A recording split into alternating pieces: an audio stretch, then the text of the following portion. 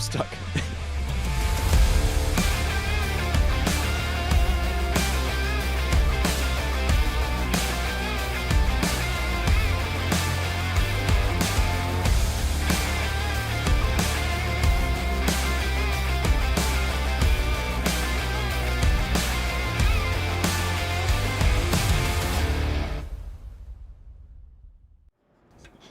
Good morning, everyone, and a very warm welcome here to Kart Silverstone. You join us for our second day here with the British Universities Karting Championship. We were treated to an amazing day of racing yesterday for the mains, but you join us here for day two, and today it's the Drivers' Championship. We forget about those universities, and it's every man and woman for themselves to see who can become the 2026 BUKC Drivers' Champion. My name is John Ratcliffe. I'll be guiding you through the action here in the commentary box from today's racing. And the man that's joining me in the box, he's constantly getting stuck, but today he's stuck in the comms box with me. Hello, Piers Pryor. You said very warm welcome, but thanks very much, John. It's absolutely freezing out there, John, if I'm honest. Still pretty chilly. The clouds from the early this morning have abated. The sun is out once again. Wonderful job by the Club 100 team to organise such brilliant weather for us here at the BUKC at Silverstone. How cool is it to be here at Silverstone and for the Drivers' Champs? It's going to be an epic day for what is a very unique event. Indeed. We do treat JV as a god, so maybe he has set up this beautiful weather for us here over these 3 days of racing. And yeah, like you say, amazing to be here at Silverstone. Of course, this new Kart Silverstone track only opened to the public a couple of weeks ago. What a blessing it is for us to be descending on it for BUKC action. As I said, we had the mains yesterday, we got the inters tomorrow, but today, Drivers' Champs. Short and sharp races, not really something we're used to seeing in BUKC usually. No, it's very much sprint racing. The BUKC is long sprint races, whereas today you can see the drivers getting themselves ready. It's all about ego today. Normally the drivers are out there to try and get a good result for their team. Today it's their own name on the entry list, which normally means that the intensity of the racing is turned up a little bit extra. And then of course we have the all-important finals later in the day, and then fingers crossed, time allowing, that super final where everyone faces off against each other. It's a great event. I really enjoy the Drivers' Champs. Great to have it back. It's at Silverstone as well. It's a circuit that yesterday we saw produced incredible racing. I'd say probably, arguably, the best day of racing I think we've had in the BUKC for a very long time. The circuit wide, plenty of space. That headwind we had down towards turn 1 and turn 10 meant that there was a huge amount of tow, which kept the fighting tight and the races together. Looking forward to seeing that once again today, and of course when these drivers are out there to try and get a good result with the mixed grids, overtaking in that sort of back or the middle grid that you get is going to be crucial.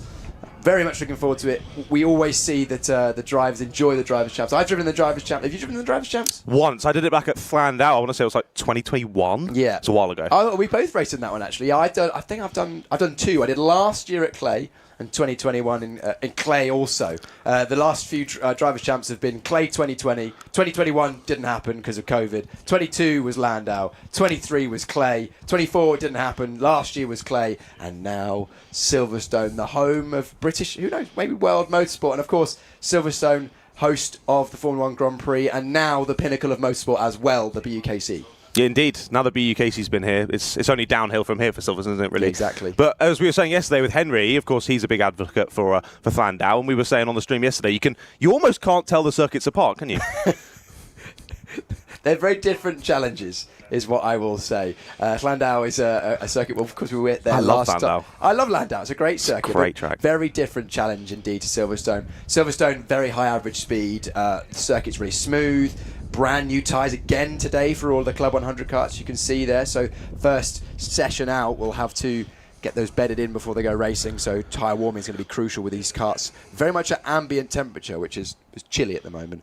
But yeah, getting the most out of this Silverstone circuit, hearing from some of the other drivers. Keep that minimum speed high. You have to be nice and smooth early on the power through the long corners. Whereas Landau, a lot about being technical, picking the right line, not losing time in the traffic, because it's very narrow, so once you get off the line it's tricky, whereas here there's a few different line choices. I mean, we're looking at turn 1 there. We saw some bold moves on the inside, we saw some even moves around the outside of turn 1. The starts, because the circuit is wide, we saw 4 or 5 wide at times, didn't we? We did, yeah. Even straight off the race start, they would all just fan straight out, wouldn't they? And suddenly we were 6 wide down into T1. Well, I think we're almost ready for the first race of the day. Why don't we have a look at the grid then for heat number 1 of the Drivers' Championship. Now, we start off with a lightweight race for this one, and then we'll move on for the heavyweights for their heat 1 after, and so on and so forth. It's Jude Young on pole position for this one, with Ben Robertson alongside him on the front row. Then Martin Bounds and Ollie Ward on row 2. Kurt Fowdry and Oscar Caveni then join them on row number 3. Row 4 is Ben Roberts and Patrick De Batista. Michael Albaspoor and Frey Davison round out the top 10, and it's Taylor Jarrett and Enzo Taraka there on row number 6. Then it's Henry Hudson, William Taylor, Fraser Brunton and Luca Osman-Price rounding out the 16-kart grid for this one. So quite a bit smaller, the grids for the Drivers' Champs here than what we saw at Mains yesterday. Of course, 36 universities on circuit at any one time in the Mains yesterday. Only 16 on the grid here in Drivers' Champs. But the drivers will have to enact a very different style of driving, won't they, for these, for a 7-minute race. A lot less time to pick your way through the order. Of course, in a 25-minute race, I think the strat, especially if you're nearer the back, is just relax for the start, let all the chaos ensue ahead of you, pick your way through, settle into the race, and then start picking the drivers off. You can't really do that in a 7-minute race, because by the time you've let it settle in over the first couple of laps, you're over halfway through. Yeah, and that would be something that the drivers have to get their head around. The drivers especially who raced yesterday in those 25-minute mains races. 7 minutes is effectively like a quarter or a fifth. Let's say a quarter, just over a quarter in distance. So that's basically when the start's over and done with. So you mentioned less drivers, some big hitters in this one already. Fraser Brunton, number 1. So number 1 because he won the lightweight Drivers' Champs last year, second in the super final as well. Big name out of the blocks. We've got a couple of other pretty quick drives in this one. Jude Young, who's in the front row as well, is going to be pretty quick. Luca Osman-Price, we know he's been quick this year as well. And very much looking forward to seeing this one basically get the racing underway. But keep an eye out for that white helmet from the last row of the grid, Fraser Brunton. He'll almost certainly be coming through the field.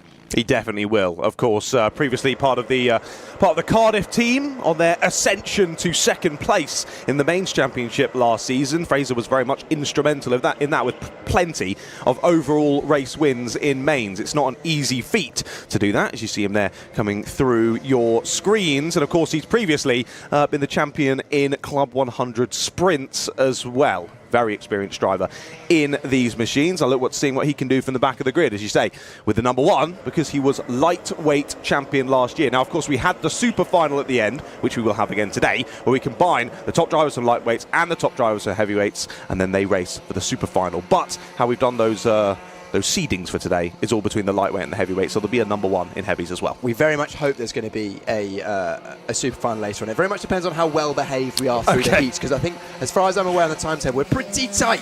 So if you are a driver racing today and you are wanting to get in that super final, then maybe have a word with your mates and make sure that everything runs cleanly, no red flags, not too many restarts, because otherwise that may be time cut short. Looks like we're getting a couple of laps practice just to bed these new tyres in, so maybe that'll be through all of the heats this morning, I would imagine. In fact, almost certainly, because even though many of our drivers will have raced yesterday, not all of them will have done. We've got a fair few grads, both who raced in the mains yesterday, but also who are turning up just for today's Drivers' Champs. And unfortunately, John, I was supposed to be on the grid today.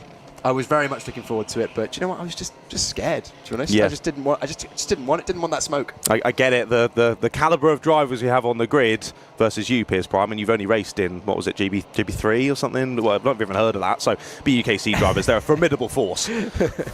Yes, no, it would have been good to race around the Silverstone circuit, but I'll be joining you in the comms box for the first round of heats, and then I'll be alongside Henry, I think, later on, and then I'll be doing my usual walkie-talkie stuff later on, and finding the inside scoop from the drivers in the finals later on. Plenty of finals to look forward to. We've got both C, B and A finals, such as the strength in depth and the size of the grids we have today. And yeah, I just looked at the timetable. 3 laps practice for this first set of heats, which is going to be crucial, because even though the circuit looks in similar conditions now than it did yesterday, a reminder, not all the drivers will have raced yesterday.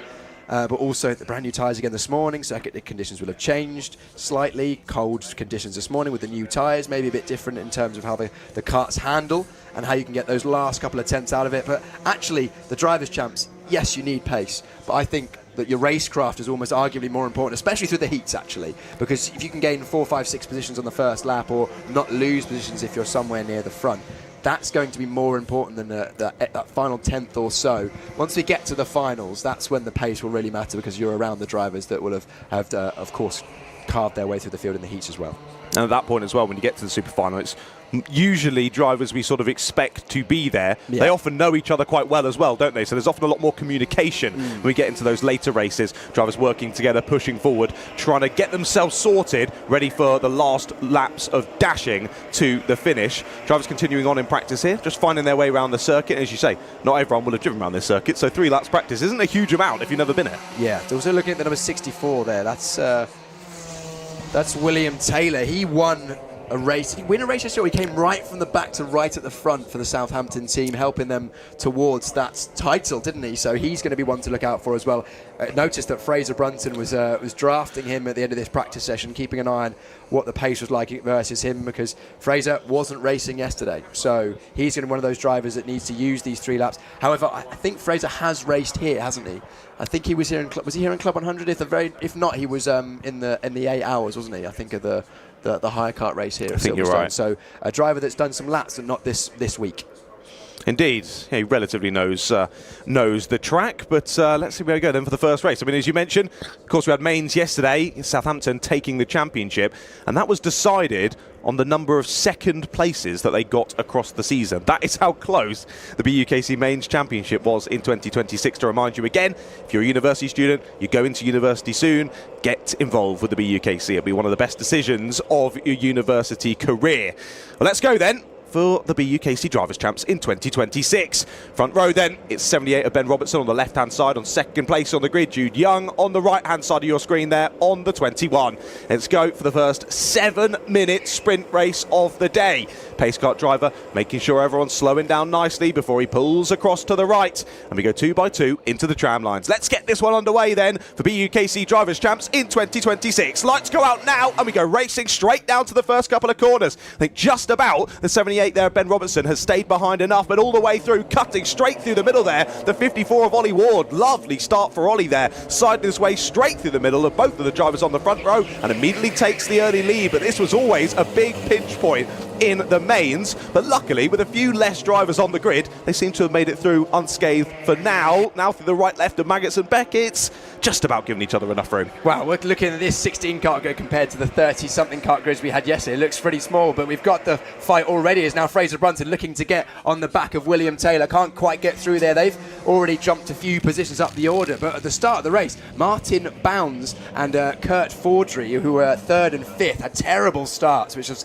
seen them dropping them down the order already at this early stage. Indeed, yeah, slipping down already, and it's crucial, isn't it? You only get 3 shots at these heats to then sort out the points ready for the finals. So one little mistake like that can cost you all day. A shame for those drivers. So they've still got a few minutes to try and scamper back up the order. Already we are scrapping for 3rd place here as the top 2 now go side by side. Back up the inside goes Ollie Ward, who had that great start, but this is a re-attack then from second on the grid of Ben Robertson. He's got the exit and he's got the push here from Jude Young. So the 2 who are on the front of the grid back to the sharp end here as we head on to lap number 2, and the 21 uses that slipstream to go up the inside. Jude Young back to first place. Yeah, he went down the order and then got himself back up to first, but that's the first indication of how strong the toe is down towards turn number 1. We saw exactly how quick he was. He got from 3rd to 2nd and then to 1st all in one straight, such as the length of that straight. And as much as there's not so much of a headwind today, we're still seeing the toe being powerful, as it looks like Fraser Brunton's got his way past William Taylor and also past the 14 of Oscar Cavini as well. Yeah, that was Fraser threading the needle there through Maggots and Beckett's.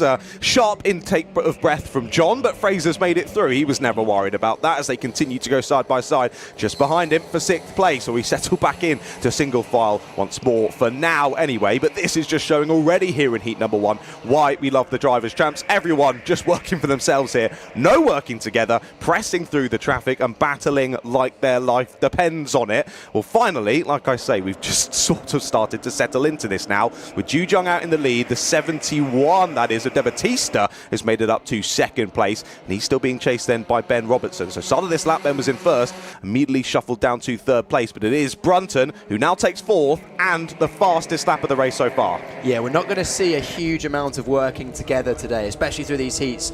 You're quite right there, John. I think, with only 7 minutes, it's not really time to bridge any big gaps. So it's all about just fighting the karts directly ahead of you as Brunton has a little look into Maggots and Beckett's, decides that he's going to wait probably for a good exit and then have a look down towards the hairpin at turn 8, which is bridge corner. Oh, big lunge, side by side, bit of contact, but I think he was alongside enough to say that was okay, as now William Taylor also looking to get involved on this as well. Indeed, I think they're working together up the straight. Yes, indeed. No re-pass there on Fraser, which he'll be very pleased about, because often we can see, especially around a track like this, you get overtaken by one, shuffled off the racing line, you lose that momentum, and really you're losing 2, 3, even 4 positions on occasion. As now, sadly, the 78 going to continue going back here. Robertson been overtaken by Brunton already. This time it's the turn of the 64 of William Taylor. So he's already cleared Ollie Ward earlier on this lap. So he is now up into the top 4, continuing to look to go with Brunton forward to the top 2. So Young and De Battista will lead us on to lap number 4 of this race then, as now we go side by side. This is what, for 6th place now, isn't it? Oscar Caveni takes the fastest lap, but he's on the outside here as 2 drivers chuck it up the inside. Somehow he's able to chop back across, and Caveni does take the place in the end, but a bold one there to be on the outside of turn 1 while you're going 3 wide. That's always a recipe for disaster, but somehow he's made it work. I think that was a crucial move in Taylor's race there. He had a couple of drivers looking up the inside in turn 1. They were using the toe, but he managed to hold it around the outside, which gave him the inside for turn 2, and that means that now he's got a bit of a gap and he can still see Brunton ahead. I think Taylor and Brunton are going to be 2 drivers at the front of the A final if their form in previous races here and also in previous years is anything to go by. So if Taylor had dropped a couple of positions lower down there was no chance he was going to get back on the rear of Brunton, as we've only got 2.5 minutes left, as such is the quick, short, sharp nature of these drivers' championship races. Yeah, already flying through this one. Yeah, apologies, that was Taylor redefending, wasn't it? We just see the move then from Caveni to move forward. There goes Osman Price as well, trying to get his way through the order. So sadly, the 78 here, Robertson, getting shuffled backwards and is going to go wide here as well. Taylor Jarrett going to pick that one up as well in his purple racing suit and helmet combo as he continues round onto another lap of the race. And as you say, only 2 minutes left to go. Jude Young took the fastest lap, but it's immediately stolen by Brunton. Those 3 now within 3/4 of a second of each other. I think we're going to see this battle for the lead kick off now with just less than 2 minutes left to go. Brunton has a real chance of winning his first heat of the day from 15th on the grid, second last. In fact, I think he's already got through. Yeah, that must have been a move down into turn 4 there at Brooklands. We didn't quite catch that on the cameras, but Brunton now already hunting down the leader. 1 minute 36 seconds to go. 2, maybe 3 more laps. I think probably 3 or 2 after this lap, I think, for Brunton, which is, I think, enough time when you look at the gap and we know how strong the toe is. This is going to be touch and go, but a second place even would be a great result, and I think Taylor also will be happy with a 4th. But we saw at the back end of last lap, that move from Jarrett shows that the exits here at Silverstone, very important, almost more important than the entries. You can get a good cutback if you get a good exit on someone, and you can see actually visually the gap is already coming down for the lead, and that run down towards turn 1 as well with the toe. Toe seems to be effective. We're about 3 kart lengths back from what we saw yesterday, doesn't it? Indeed, yes, toe's really strong here, isn't it? We are going to go on to the final lap here, I believe. Across the line they go, and yes, last lap begins then. Brunton has chased him down to half a second now, but only 1 lap, just under 1.4 kilometres here for Brunton to try and steal the lead away. Well, another fastest lap last time around of a 1:11.6 for Brunton as he continues to try and close in on Jude Young. Checks over the shoulder, knows he's got a bit of space here to De Battista, so knows he can send a move and not be worried about someone else getting stuck in, but he's not closed in enough there through sector number 1. Jude Young's run through Maggots and Beckett's was outstanding. He gained about 3 kart lengths through there, so an excellent exit through turn 4, which set him up nicely, and I think that's going to be just about enough. Unless he makes a mistake in the end of this middle sector, then I think Jude has done enough, but Brunton, if he gets anywhere near a sniff, he's going to go for it. I'm waiting for your first commentator's curse of the day to come through here. Let's wait for the mistake from Jude Young. Down he goes into hairpin number 1. He's driven a lovely race so far, hasn't he? Making some great overtakes to get up the order, and he's weathering the storm at the moment on the final lap. Here they go then. Penultimate corner of the circuit coming up here through the left. If he can get a good exit here, Brunton might be able to use the toe. I'm not sure it's quite going to be enough. Drops down to use the human DRS, does Jude Young, and he'll hold it. Across the line he goes then. descent, and Jude Young wins the first race of the day. Yeah, looks regulation, but Jude Young had work to do in that one, didn't he? Dropped down the order on the first lap, lost that pole position spot off the start, but then fought his way back through, got to the lead, and just about did enough. Brunton from 15th on the grid. Good start to our reigning lightweight champions day. De Battista, pretty good race from him as well, up from 8th place on the grid, and then William Taylor, he was in 14th place. We'll be satisfied, but also frustrated that he's allowed Brunton to go through, who was 1 place behind him on the grid. And then you had Taylor, Osman, Price as well. And then Cavini? What do you reckon? I'm going to go for Cavani. I'll go for Cavini, then we've covered all bases. Sure, that's fine. No, that sounds good to me. And then Taylor, Jarrett, Ollie Ward, and then Ben Robertson, with our top 10 rounded up by Henry Hudson. Wow, one down, plenty more to come. Is it 29 more to come, I think? It's 30, something isn't it? like that. Yeah, something like that. A lot of racing to come. Let's go then. Race number 2 coming up next.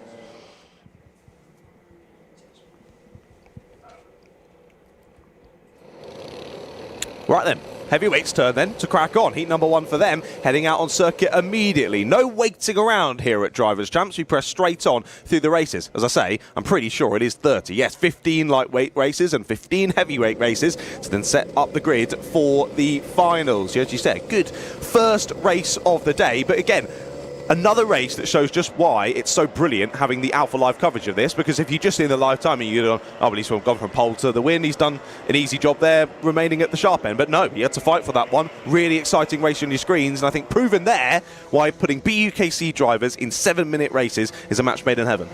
Very much looking forward to this one as well. The heavyweights, just 7 kilos heavy. I think it's 82 kilos, isn't it? Then there's the lightweight 75. So for the drivers who are more gravitationally enhanced, they can still go racing in an even playing field. If you're over that, then tough. The website says slightly different. I think it's a slightly different weight category for Drivers' Champs than it is for the mains. So it's 78 for lightweights and 90 for heavies. So that's made me think maybe I actually should have raced in heavies. I could have had a chance. Apologies there, everyone. That's me assuming it was the same. It's not the same. Thank you very much, John. Looking forward to this one. The heavyweights have got some pretty heavy hitters as well. Looking forward to what's going to be the first race of the day. See what you did there. Let's go through the grid. Heavy hitters and the heavyweights. You're welcome. Looking forward to it. Right then, grid for the heavies. Let's have a look at it. Jack Goodliff is on pole position for this one with George Nick Gazinski alongside him. Harry Fulton and Jack Cross are on row 2 with Jack Firth and Adam Harding there on row number 3.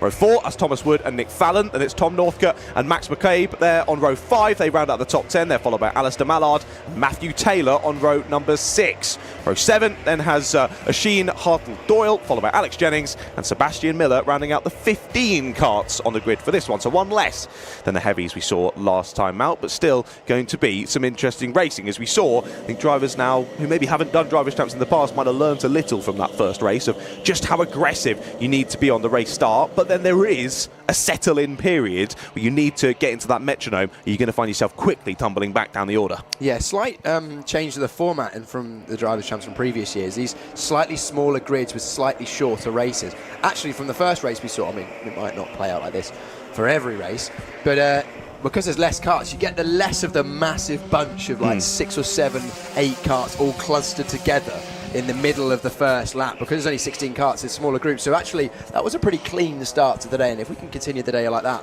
with some good clean racing, then we'll be very happy, and so will the Club 100 staff as well. Yeah, let's look at some drivers who to keep an eye on this one. We've got Alex Jennings down the back. I think he's going to be pretty quick. Alistair Mallard, a returning graduate driver. He hasn't raced in the BUKC for a few years. I think he's been a graduate for a few years. He's going to be one to watch. He was very quick when he used to race. Adam Harding, Jack Firth, who was racing yesterday, and then another graduate, Gorzinski, in second place. George Nick Gorzinski. I'm going with that. Is that my pronunciation? I like that a lot. Well, I mean, I don't know. I'm as British as you, mate, so we're both having the best go, aren't we? Gorzinski it is. We'll go with that. We'll go with that. Jack Goodliff.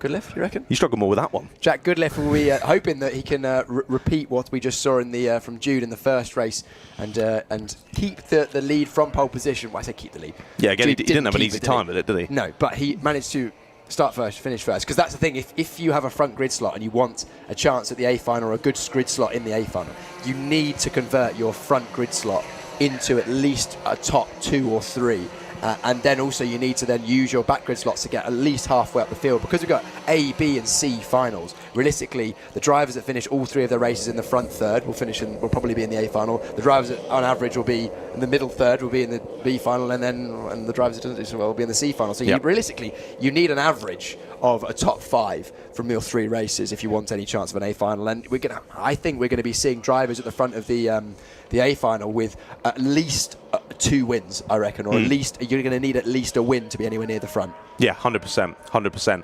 As we can hear in the background some other cars going around the Support circuit. series. Yeah, not sure what it is, but we'll keep our attention on the real racing action. I can see what it is. It's our BUKC support series, the Williams Formula 1 car, just doing some demonstration laps for us here. Great from the Club 100 organisers to get that in for us. I guess Williams are up on the balcony just watching the drivers, seeing who maybe they could bring into the folds. I've seen dozens of scouts from every team, actually, because, of course, as we know, the BUKC is a hub for future world champions. 100%, 100%. You got 2 here in the comms box. All right, let's get ready to go then for heavyweight heat number 1. Interestingly enough, that by the first corner, the drivers on the front row of the grid had dropped back. So maybe it might be better to be on row 2 or row 3 here. Let's see if that continues here in the heavyweights. We go to the race start then, 2 by 2 across the line once more. And this time, no one able to thread the needle. The 57 trying to come through, though, almost into the lead. But just about chopping across is Jack. And Jack Goodlift does take the lead through turns 1 and 2. We head down into turn 4 for the first time. And that's not an ideal line there through turn 2, I will say. Cuts back on and rejoins the action. Another driver getting shuffled out wide, though, down at turns 4. Yeah, that was Goodlift going wide at turn 4. I don't know how he ended up there. Maybe just braking too late as we go side by side through Maggotts and Beckett's. 2 by 2 we go. In fact, 4 2 by 2s in a row. It's literally like Noah's Ark down towards turn number 8. And who comes out best? I think that is the 31 there, who's actually had a good start. Nick Fallon is up at least 4 or 5 places.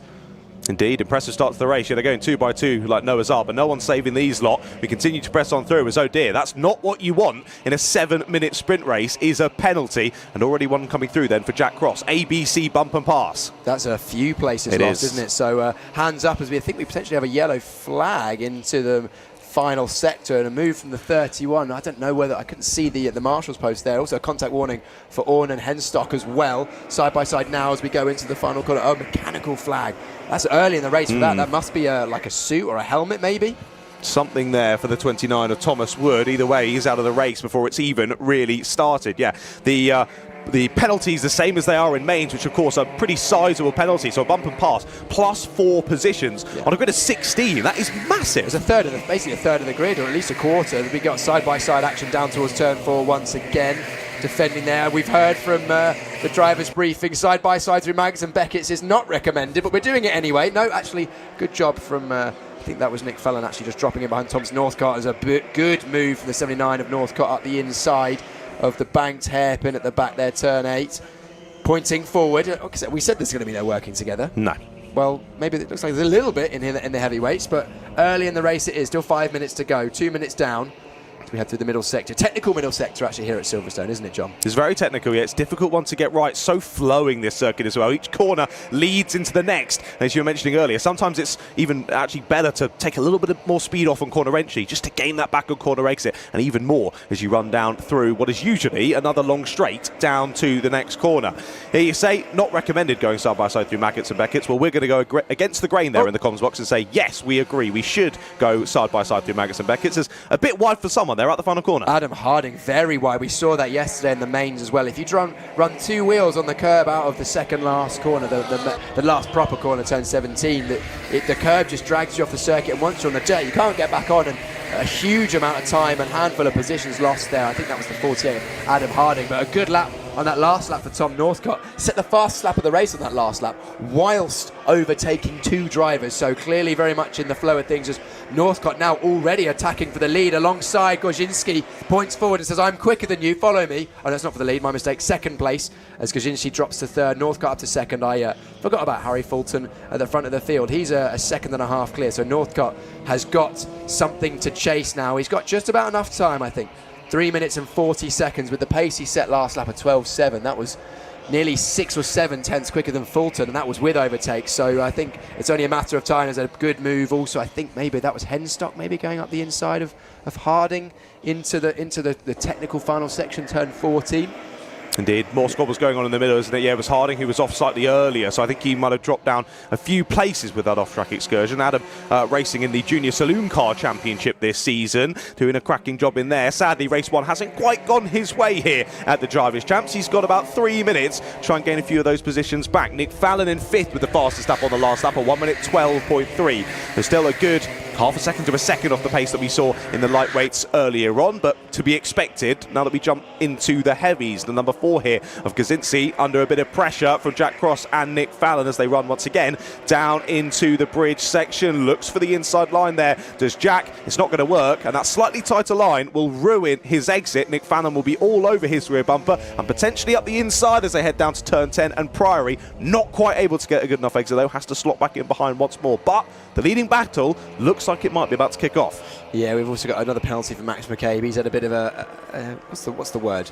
Busy races. And for the lead, Tom Northcott, decisive move up the inside of turn 14. Got that done on the entry and is now probably going to try and pull a gap. It looks like he's got a good kart underneath him, because there's natural variation in the karts. They're all very similar, but he's got good straight line speed by the looks of it, but also driving very well. And you can see human DRS from Harry Fulter trying to stay in touch with Tom Northcott. Tom's got the pace and has been able to close the gap, but now he's punching a hole in the air.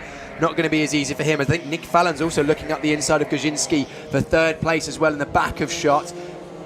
Maybe he's got that move done, but at the front of the field, Tom Northcott, he's had a brilliant race, hasn't he? He has. Coming all the way from 10th place to the lead with still just under 2 minutes to go. Yeah, we cannot tell you enough how impressive that is from 10th to 1st, and we still got just on less than 120 seconds left to go. A little bit wide for Gazinski, so clearly the 31 of Fallon wasn't able to make the move down at T1. Gazinski's kept him behind, and Gazinski is defending this one. He wants to stay in 3rd place. I think he's realised with only just over a minute and a half to go, they're not going to catch those 2 leaders anymore. This is defensive action to hold on to the points for 3rd place. You can see there the point forward from Nick Fallon saying, please don't overtake me, we can get him here. But Gazinski defending like his life depends on it, and fair enough, he has every right to do so. I think Gazinski senses that he doesn't have the pace, and as you said, John, can't catch the lead, so he's thinking, right, I just need to consolidate 3rd place, and he's going to hope that exactly this happens behind us. Fallon is now having to defend from Jennings and Firth, and that's given him a bit of a breathing room, but once again, Fallon getting a good exit out of turn number 15, allowing him right on the back, and now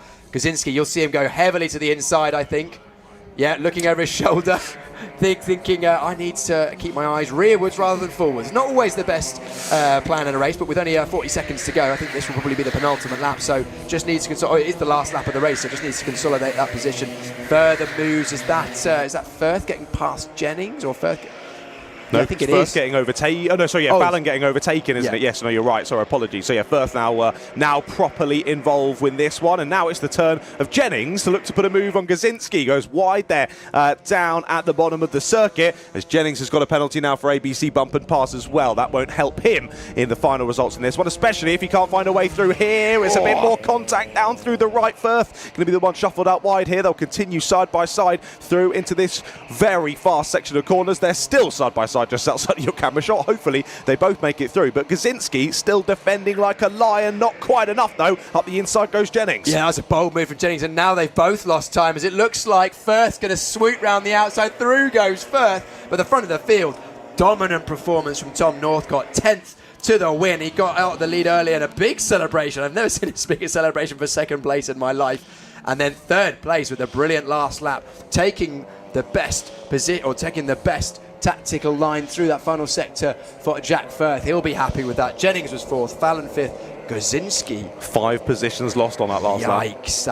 that's a poor final lap. Unfortunately, just the wrong decision at the wrong time. And also this driver here, the number 2, Jack Goodliff, will be disappointed. He went wide early, and that was pretty much the end of his race. And then we've got drivers further down the order, Max McCabe, who is last, plus penalties, and Thomas Wood didn't finish the race. Yeah, shame there for Goodliff. Had a good start, but yeah, went a little bit wide. But yeah, shame for Gazinski there, because it wasn't even on the last lap. It was the last 3 corners there that he lost 5 positions, wasn't it? He was still defending 3rd into the first hairpin, and suddenly everyone else went past him. But as we say, especially around this circuit in Club 100 cars, you lose 1 position, you lose 5 or 6, and that's exactly what's happened there to Gazinski. Yeah, that's what we were talking about earlier. The racecraft today is going to be the deciding factor in terms of which final you get in, because we've seen from Gazinski, he didn't have the pace in the middle and the end of the race, and he was able to hold them off. If the race had ended 1 lap earlier, he would have been on the podium and a 3rd place in the books, but unfortunately just tactically not playing the race quite right meant that he got shuffled backwards, and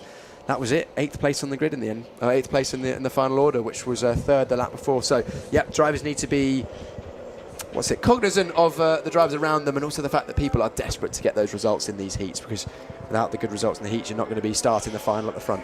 Yeah, cool. Well, if Kaczynski hadn't been so aggressive defending-wise, those other 3 drivers would never have joined in, and all these things that play out in a 7-minute race. But we continue on. What are you seeing out the window? We have our first driver in the tyre barrier through Maggots and Beckers. Oh my goodness, that is a big off. Yeah, I think the tyre barrier is actually... the driver's absolutely fine. He's trying to remove the tyres from his kart. So we've got a camera down at Maggots and Beckett's at the moment. That would be good to keep an eye on that, because I think that was out of the pits as well. So an embarrassing day there. I will happily name and shame this driver when we get their number. Yeah, we'll have a look for you then. Right, let's have a look at the grid for the second lightweight race of the day. Of course, one done in lights, one done in heavies. Let's go for the second one in lightweights. You want to take us through it, Piers? Yeah, why not? Alfie Thornton will be on pole position against Ademi. Elucanlo is the second place. Samantha Seward? Seward? I'm remaining quiet. Samantha Seward is 3rd place, and then Kai Kinch is 4th. I don't know why I struggle with Kai Kinch. That should be easy. Sergio Nor is 5th place, and then 6th will be Zach Finney. 7th, Logan Parker. 8th, Isaac Lyons. 9th will be Bobby Kristovich. 10th, Ben Sanders. 11th, James Zuber. And 12th, Alessandro Serenetti. Alessandro is going to be one that I think is we want to watch in this one. Maxwell Dodds also on row 7 for 13th place. Then Tanvir Bandari, Jonathan Lund, and Harry Saito Brown round out your 16 kart grid. A couple of big hitters in this one for your second lightweight heat. Lightweight heat 2. Alessandro Serenetti, former British Kart Championships front runner, was very quick yesterday when he was out for Hertfordshire, I think, off the top of my head. Who was that? Huddersfield. Alessandro Serenetti. Oh yeah, Serenetti. And then Maxwell Dodds also carved his way through the field in one of the races yesterday. If my memory serves me correctly, he'll be looking for a strong one in this one from the back of the grid. Looking forward to this one again. It's quite interesting that some of the stronger drivers have had lower grid don't want to do starts. that. There's someone already wide. That's the 41. Kai Kinch. Kai Kinch already testing the limits of grip in this practice session. Right, let's keep an eye out and find out who was the driver that was underneath the tyre wall at... Do you remember what their suit and helmet combo looked like? Yes, I do. I didn't catch the number, though. It's like a white suit, black and blue... black suit with blue flashes. We'll find out who that is in just a moment's time. We will name and shame you as soon as we work out who you are. Happily. Lovely to have you all joining us in the live chat. Thanks for joining us on the live stream, courtesy of Alpha Live. Make sure you subscribe to the channel to not only not miss BUKC next year. I was going to say later on in the year, but of course we won't be back until summer next year, but plenty more racing to catch on Alpha Live. It's usually nowadays they've got so many, it's usually 2 or 3, maybe even more events per weekend, so loads to be watching on Alpha Live. Make sure that you subscribe. Ollie asking how come they're racing in the week, and someone else replied, we always race in the week in BUKC. That is correct. It's always usually in the weekdays for BUKC, but here for Silverstone, yeah, Tuesday, Wednesday, Thursday for this one. And yeah, as university students, doesn't really matter racing in the week, does it? We've got no commitments. Might have to miss the Wednesday social, sadly, but apart from that, nothing too much missed. Well, this is better than any Wednesday social. Yeah. Wednesday social happens every week. The BUKC Drivers' Champs happens less than once a year. It's, roughly once a year, but we didn't have one in 21. That was COVID. We didn't have them in 24 because, well, reasons. But also good to see on the chat. Go down to the bottom again. Sorry, we've got Ollie. Ollie H27 says, I might have to join. Get me out of school. Well, Ollie, unfortunately, you need to do well in school to get to university. So that is incentive for you to get your studies done. If you want to go to university, then you can then hopefully be a part of this in years to come. I don't know. There's probably a few unis on the grid that will take you in a foundation year. So do what you want, Ollie, mate. You'll get involved somehow. I can imagine. You need some sort of education to get into university. They don't just take anyone off the street, unfortunately. Yeah, but there are some degrees where you go, what? How is this a degree? I mean, I did media and comms. I was about to say, what degree did you do? Yeah, media. Like, come on. There were some people on the degree like, how are you even here, mate? What is going on? But yeah, honestly, just get yourself in a degree, and then you can race in the BUKC. That's the main point, isn't it? However much debt you get in, it doesn't matter because the experiences you've had in BUKC. Let's not talk about the debt. I checked on mine the other day. It was a lot, and now it's a lot more than a lot. It just seems to go up, doesn't it? It's a depressing amount. Anyway, let's not get into that right now. We've got some racing to look forward to. Looking at Alfie Thornton and Ademi Elucanlo on the front row we'll find out later exactly how that's pronounced. But we go racing for the second time in the lightweight heat, side by side. Good grid formation for the second time. Third race of the day. And it is a good start as the drivers fan out towards turn number 1. The outside row of the grid is doing better, so Ademi on the outside swoops across, takes the lead, and our first spinner on the first lap. Unfortunately, that is Thornton from pole position, takes second place as we now head down towards turn 4. 3 wide we go, the 51, look up the inside. That's a pretty good start from Samantha Seward as well. As now we head towards Maggots and Beckett's, still side by side in the background. We're going to go side by side through Maggots and Beckett's. Yes, we are, but so safely through so far. Big move from the number 10. Logan Parker has had an excellent start. Started 8th, leading halfway through the first lap. Brilliant start from Logan. Serenetti, we can see the number 5. He's gained a couple of positions as well at the back of the field as the 41 getting well involved. Kai Kinch. That's your mate, Kai. That's my mate, Kai. Yeah. I haven't quite spotted the driver that was underneath the tyre wall yet. We'll get to that later on. Maybe they're still there. That's why we're not seeing them. Well, I would hope not, but we'll see. Is now another move. That's Seward, I think, making a move. Oh, no, that's Zach Finney, my mistake. Contact warning for Serenetti. Naughty boy on the first lap. No penalty just yet, though, which is good. We did have that incident down at T1, first incident of the day, but no green and yellow V-shaped flag for false start, which is good. We don't want to see any of those today because, one, we've got such a tightly packed schedule that wouldn't help things, but also we don't want to see any reduced race time. Who was that off in the background? Isaac Lyons, and you can see also banging the steering wheel. I think that's the 40... Who was that? 46 of Alfie Thornton, frustrated at the back of the field there. Yeah, but Lyons being a second victim in this session alone from the curb on the exit of the last corner as we see battling further down. That is Maxwell Dodds carving his way through. He's getting up the order. Where is he? He's in 8th place. That make that 7th after that move. So well inside the top 10 from the back of the grid for Dodds. Dodds getting a penalty though, forcing a driver wide. So already up a few, down a few. So forcing a driver wide. That 4 places? Is that 4 places? Yeah, forcing driver wide is 4. So the best that Dodds can finish is 5th, and that assumes he gets the lead of this race. So that's something the driver's going to have to be keeping an eye on. You have to be aggressive and you have to be assertive to get through the field in these short races, but too aggressive, penalties will be coming your way. Indeed, yeah, you want to be avoiding those as best you can in these short and sharp heat races. Yeah, also an ABC bump and pass for Bobby Kristovich as well, gained 2 on the first lap, but clearly one of those not quite as clean as he would have hoped, and penalty already coming through then. But yeah, what a start for Logan Parker. A ridiculous, not even first lap, first half of the lap to get through to the lead. Sergio Noir following him through as well. James Juba now getting the fastest lap, immediately stolen by Maxwell Dodds. So Dodge is on a charge, but of course he's trying to nullify those penalties as best as possible as well. But let's see, anyone able to break away? Logan Parker 6/10 at the moment for what, when we're not even halfway through the race yet. That's actually quite a sizable gap for one of these races at the moment, isn't it? How has Logan Parker gone from 10th to 1st in basically, it's turn 8, but it's 3 corners really, isn't it? So as a big move now from the 50A up the inside. Sanders, actually that was Sanders, I called it wrong. I think I said it was Kinch at the end of the last lap. No, Sanders was the one on the move in the final sector, and now he's in 2nd place, but looking back up the inside, the 30 of Sergio Noor. Noor retakes that position, and now Sanders up 1, down 2 is a 17 getting involved. That's Zuba. I'm going to go with Zuba. Juba taking the 3rd place position once again. Sanders, this is the Silverstone racing that we've seen this week. I was about to say weekend, this week already, up and down the order throughout the...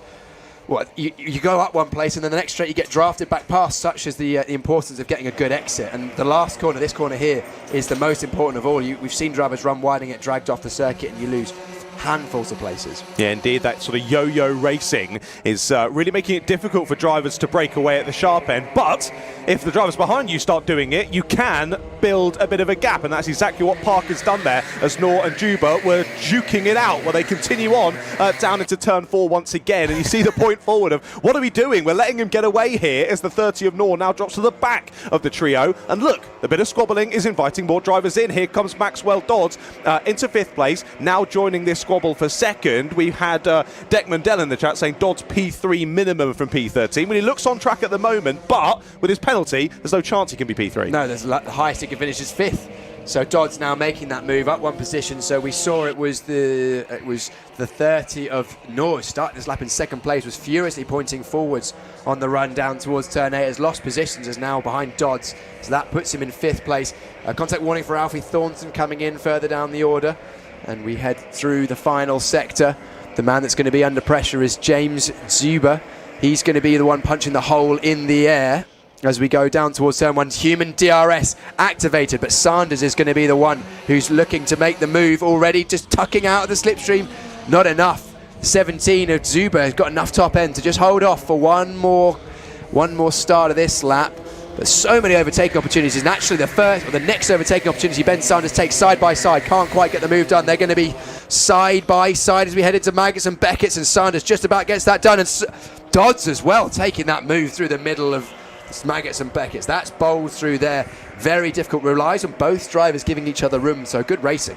It does. You've got to be bold, but you've got to trust the drivers around you to also allow for the manoeuvres to occur. Well, it has happened there, and continuing to press through the order. Yeah, good to have Maxwell with us, taking a break from racing his LMP3 car to jump back into a Club 100 car. Which is more fun, Maxwell? I think we all know the answer to that one, as he continues to enjoy this race through this one, and now he might look for a move down into hairpin number 1. Straight up the inside he goes, through on Ben Sanders, and shuffles Sanders over that exit curb. Again, drags him all the way off and wide. He loses 2 because of that. I think we'll run wide here as well. Another driver might just sneak through on the exit. 2 will actually. Up the inside goes the 5. Aggressive stuff there from Serenetti, and he takes both of them through the last couple of corners. Wow, that was bold move from Dodds,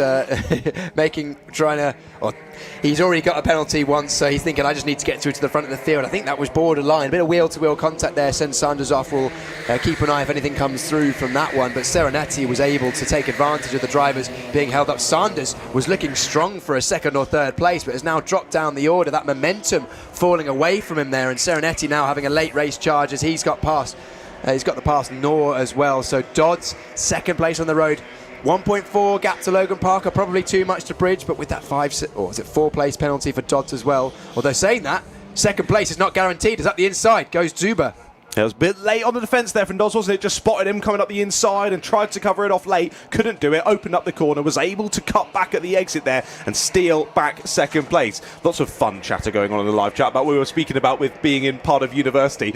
Tom Goodwin saying, get yourself on a Masters, blank your way onto a PhD. You can stretch up a UKC career for the best part of a decade. Just ask Tom Dent from Leeds and someone else. And Julia Peroni of Loughborough. Yeah, someone else has jumped in as well saying, you can just fail the odd year as well and just extend your BUKC career even further. Great plans in the live chat. I like what I'm saying. Race finished. That was literally just over the line in time, which means that Logan Parker has taken first place. Maxwell Dodds was second on the road, but he'll drop down the order. Zuber was third. Serenetti at the end with the fastest lap of the race. Fastest lap of the day, actually, 1:11.0. What's the fastest lap we saw yesterday? It was in the 10s, wasn't it? 10.7. 10.7. So we're actually getting pretty close to that already here in these shorter races as well. So impressive pace from Serenetti, Sergio Noor, Kai Kinch, Ben Sanders, Zach Finney, Isaac Lyons, and then Saito Brown rounding out your top 10. There was a big gap actually from 9th to 10th, so 2 big groups played out in that one, as we've already got the drivers for heavyweight heat 2 rolling out, and the Club 100 team keeping us rolling here today. 2 lightweight races down, 2 good ones. Indeed, yeah, some really good racing, hasn't it been? It's been great. Well, for the first time today, the very short races caught me out there. Suddenly, we were at the checkered flag, and I had no idea. But a great end to the second lightweight race. Let's press on. Second heavyweight race of the day. Let's have a look at the grid then for this one. Race 4 of 30 that we've got coming at you today. And that's not even including the finals. Callum Barnett starts on pole position then for heavyweight heat number 2 with Nick Henry alongside him. Then it's Lucas Fisher and Dara El Masri there on row number 2. Then it's Alvin Chu and Max Barnett on row number 3. Row 4 has Udi Menon and Reese Bright. Then it's Harry Slinger and Josh Marchant, George Katachinos and William Stacey there on row number 6. And finalising the grid then Kieran Wakefield, Arad Masanian and Anand Palmer and Ewan Ritchie there. So 16 drivers on the grid yet again for this one. And once more, just as we've seen already, 3 practice laps for these drivers to get themselves used to the circuit or re-evaluate it post yesterday's action. But of course that'll only be for the first 10 races. Then each of the drivers will have done at least 1, and then for the next 20 it'll be just straight in. So we'll have even less time between each races to crack through them as we press on through the day. And don't worry, it's not just going to be me and Piers in the box all day. We'll be switching around with Mr. Badette as well. We've not seen him this morning, but he'll be here at some point, and we'll be switching around because, of course, yourself and Henry will be commentating on quite a similar but quite sizable event here at Silverstone in a month or so. Yes. Do you know what? It helps if you turn the microphone on, John. Thank you very much for that. Yeah, no, it's going to be good. We're Henry and I here for the Rotax Racing Club Grand Finals, the first event of its kind where we will have the Club 100 karts very similar to these with the Rotax engines. An international final, drivers from all over the globe and all over Europe coming to race here at Silverstone with the brand new circuit. Start of something pretty big. I'm looking forward to the future of that event. I think it will be a landmark day in terms of world karting, to be honest, because we've not had an event of that size really with karts like this in the Rotax ecosystem, with drivers coming from all over the world racing against each other at a world-class facility, and it will be a great event. Looking forward to being part of that, and Henry and I will be chin-wagging about that a little bit later on. And this is kind of a bit of a warm-up event in some regards, because as much as the BUKC is the pinnacle of world motorsport, these are British university drivers, whereas we'll have I was about to say professional hire kart drivers. That's sort of a juxtaposition of terms, but the level is absolutely professional in that race, and it's going to be a full 3-day event. So very much looking forward to being part of that. And who knows, maybe some of these drivers racing the BUKC this weekend, or this week, should I say, will be part of that event in years to come. Yeah, I'm really excited to actually just watch and consume that event. The racing's going to be epic, and what a place to have the first ever one as well here at Kart Silverstone. A fantastic inaugural event. Make sure you tune in for that one. Also on the streaming channels. Well, we look forward to that event in a month or so time, but we've still got plenty of racing to come here today. Of course, we did have a few drivers out yesterday getting practice in for Uni of Life yesterday out in the mains championship. A couple of drivers getting some special permissions to race out there yesterday in preparation for the World Finals.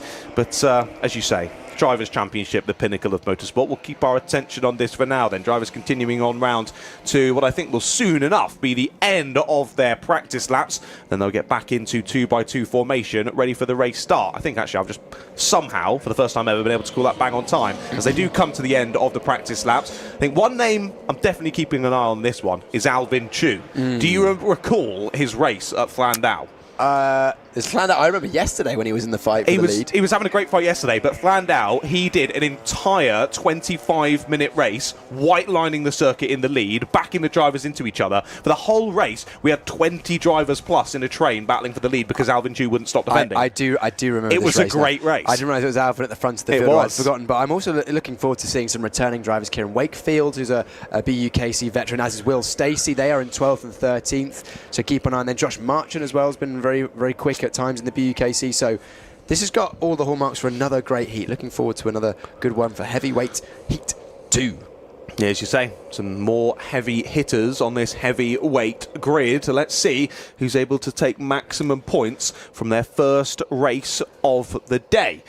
Well, there's a couple of mechanical flags that have come up on the live timing, but I'm going to assume that that is a mistake for now, so we'll ignore it for now before we go to the race start. But anyway, it's the 43 and the 77 on the front row. Callum Barnett and Nick Henry on the front row. They will lead us to the start and control the pace before we go to green flag racing conditions. Then off we go, 2x2, down the tram lines once again. The 77 of Callum Barnett remaining at a good pace here, but looks as though the pole side has really got the jump here on the anti-pole. Good couple of positions gained then for the likes of Lucas Fisher and Alvin Chu already. Down into the first couple of corners we go, and Chu sends it up the inside into P2. He goes immediately, so a lovely beneficial start for him to be on that pole side of the grid as there's more moves down through turn 4. That was Udi Menon up the inside as it's a little bit chaotic in the background. Drivers dropping back, a little bit of argy-bargy, but they all press on through this first lap of the race. I think we were genuinely 4 wide on the run down to Maggots and Beckett as we see the number 9 fighting his way through, Max Barnett. I think he was one of the drivers potentially on the...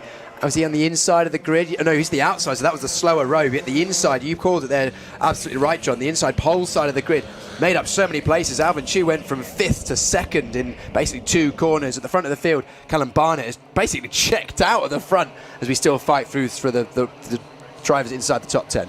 And we just see Nick Henry there getting back past on Udi Menon after Udi made a good couple of moves down through turns 1 and turns 2. We continue on side by side down into the hairpins as drivers continue to try and steal positions in this opening part of the race. As Barnett gaining another place, this time on the 51 of Udi Menon, as there goes the 44 up the inside. That's Ewan Ritchie from the back of the grid, so he's had a nice start to this one. Whereabouts has he got? Up to, what is it, just inside the top 10, so 9th place. So what's that, 7 positions gained on the first first lap then for you and Richie. A nice opening start to this race, but plenty more to happen with 5.5 minutes still to go. Yeah, it's a good start there. We're looking at the front of the field. The gap is already coming down. Alvin Chu just closing up in the first sector a little bit. And actually the fastest man in the first sector, third place driver, Lucas Fisher. No, make that Reese Bright in 8th place. Further moves down towards turn 8, side by side once again. That seems to be one of the favourite overtaking opportunities of the drivers. That turn 8 after Maggots and Beckett, you can get a good run, and because it's such a late apex, you can just sneak up the inside. As side by side we still go through into the middle sector, and wide goes both the 51 and the 52 of Wakefield and Menon. So Reese Bright makes up 2 more positions because of that. He just set the fastest first sector, as you say, was able to put him in that position because of that very fast sector. And as those two went off-piste, he cut through and stole the 2 places. Well done. Well, these two continuing on side by side then. They're number neighbours, and their neighbours out on circuit at the moment. Udi Menon and Kieran Wakefield. 51 and 52 still battling. Wakefield makes his way through. Already, a few penalties coming through there on the second lap of the race, forcing driver wide for Darar El Masri and Udi Menon. An ABC takeout. That's +6 for Harry Slinger. Harry Slinger's going to struggle to get a result out of this one. I mean, he's currently still 6 and 15, so it'll be in a whole Formula 1 2018 when they had like the starting in 75th place situation going on there. So unfortunately, Harry Slinger's not really going to salvage a result out of this one. He'll hope for better fortune and better results in the next races he has coming up later on. But so looking at the front of the field, a bit wide there from the 43 of Nick Henry. That's just opened that gap out to Max Barnett, who still has the fastest lap of the race. Max has been very quick this year. We've also got, who's that in the number 32, forcing their way through, Josh Marchant. I think he's taken 2. That looks like 3 places in about 2 corners there from Marchant as we head through to the middle sector. Marchant just about holding off the 44 of Ewan Ritchie through that middle sector. Front of the field, Chu closing that gap to less than a second now as we head into middle sector. Big lunge from Ewan Ritchie into turn 40, and then a hip and shoulder on the exit. This is getting rough. It is indeed, yeah. This is what we look forward to with BUKC Drivers' Champs. Of course, to remind you, that's Ritchie still coming through from the back of the grid, trying to make up some more places. Unsuccessful that time of asking, but you can see there, the 32, wanting to work together with him. So Marchant now in 8th, just ahead of Ritchie in P9. His side-by-side there just behind. That was Darar El Masri trying to make up a place, but of course already has that +4 positions from forcing a driver wide earlier on in the race. We look ahead then to Max Barnett and Lucas Fisher. Those two have switched around at the opening part of this lap then. But Barnett now up into 3rd place. Again, another driver having a decent race after the race start. I've only just noticed we've got 2 Barnetts in this race. Max from 6th on the grid, Callum from 1st. Callum's still up in the lead, and now Max looking to join him up to 3rd place. He's gone, hasn't he? As there goes to 27 up the inside. Now Reese Bright continuing to make up places and did get the fastest lap on the last lap. Again, he's fastest in Sector 1. Reese is on fire in this one. Absolutely on fire, cutting his way through the field, using the pace, but also picking off people in smart places. That's something about when you're having to come through the field on a race from the back of the grid. You can't just make a move at the first opportunity, especially when you want to get right to the front. You have to think, right, do I make the move right now when I could, or do I wait maybe to the end of start-finish straight, for example, here, because you lose less time overtaking into turn 1 than you do into the last corner, for example. And overall race time is sometimes as important as your position on circuit at that moment. That was an absolutely rocket ship pass by Reese Bright across the start-finish straight there. He must have got the most beautiful exit from the final corner, because he just drove around the outside there of Lucas Fisher as they came down into the braking zone of T1, and now he has his sights set on the top 3. Here is Alvin Chu still in 2nd place under pressure here from Max Barnett. Barnett looks for the inside line and will go for it down into bridge. Through he goes, up into 2nd place, will run a little bit wide, but I think Alvin Chu will settle in and give him the push here, as he now has Reese Bright, Lucas Fisher and Nick Henry bearing down on him as well. Still just about enough time, I think, for Chu and Barnett to catch other Barnett Callum at the front of the field, still with 1 minute and 20 to go. I think 2 laps could be enough if Max Barnett puts in a couple of purple sectors. He's right there, actually, isn't he? There's good pace through the middle sector from Max catching Callum at the front of the field, and Alvin Chu just not being able to stay on the back of Max Barnett. That's allowing purple fastest lap driver at the moment, Reese Bright, in 4th place to get on the back. I think Reese is going to have a look for a move down towards turn 1. No, actually pushing is Reese down towards turn 1. We're interested in going on to the final lap here, so that would be, I feel, the strat if you're in this position with 10 minutes left to go in a 25-minute usual BUKC race, but not onto the last lap, Reese. You've got to go for this one and try and get some extra positions. Chu thinks about the inside line there, down through the left of Brooklands, and here's the thought on the exit then to the outside line. Not quite able to hang it round there is the 27 of Reese Bright. Has to rethink of it again, but that not going for it into turn one has taken away any opportunity of a top two finish here. He's just going to continue battling with Chu here over the final lap, but it's Barnett taking on Barnett for the lead. Yeah, I think this is the battle of the Barnetts is the one, but now up the inside into the middle sector goes Reese Bright. Beautiful move there. I think he could have done with doing that into turn one, as now Max goes up the inside. Max Barnett on Callum Barnett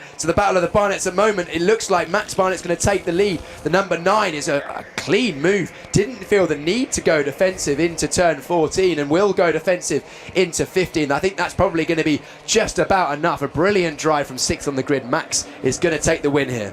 Indeed he is. Yeah, around the final corner they go then. Will there be a run out of the final corner for Callum? Will look to use the slipstream. I don't think it's quite going to be enough. Pulls alongside. It's going to be very close across the line. 35 thousandths of a second. But it does go the way of Max Barnett. Callum leading for pretty much the entirety of that race. It gets done there on the final lap. Well, that race was not only absolute cinema, but it was absolute Barnett.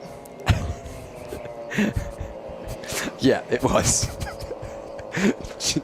That's something I didn't have in my John Ratcliffe bingo today, was absolute Barnett. But anyway, great race from Max Barnett. It's showing exactly that it doesn't matter how many laps you lead, the only one that matters is the final one. So Max Barnett with a great drive through the field, taking that. Interestingly, graduates 1, 2 and 3 in that one. Alvin Chu not having quite the pace to hold on to the top 3 there. Reese Bright did get the fast lap of the race. Impressive lap from Reese Bright, 1:11.0. That's the fast lap of the day and in the heavyweight. So I think the track is getting faster as the day goes on, as the sun comes out, as the circuit warms up, as these tyres get bedded in, because you would expect naturally that the lightweights to be slightly quicker than the heavyweights just by virtue of that weight limit. You would expect it indeed. Yeah, I think really shown there from Reese Bright the aggression you need to have in these races there. Didn't go for on the first corner, and that cost him a potential top 2. But we move straight on then. What's that? 4 races done now. Yep. We move on to lightweight heat number 3. Let's have a look at the grid for this next race then. Already, well, after this one, we'll be halfway through our first block of 10. To remind you, 30 heats in total before we then move on to the finals. Chirag Goprade there on the pole position slot on the grid. Max Hawkins alongside him on the front row, followed by Hugo Eriksson and Joel Billington. Then it's Ryan Harris and Patrick Leaf on row number 3. Row 4 is Ollie Andrews and Josh Adams. Then it's Rana Menon and Oliver Mulvey Walker rounding out the top 10. Then Lewis White and Archie Caveni there on row 6. Then row number 7 is Cavan Taylor and Michael Jones, and Ewan Thomas and Max Davison round out the grid of 16 drivers for this one. Trying to work out, because I was having a chat with the Surrey guys downstairs before we went live, and they were telling me of one of the races where they had each of them in 1st, 3rd and 5th for the race start, the Surrey drivers, all following into T1. I'm just going to double check whether that is this race, because that one's going to be interesting with the Surrey drivers. You would expect them maybe to work together, but no, they were out for blood. In theory, no team tactics. However, if you've got mates in a race, especially at the start, one nose to tail, could be a slight advantage, at least if you know roughly what your teammates are going to do. Is it this one? It is this one, yeah, it is this one, because Ryan, who I was chatting to, is starting at the back of the 3, and he is the captain of the team.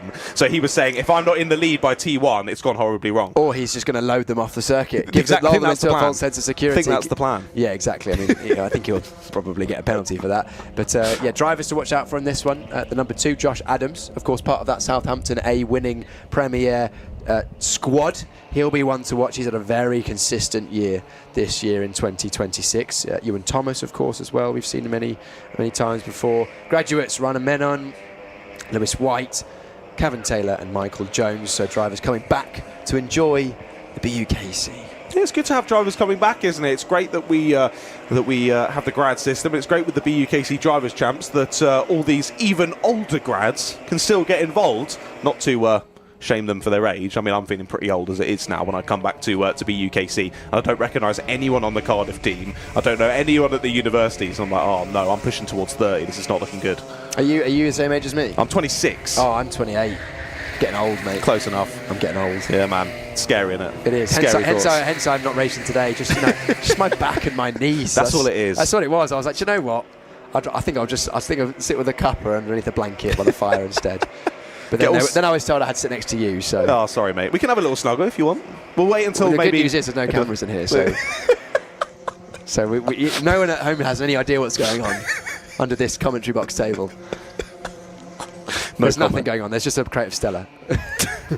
Yeah, that was. Let's talk about the crate of Stella. That is a present from my previous co-commentator from Flandau, isn't it? Yes, it is, and from yesterday morning as well. Of course. Yeah, of course. He stepped in, did Mr. Jake Palmer. So he was racing out yesterday. I don't think it went very well for him. No, he's racing today as well. I think. And he is racing today. I've seen him today. The moustache is very much present.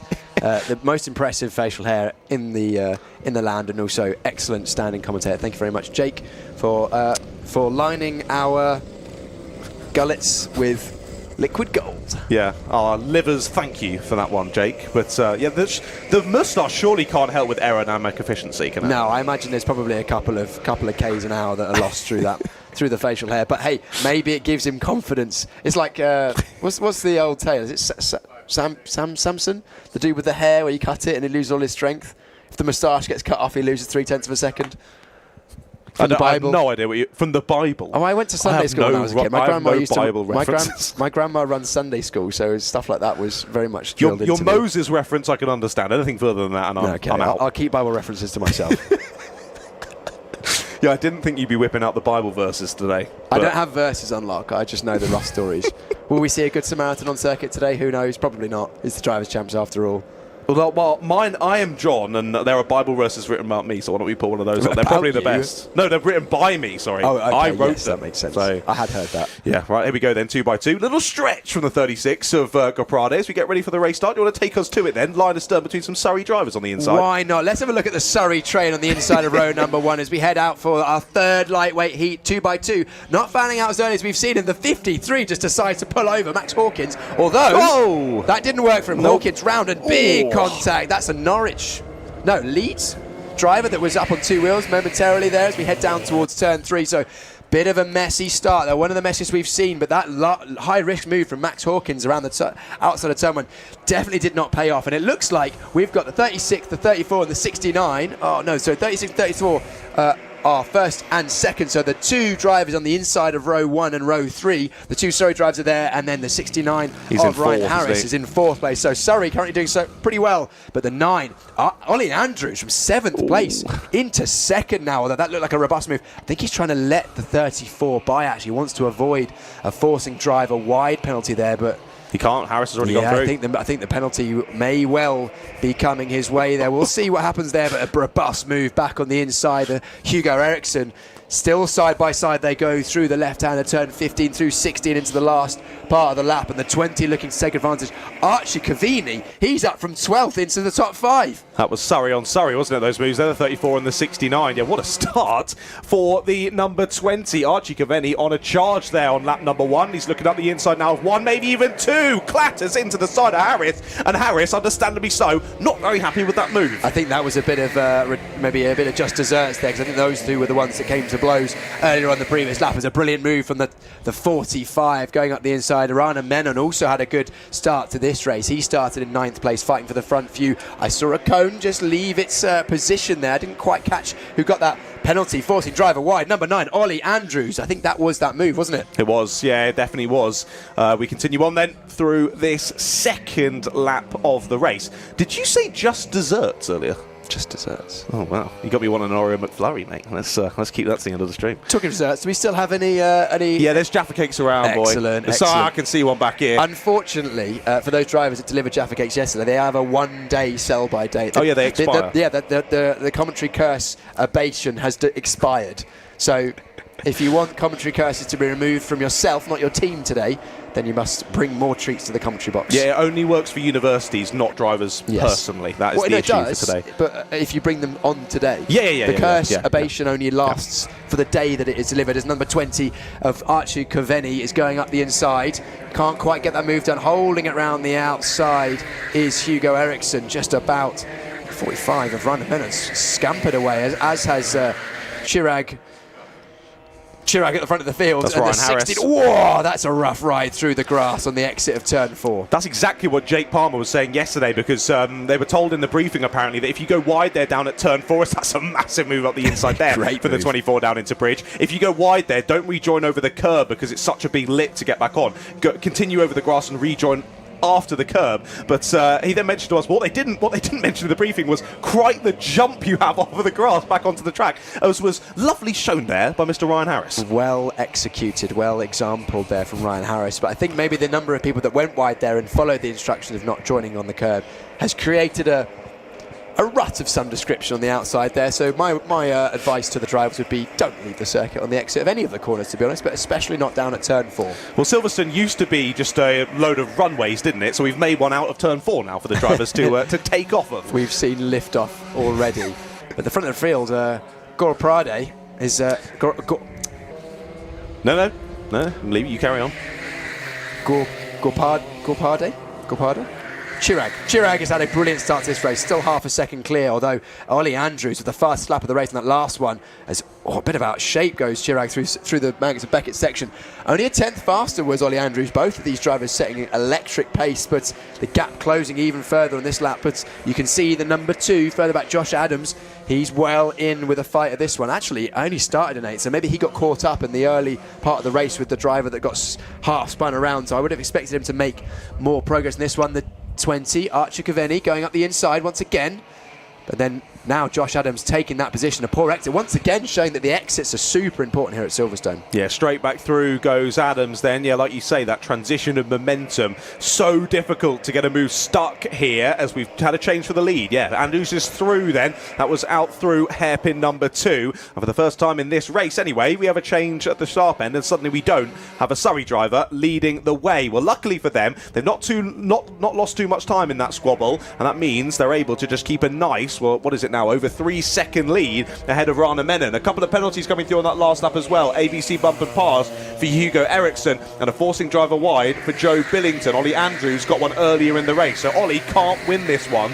despite him being in the lead. So Chirag probably doesn't know it, but still has the lead of this race. So all 3 of those drivers with +4 to be added at the end of proceedings. Yeah, I think that's a pretty good race for Chirag. He got that gap, and hopefully he's seen that penalty. Although the difficulty with Club 100 is no numbers on the back, so you maybe unless you've memorised the numbers of everyone else on circuit, he might not know that he's probably in the pound seat to win this one as the 24 Joel Billington, another driver with the penalty, goes or is defending from the 18 there. Is that the 18? No, it's the 16 of Michael Joe. No, you're right. 18? No, it's Cavan Taylor. Cavan Taylor is getting involved with that battle. It's a good battle down for, well, it must be the final place in the top 10. Indeed, it is. Yeah, they're continuing to squabble here, aren't they? Cavan flying through this one, clearly courtesy of that BUKC sticker on the back of their helmet. That's helping at least give a couple of tenths here as they continue to squabble. Well, we go, though, onto the final lap of the race. Ollie Andrews will lead us onto it, but again, to remind you, he can't win this one in terms of points. Chirag just needs to settle in there in second place and take home a lovely win. Ewan Thomas, lovely previous lap, an 11.4, still decently way off of the fastest lap from yesterday. Still a nice time there from Ewan Thomas. Coming through from near enough the back of the grid, 15th place, has made up 6 in this race so far. Has one more lap to try and gain a few more. Chirag remaining on the rear bump here of the number 9 of Ollie Andrews, but not close enough to think about a move. Must say that. Good exit off of the corner, but Andrews defends. Chirag, this is the situation, difficult situation. He doesn't know that Ollie Andrews has the penalty, and if he picks up a penalty for putting a robust move on Ollie Andrews, he will also receive a penalty, although Andrews has got a good exit out of, what corner is that? That's turn 10, so that's given him just a little bit of breathing room, but I think he's going to have to defend into this twisty final sector, and does defend into turn 14.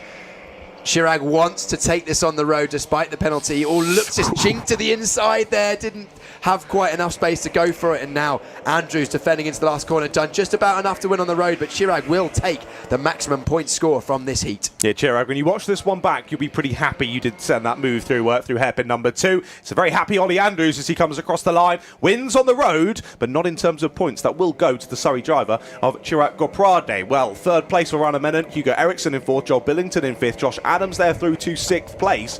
But again, a very different race in that one for heat number 3 of the lightweight drivers. In that one, A little bit of a scrappy first couple of corners, but drivers actually able to break away in that one, which we haven't really seen yet today. Yeah, I think you're absolutely right. The start of the race was a bit more scrappy than we've seen from the other races today, but then the race itself settled down nicely. A few penalties coming into play, so I think the drivers will be wise to, who are coming up in the heats, will be wise to think, you know what, if I'm somewhere near the front, the likelihood of another driver having a penalty is high enough that you maybe don't need to force it too hard. Exactly. You've got to try and make your way through the order, but the crucial thing today will be those penalties. Steering clear of them, absolutely essential in these short heat races. Well, here we go then. Next race about to head out, and it's heat number 3 for our heavyweight drivers. We see them out on circuit once again, race 6 of this first block of racing. Daniel Shevchenko indeed on pole position for this one, with Sjoerd van Doorn on the front row with him. Sjoerd works here at Kart Silverstone, so let's see how he does here for the front row of the grid. Andrew Lloyd and Brad Butcher on row 2, with Max Housley and Daniel White there on row number 3. Row 4 then has Dan Shaw and William O'Toole. Then it's Carl Morby and Tom Newham there rounding out the top 10. Oliver Flashman there of Reading, he'll be one to watch from 11th on the grid, and alongside him Nathan Morris, another person who works here at Kart Silverstone. Behind them on row 7, Dominic Roberts and Jake Yanagisawa. Jake winning a race yesterday, and of course he has that number 1 as well, definitely one to watch there, off of 14th, then followed by Anthony Harrington and Adam Nather of Sheffield. Again, one of those names, Adam Nather, where we're always thinking, how in the world is he still racing in BUKC mains? But my goodness, is he quick. One to watch again from the back of the grid. We've got a pretty stacked grid in this heat of, heat 3 of the heavyweights. Some returning drivers as well. So Kyle Morby, a driver that we've seen at the front of BUKC races for years now. I don't know if Kyle's actually raced the BUKC for a couple of years, but he's one to watch, certainly won many races over his time. You've spoken about Adam Nather. Yangisawa has also won a race this weekend, as you mentioned. Tachenko's pretty good. You've got a couple of drivers that work here as well, so local knowledge. This is going to be pretty tasty. Flashman as well for Reading. He's one that's taken Reading to pretty much title challenges in the last couple of years. Not such a strong year for Reading this season, but he'll be looking to take the crown in this one at least for himself. Drivers, interesting to see the drivers getting well stuck in this only 3-lap practice. Well, again, not only is it a time to relearn the circuit and get your lines ready, it's also to learn where you can think about manoeuvres as well. So practicing those overtakes probably beneficial, maybe even more beneficial than relearning lines in the circuit, because of course, as we know, in these very short 7-minute heat races, it's more about getting the moves done without getting penalties rather than settling into really quick pace. Yeah, we've seen that, haven't we? This looks like a race. You said about getting stuck in. I mean, you have to be a bit careful, because I don't know, if you got a penalty in the practice, it may well carry over into the race. I think it does. Yeah, I think you're right. So drivers being pretty aggressive there. That's Nathan Morris, I think, on the 47. It is threading the needle there through Maggots and Beckett's. And as you say, getting stuck in here in the practice stats. If this is any insight in what the race is about to look like, I'm very excited. Yeah, this is a bit of, I think, a bit of peacocking here, or maybe just feeling the drivers out. You know, just a few jabs at the start of the round, just to maybe lay down what's going to go ahead in the race. You know, who knows, maybe they'll even take it a bit more chilled in the race. But if this practice stage is anything to go by, we could be in for an absolute barnstorm, and that is Kyle Morby, I think, with the black suit and white helmet. Used to be an Oxford Brooks driver, if my memory serves me correctly. He's been well up. It was back in our day, John. Back in our day. That's depressing. Kyle Morby. That phrase is just depressing. Yeah, I know. Let's just not think about that too much. We are far too old. We are indeed. Looking forward to heavyweight championship heat 3. I think you can see you pointing at the. I'm just confused. I don't understand how Yanagisawa has the number 1. He finished. Where was he? I just spotted his name. 23rd in the heavyweight A final last year. So Brunton finished first in the lightweights and thus has the number 1. Jake Yanagisawa has the number 1, but finished 23rd. Unless in the it was I don't understand. orders of of who entered. I've got no idea, mate. Or he may have just slipped a cheeky little. Cheeky little under the table. Who wants the number 1? Surely that's the number you want to avoid. Unless you have actually won, like Fraser Brunton. I think that's the only time it's acceptable to ever use the number 1 if you own the title. But like Max Verstappen used number 1, fine. Yeah. Although in some championships they allocate the numbers of cars based on the team's finishing order in the constructors the previous year. So in F3 and F2, for example, F3, for example, Trident, they won the team championships. They have cars number 1, 2, and 3. I wouldn't want car number 1. No. I feel like it's bad luck. And I assume for that the driver who won the championship for them isn't racing this year, so just some random bloke as number 1. Exactly. Anyway, back to BUKC heavyweight drivers champ. Heat 3. This could be quite a good start. This is going to be a good one. The 60 on a pole position. Daniel Tachenko, his driver that's been very, very quick this year. Hands up in the middle of the pack, but we're going racing. A good start from the inside once again. The outside lagging behind. So Sjoerd van Doorn, the driver that has inside knowledge here at Silverstone, works it, not getting the start he wanted, but an ideal start for Tachenko as we're 3, 4, 5 abreast in the middle of the pack.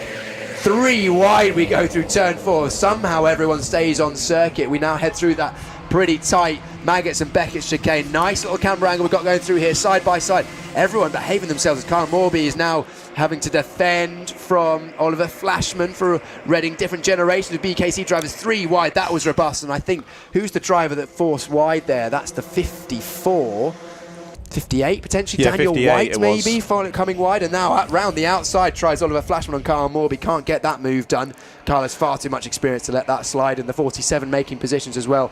Nathan Morris picking up a couple of drivers who've had a poor exit through turn number 10. Yeah, shame there for Daniel White. Started up in 6th place all the way down to the back though. We're only halfway through the first lap. Clatters the tyre wall after getting shuffled wide there down at the bridge section. But we get all back onto the black stuff and we get to the end of the first lap of proceedings then. Who has taken to the lead of the race? Still Tachenko, I think, at the sharp end, isn't it? On the 16 it is. How far clear has he got on lap number 1? 1.2 seconds. And this will help as well as defending down into T1 is Andrew Lloyd, but not quite enough. Up the inside goes Don Roberts, up into P2, and he's now going to be the one to lead the charge to the race leader. But with yellow flags then down through into Brooklands, I imagine that's probably a cone being replaced. Yeah, cone being replaced or repaired as a cone warning for Sjoerd van Doorn, so he was probably the one that nudged that cone in the previous lap round. We've also had an ABC BAP, so penalties for William O'Toole. He'll not be able to win this race, but he's not had a good start either. 12th place, he started in 8th, so down 4 and then a penalty, not the start to the race that he would have wished for. We're looking at this battle now. I think this is 4th, 5th, 6th, or is it 6th, 5th, 6th, 7th and 8th is where we've got that battle there. It looks like that's I think it's 4th from backwards, yeah. 4th backwards, pretty much nose to tail. Cone warning for Kyle Morby as well. We're looking at the 28, Max Housley. He's on the being chased by Oliver Flashman, who's actually got past Brad Butcher on the first half of this lap, as they're actually catching up onto the back of Dan Shaw as well. So that is the battle for 3rd now. Indeed, yeah, they're continuing to squabble, aren't they, through this one? So yeah, top 2 looking to try and press on. Tachenko does get the fastest lap very briefly. Then it goes to Don Roberts. Now it goes to Oliver Flashman. Flashman looking up the inside of 1, maybe even 2 down into T1. Just going to be 1 for now. Able to shuffle his rival outwards though, and does take the place. 28's going to look and send it back up the inside. I don't think Max Housley was particularly happy with Oliver Flashman's move there, but either way, not quite able to shove it straight back up the inside, and Flashman does gain 4th place. Well, immediately Don Roberts made the move. It's only taken him a half a lap or so to scamper off, and the rest of the drivers still battling over 3rd. He is hunting down Tachenko in the lead. Yeah, and also the driver to look for is Yangisawa, the driver that took a win yesterday. Fastest first sector of this race. There he is in the number 1, just looming in the back of shot. He's got clear air trying to close the gap with the bright blue suit. We'll keep an eye on this battle now for this 2nd, 3rd, 4th and 5th battle. Tachenko getting reeled in. Dominic Roberts had a very quick middle sector, fastest middle sector of anyone. 3/10 alone in the middle sector. He closed in on Tachenko. Impressive, very impressive, isn't it? Checks over the shoulder, does Daniel out of hairpin number 2 as they head on to a new lap of this race. How much has the gap closed? It's definitely less than 0.7 of a second, isn't it, as they come across the line? Yeah, almost half there with another fastest lap courtesy of Don Roberts. And here comes Flashman up the inside and a move for the race lead just ahead. Roberts has gone for it down at turn 1, and Roberts takes the lead. No, not quite. Tachenko has held on for now. I enjoyed Dan Shaw's resignation, a roll of the head as Oliver Flashman managed to get through on the inside of turn 1. Flashman has held that position, so he's now going to try and chase down these 2 for the lead. The more that these 2, Tachenko and Roberts, fight, the more it's going to bring Flashman into play. Flashman's had a good race so far. He started in 11th place up to 3rd, and full human DRS as we head towards turn 10. Indeed, yeah, Don Roberts there pointing forward as he went past Tachenko. Tachenko just shaking his head in response of, oh, you've gotten past me. I think Don might just turn on the burners here and try to press on into another postcode. Let's see if Tachenko, using the slipstream and his pace race as well, can hold on to the coattails here of Dom Roberts. We've still got just less than 2.5 minutes left to go. Another penalty coming through, this time for Carl Morby. Just a cone for him, only a +1 position for that one, so not too heavy, shouldn't affect him too much through to the end of this race. So now Flashman ahead of Shaw, for third place. Flashman leading the charge to these top two, and Tachenko working with Roberts now as they press on. I think he knows that the likes of Flashman, Shaw and Housley will be on the scene pretty quickly if he doesn't work with Roberts here. Yeah, this is the penultimate lap of the race. 2 minutes as they went over the line. 1 minute 12 lap times means that this is penultimate lap. So if anyone's going to make any moves, or if Flashman's going to have to try and close the gap, now is the time he needs to do it. These two at the lead would actually do well to just potentially follow each other, because a second can disappear in a couple of corners if you go side by side. And with Flashman on his own, we know how quick he is. He's been pretty quick. Yangasawa still got the pace, but has used that actually to get past, I think, Housley on this lap, at the first half of this lap, in front of the field, keeping an eye on this lead battle. I don't think Tachenko's done. No, I certainly don't think so. Yeah, like you were saying, we've had drivers yesterday sort of consistently in the 11s and 12s, and then they go into a battle and suddenly drop into the 14s and 15s. So much time lost when you're trying to go side by side around this circuit. And crucially as well, Roberts seems to be starting to defend as well there through the hairpins. As we head on then towards the final lap. Well, I looked away from the screen there. What happened? Tachenko gesticulating furiously, and again onto the back of Roberts. I think he's saying, why are you defending? We're going to get caught. This is the final lap of the race. Last lap starts. Tachenko looks to the outside. Can he get it done? Looking for the cutback through turns 2 and 3. I think he's put himself in a position where he might be able to angle for a move into turn 4. No, defensive goes Roberts. Cutback looks Tachenko. Can they go side by side through Magnus and Beckett? Tachenko decides that would be unwise. He looks over his shoulder. He can see Flashman. Flashman can see this going on ahead of him. He's thinking that I can get involved in this. I can potentially get a top 2 finish here, but it requires Roberts and Tachenko to continue to fight Flashman. He looks over his shoulder. He sees he's got a gap behind to Max Housley. Defensive once again goes Roberts. Tachenko dives to the inside. A late move on the curb. Can he get that done? Look who it is. Oliver Flashman on the scene. Round the outside of Tachenko. Now Flashman has a real chance of the lead. Roberts, can he hold it off for 4 more corners? Defensive. Only half defensive, but just enough to ward off Oliver Flashman. Flashman now looking on the back. He goes for a late lunge. That's a great move from Flashman. Side by side through the corner. But there is Tachenko. He's now getting him on the grass. What a finish to Heat 3 in the heavyweights. 3 wide, 4 wide for the final lap of the race. Roberts on the grass. Who's going to take this one? It's Flashman just about. Wow, what a final lap of the race, John. I don't know if there's going to be any afters for that in terms of penalties or not. But Oliver Flashman, 1.5 seconds back on the start of the lap, through to the lead, then back down to third, and then back into the lead. Dominic Roberts, I spent half of the last sector on the grass. Yeah, there was no line open there on the inside at the final corner, so he just went straight 4 wheels over the grass, didn't he, to try and hold it side by side? Well, where else do you see the top 6 separated by less than 6.5 tenths at the line? What a race there in heat number 3 for heavyweight drivers' champs. Starting that last lap, Flashman was 1.5 seconds off of your race leaders, and suddenly, by the checkered flag, 6 of them within 6.5 tenths. Ridiculous. Unbelievable. That's why we love BUKC. That's why we love the drivers' champs. Wow, what a race. That's the best one of the day so far. Indeed it is. Right then, we move straight on. Heat number 4 for our lightweight drivers, and this is race 7 of the day. Let's have a look at the grid for the next upcoming heat then. Ben Foden on pole position for this one, with Gene Summit on the front row with them. Zainadine Kuwaya and Hushrav Bahawala, they're on row number 2. Farapon Baranov and James Boxer on row 3. And behind them on row 4, Shadid Nenny and Luke McHugh. Then it's Arianella and William Kurtler rounding out the top 10 on row 5. They're followed by Daniel Bolton Ramos and Tom Ballantyne. Then it's Jacob McComb and Jack Finch. And then finalising the grid, Matthew Conabere and Larry Tyndall there. Your 16 drivers on the grid then for heat number 4 in this lightweight race. Well, I think we'll definitely watch this one. Someone nearer the back of the grid, a certain Jack Finch. Why would we be looking for Jack Finch? Don't know. Never heard of him. Never heard of him. The Birmingham driver won the super final last year at Clay Pigeon in controversial circumstances. It was a tad. It was. Fraser Brunton was leading, Jack Finch right behind him. Fraser locked up and ran wide at the hairpin. There was differences of opinion on how that happened, but nonetheless, Jack Finch was our super final champion in the British Universities Karting Championships Drivers' Championship last year. He's actually not he's not had his best weekend this weekend, actually.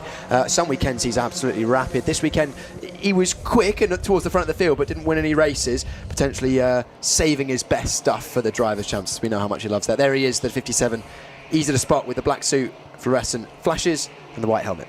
Yeah, that's all it is. He's just been saving it all for today, making sure he leaves nothing on the table here at the Drivers' Champs, as he's the defending champion. So is he able to defend his Drivers' Championship? Easier said than done when you split over this many short and sharp heat races. Yes, very easy, much easier said than done. The practice session in the previous race was pretty tasty, which then turned into the tastiest race we've had. This practice session also looking pretty tasty, so fingers crossed our lightweight drivers will give us something good to watch in this one as well. Ben Foden from pole position. Jean Samut, I think, is a driver. He's another grad. Wasn't racing in the BUKC this year, but a driver that's featured at the front of BUKC races in years gone by. He'll be one to watch. He's got a good start in this one, second place. I never know how to pronounce that name, because if it is a French person, it's Jean, isn't it? But we do have British people called Jean. Yes. So that makes it more challenging. He is Jean. Okay. He is a Jean. Good to know. I remember. I mean, with Samut as the last name. I think also, I interviewed him and said Jean, and I think he corrected me. Okay. And was, yeah. So that always makes it easier. That's years ago. That's a memory. I normally remember when I get schooled on the grid with my interviews. Happens quite often, to be honest. Is someone wearing an Amazon top? I think one of the drivers has got an Amazon soft shell over the top of their race suit. I mean, it's pretty chilly out there. He's going to have this race signed, sealed and delivered, that's why. Oh, do you know what? That's pretty good, actually. Thanks, mate. Fair play. Thanks, that was mate. nice. I enjoyed that. Normally, your quips are...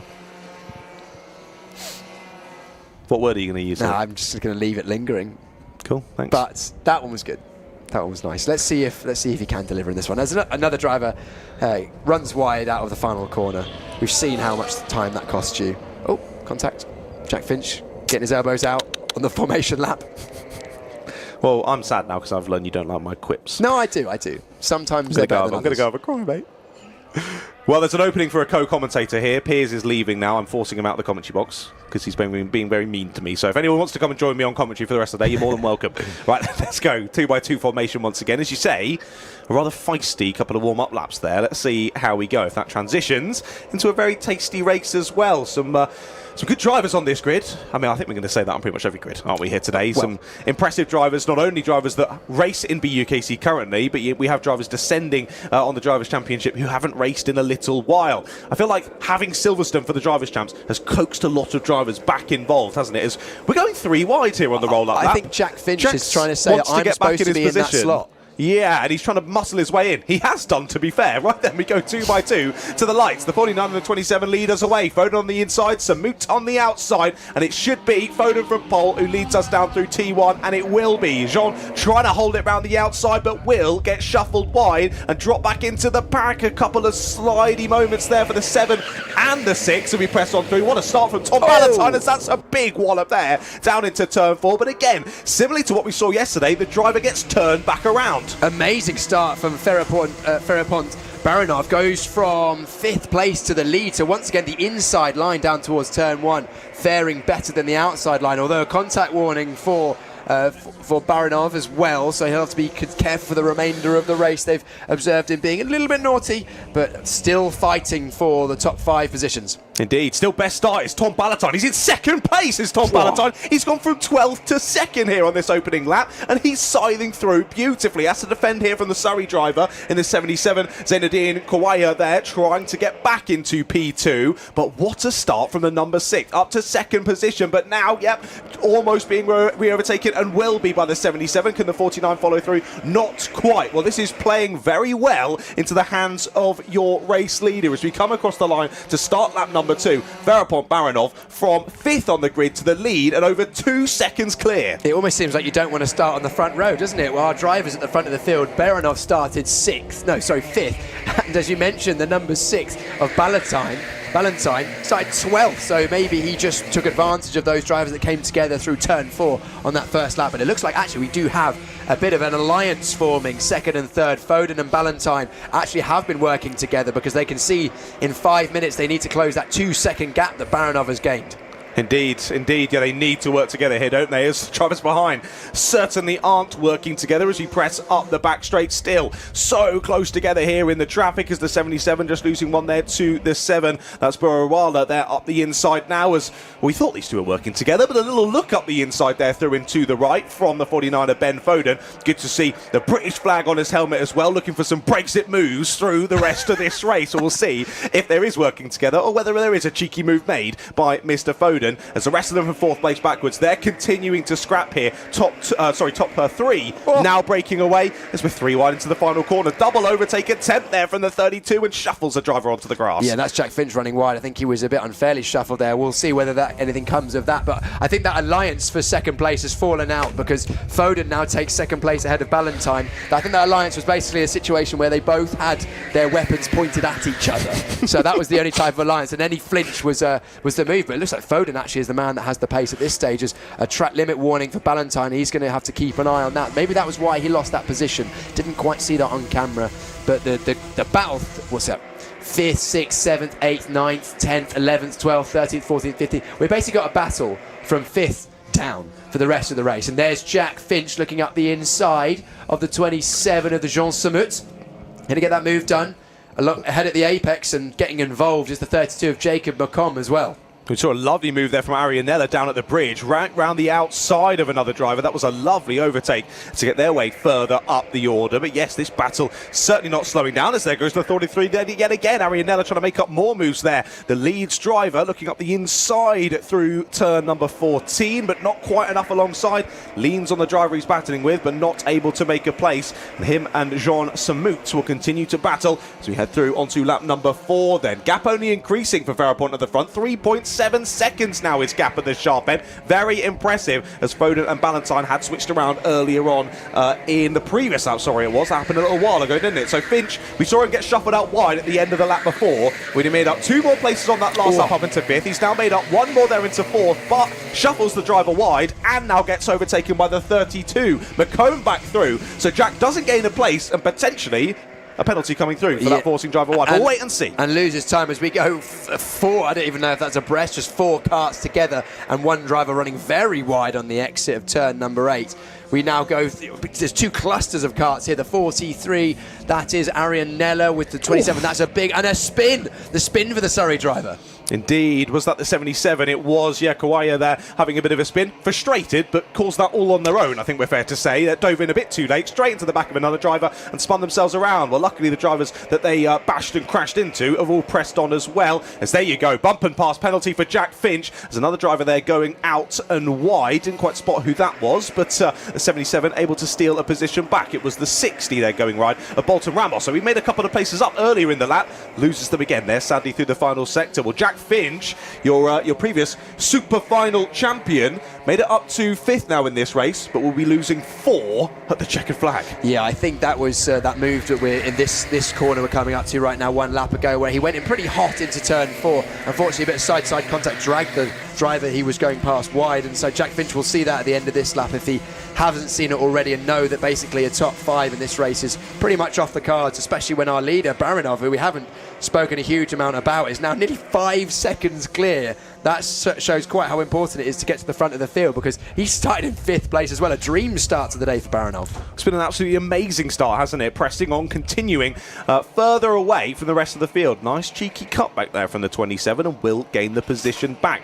Nice racing there between these two. Jean Samut back on ahead of the 43 of Arianella. These two squabbling over 6th position. Back up the inside goes the Leeds driver. A little bit late there, but room given by Jean. And again, the 27 will have the inside line through the left. Up and under will try. Arianella gets the cutback, gets the inside line, and gets the place finally as they head through into the final corner of the circuit. Larry Tyndall going with them as well. That seems to be the move, actually. It's get up the inside and don't make the move through the right-hander of turn 14, and just putting the driver off position to 60 and then get the cutback into the final corner. And then drivers are generally wary to make a move into that last corner, because you lose so much time down the start-finish straight due to the narrow entry and the slow exit that it's not really worth doing. As we cut back to Barinov at the front of the field, as he's absolutely run away with this one at the front.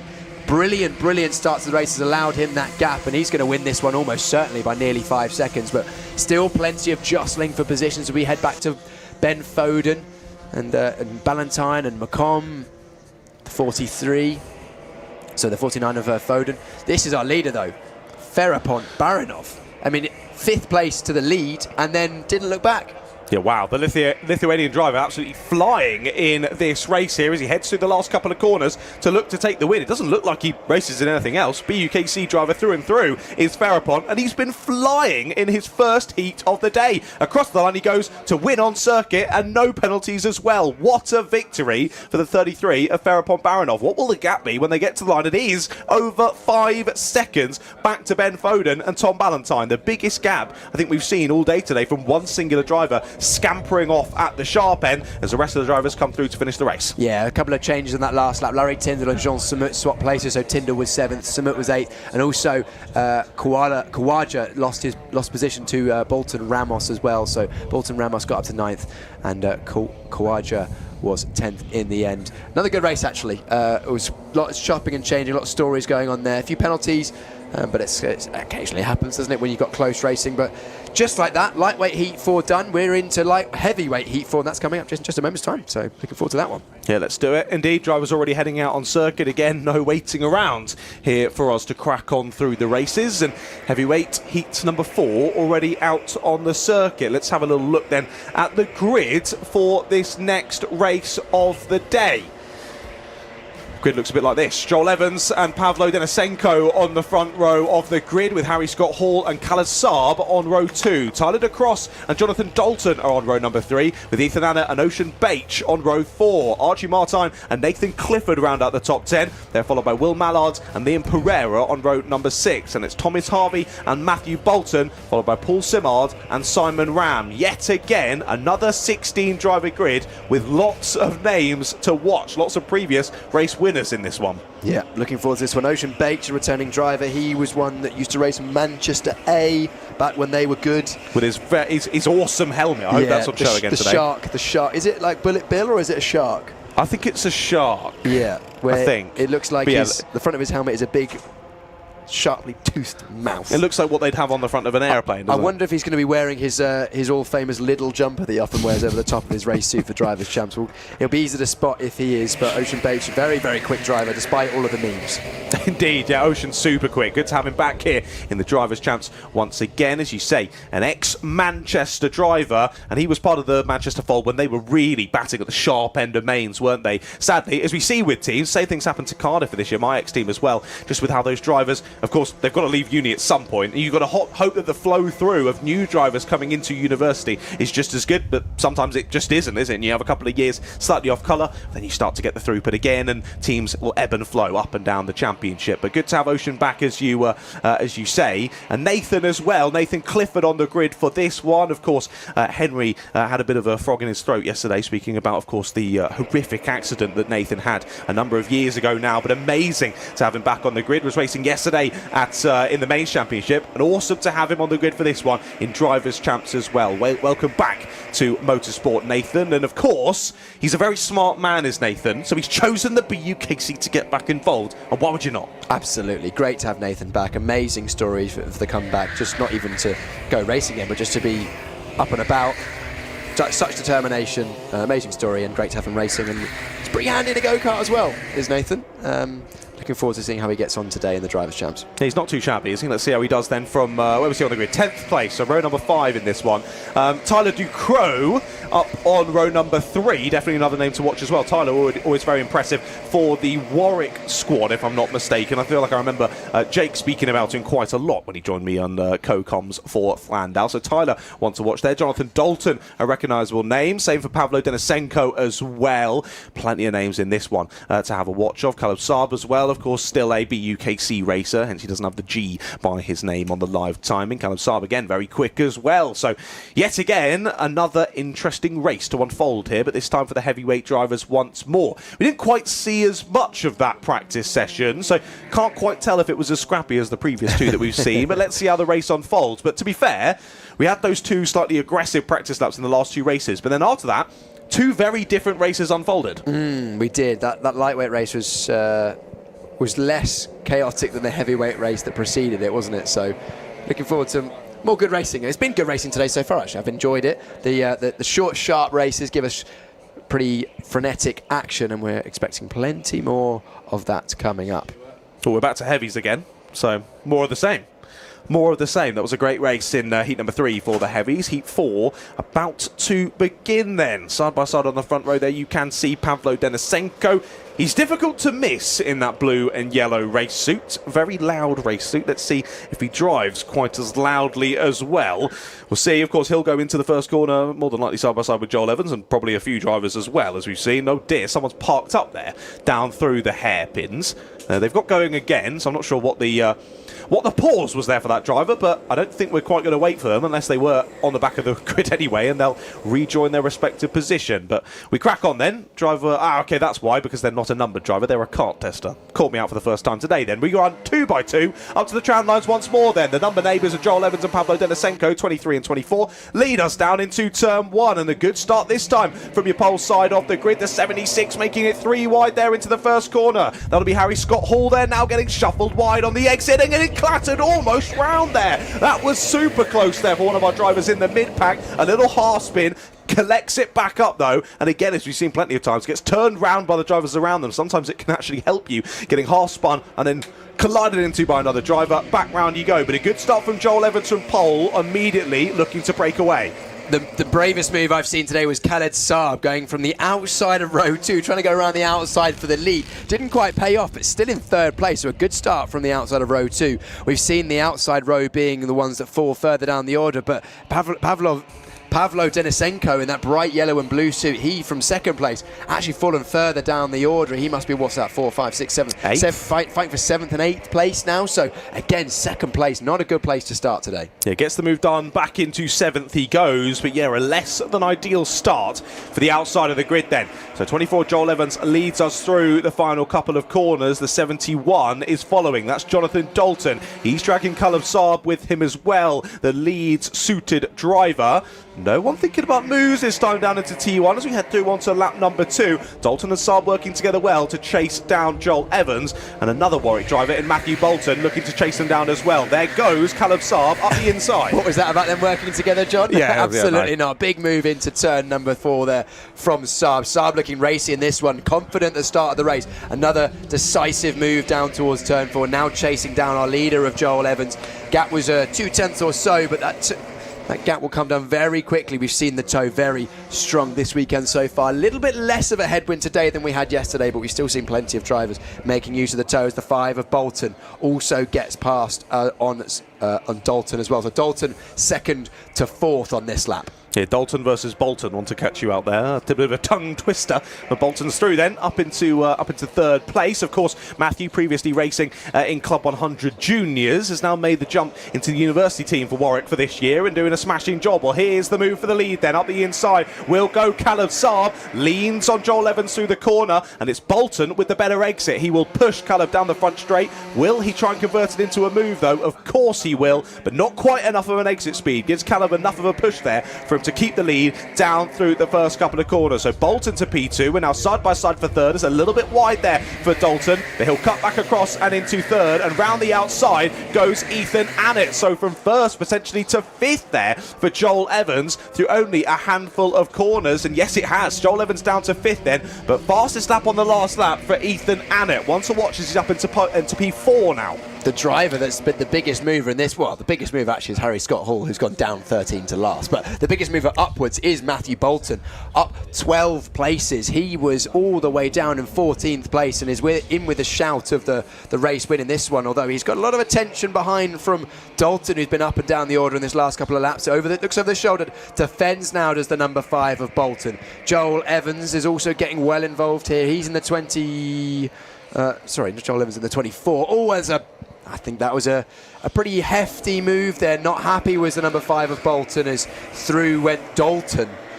Bit robustly in that final sector. Dalton versus Bolton again. Bolton gets back through there on the 22, and it followed through there courtesy of that move. Bolton able to side back through on the exit. The 24 of Joel Evans now getting stuck back in once again. He's trying to get back past Ethan Annett once more. They'll run side by side through turn 2, but Annett has the corner and chomps back in front once again. So it's Dalton and Bolton then second and third. Saab is off though. He's taking the opportunity while they all battle for second behind to look to get away. 1.1 seconds it is that lead as they head through now onto lap number 4. Well over half race distance now in this one. And let's see if maybe Dalton and Bolton can push each other now. Let's see if they work together. I said it earlier, and then it was only one corner later they decided to go against that. Let's see if that continues here. It's Denisenko, nearly up the inside of 2. I think the weapons are being raised at each other again. We saw that in the previous, didn't we? Two drivers in second and third, or was it first and second in the last one? But looking like they're working together, but it's only temporary until situations change even slightly. It is indeed, yeah. One little slip up here from Dalton. I'm sure Matthew will take that opportunity, grab it with both hands and press on through to second place then. Let's see though, they've had most of this lap on challenge. The first couple of corners, bit of squabbling between these two, but after that they've worked together, in quotes, as they head down the back straight. Hasn't worked enough though. They have lost a bit more time to Saab as he puts in another fastest lap of the race. 1:11.6 now, but it was a 1:11.6 for Bolton and a 1:11.7 for Dalton. However, Dalton remaining in the sort of the middle of the circuit there through turn 4, not letting Bolton get through. And like I say, potentially no working together. We didn't think there would be in Drivers' Champs, but when Khaled is so close, maybe just down those weapons for a little bit, but it doesn't look like they're going to. No, Saab, it's pretty impressive pace actually. 11.6 completely on his own, no toe is pretty impressive. The toe around here, if you're bump drafting with a driver, you can gain easily 3 or 4 tenths of a second a lap, I reckon, if you actually do work with someone. And that's why we've seen, I think, Dalton matching the pace in that last lap pretty much of our leader. So these two, I think, second and third, they're not going to have enough time to close that gap, but for a big incident or big mistake from Saab at this stage. So basically a battle for second place. Pretty clean race so far, this one. The only penalty, Tyler Ducross, I think that was somewhere near the start of the race for an ABC bat, but he doesn't feature in the front few places. 7th place for him. He'll be finishing outside the top 10.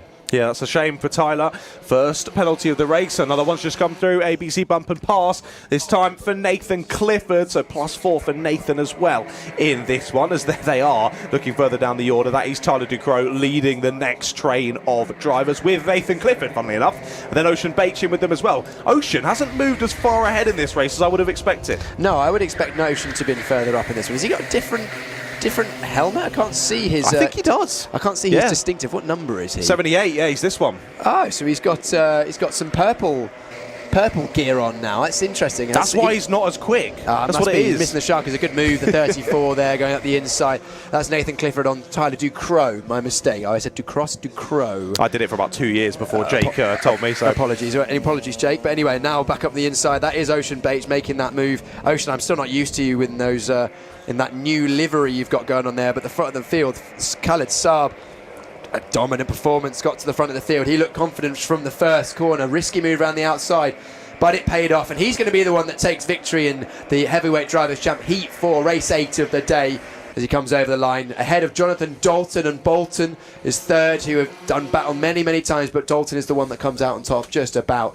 And then Ethan Annett had a good race through the field. Bolton was the big mover, up 11 places in the end. He'll be happy with that from the back of the grid. Yeah, yet again, get caught up by how short and sharp the races really are there, onto the final lap so quickly. And as you say, Khaled Saab, beautiful race from him there, just manages the gap very nicely after getting to the sharp end and takes maximum points from that one. Pavlo Denisenko, a bit of a what could have been there, I think, in that race, popping in a 1:11.3, fastest lap of the race there on the last lap, was closing back into the likes of Ethan Annett and Dalton and Bolton ahead. Of course, Denisenko started up in P2, got shuffled back early on in that one, drove his way back through the order, and with that late on pace, as I say, what could have potentially been. But anyway, brings us to an end then for race 8 of the day. We're nearly through our first batch of 10, and then sadly, Piers will be taking a little bit of a break to hand over to the Welshman that stood behind him. Right then, race 9 is up next. It's heat number 5 for our lightweight drivers. Would you like to guide us through the grid for this one, Piers? Why not? Let's do it for this lightweight race. Looking forward to another lightweight one. And these drivers will line up as follows. It's going to be Harry Hand on pole position, and alongside him, the man that was absolutely on fire yesterday, Rylan Ekberg. He will go from second. Then we had David Manua and Finley Ahmed Hambling will be on row 2. Row 3, 5th place, Brody Skinner alongside Daniel Skelton in 6th place. Then we have on row 4, Andre Moreno alongside Tiago Nobre. Row 5, Fahad Aryan and Vishal Patel. And then row 6, Luca Wigley and Leo Bell. 16 karts grids with 13th Conor Morton, Peter Knight, Jake Palmer, the man that was in the box partially yesterday, and the man that gave us the crate of Stella under the table. And then rounding out your 16 kart grid is Ewan McLagan. So we already know that Jake Palmer's going to win this race. Yes, of course. He's definitely not going to get a commentator's curse. That's for sure. He's got about 10 commentator's curse lives underneath the box, underneath the commentary box desk here. Keep tempting them just for the fun of it. Just keep saying things to try Jake and Palmer's invoke. going to win this race. Jake Palmer's looked at an imperious form. He's going to win this race. I'm glad you've got the memo on that one, mate. Yeah, well, let's wait and see how he does in this one. He won't be difficult to miss. He's been making so few mistakes. I haven't seen him spin all year. No, never. I think he had a great day yesterday. Yeah, really Won all good of his day. races I as think well. because he had a great day yesterday, he's also going to have a great day today. Of course. You just saw him there in the background. Of course, he does have a white suit, but I do believe he has put brand new googly eyes on the back of it for us to enjoy. And I'm not sure if he'll still have it on for today, but I know yesterday he had stuck ineligible to his back so that we knew he wasn't scoring any points. So I think Ryan Harris is going to be doing that for tomorrow. One of the very few drivers that feels our pain in the commentary box for ineligible drivers. Appreciate that, Jake. Appreciate that. But yeah, he's starting in 15th this one. Not the easiest for the ex-Warwick driver. But yeah, as you were saying, Rylan Ekberg, he was racing amazingly yesterday, cutting his way through the traffic so well, which he needs to do in these kind of races. He went plus 30-something places in one of the races yesterday, which was outstanding. Graduates in this race, we've got Harry Hand on pole, you've got David Manua on 3rd place, then right behind him Finley Ahmed Hambling, who had his final BUKC mains race yesterday. Then you had Daniel Skelton and Andre Moreno, and then Tiago Are we going for Nobre? We'll go with that. Again, I'm assuming Spanish is not very good. And then Jake Palmer, technically grad, also down at the back as well. So those drivers returning to the BUKC Drivers' Champs, as they should. Look at that. On a school trip, and they get to see the BUKC. They can see their future in front of their eyes. And also, they can see the support series as well on the main circuit with the Formula 1 cars. That's not as exciting. Another big thank you to the Club 100 for organising a support race. Or a support, but for, what do they call it, demonstration of the Formula 1 cars on the main track. There's not even just been one. They put multiple teams as well. It's been great to see. Really good event organisation. I really enjoy that. Because, of course, as we know, BUKC is the pinnacle of world motorsport. Yeah, I think we've got the guys behind the scenes of BUKC just scouting on the main circuit to see if any drivers could make it in the BUKC as well. I mean, that young driver, I think Behrman, I think he might be all right in the BUKC, you know. He might be all right in a couple of years with a bit of experience, he might do okay. I don't know, on a rainy day at Warden Law, I'm not sure if he can put it out maybe the bag. He doesn't have the minerals for that, I'm not sure about that. Right then, drivers ending their practice laps for this one. We've only got 2 more heats left where we have practice laps, so after this, it's going to be very speedy to get through those grids, but we get ready then for heat number 5 for our lightweight drivers. Race 9 of the day. We're nearly a third of the way through the heat. So much racing action for today, and again, thank you all so much for joining us. Drivers keep an eye on it from the back of the field in this one, to keep an eye on them coming through the 47 Jake and Palmer. 14th. Sorry. Sorry, Jake, I wasn't actually going to mention you there, but Peter Knight, he's in Reading. He's had a good year this year. He's 14th. We've also got Vishal Patel, who was rapid yesterday. Hopefully he's fixed his zip after his carve through the field and then mechanical flag. He goes off 10th place. 2 by 2 we go once again as we get this lightweight race underway. Pole position, Harry Hand controls the field. Rylan Ekberg on the outside of the front row.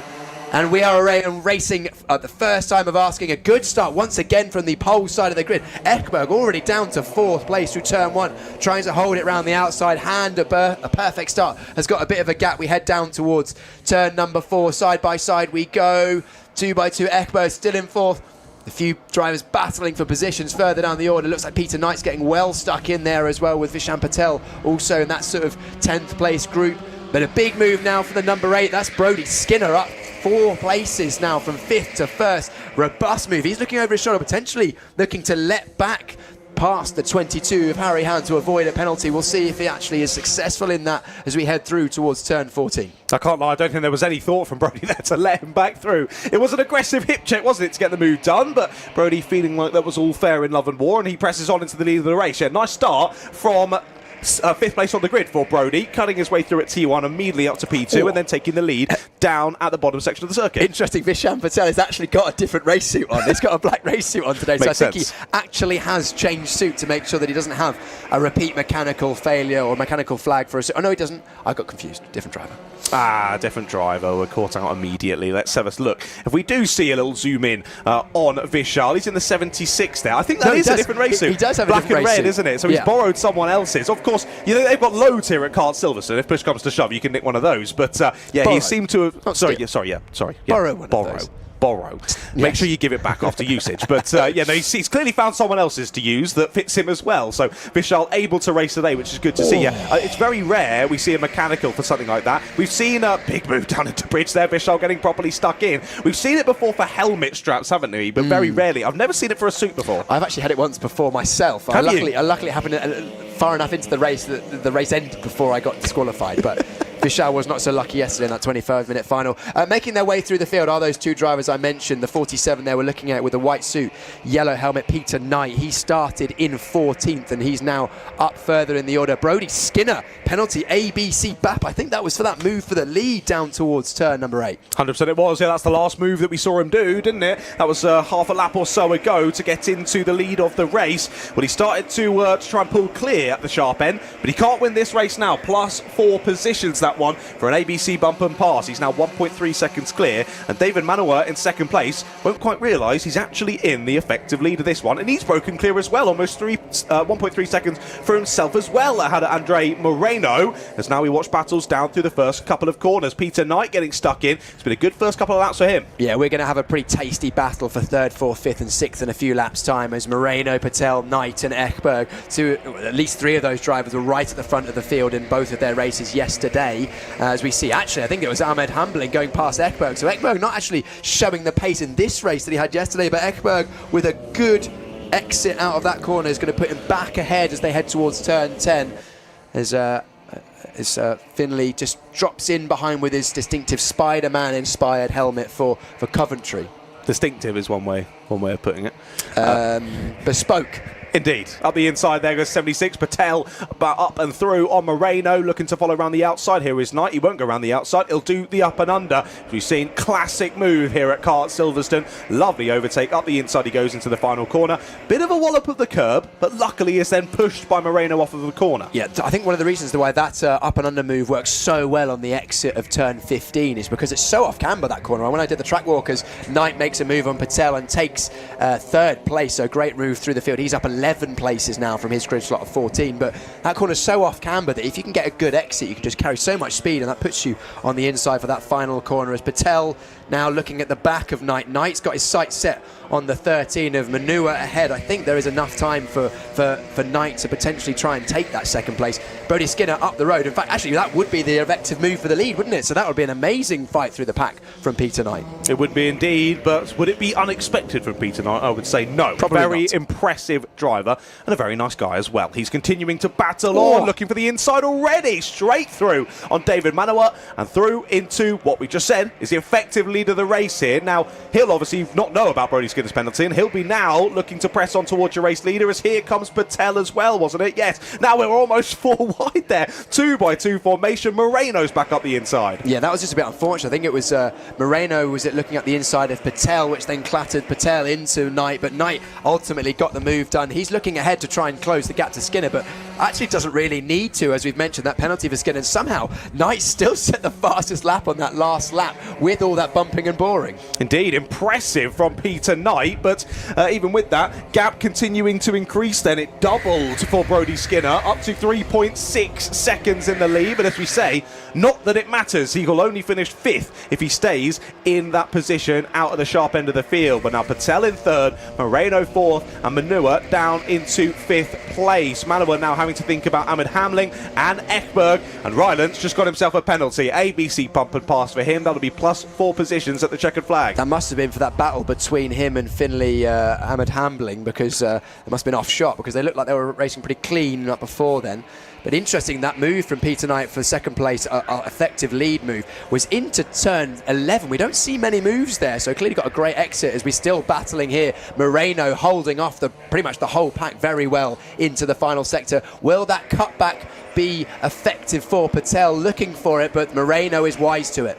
He is indeed. Yeah, Moreno looking to defend here now, but not quite enough on the exit. Able to get the up and under, forcing his way there to the inside line is Patel, and he'll get a lovely push then for the 67. Who's that hanging it out wide? Is it going to work? Not quite for the 13. Manawat there looking to go opposing lines to the rest of the drivers. Hasn't quite worked out, but Moreno's been shuffled to the back of the pack in all of that, and I think Manawat has got him on corner exit. He has. 13 finds his way back through, so Moreno dropping to the back of the pack then. So it's Patel now from no, it's the 67 behind Ahmed Hamling, then Ekberg, then we've got Manawa and Moreno. This battle continuing on then. This is pretty spicy here for third place. Well, yeah, this is really pack battling here, where if you lose one position, you lose 4 or 5, because it was Moreno at the head of the group at the start of this lap, and Ekberg at the back, and now Ekberg's looking for at the front of the group, and Moreno's right at the back as we still continue to fight. It's now Vishal Patel and 3 wide through turn 11. We haven't seen that this weekend, and then 3 wide through turn 12 as well. Still 3 wide we go.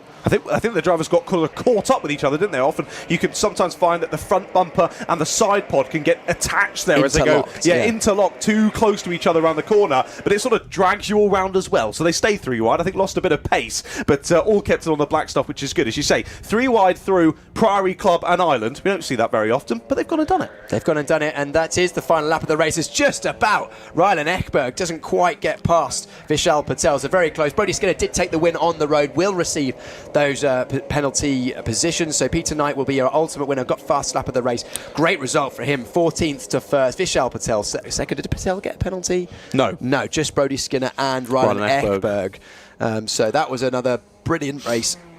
Sorry, John. Yeah, so Knight wins on points, with Patel second then after Skinner and Ekberg's penalty.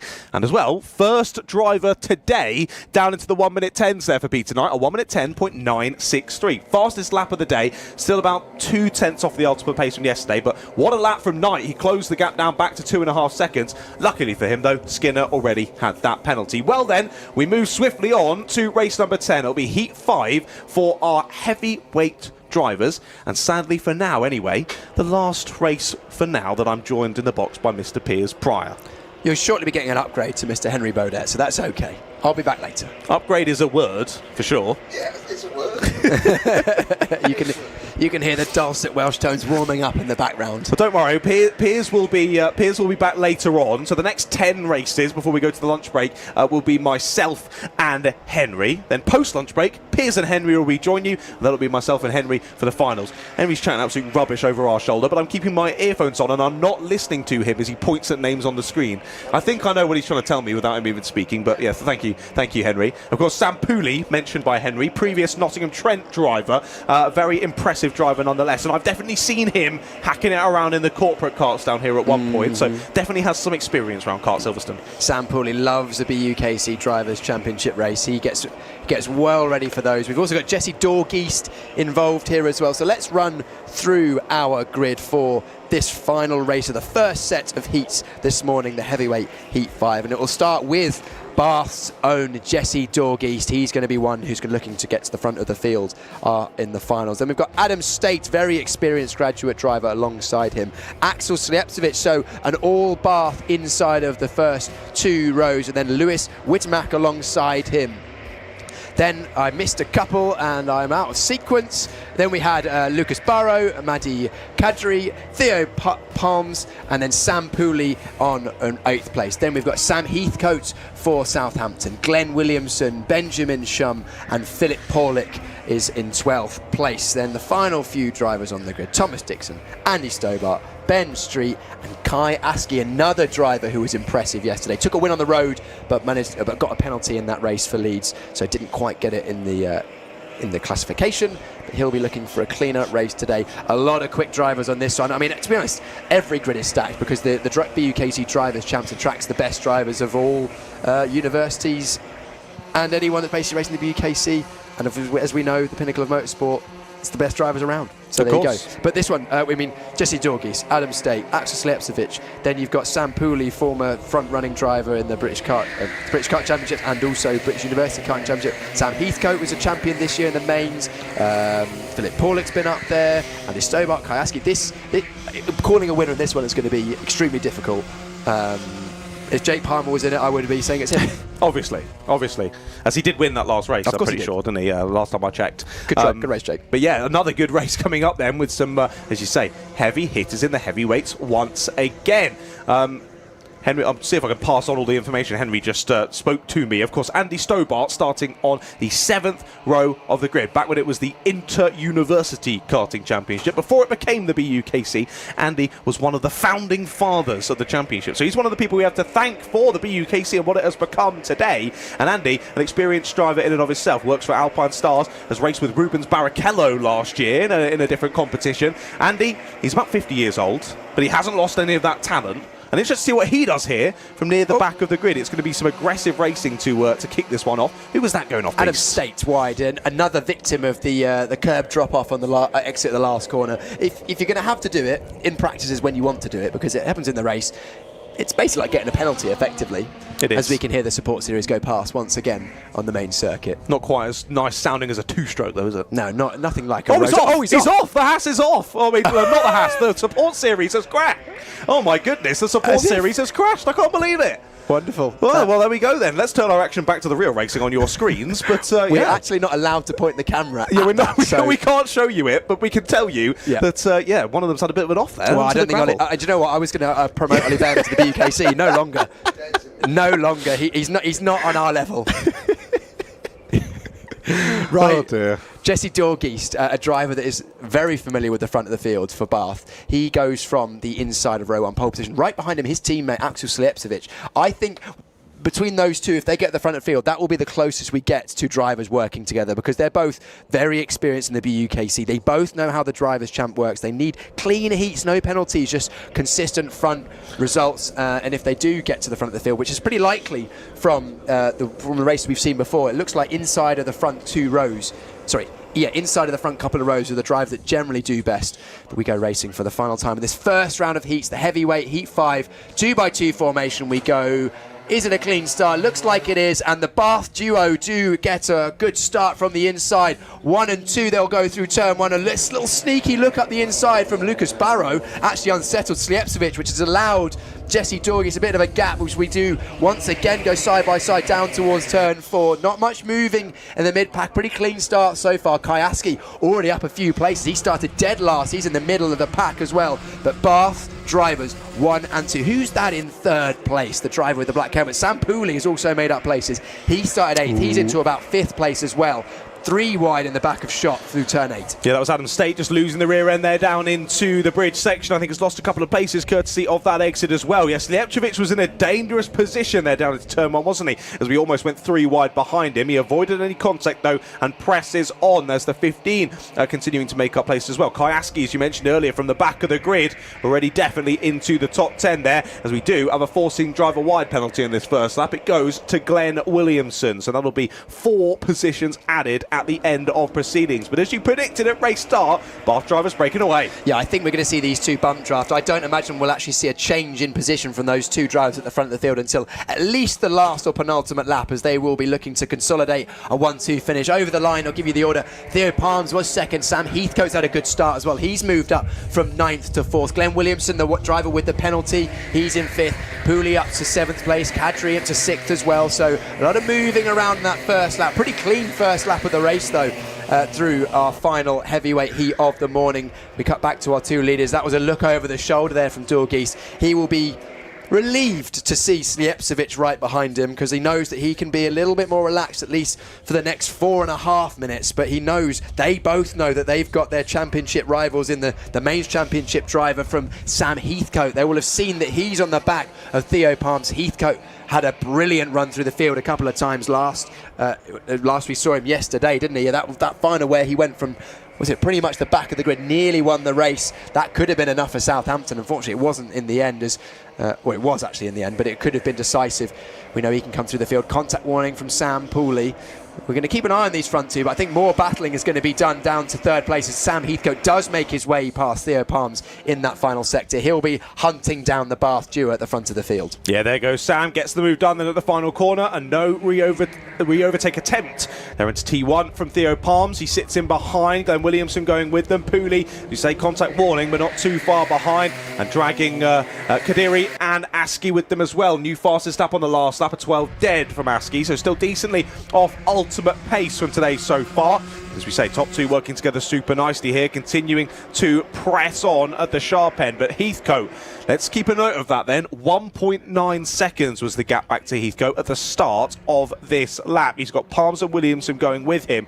Will they be able to close the gap, though, across lap number 3? Let's wait and see. The Dorgies and Slijepcevic as well. Of course, a shorter race in this one, as you say. They're Bath teammates. They're going to press on at the sharp end. But the question is, when is Slijepcevic going to go, right, we've worked together enough, I'm going for this? Do we think it'll be the last lap? 19 goes up the inside. Williamson makes a place on Palms. Oh, that could be risky for Williamson. He's already got one penalty, and there could be a risk of another one there. Was that Palms that ran wide through the exit of turn 14?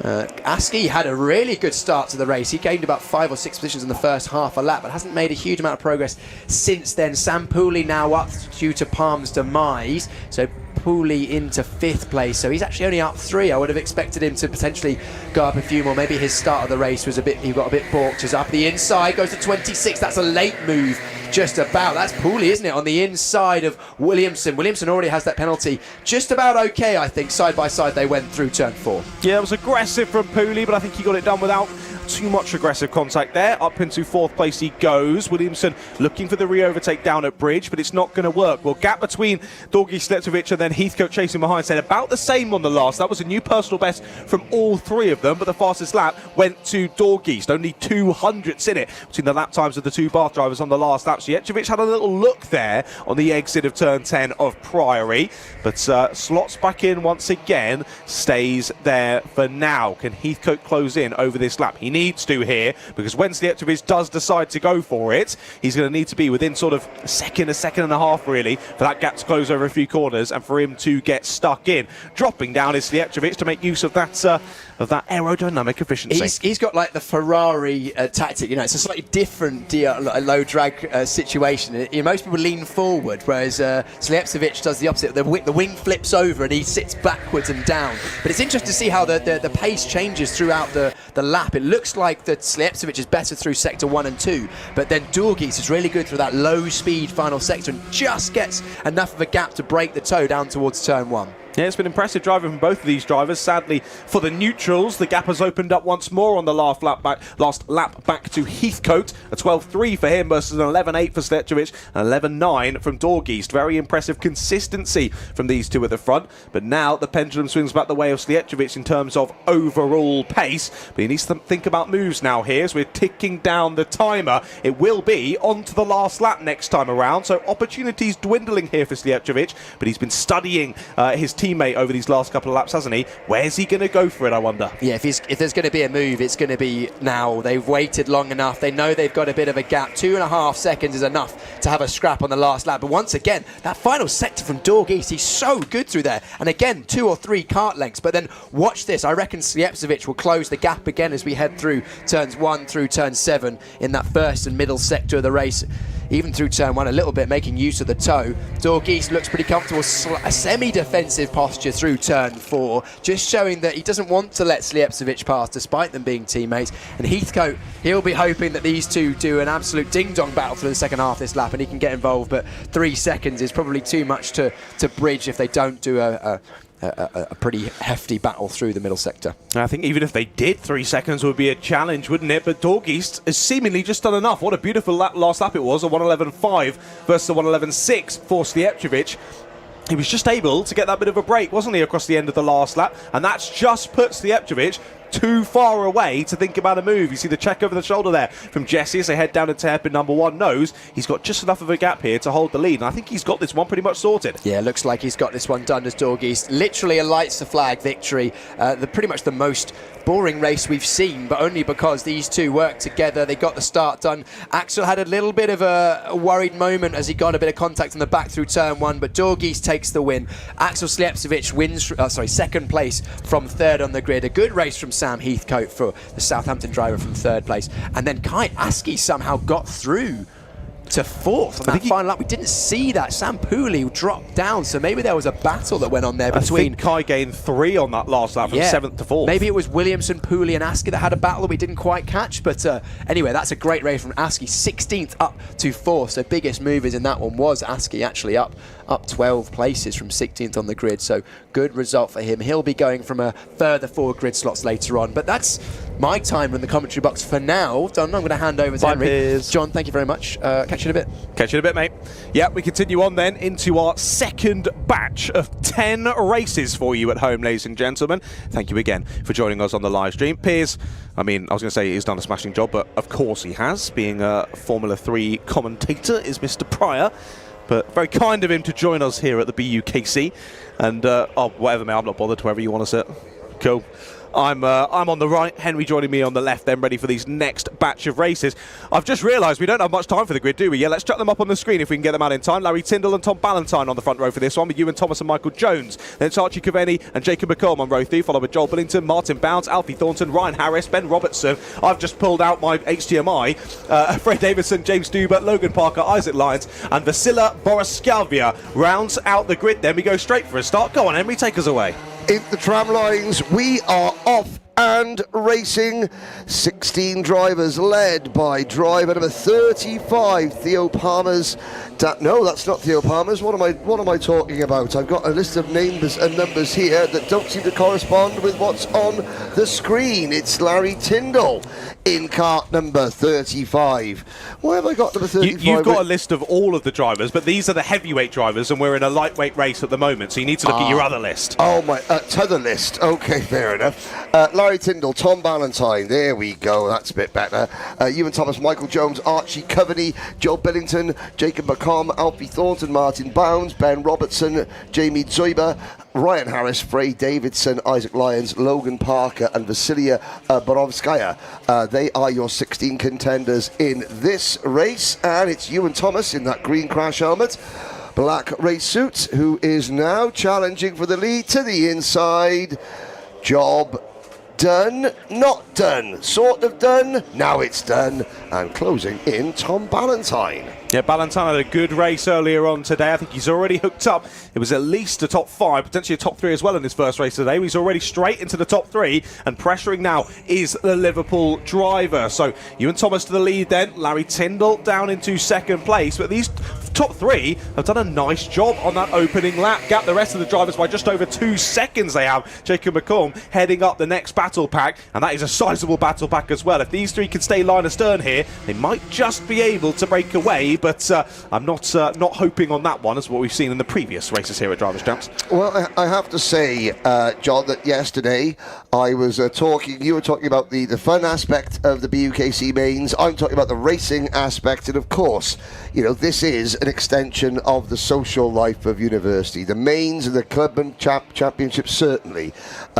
Maybe I was getting a little bit too carried away yesterday. This is not an apology, John. I'm never wrong, but I was. And, you know, looking at, you know, from a racing perspective, of course, this today is all about the racing, because every driver has individually entered themselves and they're backing themselves as drivers. Yesterday, of course, yeah, there's a social aspect to it, and of course that is what university is about. I know I had a great time in university. How do I know that? Because I think I can remember just about half of it. That's the best way of doing university, isn't it, I think? Oh, absolutely. Change at the sharp end. Yep, back up the inside. Here goes Tom Ballantyne. Aggressive move down at Brooklands. And we're going to go 3 wide on the exit. Threads the needle. Does Larry Tyndall. Gets past both of them. Lovely move. And this is why they back themselves, because they know they can pedal. Looking at the corner names, we're coming out of Bridge. Bridge. Yep. Now you've got a bigger. See, my eyes are a lot older than yours. I am very, very impressed. We're going through Bridge now. Express Curve, the Daily Express Bridge, the Daily Express Trophy that was held here over many, many decades through Priory Club. Ireland, named after Innes Ireland.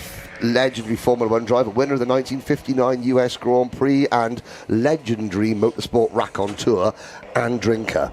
Then to Tower, to Seagrave, named after Henry Seagrave, driver who died in the pursuit of a land speed record up at Windermere.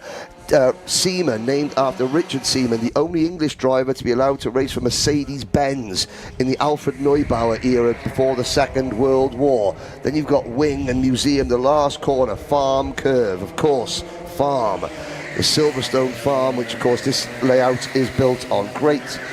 A great nod to history, I have to say, as we watch Larry Tyndall now chasing Ewan Thomas, Tom Ballantyne in third, and these three, despite their battling, John, are managing to maintain a small gap over Jacob McComb, Joel Billington and the rest. Just about, but Ballantyne did lose a second to McComb on the last lap, and they've lost even more here on this lap as we battle for second place. Now Tyndall just about holding on to P2 and keeping Ballantyne behind for now. Well, this is Ewan Thomas's opportunity here to hit his markers and try and break away before the battle for second hots up and more drivers get involved. I just wanted to speak about, you were chatting about the social aspect of yesterday. Yes. There is a nice social aspect of today as well, because a lot of the drivers, of course, when you're racing for a team, yes, each of you are getting put into 4 different races. Whereas today, you could actually race against your teammates for the first time, which is a lovely aspect of Drivers' Champs as well. Bragging rights, yes. Exactly. Even as, I mean, we were thinking about what is the collective term for a group of BUKC drivers. I think we came up with a slur, a trash, I like a that. crash of drivers, a slumber, a scruff of students. I don't know. It's there is certainly not scruffy on the racing lines through that very, very technical section at Maggots and Beckett's. I did see one of the cones in one of the earlier races getting yeeted into oblivion, and yes, yeah. Do we know? I mean, we preface that no animals or children were harmed during the making of this content. What do we say about cones? What is the average lifespan of a BUKC traffic cone? One race. One race. That was. What's the average lifespan of the floor tray of number 30? Larry Tyndall. Was that a problem? I think that as he braked there, did that trip across the curb, that nasty curb, did that knock something off the cart that he needed? I can't see Larry Tyndall. I think that might have been. Yellow flags are out. Yes. Yeah, he's parked up. Look. Oh. It's the cone. The cone was stuck under the cart. He's just removed it from the back of the cart, and he's getting back in and continuing. That cone's definitely dead. Yes, R.I.P. Cone. Oh dear. And he's even pointing to he's even giving it a memorial service and a send-off. Yeah, everyone please wear your finest black outfits and we'll head down to Hairpin 1 in a few moments. Yes, that cone has met its maker. Jamie Zoiber! Oh, goodness me. Now, Jamie Zoiber stuck his nose where it wasn't wanted there, and Ewan Thomas had to bail, and, this is lively. Hang on a second. I thought it was tomorrow. Andrew Mather warned me that tomorrow during the intermediates, that's when we have to play Eastbound and Down, the theme music from Smokey and the Bandit, because there are many of them tomorrow. But apparently, the drivers in the mains championship, the lightweight drivers, are doing their best to put on some finest kart banditry for you, the viewers. You got to remember, there were nearly 10,000 viewers yesterday. Incredible. Amazing. Great to have so many people interested in BUKC. Of course they are. That's not even a surprising stat. BUKC, the pinnacle of British motorsport, as we know. We press on then through this one. Of course, we've got plenty of drivers involved, from mains, from inters, and grads involved here today, so a wide field of drivers. I think that statement you just made about the pinnacle of British motorsport is wrong, as we've got a checkered flag. we've got to check the flag. Tom Ballantyne has won by 1700ths of a second over Jacob McComm and Jamie Zoiber. I think we just take the British out of that, the pinnacle of motorsport. Agreed, 100%. What a race that was. Poor Nice Isaac battles at the sharp Lyons. end. Yeah, Isaac Lyons in 6th, Joel Billington in 5th, Archie Coverty, Ryan Harris, Logan Parker up into 9th place, Michael Jones, Frey Davidson, Ben Robertson.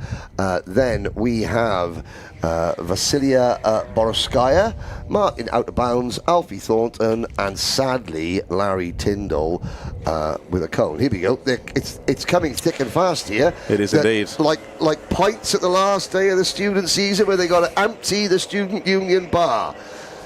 Out onto the circuit, thick and fast. Another 16 drivers to rattle through. Now, Piers Pryor's left me his laptop, which is a dangerous thing, but I've only got one result up. I'm going to have to use your screen. You got to go back. You got to go back again. Okay, yeah, press back the back again, button. and then we're going down. We're about to start race 12. The one that says this will be live. heat 6. No, yes. Now we have started this one because they have left the pits. Do you want to take us through the grid?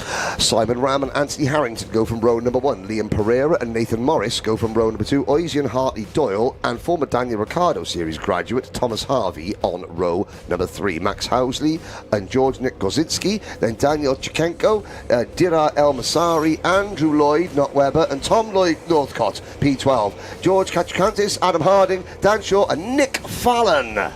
Indeed, here we go then, 2 by 2 to the lights once more. It's Ram and Harrington who lead us to this race start here for race 12 of the day. Ram will have the inside line down into the first couple of corners. Ooh. A little bit of a lock up there as they all very much load each other down into T1. I think we've just about seen them keep it on the circuit. North got there in the background trying to make up places as again, big move there down through turn 4. That was Nathan Morris there getting all sorts of sliding. A bit of a lock up. I think he was pushed into said lock up though as they press on now through Magnus and Beckett for the first time. Absolutely. Great new camera shot there from the Alpha Live crew as they head down towards turn number 8, bridge. Underneath the bridge, look at the elevation change. Now, of course, these are the more experienced drivers, and the racing could be some of the best you've seen. But also, when you've got these experienced drivers, they know how to handle the power. But of course, those wrap-round bumpers at the front and the back, okay, the tyres are exposed. They're not complete wrap-round bumpers, but it is like a little bit of bubble wrap. The drivers do think, oh, there's an extra little bit of a safety net that I can just use to lean on the driver I'm trying to pass, which of course is a no-no because we are in a non-contact sport. Anyway, 7 minutes quickly going to dissipate. We've got less than 6 to go. Across the line, Simon Ram, Pereira, Chichenko, Morris, Harrington, Hartley Doyle, and the rest. Yeah, Tachenko had a good first lap. They're up 7 positions, but he has got an ABC bump and pass penalty. The number 16 cannot win this race. He got a P2 on the board from his first race out earlier on. Well, it's only going to be a maximum of 5th, even if he wins this one on the road. He's going round the outside into Magnussen Beckett's. Great Lovely move from Tachenko, and now he's got his eyes set on Simon Ram. The Audi TCR touring car driver, Daniel Chichenko, Kachenko. Very impressive. Oh, somebody goes for a spin in the back. And good move from Daniel Chichenko. Just used a little bit of opposite lock on the brake, but then he runs wide of the exit. Simon Ram, well, Ram by name, Ram by nature. And, well, I don't know about Ram by nature. That was naughty by nature as he moves in. 5 cars battling for the lead. This is great stuff. Welcome to the party. Number 47, Nathan Morris. 3, Oisen Hartley Doyle. And number 20, who is, let's have a look. That's Harrington, isn't it? Anthony Harrington. Is indeed. Yeah, continuing to battle. Then we head on to now lap number 3 of this one. Ram somehow still in the lead of the race. What have we just been delivered? Well, I was going to say, we've got 4.5 minutes to go. John Ratcliffe, is it unprofessional if your co-commentator stops to eat a cinnamon roll? They crack on, I'm going to do exactly the same. Which has been given to us by a driver. Yes, that's what I said. He had an Apollo Red graphics on his crash helmet. He said there was cinnamon rolls, not for bribery, just because he likes us so very, very much. Big up, Sajid. Has he just won every race? He's won the super final in front of Jake Palmer. Yeah, Jake Palmer's finishing second, Sajid in first. Okay, well, appreciate the stellar, Jake, but that is clear. If you do hear one of the commentators go silent, it is because we are cramming a cinnamon roll down our Gregory Peck. One of us needs to be loud. Speaking for the the inside, here's Simon Ram again, and there's Kachenko saying no. Morris, Pereira, Doyle and Nick Fallon, the fastest lap of the race. Watch for kart number 31 as... no, that's Pereira making the move there on Morris, shuffles Morris back into this pack. Well, for the first time in this race, it's not Simon Ram leading the way as we come through to start a new lap. It is Kachenko, as you say. Nice move to get through and finally might break away here. Sadly for him, he's got a second penalty of the race. Track limits advantage for him as well. So more positions to add on at the end of the race. ABC bumper pass for Adam Harding and a forcing driver wide for Simon Ram. So neither Kachenko or Ram can win this race at the moment. It's Pereira in the effective lead of this one. Well, we got that thing in brackets on the road. So Kachenko, Ram on the road, then Pereira, Morris, Hartley, Doyle and the rest. The gaps, there is 5 seconds between the top 15 with just 2.5 minutes plus change to go. You saw the one driver, Katrachanios, spin at the start of this race, side by side. Pereira passes on the road. Simon Ram on the road, passes him back into... No, he doesn't. That's a great move, keeping it tough, hooked up round the outside. 3 wide into the next corner. That was Nathan Morris. Now, this is the complex. This is Seagrave, Seaman and Wing. I'm looking at your screen because my eyes, I should have got the Specsavers. Indeed, pressing on then. What's the gap now to Kachenko out at the sharp end? Again, reminder, he cannot win this race in terms of points, but he's driving like he can. Over 2 seconds clear now at the sharp end. He did have the fastest lap for a moment, but that's now taken by Max Housley. Housley in 10th, joining this battle for second place. There's 1.5 seconds from second to 11th place here. Continued chaos here at the Drivers' Champs, just what we want to see. 3 wide coming out of turn number 4, now through the Maggots and Beckett's complex, skipping over the curb. I have to say, Alpha have moved that. They've moved a camera or added a camera, and it gives you a great perspective of the drivers threading the needle through there, up this incredibly steep hill. You don't realise how steep it is. Over the crest, down into what is turn number 10, Priory. Across that's the rental cart grid. Sorry, rental cart. That's an arrive and drive grid. They just skipped past there on their way into Club and Ireland. Now we head out of Tower through Seaman and Seagrave and down towards Wing Curve. Nice move there for Morris round the outside out of hairpin number 2. We've seen that work for a couple of drivers. It's worked very well there for Nathan, and now the 30 of Pereira now overtaken once again. This time it's the 79 of Northcott. Lovely drive through the field here from Tom Northcott. A slightly difficult start, but he's picked his way through since then, and now up into the top 3. Yes, he has. This corner coming up to Brooklands here. Brooklands, this is my favourite. Not only is it, of course, named after Britain's first racing circuit, but, but believe it or not, my parents bought a house when I was 7 years old called Brooklands, and it was meant to be, meant to be. As we look at still, well, it's a great scrap for second on back. Kachenko leads by 3 seconds, but that doesn't matter because if you get a penalty, it's not a time penalty, it's a place penalty, so you can win by an hour and still have all your hard work undone. Exactly that. That's why it's place penalties, to make sure that you avoid them as much as possible. Still no more penalties through after those 4 we spoke about early on in this race, but with this battle pack still from second place backwards, super close out there, I can only potentially see more occurring here. Nathan Morris has got his work cut out for him, but luckily for him, we're at the final corner. Tachenko's going to win on the road. Morris a little bit sliding there out the final corner. This could be a run to the line here for the win in this race, but it is going to go to Nathan Morris. He wins. Yes. There. No, Nathan doesn't have a penalty. Oh, no, Nathan wins in terms of points. Tachenko wins on the road, but has quite a few place penalties after that one. He'll be dropping to the bottom end of the top 10. So Morris wins in terms of points from Northcott and Pereira. Another really good race.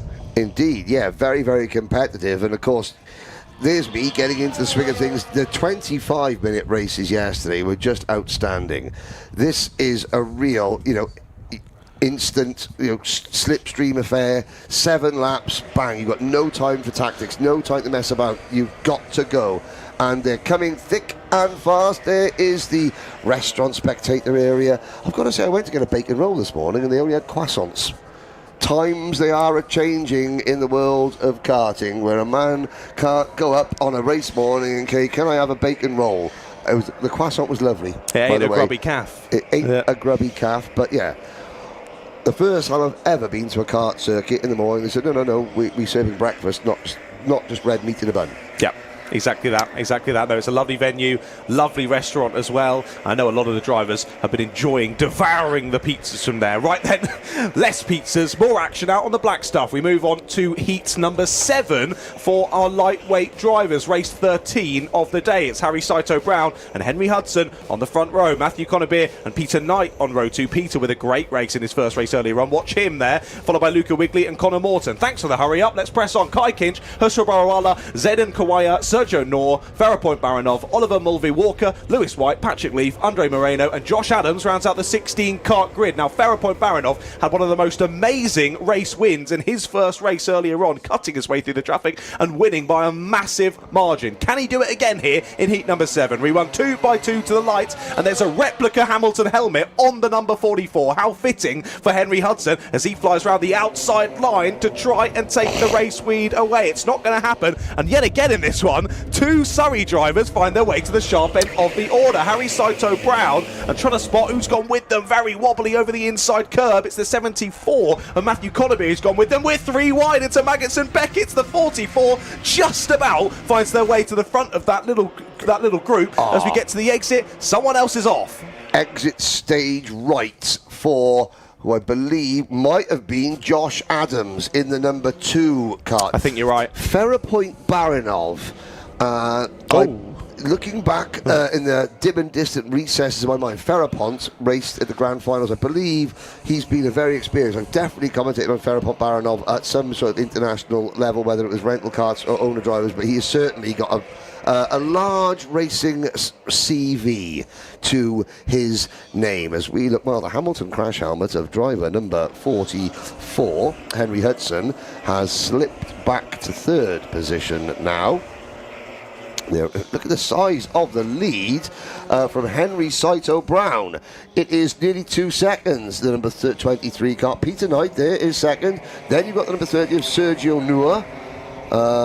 There was another driver called Senna Knorr who raced for Indonesia a while. I wonder if it's the same family. The number 74 of Matthew Conabeer. There kicks up a little bit of dust. Well, it looks like this is the number 44, the Lewis Hamilton number 44 combination. It looks like it's a 2023 Mercedes, not not one of the vintage years, sadly, because Hudson is going backwards. Now, Peter Knight is closing in on our erstwhile race leader. At the end of lap number 1, the gap was 1.8 seconds to the race lead, but Peter Knight has just done a purple first sector and a purple second sector. This is going to be a good lap. 100% it is. Yeah, the only person now beating him in the second sector is Farah Baranov, who's continuing to try and make his way through the order. Nice move there up the inside from the 72. Patrick Leaf getting another position down there at hairpin number 1. But sadly for Josh Adams, the first lap could not have gone worse. Getting spun out there down through Maggots Beckett's, then getting a mechanical flag and having to pull into the pit lane. So already Josh Adams out of this race. We move on then to lap number 3, and gap well and truly closed. New fastest lap, a 1:11.8 for Peter Knight. Gap down to 6/10. Luca Wigley there, you just see diving to the inside of Henry Hudson going into turn number 1.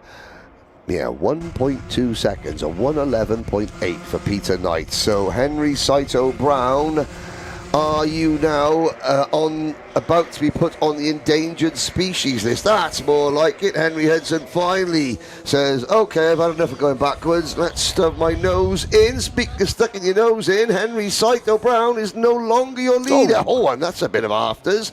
Peter Knight just making sure that Harry Saito Brown thought about making the repass, but he was discouraged.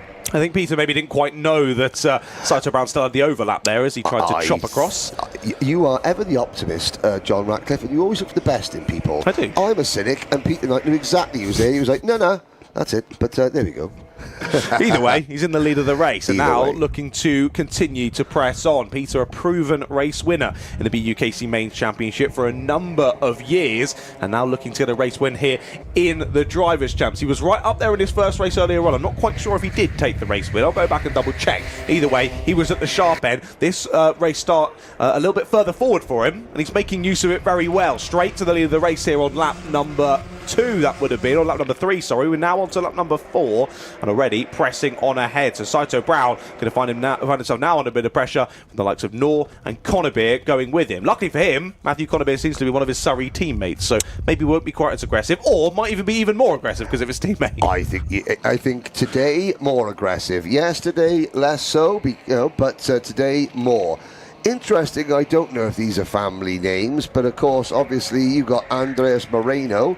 I doubt he's a relative of Roberto Pupo Moreno, but again, it's good to see the Moreno name. Same for, like I said, Sergio Nua has a namesake in Senna Nua, somewhere in the world of motorsport. I've commentated on now. The number 30, Sergio Nua, checks over his shoulder, head down, hunched behind the NASA panel to create maximum aerodynamic efficiency. You can nick that one off your bingo card for the day. Hand in the air, like you just don't care, is the number 23, Harry Saito Brown. Senna Nua, I knew it'd be Sergio Nua.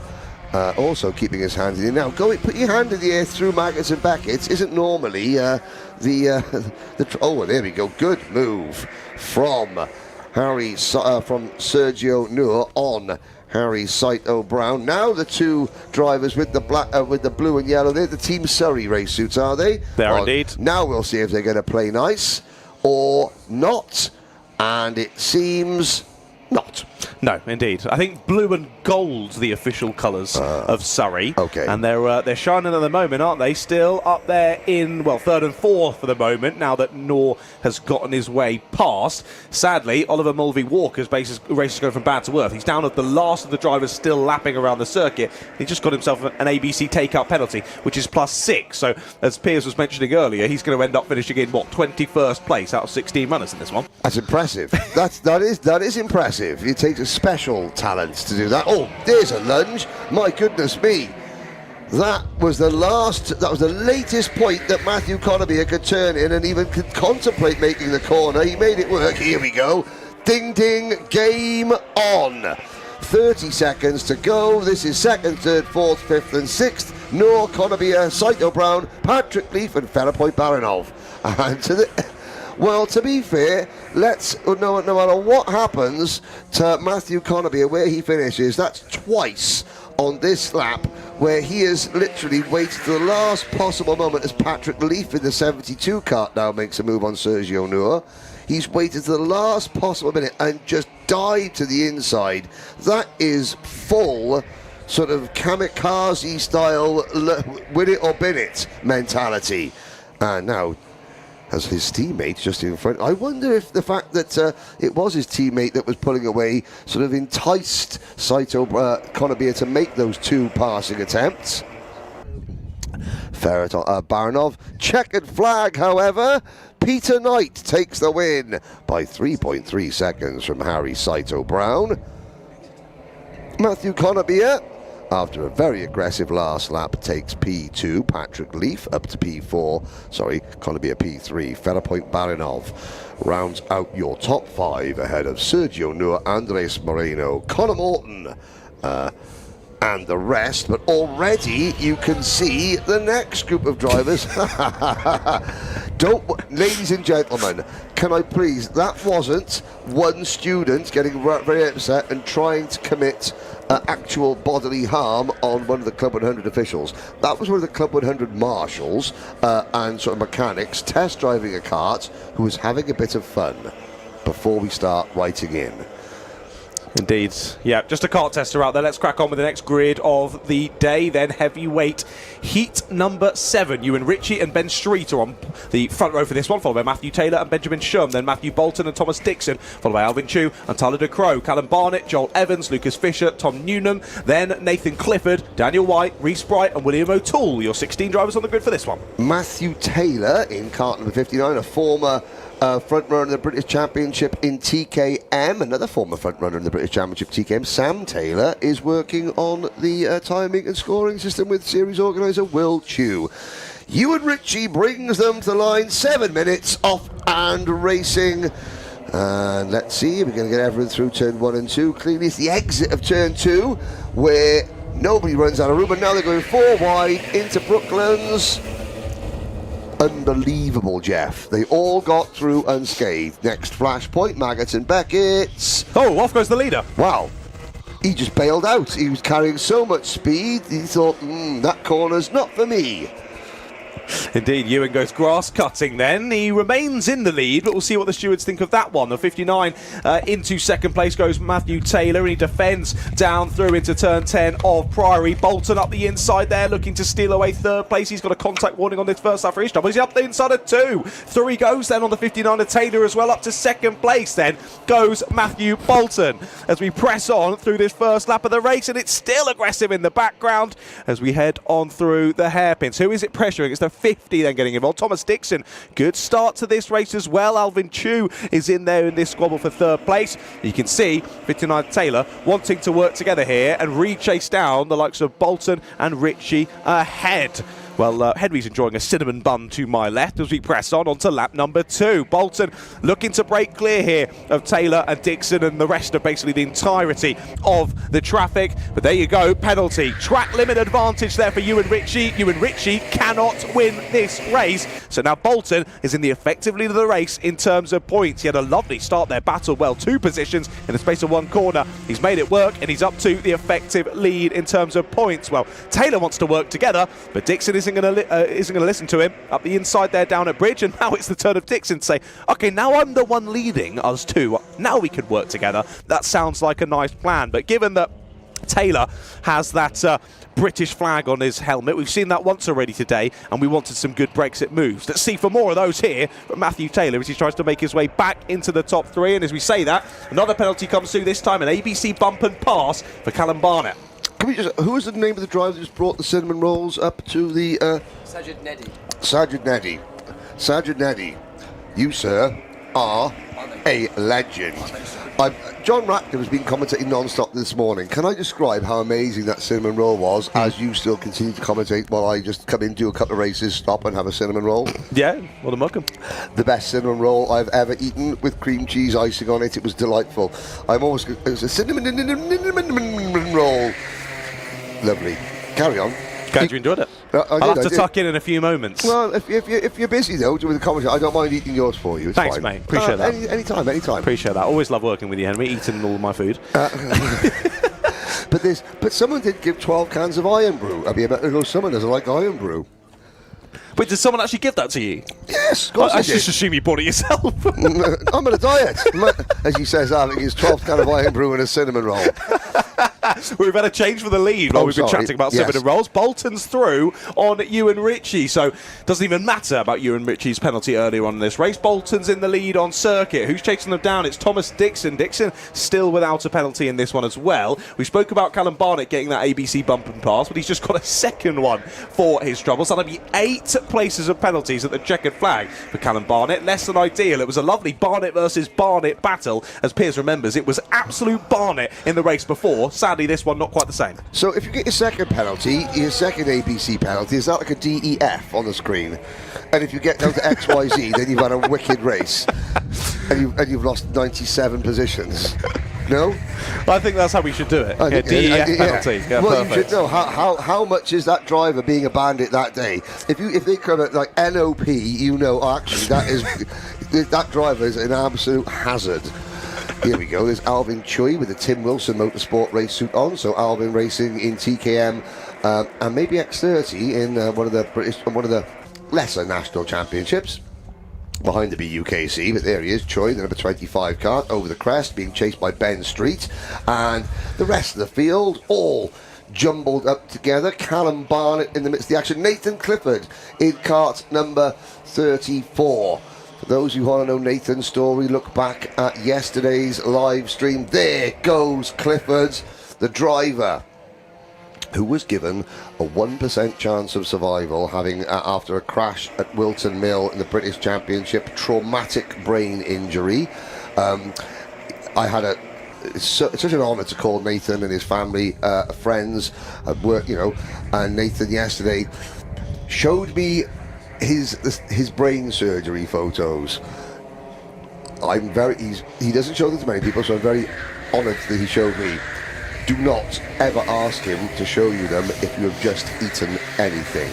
That young man in cart number 34 has overcome more just to get back on this grid than any of us have done in life. It is incredible. It's amazing, isn't it? And thank you to everyone who made that possible. Unbelievable. Oh, yes. There is number 50. Thomas Dixon thanks Matthew Bolton for making that move possible. Matthew Bolton not coming across and defending. They are 1 minute 19 seconds away from the checkered flag and 1.2 seconds in front of Ewan Ritchie. Dixon setting the fastest lap of the race, a 1 minute 11.792. Well, we're waiting. So, this is the calm before the storm. This is not Thomas Dixon and Matthew Bolton just sitting there. This is Matthew Bolton now thinking, where am I going to make the move? Is he going to dive to the inside, going into turn number? He's thinking about it. He is. This is the last lap, of course, that they're heading on to now. So grabbing it at the first possible opportunity, Bolton. Can he get the cut back? Yes, he can. He has the lead. Oh, watch the run that the 50's going to get coming out of Brooklands now. But he's going to be stuck in a single file through Maggots and Beckett's. There they go. That camera angle reminds me of the Clark S's at Croft of the British Touring Car Championship, which is a real corner. And Croft was the only circuit I raced at that genuinely scared me a little bit. Oh my goodness me! I used to do the PR for Bobby Thompson in the British Touring Car Championship, and of course Bobby had the mother and father of all accidents there when. In the British Touring Car Championship back in about 2020, 2021, turning an Audi into rubble. 1 second, 0 second, clock strikes 0. Who's it going to be? Is it going to be the 5 or the 50? This has kicked off, hasn't it, over the last lap? They've been switching around constantly, these two. Will we see a defensive move into the last corner? Will Bolton dive up the inside? No, he'll try. Use a better exit and the slipstream. He will try and thread the needle up the inside. It's not going to be enough for Bolton this time. And it will be Thomas Dixon who takes the race win. Lovely race there. And good battle between those two. And clearly they felt the same. Double thumbs up from both of them. Happy with that race. I tell you what, John's going to have his cinnamon roll. Now, Piers Pryor, out of 10, that cinnamon roll gets a 9.6 out of 10. I'm going to say again, that's a 9.6, 9.7 cinnamon roll. The only thing that stops it being a 10 is that there was only one of them for me. And then John Ratcliffe, you couldn't have eaten the whole thing, Piers. Yes, I could have eaten all 4. John Ratcliffe has, yes. John Ratcliffe is pulling a face, and I think only his nearest and dearest are lucky enough to see. It's an almighty cinnamon roll, isn't it? That is unbelievable. Okay. Unbelievable. You can take this next race, mate. I'm eating this. John is having his cinnamon roll. Thank you again. I'll take you through the runners and riders for the next race because they're already coming out. Very, very quickly, Ewan McLagan and Leo Bell will lead Fraser Brunt and William Taylor, Alessandro Serenetti and Oscar Coveney, the top 6. Rest of the lineup, Hugo Eriksson, Chirag Joprade, Harry Hann, Max Hawkins, Rylan Eshberg, Ryan Neller, and at the back of the field, William Kirtler, Ben Roberts, Ollie Andrews and Luke McHugh. Oh dear, John Ratcliffe has just thrown cream cheese icing over his nice black Ratters media jacket. While he scrubs that off, let's look at the start of this race. Into the tram lines, lights are out. It's a good jump from the outside of row number 1. Well, Leo Bell deciding that pole position on the outside line comes across. They scramble through turn number 1 successfully. Who's going to get run out? It's the number 1 car. Oh, and a spin at the back of the pack. Sorry, Piers. The number 1 car gets turned around. Oh no, the number 34 has also gone around. That was Hugo Eriksson. Ooh, the number 14 of Oscar Coveney up to second place. It's been a great start. But Coveney there flirting with disaster through Maggots and Beckett's, but the cone lives. Piers Pryor is back in the job because John Ratcliffe is having a moment during eating his cinnamon roll, which is a mighty cinnamon roll. Is he having the second one as well? No. No, we've given the second one to our producer. Luke Woodford. Oh dear, there's two drivers off in the background there. One of them, I believe, was the number 22 of Harry Hand. Well, Luke Woodford, the producer who is providing the pictures for you. I suppose he's done a decent job, you know. May as well let him take pity on him and feed him. Wide goes to 29 off the exit of the circuit. That's Ewan McLagan. McLagan, yep, that's head down, the number 14. Cross-side penalty for Leo Bell. Leo Bell there's a pen. What did he get a penalty for? Leo Bell, Jump start. I thought, do you know what?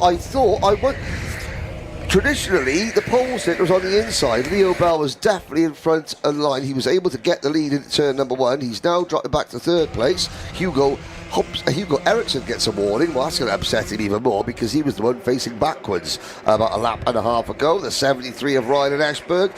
Interesting how in the Drivers' Championships, a lot of the drivers using their race numbers. Ryan Ashberg was always number 73 when he wasn't a nationally seeded driver, which he has been on 2 occasions. Yeah, 73. A lot of the drivers like to choose their numbers. It gives them a bit of extra luck. Exactly. Well, in a day and age, and we talked about this in the Bump Draft podcast that we'll be filming the next episode of tomorrow, a driver's crash helmet is usually their identification, but now drivers seem to change their crash helmet design left, right and centre. It's your driver number that is now your bit of personality, as it were. Now, I am sat next to a driver who finished second in this event. What year was this, Piers? 2020. Okay. Joking aside, you need to be absolutely on the money to do well in this event. Oh, absolutely. It's a unique event because all year you race against drivers for your teams. As Rylan Ekberg does an excellent move upside in the inside of turn 4 to take what will be second place. Brilliant move, but it really is. All the drivers all year have been practicing. They're up to speed with the karts. It's at the end of the year, the day after the mains. You race for your team normally, but you can race against your teammates today. And we've got a full grid, so many cars. We've got a spinner in the background there. That's a Surrey race suit, the blue and gold. Again, the Drivers' Championship was never a thing back when I raced in the BUKC. It was an endurance format. You know, it was 4 drivers per team in a 3-hour race, and you know that was it. Fantastic. But the 64 and the 70, I mean, it would have been fantastic to have a Drivers' Championship back in the day because we still had drivers, Ed Peed, Charlie Bruce White, etc., did come in and race. Yes, it's interesting because you have to be absolutely on form on the Drivers' Champs Day. You have to do everything right because, as we spoke about on the Bump Draft podcast, which Slipstream members will be able to get early access to next week. Of course it should, yeah. And why shouldn't you? It's a front, middle, back. Absolutely. Grid. So you get 3 heats each this week. So you'll have a grid slot somewhere in the front, a grid slot somewhere in the middle, and a grid slot somewhere near the back. You have to both be fast so that you can maintain your front grid slot and pass and clean through the field. So pass drivers without losing time and without getting position penalties, which is a unique thing about the BUKC. Not many championships have position penalties, as we see wide goes the 64 of William Taylor, potentially allowing Leo Bell alongside. Bell does get through on the run up towards turn 11. But because you have to work your way through the field without getting a penalty, that's a whole different set of skills against drivers that are equally fast and maybe less so, although the level in the Drivers' Champs is, I would say, on average higher than most mains rounds. So that's one thing, and then you've got the final and then the super final as well. Yeah, and I would take issue with one thing that you said there. Yes, these are the best drivers, but the standard of the mains yesterday, I was incredibly impressed with. Yes, we had a bit of banter, John and I, about what's fun and what's good racing. You know, the product needs to stand on the fact that the racing is world class. The driving performance, the quality of the student athletes that are doing this, because these are student athletes. Let's not forget this. 1 minute to go, 2 minutes to go. The quality of the product was fantastic yesterday. Fun or not, yes, of course it's fun. But still, despite everyone having fun and this being an extension of the social life of university, the actual on-track product yesterday was superb. Today, it is just as good. Let's see, Ashberg, who's about to prove my point, closing in on Oscar Coveney, 90 seconds to go. Oscar, take a picture. enjoy your time at the front, because I have to say, your time at the front, sir, is about to be over. Watch now how Ashberg sizes up Coveney. He's going to put Coveney in an impossible position very, very shortly. That time is going to come about now. There's the experience. Coveney could do nothing. Ashberg simply set Coveney up to take the lead. Coveney fighting back. But again, that experience of racing Ashberg just gives Coveney enough room, and will now just position his kart where Coveney cannot make a move. That's it. That's an awkward prediction. Yeah, Piers probably raises an eyebrow. I'm about to be proved wrong, Piers, am I? Well, I think you're quite right there, Henry, but it was very good positioning from Ashberg, especially into turn one. He saw that Coveney was going for a move. Gave him 3/4 of a kart's width, so forced Coveney onto the curb on the inside, which gave him a bad exit. But now the toe playing into Coveney's favour there. He's getting alongside, but once again Ashberg just holding the inside line enough where Coveney couldn't get through, but not so much where his exit was hampered. Coveney, you're not going to go around the outside there, son. Yeah, no. This is a masterclass of how to just keep a driver behind you, because you can see Coveney. Look how hard he tried. Watch this now. He'll lean down. Crouching tiger, hidden Coveney to the inside. No. Run to the line. There's a drag race. Look at him crouch down. Ashberg is crouching down as well. Good win, Ryan Ashberg. That textbook defensive masterclass final lap of how to defend without costing yourself 5 seconds, because Ashberg's last lap time of 1:12.7.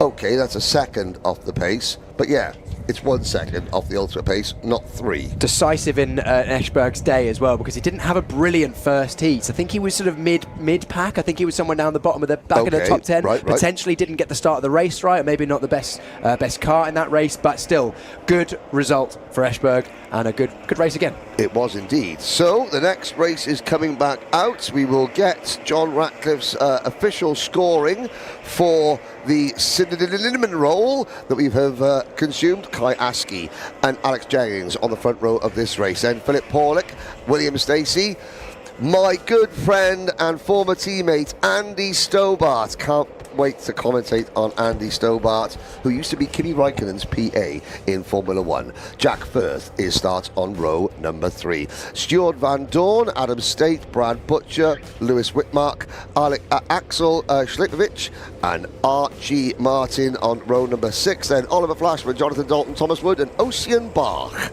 rounding out your field. Kai Askey, front runner in the British Cadet Championship, used to drive for AIM Motorsport, one of the biggest teams in karting at the time. Askey leads them to line. He was always number 15, and he's now P1. Great start from Askey and Alex. Is it Alex Jennings in the 33 car? No, it's the 39 of Philip Paulick. And to the inside, that was a lunge, or not.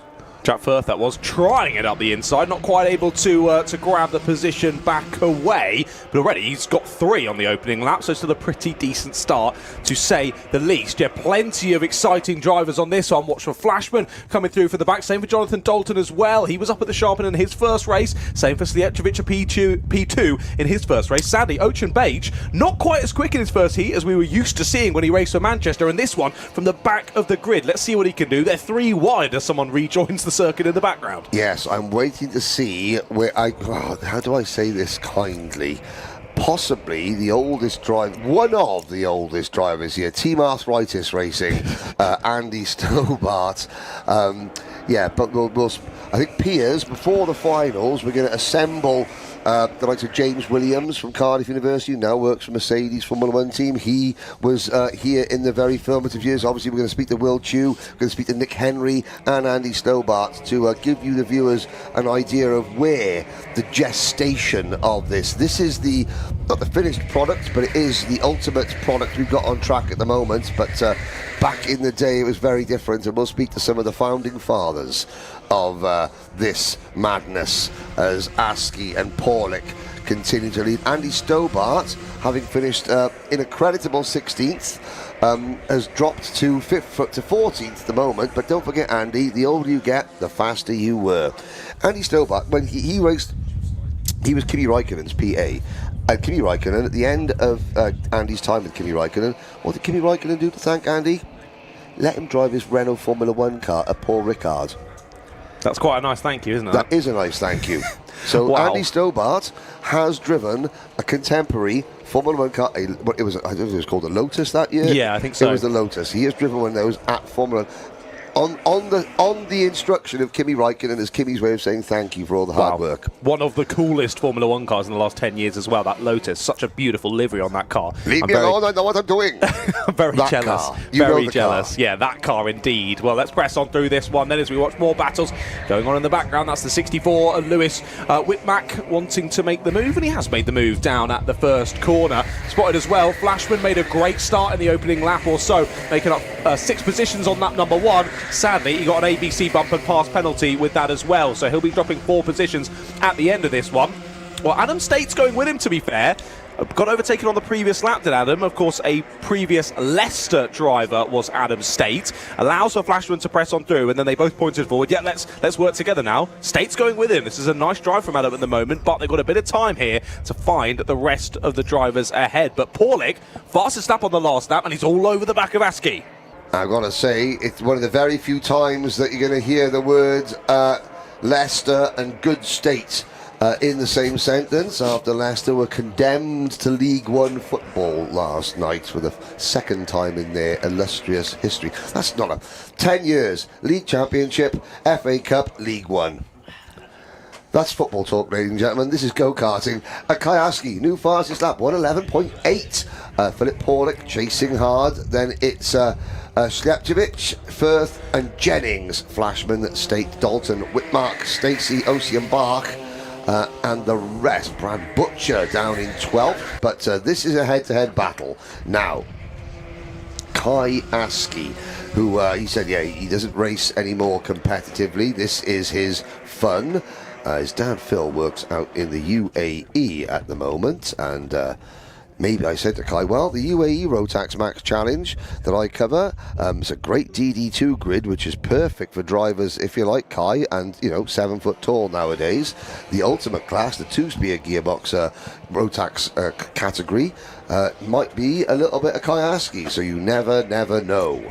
Indeed. Well, those two, as we said, very close on the last lap in terms of pace. So 1:11.8 for Askey, 1:11.9 for Paulik. So clearly Askey just getting the push now as he realises that Philip is right on his rear bumper. Slepčević and Firth. Now they've got Jennings and Flashman with them as well. State trying to go with them as well. So that gap only really opening up then to the drivers from third place backwards as these two continue on nose to tail. Look how much Axel drops down in the seat there behind, trying to be as aerodynamically efficient as possible, but still a couple of tenths off of the pace of the leaders at the moment. Flashman up to 4th. He's made 2 more places on the last lap, but again, to remind you, he'll be dropping 4 once all is said and done. So we've got 2 minutes to go.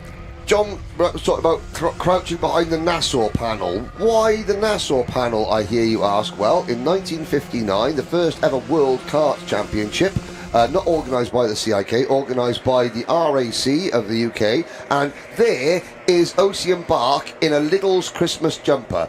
How do I know it's Ocean-Bach? Because his Facebook picture is also him in said Lidl's Christmas jumper. I'm not sure that'll pass homologation, however, it is quite funny. It's great. He always likes to wear it. We were sad, and me and Piers, for his first race, that there was no little jumper and there was no usual toothed helmet. Well, both have returned here for his second race of the day. Maybe it's just keeping them in the locker, ready to use later on. Yeah, when he needs a good result, out comes the Christmas jumper and the fancy lid. For Ocean-Bach. Yes, the NASA panel in 1959, the first World Karting Championships held Oaks Field, Nassau, the Bahamas, as part of the Bahamas Speed Week. And the likes of Sterling Moss, Dan Gurney, and Pedro Rodriguez were racing in it. And somebody thought, well, how are they going to know who's who? And that was the number 70 of Oliver Flashman defending. And then said, well, if we paint a number on the front of the cart, then people will know who they're watching. And thus, the Nassau panel was born. There you go. That's the kind of details you don't get from us measly young commentators. And before anyone says, no, I wasn't there, pipe right down. Here we go. Good battle incoming. The top aggressive. two still there. Now, this is co-op. Anthony Jordan likes to use the phrase co-opetition or frenemies. Friends and enemies. Indeed, yeah, they're settling in for now, aren't they? But this is the last lap. Opportunities dwindling here for Pauling. We saw the squabbling behind her. They very much knew it was the last lap. Flashman Firth, Jennings all going at it for fourth place. Liepcevic on his own and a bit of no man's land in fourth place. But here we go then. Down into the last couple of corners. Looks as though Kayaski's just done enough here. Yes, indeed. And of course, I have to say, okay, yes, this is the heavyweights, yes? Well, it should be the heavyweights because Kayaski is so tall as he crossed the line. And again, the bigger you are, the heavier you are. I know the carts are weighted up so that everyone is equal, but of course, coming out of a slow corner onto a straight, the heavier you are, the worse the situation that you're in. Oh, and now there is, wait for it, Andy Stobart in cart number 69. He's only crouching now because his back's given out. There he goes across the line. P14 for one of the OGs of the BUKC, Andy Stobart. What happened to Oliver Flashman there at the end? Well, we saw him getting pretty feisty down into Bridge, didn't we? And then we cut away and didn't see him. So clearly something's happened there. 22 seconds slower at the end of that race.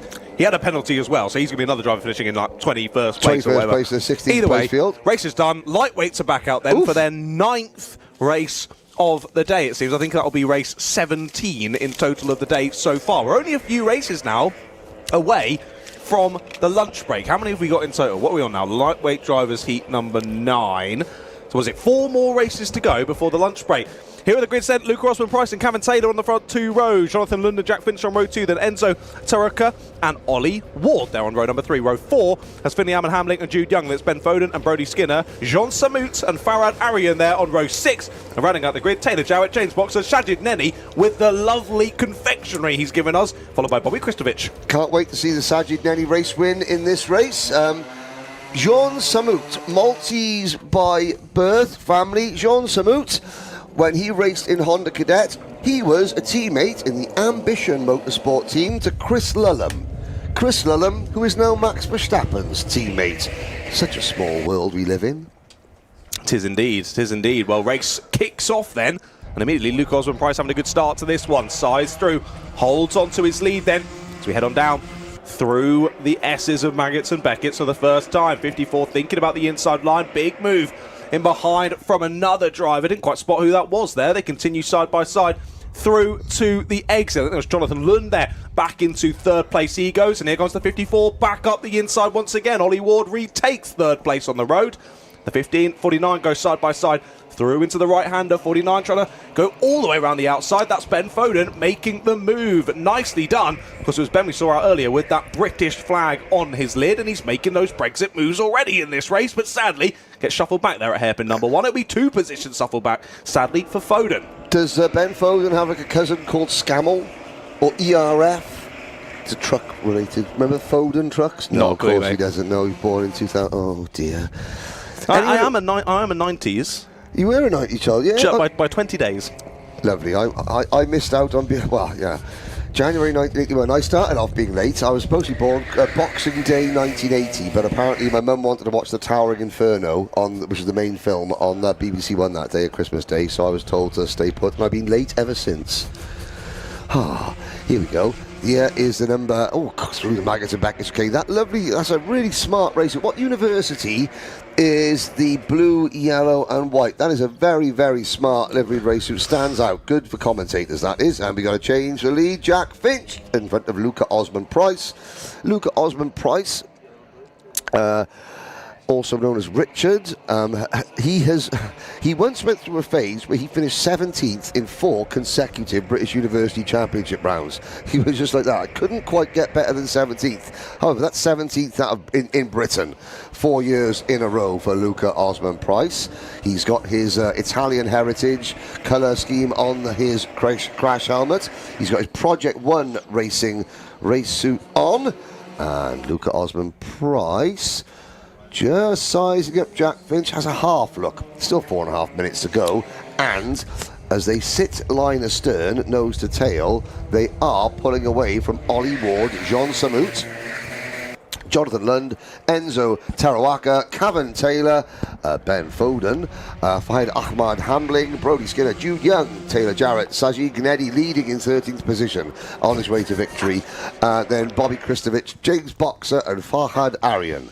Even if he doesn't win on the road, he wins in our hearts. Doesn't he? Absolutely. Well, you know the best way to a man's heart is to his stomach, and my stomach is full of cinnamon roll. Oh. So there we go. It was delightful. Move there for third place. That's Jean Samout getting the move done there through the right-hander of Priory. Up into third place he goes, and now he looks to lead the charge. Back to these top two. Yeah, Osman Price was pointing, wasn't he, when Jack checks over the shoulder down into T1 last time around. Osman Price pointing forward, wanting to work here with Jack. Of course, Jack, your defending champion from 2025 in the Super Final, as Piers mentioned, under interesting circumstances, but we'll leave that in the past. Jack looking to defend said title as wide goes Samout off the final corner. That's going to lose all the momentum. Back through goes Ollie Ward. The Maltese Falcon heads for the dust. Now Samout has to come back to the inside. He's wearing the number 27. His favourite driver used to be Jean Lacey in the Ferrari, which is young, for impressive, for a driver so young. There's Gilles Villeneuve, Jean Lacey, number 27.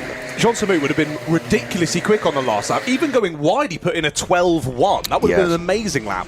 Again, it's something that even though Jean, I don't think it doesn't race, over driver karting before, it's that instant inability to switch on and focus and do a lap where you are literally in the zone, tunnel vision. As we look over the crest, Finch still leads Osman Price. Ollie Ward slowly working himself into contention. It'll be interesting to see if Luca Osman Price starts looking over his shoulder. There he goes. Now, he knows he's still got a bit of time. I've got time to set up Jack Finch for a move without getting swamped from behind. He's going to keep checking over his shoulder. The second that Luca Osman Price feels as though if he moves offline, he could be in danger of being passed, that's the moment he goes. Yes, he signals saying, follow me, follow me. And do we believe you? Yes. For the moment, there was a little bit of defence into turn 10 down at Priory on the previous lap from Jack Finch. I think he just got a poor exit off of the bridge section. But again, Osman Price wants to work with Finch, but Samout, amazing pace, already chasing them down, was 4/10 quicker on the last lap. This is going to kick off here. We are on the penultimate lap of this race, so surely gloves are going to come off soon. Well, yeah, Samout has closed within 0.6 of a second. Luca Osman Price is going to have his hand forced, but as you look, Finch is doing a great job of pulling away. Price is under pressure on this lap. Samout closing in. This is where... Now, let's see. Osman Price hasn't looked over his shoulder this lap. He needs to, because then he needs to start thinking, right, and already Finch going defensively. So this is it, game on. Samout is there.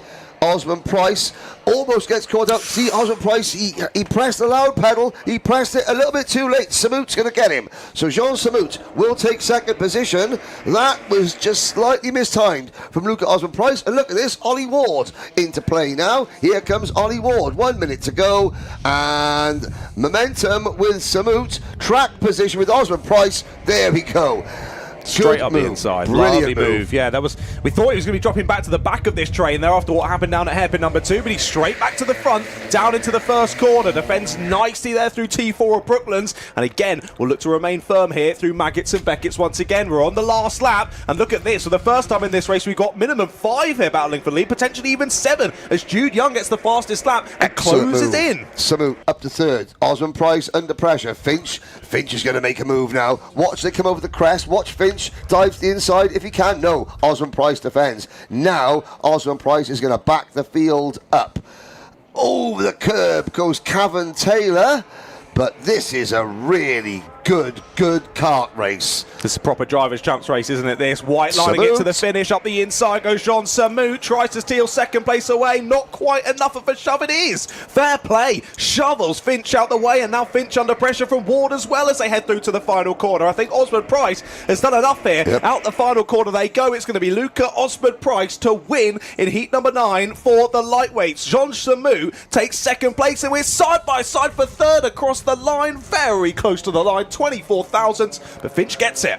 I think Jean Samout, from what I recall, I'm not quite sure if he carried on owner driver karting much after Honda Cadet.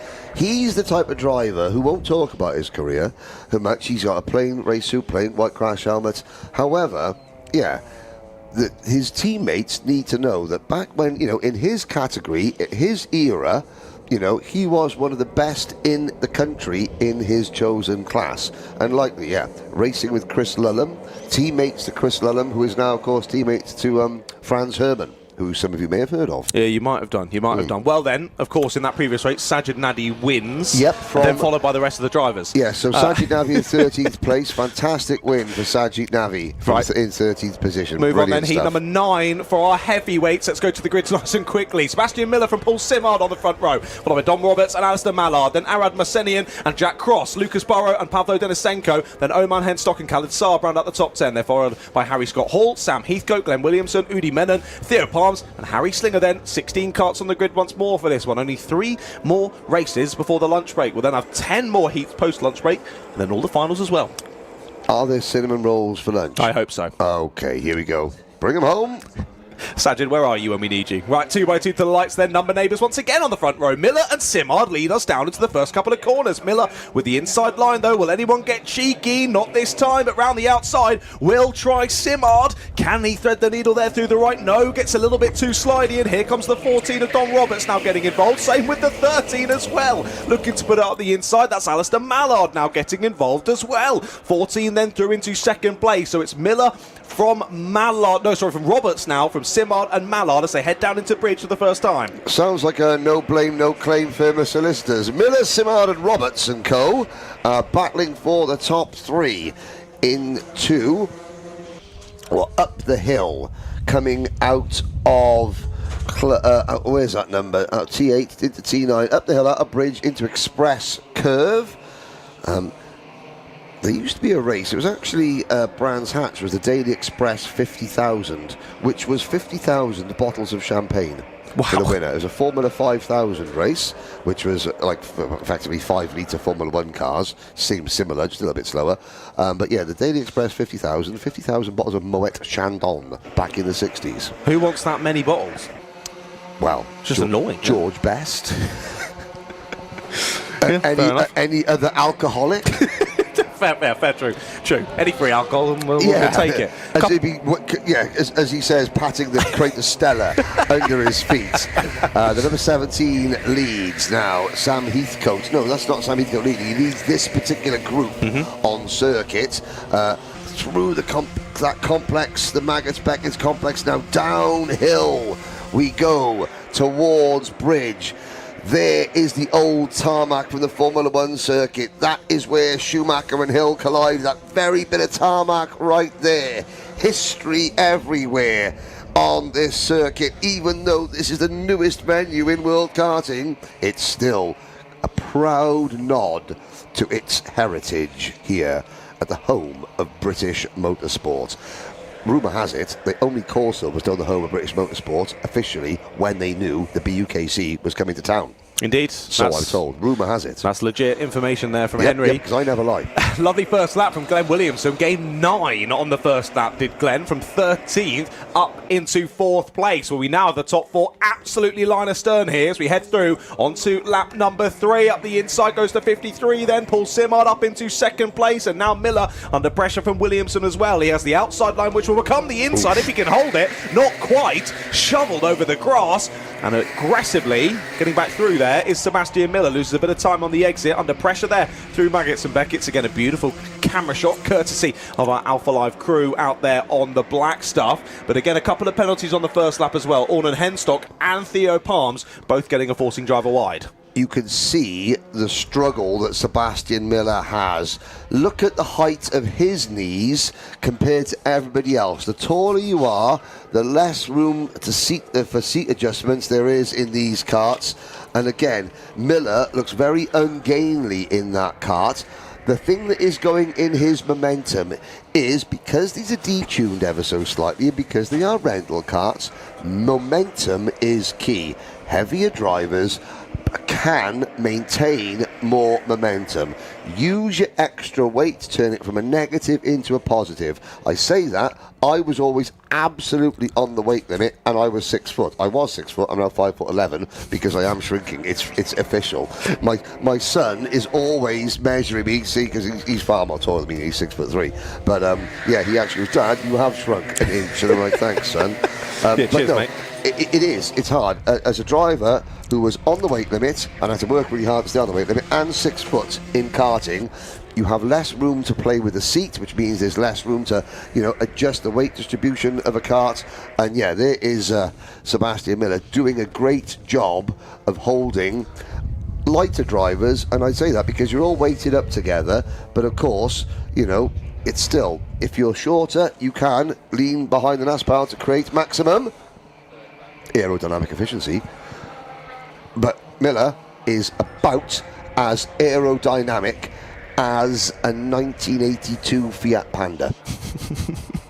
Which, for is those less of than you, ideal. which suboptimal. Yes, not indeed. a lot of time in the wind tunnel was the Fiat Panda.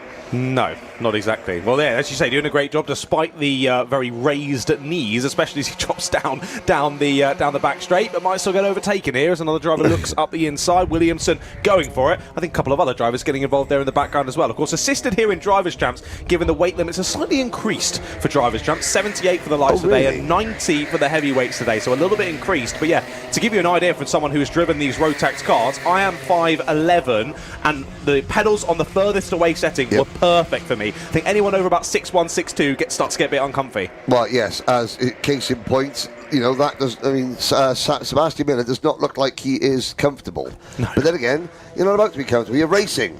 Comfort is for driving around the countryside on a Sunday afternoon. Racing is racing. As Steve McQueen said, is life. Anything that happens before or after it's just waiting. What a quote.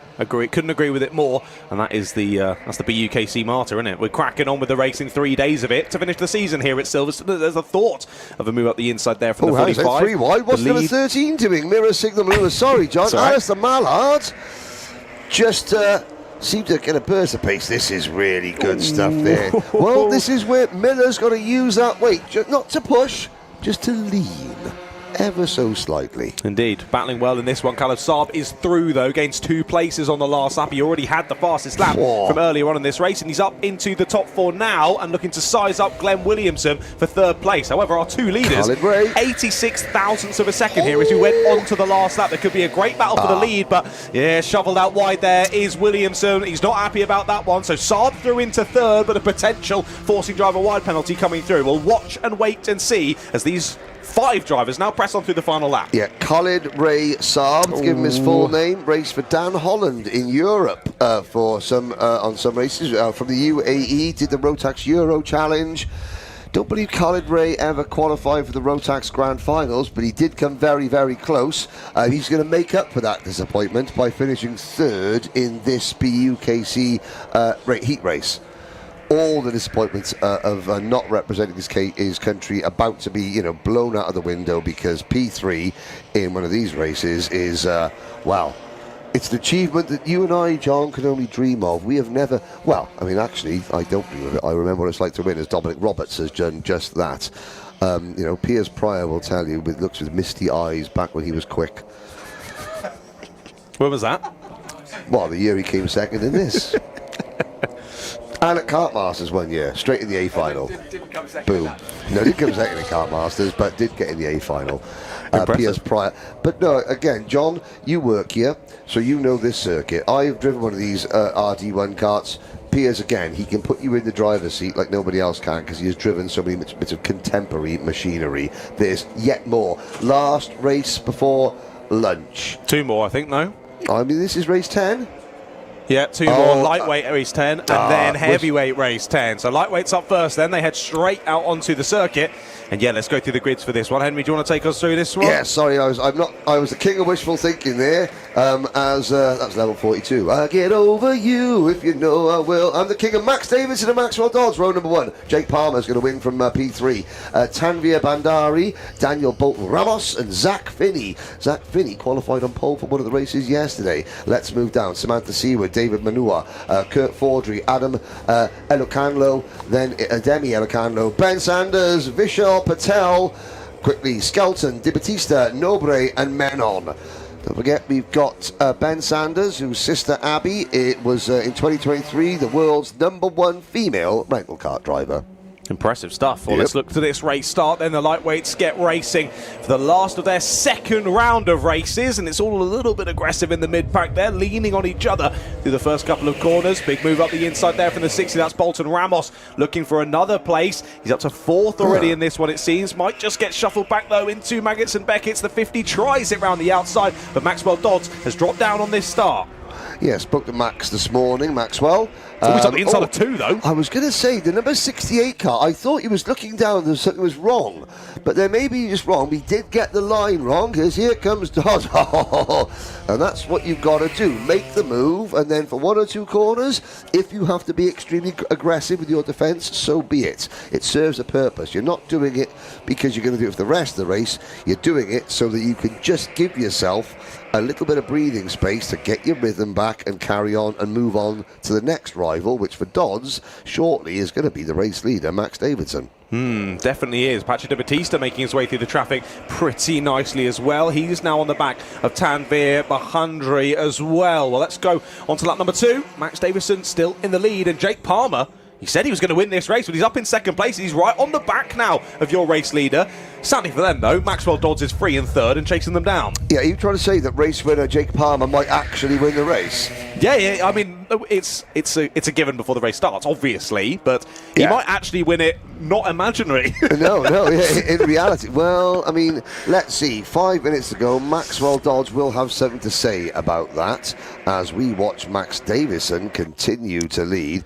Well, okay, this lap, not this lap because Max Dodds, well, maybe this lap and next lap, I will guarantee you that Maxwell Dodds puts in the fastest lap of the race. Yeah, I think so too. He's been clear to start this one. I think it's going to be fastest lap on this one. It went to Rana Menon on the last lap, though, who sadly dropped 20 seconds off of the next driver. So clearly something's happened there to Rana on the first lap. We've lost them at some point, and that's going to be the lofty heights of 15th, I think, for them, sadly, in this race. Still nose to tail here between Davison and Palmer. But as we said, 1.5 seconds it was the gap between Davison and Dodds when we went onto this lap. What's going to be when we get to the end of it? As there you can see Jake Palmer's lovely googly eyes on the back of his helmet. Well, I mean, here we go. He's going to go for the lead. Well, Max Davis is going to be able to see the nice googly eyes on the back of his crash helmet.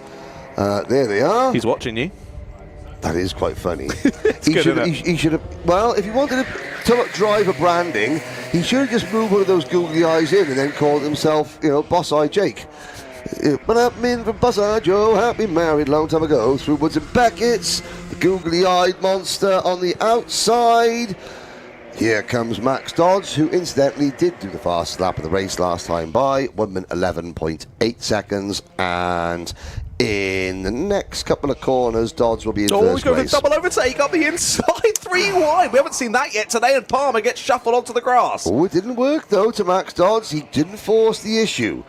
I wasn't starting to gloat, I promise, when I said he'd be in the lead in a couple of corners, but he's going to be in the lead in a couple of corners, John. Indeed, sadly, Palmer shuffled up wide there through hairpin number 1. He's dropped down into 4th now. Is that Vishal Patel getting involved? It is indeed. Of course, I couldn't quite spot him because he isn't wearing his usual suit because it broke yesterday. So he's back in a new race suit for this one as he continues to press on. I say that, I'm pretty sure that race suit still says Patel on the back, so I think that's just a spare one that he had waiting in the wings, and thankfully so, given it breaking yesterday. So Davison, Dodds, Patel, Palmer have now broken clear. It's Di Battista leading the next train. It is Di Battista, Bolton, Ramos, Skelton, Finney, Sanders, and Elocanlo round out your top 10. Now, Dodds picked up the 1 place, got stuck in momentum, got stuck in momentum purgatory, and now has to just get his head back down, which he does over the crest. No insane early moves. I think as a driver, this corner is one of the most frustrating, but one of the most rewarding, personally. The way you come up over the hill, there's a crest, you've got to get the kart slowed down, it's unstable, it's unweighted, and then you've got the nasty game. That's a corner that frustrates and entices drivers in equal amount, I believe. 100%. There's a couple of corners around this circuit that invites you to take that slightly later apex and thus that wider line into the corner, but then that just opens you up to attacks from behind. So definitely a circuit conducive of great racing, as you've seen throughout yesterday for the mains and today here at the Drivers' Champs. These four following line of stern once again look up the inside from Dodds, but a little bit too far back that time. Yes, indeed. Davidson, Dodds swings wide. Watch the undercut coming out of Brooklands. He's got the pace, but he hasn't got track position because Davidson squeezes into the outside. But Max Dodds makes track position. Perfect racecraft there. That was brilliant. No cones were harmed in the making of that overtake, and yet no stickers were swapped either. I have heard rumours that, because I'm saying this track looks great to drive, there is an official event going on at the end of the day, the official opening of Silverstone Kart Circuit. They've invited a very, very special driver who used to race in Formula 3 and was quite good at karting. I think it's Piers Pryor. I think so too. I think so too, yeah. I think so too. Look forward to seeing him open the building later on. Can't wait. Big movements happening there. A bit of a wallop there from Palmer. Not too happy about that is Jake. Well, he just got the fastest lap on the last lap, did Jake? He's flying in this one and now putting the pressure back onto Maxwell Dodds. Well, Dodds leads us on here to the final lap of the race. It's Dodds versus Palmer versus Patel versus Davison. So who's going to win? Is it going to be Max Dodds or race winner Jake Palmer? We'll find out. Jake Palmer, I mean, he's won in our hearts and minds. He's not got a bad moustache either, I've got to say, Jake. He's doing his little bit for top lip temperature protection, as is Palmer. Now he's gone. There we are. Curse the commentator. Dodds is going to take the victory. Who's Palmer going to... He's going to squeeze back to fourth. Is the race winner Jake Palmer. And he will now try the undercut to maybe win the race in third place on the road. Yeah, really hampered by the loss of momentum there out of T1. Got done then by Patel, and Davison follows through, and now Di Battista's closing back in, back up the inside. Our tries, Jake, not quite going to work. Yeah, I was going to say, should we preface why are we calling race winner Jake Palmer the race winner, or should we just leave it because it's the BUKC, it's a bit of fun and no one cares? No, leave it. Leave it. Okay, fair enough. Leave it. We've spoken about the Stellars earlier. Jake's just a good lad, and of course co-commentator yesterday morning, but we're pressing through to the checkered flag now. Looks like Dodds has one hand on this. He does indeed. His sister may be a scratch golfer, but Maxwell Dodds ain't half bad in a go-kart neither. Takes the checkered flag. Vishal Patel second, Max Davison third, winner Jake Palmer in fourth, and well, out of nowhere, right at the end, with the fastest lap of the race on the last lap at 1 minute 11.443 was Patrick Di Battista. He was speedy in his first race earlier on, so not surprising. Picked his way through the order, but just he needed one more lap there to really get involved with the leading battle. I want to say as well, big shout out to all the drivers in that race. I think that might be the first one I've seen with not a single penalty. Incredible. There Very were impressive. There was 2 track limit warning. No, 1 contact warning, a couple of cone warnings, and a track limits warning. But apart from that, well, well done. You can say what you said at the beginning of the last race now. I got no memory. It's the last race of the morning before the lunch break. Okay. Ready? I'm ready. Here we go, ladies and gentlemen. It's the last race of the morning before the lunch break. That's the first time we've heard that. Exactly. 16 drivers going out. Right. Should we rattle through it? We will rattle off the grid. I'm so pleased I get to commentate on Sam Pooley for the first time in 12 years. Here we go. That isn't the grid I have on my screen. I can't like because that is heat number 5 of heavyweights. I believe we're on heat number 10. Apologies at home. It's Adam Nather from Annan Palmer, Kieran Wakefield and Will Mallard, then Jake Nanagasawa and Max Barnett, Nick Henry and Jack Goodliff, Jesse Dorgeese and Harry Fulton, then Josh Marchant and Max McCabe, Madri Kadiri, Ethan Annett, Sam Pooley and Carl Morby. 16 on the grid then for this last race before lunch. It's actually Mahdi Kadiri. You called him Madri just because you're thinking about what you're going to have. I want a beer at lunch. Exactly. You can tell what's on John Ratcliffe's mind, everybody. Into turn number 1. Nick Henry, 7th, watch him in kart number 43. Another one of the OGs. And, there's 5 wide coming out of Brooklyn. Somebody on the grass. everybody else safely through the first 3 corners.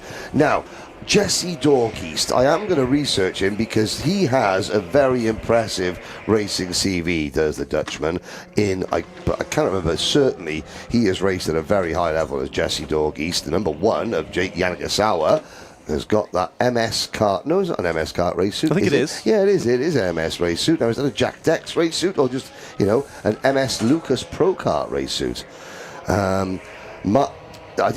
MS is for is it Mateo Slavic, who is the Czech Republic builder of the MS kart. I was given the correct name, but I can't recall. I think it is Mateo Slavic. I stand to be corrected, but that is the MS kart, the Czech Republic built chassis. And round the outside, this is got Kieran Wakefield. Are we going to see a Slim Shady? 3 wide. No. Up the inside goes Yanagasawa. He's just taking the lead, I think, there through T1. He has. Lovely move. Used the slipstream very nicely. Yanagasawa takes to the front there. Nather into second, I believe. Yes, it is. Yes. So Nather to second, Wakefield to third. So the Sheffield driver now finds himself no longer in the lead. Down to P2 he goes, and who's closed up to the back of them? Is that Barnett who's closed up? It is indeed. Max Barnett has closed up our 3 leaders.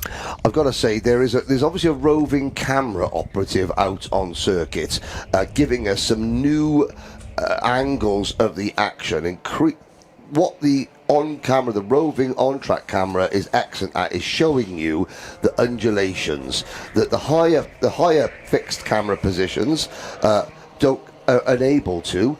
But yeah, down on the ground you see how much, considering Silverstone was a flat airfield, the circuit designers have got an awful lot of gradient into this venue that you only appreciate when you're on the ground trackside. Indeed, yeah, they've done a lot of work to make those undulations, haven't they? And what was just a field after the old circuit was, of course, removed. We press on then, 4.5 minutes still left to go in this race. Yanagasawa under pressure here. Up the inside goes Kieran Wakefield. A little bit of a pod out the way there, but nothing to agree. Just through to the lead goes Wakefield. Yanagasawa down into second place, and they switched around for third as well. Barnett is back through into P3 then, or for the first time in this race. And now Nather slipping down into fourth place. But I think his strat here for the next couple of minutes at least, just sit behind and see what happens to the drivers ahead. But Jesse Dorgeest is dragging some other drivers along for the party to join in for this leading battle as well, as they carry on squabbling down through into Priory once again. Yeah, how long will this 4-kart battle for the lead remain a 4-kart battle? My opinion is not for much longer, because yeah, Jesse Dorgeest and Mahdi Kadiri are closing in. Those two in 5th and 6th have got another big gap over the rest of the field. Sam Pooley, 2014 Minimax British Kart Grand Prix champion. Sam Pooley, P8. Nick Henry. Now, there is going to be a slight rivalry between the likes of James Williams, who is here, Nick Henry and Andy Stobart. They are making up the 3-pronged arthritis racing team of original championship founders. And Nick Henry's in 9th. What's the average finishing position of Team Arthritis so far today, do we know? Well, Nick Henry's up in 9th. James Williams, his performance escapes me, and Andy Stobart has been trying hard. Proud of them. Yeah, proud of them. I mean, well, it just goes to it's awesome show, to have them involved. It's amazing. Well, hang on a second. I've got to say, back when 25 years ago, all those 3 were serious kart peddlers, and it just goes to show that you can all think that you're still in peak condition, but then you realise, no, you unless you're in a kart all the time, you do lose that little bit of instant reaction, the instant reactions that racing drivers need. Kieran Wakefield has it. He leads the race at the moment. Well, Jesse Dorgeest hasn't caught up yet with Mahdi Kadiri, although Kadiri has set a new fastest lap. The number 1 plate kart, Jake Yanagasawa, looks to the outside. Nope, falls back into line. It pushes Wakefield down the start-finish straight then as they head on to lap number 5 of this race. That'll be the penultimate race here of the morning's action. I know it's 20 past 12, but we'll still consider it the morning's action here. Wakefield continues to lead us down through the S's once again. Is this the penultimate race or is this the final race? This is the final race. It is the final race. The last race of the morning's action, Here indeed. Up we the inside go. goes Yanagasawa down at the bridge section. Nicely placed. Shuffles Wakefield wide and now asks for a push. Please, could I get a push, Wakefield? Thank you. Yeah, I've just passed you, but now do me a favour. Thanks. And now he defends into the right-hander. So Yeah, no just quite- working together between these four. Quite rightly, Kieran Wakefield went, not on your Nelly, son, or words to that effect. Indeed, yeah, probably can't say the words to that effect on the live stream. Dorgeese is closing in. New fastest lap for him on the last lap. Down into the 111s for the first time in this race. 111.9 for Dorgeese. Gap was about 1.5 seconds heading onto this lap. We're about to go onto the final lap. Things need to kick off ahead here for Dorgeese and Kadiri to get involved. Yes, I think we've got to that stage where the leaders have behaved themselves just enough to give themselves a little bit of breathing space. Now Wakefield tries again to go around the outside. He's going to size up a move. He's going to dive to the inside coming into Brooklands. No. Right, he's trying for the crossover. He's going to be in wrong track position for the run through Maggots and Beckett. His next option will be down to Bridge. That very, very undulating sort of downhill. There's that great camera. Look at the drop off. You're heading down and then up again like a nice proper carousel. This is a really steep uphill over the brow and then hard on the anchors, and there's nothing Yanagasawa can do because Kieran Wakefield had it. He gives Yanagasawa room on the outside. Now he's just going to squeeze the number 1 plate drive. That is a superb move in one of these rental carts, and it worked for all of 2 corners. Jake Yanagasawa gets back, and now Kieran Wakefield on the grass. Barnett, Natha, Dorgeese finally joins the party. 2 corners to go. Look at Max Barnett. What a race. Fantastic race to the line. Then goes Yanagasawa. Good defence there over the final lap. And Yanagasawa wins there. The last race before the lunch break. Barnett to second and Dorgeese to third. Caught up on the final lap. Well waited for them all to done. chuck each other wide there through hairpin 2. Went up and under. Said, thanks guys, I'll take P3. And to be fair, Kadiri followed him through as well to 4th. Wakefield 5th. Nather 6th in that one. And it must be the lunch because the Iron Brew's coming out. Yeah, Max Barnett, great last lap. I salute you. I toast your success with a can of the brew. Well, there we go then. Amazing racing here in the morning's action at the 2026 showing of the British Universities Karting Championship for the Drivers' Champs. Of course, 2 races done and dusted here for every single one of the drivers racing here today at Drivers' Champs. We'll see them all out once more for another round of heats this afternoon, and then it will be into the all-important finals. We are back racing at 12:55. Was that correct, Luke, as I look round to him? Around 12:55, so just keep your eyes peeled. We'll be back then for the next round of heats, and we'll have Henry and Piers to guide you through it. Were you here for the second half there of the morning's action? How do you think it all went, Henry? Well, how dare you, John Wright? I was also here for the first half of this morning's You were action. here, you just weren't shouting in this microphone. Yeah, no, I wasn't. I wasn't late. I wasn't late, I promise. No, it was very, very good. Andrew Mather did a very smart thing by putting me on sections 2, 3 and 4. At some point, either John or Piers was going to be interviewing some of our founders. I thoroughly enjoyed it.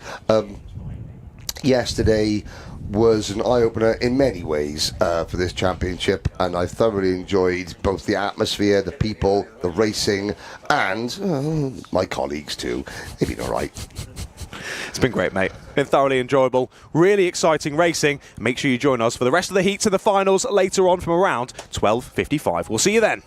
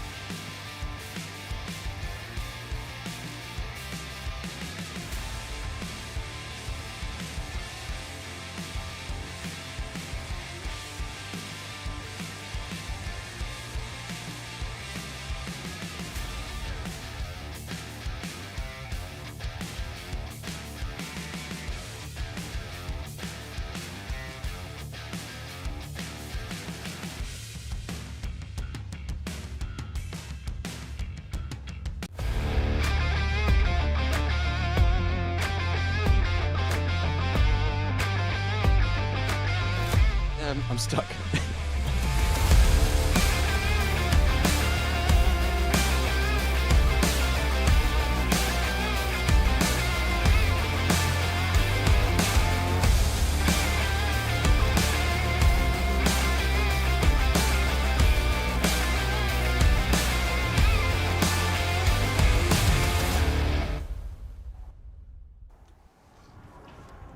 Hello everyone and welcome back to Kart Silverstone here at the BUKC, British Universities Karting Championship, Drivers' Championship, the day when all of the teammates get to race against one another for the ultimate crown of being the 2026 BUKC Drivers' Champion. We are 2/3 of the way through our heats. We're looking ahead to the third batch of heats. That will be coming up in just a few moments' time, starting with Lightweight Drivers' Championships Heat 11. So far through the 2 sets of heats we've had this morning, some drivers will have had their 2 of their 3, which means that either the front and the middle or the middle and the back have been done, and the sole remaining one to set their grid for their respective finals is what they are fighting for. We've had some brilliant racing so far, and as you can see with the BUKC banners from the static images we are having from circuit, the wind has picked up even more than it was earlier on, making the toe and the slipstream down towards turn 1 at Wellington, and also up the hill towards turn 10 at Priory are both going to be extended and increased, meaning the racing will be closer even than it was this morning. My name is Piers Pryor. I'll be leading you in for this afternoon. Alongside me in just a few moments' time will be John Ratcliffe. He's at the moment probably filling his face full of pizza, maybe some more cinnamon buns. Big shout out to Sajid for providing those earlier on. Even though he finished 13th in his race in the second round of heats, he did win from 13th, so in our eyes at least.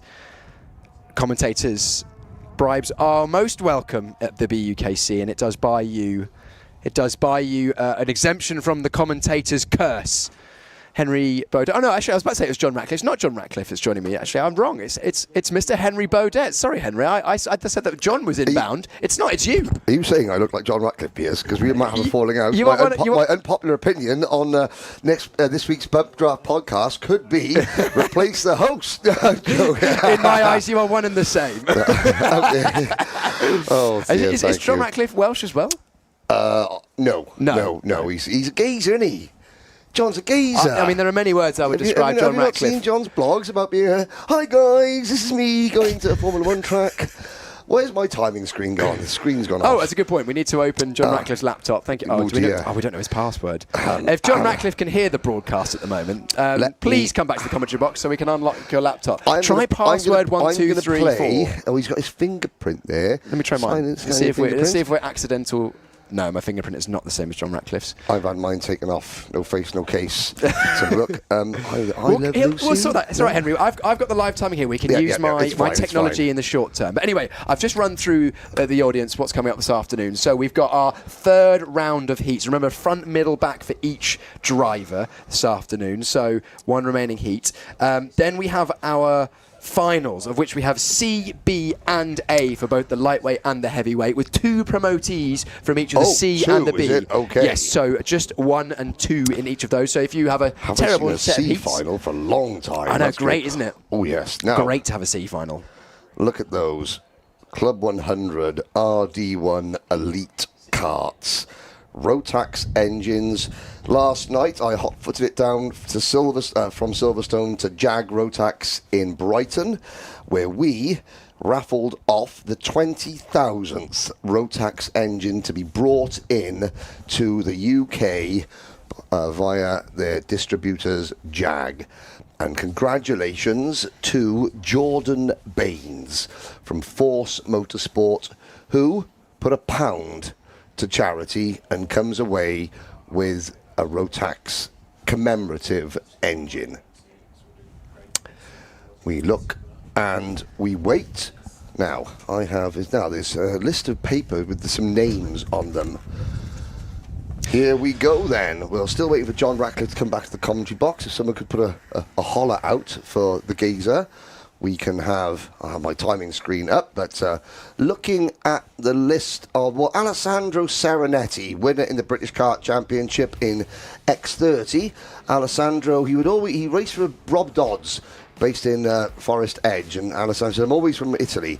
Sajid Gnedi, he of cinnamon bun fame, will win this race from third on the grid. You've got Bobby Kristovich, Lewis White, Gennady, Ben Roberts, Farhad Aryan and Patrick Leaf on the first 3 rows of the grid. Jacob McComb, Ewan Thomas, Harry Saito Brown, Larry Tyndall, Alessandro Serenetti from Rome, just west of Oxford, and Ryan Harris on row number 6. The final 3 rows, 2 rows even, Max Hawkins, Oscar Coveney, Martin Out of Bounds, and Chirag Goprade.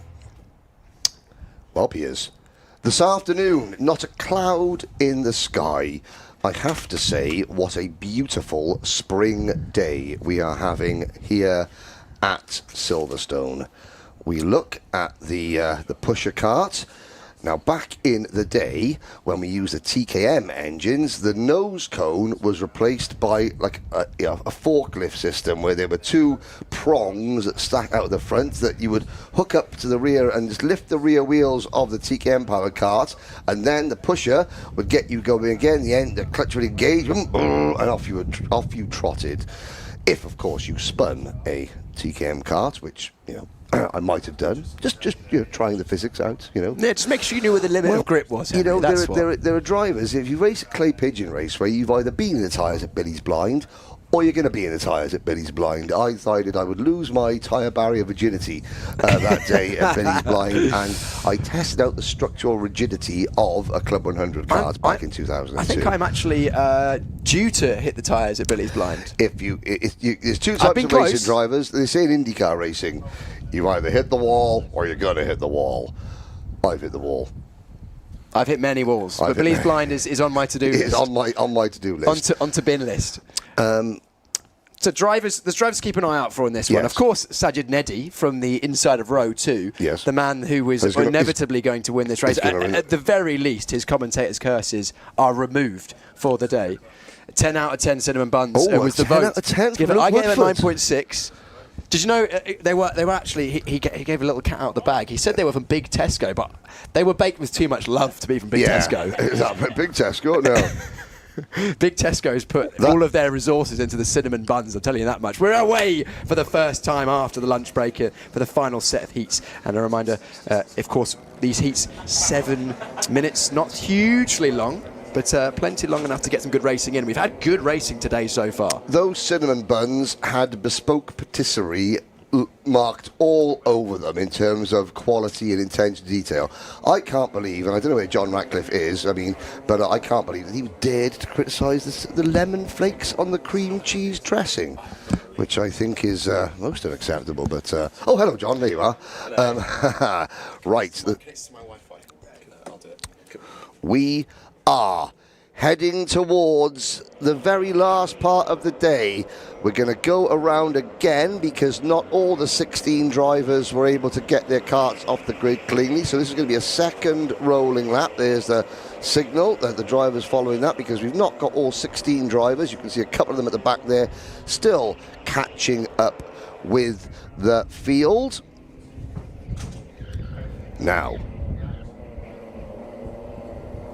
around turn number 1 we go, Wellington, after the Wellington Bombers that were stationed here at Silverstone.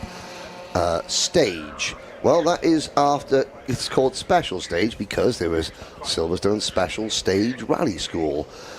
Jimmy's Curve, which of course after Jim Clark, or Jimmy McRae, who knows, but that Jimmy's Curve, I would say Jim Clark, owing that there's a very large mural of the quiet farmer from Scotland who wowed the world in the 60s. Into Brooklands, of course, named after Motorsport UK, well, the original racetrack in the United Kingdom. Now, the Birrell Pro Kart slows the field down. Into the tram lines, Kristovich, White, Roberts, Gnedi, Leaf, Aryan, Thomas, McComb, Tyndall and the rest. And lights are off. We are off and racing. Round 3 of the heat races in the 2026 BUKC Drivers' Championship underway. And we scramble. Oh, and there's a spinner in the middle of the curve there. 2 cones go for a absolute ride of their life, and one driver getting turned round. I can't quite see who that was. The back of the pack, the leaders, appears, are safely through Maggots and Beckett's. Kristovic getting away and taking the lead from pole position. Lewis White had a problem getting turned round. Oh, is it Lewis White from the second place on the grid? He's gone backwards a long way. You can see him, I think, getting back to the back of the field there. And we've also got, who's made good place? Serenetti up inside the top 5 from outside the top 10 on the grid. In fact, is that him? Yeah, the 4th place from Serenetti in the number 5 with the blue suit with the green helmet flashes. That's a great start from our former British Kart Championships winning driver. Yeah, he did put the chrome horn to one driver, so we wait to see if any notifications flash up on our screen. But again, the most experienced drivers, how do you switch on straight away? Yes, you get your tyres warmed up. Tyre warming in a rental car, believe it, it's a thing, and Piers is not. It makes a difference as well. If anything, more so than even in an owner-driver car, because the tyres are so hard. Yes. They're designed to last so long. It was a big dive up the inside from Arian in 3rd place. Didn't quite get that one done. That's going to leave him slow on the exit, and Serenetti looking at the back of this lead group thinking, yes, guys, keep fighting. And wide goes Kristovic. Now we're 2 wide going through Maggots and Beckett's. This is going to be interesting. Oh, Serenetti, discretion, the better part of Valor. I was thinking he was going to try and make it too wide there, but not the case. No, the back end, Sajid Gennady. Obviously, not enough cinnamon rolls. The back end's too light. He needs to have eaten more, so the back end was more stable. Is that going to help hold off the charging? Jacob McComb. There's Serenetti back inside. Yeah, Serenetti, chrome horn time. I mean, they haven't come to play. I know, there's a look of somewhat concern for Serenetti, but you know, what's good for you is good for me, says the driver of kart number 31, Farhad Arian. Serenetti looks over his shoulder in not a slight amount of disdain. Yeah, Neddy is currently sitting in 2nd place, of course, our favourite driver on the grid. We don't have favourites, but when you bring cinnamon rolls of that quality, then it's hard to argue. But Serenetti with a robust move in the middle sector there. He went off, and so did the driver he was overtaking. So potentially a look in for the penalties coming in for Ben Roberts, the 40, and Ryan Harris, both for forcing drivers wide. They were in the last couple of seconds, so that was further down the order. As at the front of the field, Kristovic is making the best use of all the fighting behind. His gaps extended. It was half second over the line. It's way more than that by now. As now a Serenetti up the inside of turn 8. That's a bridge. Yes, and you can see there that Nady was sort of shuffled to the outside as Serenetti sort of plonked himself on the apex of the corner, going into the downhill section of the bridge, which is a real roller coaster of a ride, I have to say. Downhill entry, uphill exit, like the carousel at the Nürburgring. Ooh.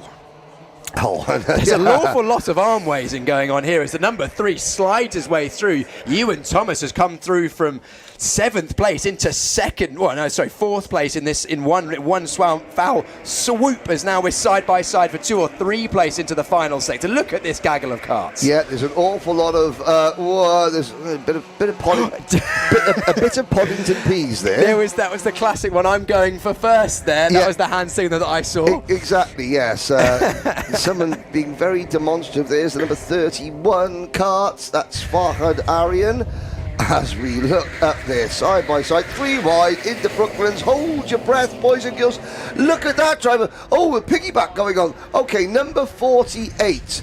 Take a bow, Ben Roberts, just picking it for. Oh, that's a big shot, and the tyres have gone absolutely flying. Fair play to that driver for continuing on. He took a fair old clout there from the tyres, but that is exactly what they said in driver's briefing. Do not go 2 by 2 through Maggots and Beckett's. There is not space for 2. That is a demonstration why. Yeah, and again, we've seen other drivers bail out far earlier to avoid doing what Max Hawkins just did. Yeah. Hitting a cone is one thing. Hitting 15 tyres. 15 road tyres, car tyres, bolted together is quite another. Serenetti has caught Kristovic. Kristovic, though, isn't giving this up lightly. He set the fastest lap of the race, which is very, very slow at the moment, a 1 minute 12.9. Serenetti redeems the lap time with a 1:11.8. He looks to the inside. That is about as textbook as you're going to get a pass at turn number 1. Through the outside curve. That's the famous bit of curbing and a hand in the air, because there should be no... yes. Now, that is a concern for me, I have to say. I do not want to be critical of the organising team here at Silverstone. I do not at all. They've done a fantastic job. There are so many people here. The amount of very large stones and grit on the circuit. Now, that's car racing, dirt and gravel. That's fine if you're in a car. If you're in a kart, it is potentially very, very dangerous. Not just the drivers, but you cannot get bits of grit and dirt and gravel into these karts, because it will end up breaking them. So those large bits of gravel on the circuit, that is something. And again, Silverstone, there's a learning process for everything. You know, you can have 100 test events in your head of where the problems are going to happen. Until the drivers get onto the circuit, they will find places to have problems that you didn't even dream of. And dragging large stones and things onto the circuit, it's just something that bespoke. A lot of the kart circuits have found a different solution, and I think Silverstone will obviously find a different solution, because those you can see, if you can see them on our camera, then imagine you're 2 inches off the ground. Okay, they've got their visors on, their crash helmets, but still. Rant over. It's okay. In the meantime, Serenetti's gapped the rest of the field. Kristovic now in second place, and also, unfortunately, the winner-elect of this race, Sajid Nedi, has received a forcing driver off-circuit penalty, which means that he is going to be losing 4 places from wherever he finishes this race. Unfortunately, in that battle, lost places anyway. But, I mean, he is going to be the only person with a penalty who still wins. Absolutely. Yep. Sajid, of course, has the minerals to do that. He does. We've now got a battle for second place as Macomb is now looking all over the back of Kristovic to try and take second place. This is the last lap of the race, so the final opportunity coming up for Macomb. Probably too little too late, I think, but Serenetti, absolutely brilliant performance from 11th on the grid to take victory. 10 places gained over the race. Macomb, in the end, only 2.5 tenths shy of Kristovic in second place. Ryan Harris had a pretty decent race as well, up 4 positions. Biggest gainer as well, another big gainer, was actually kind of stayed under the radar, was Chirag Juprade. Sajid Nedi 7th, but wins the race. Patrick Leaf, Larry Tyndall, Oscar Coveney, Farhad Aryan, Martin Bounds, Harry Saito Brown, Ben Roberts, Lewis White.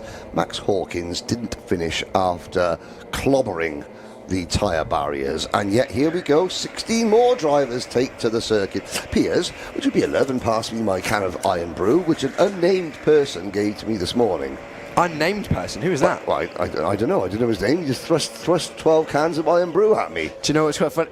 Do you know what was quite funny, Henry, yesterday? I interviewed someone on the grid and they were like, "Oh, who are you?" And he said, "Henry again." Or whatever his name was, Henry again. I was like, that's an interesting surname. Yeah. Anyway, grid, as we get going once again. This is going to be heat number 11 for the heavyweights now.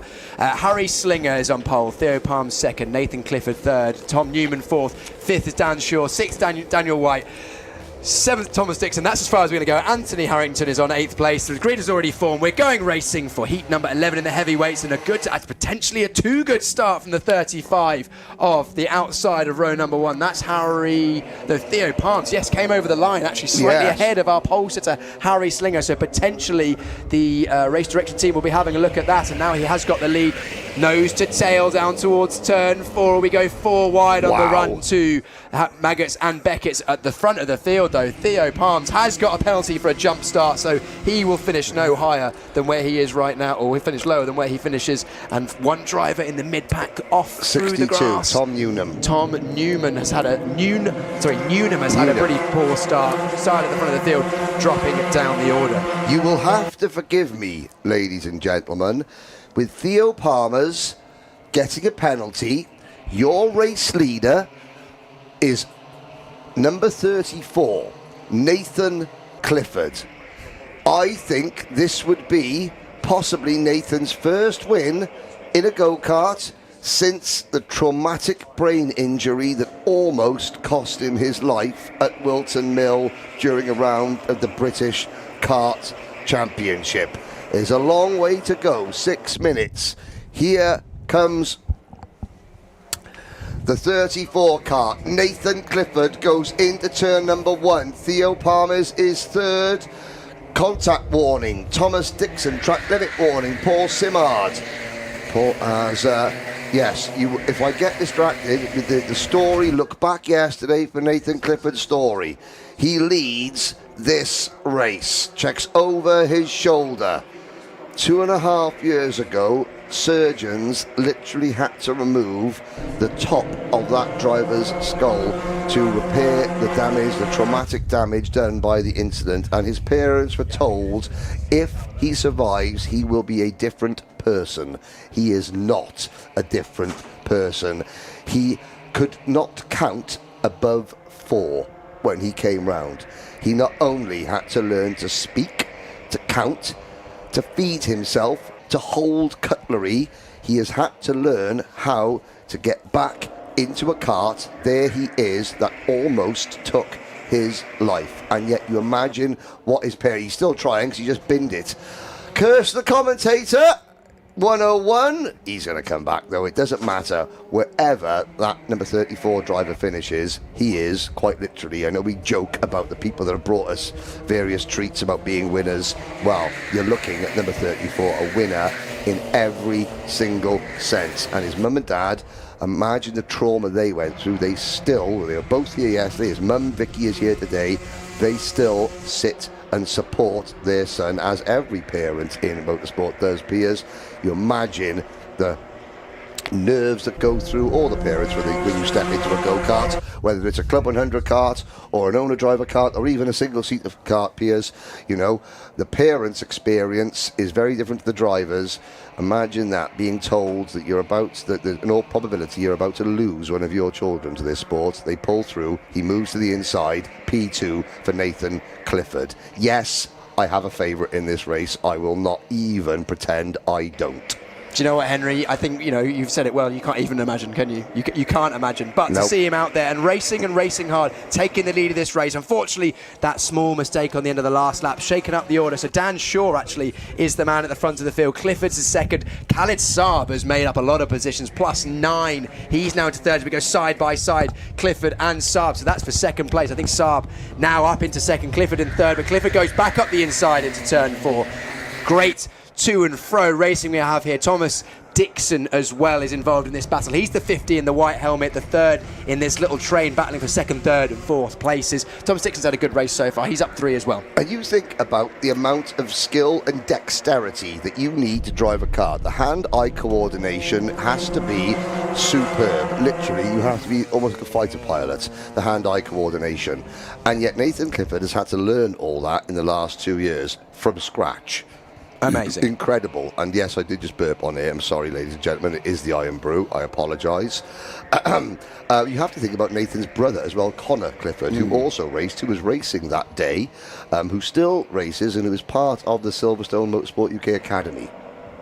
And Connor was actually a driver standard steward at the British Championship one round last year at Wilton Mill. And I said, oh, there we go. Now, they're still arguing. There's you know what? Nathan Clifford, exactly the same as was before. Let's have a chat while we're driving. Yeah, after you, sir, after you. Tom Unum gets a track warning. Khalid Saab has moved into P2 behind Dan Shaw. Dixon, Clifford, Palmers, Harrington, Simard, Paulik, Kayaski, Jack Firth, Denishenko, Gorsinski, Scott Hall, Slinger, White and Unum. There's your order, with 90 seconds to go. Yeah, this will be the penultimate lap as this battle for third place is still raging on between Dixon and Clifford. We've also got Paulik and Askey and Firth doing battle as well. That's for the final place in the top 10. Askey not making up as many positions as he managed earlier on in today's racing heats. But this battle for the lead is certainly not done either. Dan Shaw had a pretty healthy gap about halfway through this race, but closing him down has been Khalid Saab. It's only a matter of time before Khalid has a go for the lead, I think, potentially maybe saving up for that long run down towards turn 1, because he knows he can't afford to go for that move too early with Dixon and Clifford and Palms and Harrington and Simard and Paulik not too far behind. How many times today have we seen lead duos that have their advantage? Yeah, exactly that, or lead Quintets, sextets, octets, Here you we name go. it. Oh. Here's the move to the inside. Defensive went Shaw. Saab said, no, I'm still going up the inside. Takes the lead. Wonderful move at turn 1. That was excellent use of one of the sort of smaller tracks. A little bit of tarmac there that Khalid Race-Saab used perfectly. We better not talk about that too much because technically the regulations say that you shouldn't put a wheel over the white line if there's no curb there because we're an MSA accredited maze. But anyway, we've still got a battle going on. Now it's Tom Dixon fighting with Dan Shaw, and look who's involved. Nathan Clifford, 3 wide, up 2 positions. Nathan Clifford to second for now. Thomas Dixon taking 2 wheels through the dirt, and now Dixon down to 4th. Is this where I now say that Khalid Race-Saab disgracefully used some of the track he's not allowed to, because if he gets a penalty, then my mate Nathan wins the race? I mean, I'm joking, ladies and gentlemen. Right, Khalid Race-Saab, I know what happened there. He imagined that Dan Shaw was a Volvo, and the Saab passed the Volvo. And now Clifford is en route, but the checkered flag is going to come out. Khalid Saab wins from Nathan Clifford. But if I've said it before, I'll say it again. Nathan wins every time he steps on the track. Drivers, if you're bemoaning misfortune in karting, well, do you know what? Pipe down. Because Nathan Clifford, he is the epitome of don't let life get you down. When life gives you lemons, make lemonade. Exactly. Saab, Clifford, Dixon, Shaw, Paulick, Askey and Harrington was your results. So we've got another batch of drivers straight on track. Anybody think it's going to be something happening later on the circuit that, is important? Let's do the grid, because we haven't got long before we go racing once again. We're rattling through these. On pole, Thiago Nobre with Vishal Patel alongside him. Patrick De Batista and Ollie Andrews on row 2. Arian Naylor, row 3 alongside Michael Jones. And then on row 4 we have Jonathan Lund, Jake Palmer. Row 5, Enzo Terracoa, along with Henry Hudson, Cavan Taylor, Sergio Noor, and then the final 2 rows, Rylan Eschberg, Joe Billington, Hushrav Buriwala, and then Kawaja on the final place of the grid. 16 karts for the lightweights, heat 12. Here we go. A very close start once again. I think Vishal Patel unfortunately could be another victim, as we've got a kart rising up over the field. Not good. A very, very messy start. That's our Jake Palmer. That is co-commentator Jake Palmer. He is stopped and he was vertically not attached to the ground temporarily, and now we've got more bumping through turn 4. This has been one of the messiest starts we've had so far, but it's allowed Vishal Patel to extend the gap at the front of the field. There's 71 across the grass as well. Incoming Patrick De Batista. Yes, so this has been a messier start so far, but most of our karts still going. 2 karts at the back of the field. Vishal Patel does lead, but I think there's going to be an impending penalty. Yes, already, and for Michael Jones. Michael Jones has got a mechanical flag. I just thought, okay. The letter system for penalties, I thought that Michael Jones was being insulted because the word MF came up next to his name, but that's mechanical flag. Mechanical flag. We also have a penalty for Arian Naylor as we've got battling for the 44 of Henry Hudson. He's actually had a pretty good start. He's moved up a few positions, and a bit of front to rear contact as well from the 62, getting well involved. That was Thiago Nobre. He was on pole position, and unfortunately his start for the race didn't go exactly as he would have liked. Remember, back at the start of this particular lap, Ryan Ashberg was in at 13th place on the grid. He's only moved up 1 position, got caught up in the melee there. Now look at that huge piece of debris coming off one of the karts there. Now that looked mechanical, but you could see the discoloration on some of the bumpers there. You've gone from black to sort of, a gravelly, gritty... A tan, yes. Big move from Rylan Eschberg at the 73 up the inside of the bridge corner, that banked hairpin down at the far side of the circuit near the museum. The front of the field, the biggest mover on the first couple of laps, actually. We had 2 good big movers. Sergio Noor up 9 to 3rd, and we also had Joe Billington, who's up 10. He's well involved in this fight. Penalties for our front 2 drivers as well, reminder. Yes. So Vishal Patel and Naylor, neither of them will win this race as things stand. So at the moment, provisionally, Sergio Noor and Joe Billington from row 6 are going to be the drivers looking to take the most points from this one. Yes, there is Noor in kart 30, effectively your overall leader, but here comes Joel Billington, new leader, even though he's P3 on the road, Billington, and this is a good scrap developing because a couple of hand signals with the number 20. Now, the number 24's number plate is looking like it's not as well attached as it possibly could be. You don't get penalised if your number plate falls off in this game, do you, Piers? Wobbly number plates are allowed as long as it still stays attached, I suppose. What happens if it doesn't? If it doesn't, then I would imagine you probably would get a mechanical flag. But I haven't actually ever seen the numbers fall off. But I'm sure it has happened. But let's run you through the order as it is. Vishal Patel and Aryan Naylor are first and second, both with penalties. Then it's Noor, Billington, De Batista, Andrews, Hudson, Nobre and Echberg and Taylor are your top 10 at the moment on circuit. At the moment, that battle for third on the road between Billington and Noor is actually effectively your battle for the lead. Is this battle between, I think it's Brewaja, Lund and Teraoka?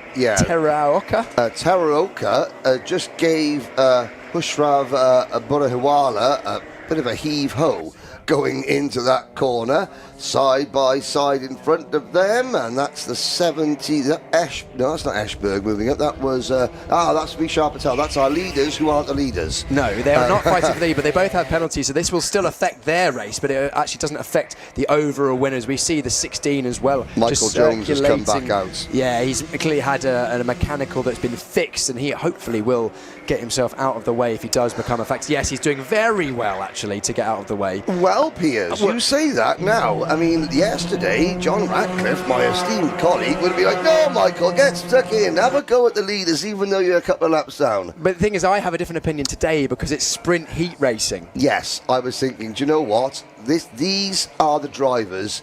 They pay to do this. They pay to put their names forward to the Drivers' Championship, so they didn't come to play today, and yeah, I think the more traditional racing etiquette will agree. But especially when you are already multiple laps down. I don't think John Ratcliffe's in here, so you can't give him a scowling look as you did yesterday. No, it was all good fun. And again, I really appreciate the fact that some of the viewers, I came to this.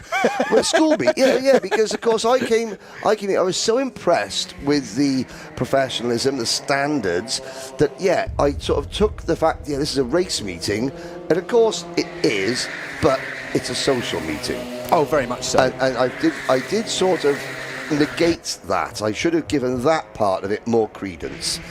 In John's defence, I do believe that you should try and race as hard as possible. The higher quality the on-track product is, the easier it is for the championship to sell this product to sponsors and advertise to make things get even better. And more drivers. But of course, it is. And I said, I remember how much fun university was because I remember just about half of it. Eshberg, fastest lap of the race, put him into P6. Yeah, contact warning for Teraoka as well. So Eshberg is using the pace he's got to take positions. Didn't have the start he wanted. I think potentially one of those drivers that was caught up in that first lap melee. Yes, many wagons facing the wrong way. And some of them even facing upwards. But Vishal Patel doesn't have the pace at this stage of the race. As much as he can't finish second, every place that he drops is another place that he will fall back, even when his penalty is applied. So he's still racing for position, but maybe not the position that is advertised on the left-hand side of screen. So Rylan Eshberg, again, a low 1:11 now, getting close to the fastest times we've seen of the day, as now the 24 goes for a move. Billington back into second place on the road. That actually gives Billington a bit of breathing space because he is set to win this race with the penalties, and he's fighting, he's fighting Sergio Noor in kart number 30 for that win, and Noor, with 20 seconds left on the clock, has got to get past Vishal Patel, who of course has that penalty. Okay, there goes Noor. No, he doesn't. Is he going to try the crossover? Just about. Yes, he does. Right. Are they going to I think this is going to be game over. The clock is going to strike 0, and the number 24 of Joel Billington, P2 on the road, P1, whence Aryan Naylor gets given his penalty. Yeah, brilliant drive from Joel Billington. He started in 14th place. He's romped his way through the field. He's second on the road, winning is Aryan Naylor, but has a penalty. So Joel Billington will take the maximum points. That'll be great for his total. I think he had a middle start in his one of his middle starts earlier that he managed to come through the field as well. So a pretty solid couple of scores for Joel. And we've still got some fighting further down the order. This is going to be a close finish. Hushrav Burahiwala P10, Enzo Tarioka P11, Zainuddin Khawaja P12, finishing 3 wide across the line. Yeah. Top 10 was Naylor, Billington, Noor, Patel, Andrews, Eschberg, Hudson, De Batista, Taylor and Burahiwala. Burahiwala. Sorry about that. I'm trying my best. But Hushrav had a good race to 10th place there. Then Tarioka Khawaja was next up. Nobre, Lund, Palmer and unfortunately Jones. Next up we have heavyweights once again. They will be out for their heat number 12. We are rattling through these so we can give ourselves the best chance of getting the super final underway. And let's have our grid for that heavyweight race, and that's come out in just a second here. Pole position will be Kyle Morby alongside Thomas Wood, then Max McCabe, Sam Heathcote, Udi Menon and Jake Yangisawa. Row 4, Alex Jennings alongside Ben Street, Benjamin Shum, Liam Pereira, Dominic Roberts and Brad Butcher is the top 12. And then the final space on the grid, Andrew Lloyd, Max Barnett, Lucas Barrow and Jack Goodliff. Keep out an eye for Max Barrett. He's had 2 strong races so far today. He'll be looking for a strong one in this one if he can make his way through the field. I would imagine he'll be somewhere near the front of the field for that final, the A final. Kyle Morby in the 60. Hand up in the air. I don't think he's doing a huge amount of accelerating, and he's still making his way towards the line. A very close start once again. We're away for Heat 12 in the heavyweights, and already the number 41 of Max McCabe looks to go up the inside and take the lead away from Kyle Morby. Inside of the second row is the place to be for this race. Morby holding station in second, and then everyone else battling it out. 3 wide nearly. We go through turn 4, and the 29 goes wide on the exit as well. That's Thomas Wood from the outside of the front row. Yep. Now let's have a look through Maggots and Beckett. 16 carts go in, down the hill towards Bridge. 16 carts come out 3 wide for the race lead, and that was never going to work. And going 33, where Alex Jennings from 7th on the grid, briefly leading, bouncing over the curb. Now the number 75, well, Benjamin Shum, who started 9th of the grid, 9th to 1st in the first lap with no crashes. That says that we got our 3rd different leader, and this is even better. So 17, Sam Heathcote. Kyle Morby led for about half a corner from pole. I didn't think it was that long. I think he lost the lead by turn 1, such was the strength of the toe. Since then, we have had 3 different leaders, none of whom started in the top 3.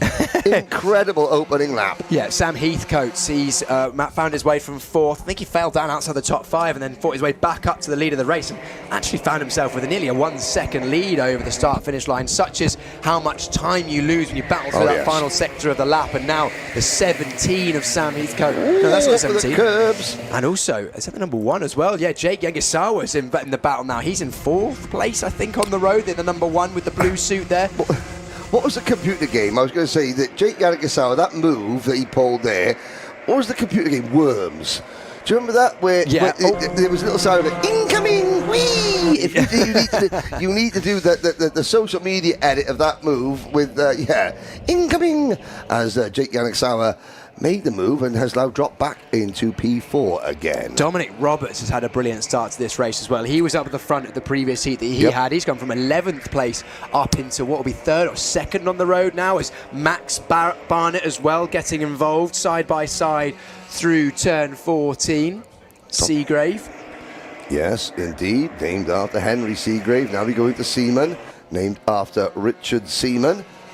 Seaman, he was the only English driver ever allowed to drive one of Manfred Neubauer's Mercedes W136s in the years building up to the Second World War. He was killed at Spa in 1939, the last Grand Prix that took place before the outbreak of Second World War. Oh, that's a big move as well. That was Jake Yangisawa. Late move, but fair move, I think, by the looks of it, through the entry. And now Yangisawa, this poor exit, and there's now the 51, I think, of Udi Menon to get involved as well. And there's the number 8 as well, Ben Street getting involved. It's all going on, Henry. Yeah, and now there, that crash helmet is like, and Yangisawa's now going to get used up. by the 31, and he has to get his elbows out as Yanagasawa, but it's like the cork in the bottle. They're 3 wide, and get the incoming sound effect ready, because moves are incoming left, right, and centre. And now that crash helmet there, that driver, that's a half Michael Schumacher OG hat. On the side, he's got a little bit of the Jensen Button Union Jack, and then on the other side, he's got a Jean Alesi Elio De Angelis stripe on his crash helmet. So whoever that, I will get there. Is that Alex Jennings? Possibly, with a very retro cool crash helmet design. Pointy, finger, and through turn number 1 we go. Just wave in frustration. Now we're getting more of the race karting. There was a good wave as well. Yes. The driver ahead of Max Barnett. Sorry, it is. The 20, Andrew Lloyd has got the combination of several racing drivers, traditional crash helmet colours, all in one.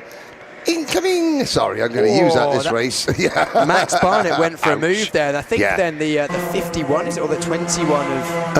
no, hang on, I'm getting... Oh, yeah, 51, Udi Menon decided he wanted to get involved with the action. Yes. And I think helped Max Barnett into the side of the driver ahead of him. Well, and unfortunately, Max went up 1, down 1, and the driver that foul to that, I think, was Benjamin Schum, who got shuffled wide. One of my colleagues...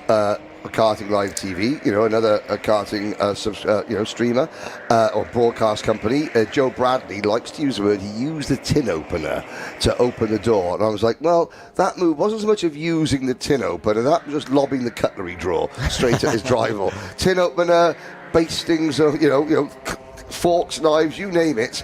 That move that Menon put on was somewhere robust. I was about to use exactly the same word, robust in the same way that Thor's hammer is robust. I would say Jack Goodliff penalty, Jake Yanagasawa penalty. I wonder if any more penalties incoming. I'm going to stop using that, but that's a one race sound effect, ladies and gentlemen. Thank goodness. Here's a good move, 3 wide. The 30 car just staying ahead. This is Liam Pereira battling for 12th position. Can I do it one more time? Incoming penalty for Udi Menon. ABC BAP. Bump and pass. So I would imagine that's probably for that robust manoeuvre that we saw a lap or so ago. I don't see nothing wrong with a little bump and pass. Well, cone warning from Kyle Morby. I was actually about to say Kyle Morby has been in the wars this race, but somehow managed to hold on to 6th place. He's been off the road he got lost the lead before turn 1, then he was off the road at turn 3, and then he was off the road again at turn 3 later on in the race. Still managing to hold on to a position and now defending from the 21 of Andrew Lloyd. Side by side, they go over the line. Here goes Lloyd, sing us a song, and not quite though, but maybe Lloyd is going to be requested for an encore. Is that an Andrew Lloyd Webber joke? Possibly. I don't know if you say it was. If you've got to ask afterwards, was that a joke? Then it probably wasn't a joke, or if it was a joke, it didn't quite hit the mark. We've had an eclectic mix of references here. We've had Worms. Yes. We've had Andrew Lloyd Webber. Yes. I don't know what else on this bingo card, but it's looking pretty eclectic. Anyway, we cut back to the lead. Sam Heathcote is absolutely checked out of this one. He got to the front of the field early on. There he is, the 17, the Southampton driver, already got the mains championship underneath his belt. He's now looking to get that drivers' championship as well. He's been solid so far today, but today this has been his best drive. From 4th on the grid, he found himself just outside the top 10, but by the end of the first lap, he was in the lead. Takes victory at the heavyweight drivers' championship, heat number 12. That will be his final heat. He'll have to wait to see how everyone else does to find out where he positions himself for that final. Dominic Roberts, a great drive through, +9 positions to 2nd. Jennings 3rd, Yangasara 4th, Street 5th, 6th was Morby, 7th was Lloyd, 8th was Schum, 9th was Barnett, 10th Menon, Butcher, Pereira, Burrow, Wood, McCabe, and McCabe, Wood, and Goodliff. A change on that final corner. 80 drivers in each category. I'm assuming that we got the C final transfer to. How many will eventually go through in the A final? How many? How many eventually will start the A final? That's a great question, Henry. We'll find out when we get there, because it's 2 promotions. I think it's 20 still. Okay, no problems at all. That's because everyone's got to have a final. We'll see. We'll find out, just the same as everybody else. The next carts are already on circuit with Rana Menon, James Zuber, Andres Moreno, James Boxer, Oliver Mulvey-Walker and William Taylor, your top 6. Row number 4, Fraser Brunton, Matthew Conabier. Then it is Daniel Bolton-Ramos, Leo Bell, Maxwell Dodds and Kurt Fordry. The final 2 rows, Jean Samut, Kai Kinch, Finley Ahmad Hambling and Jude Young.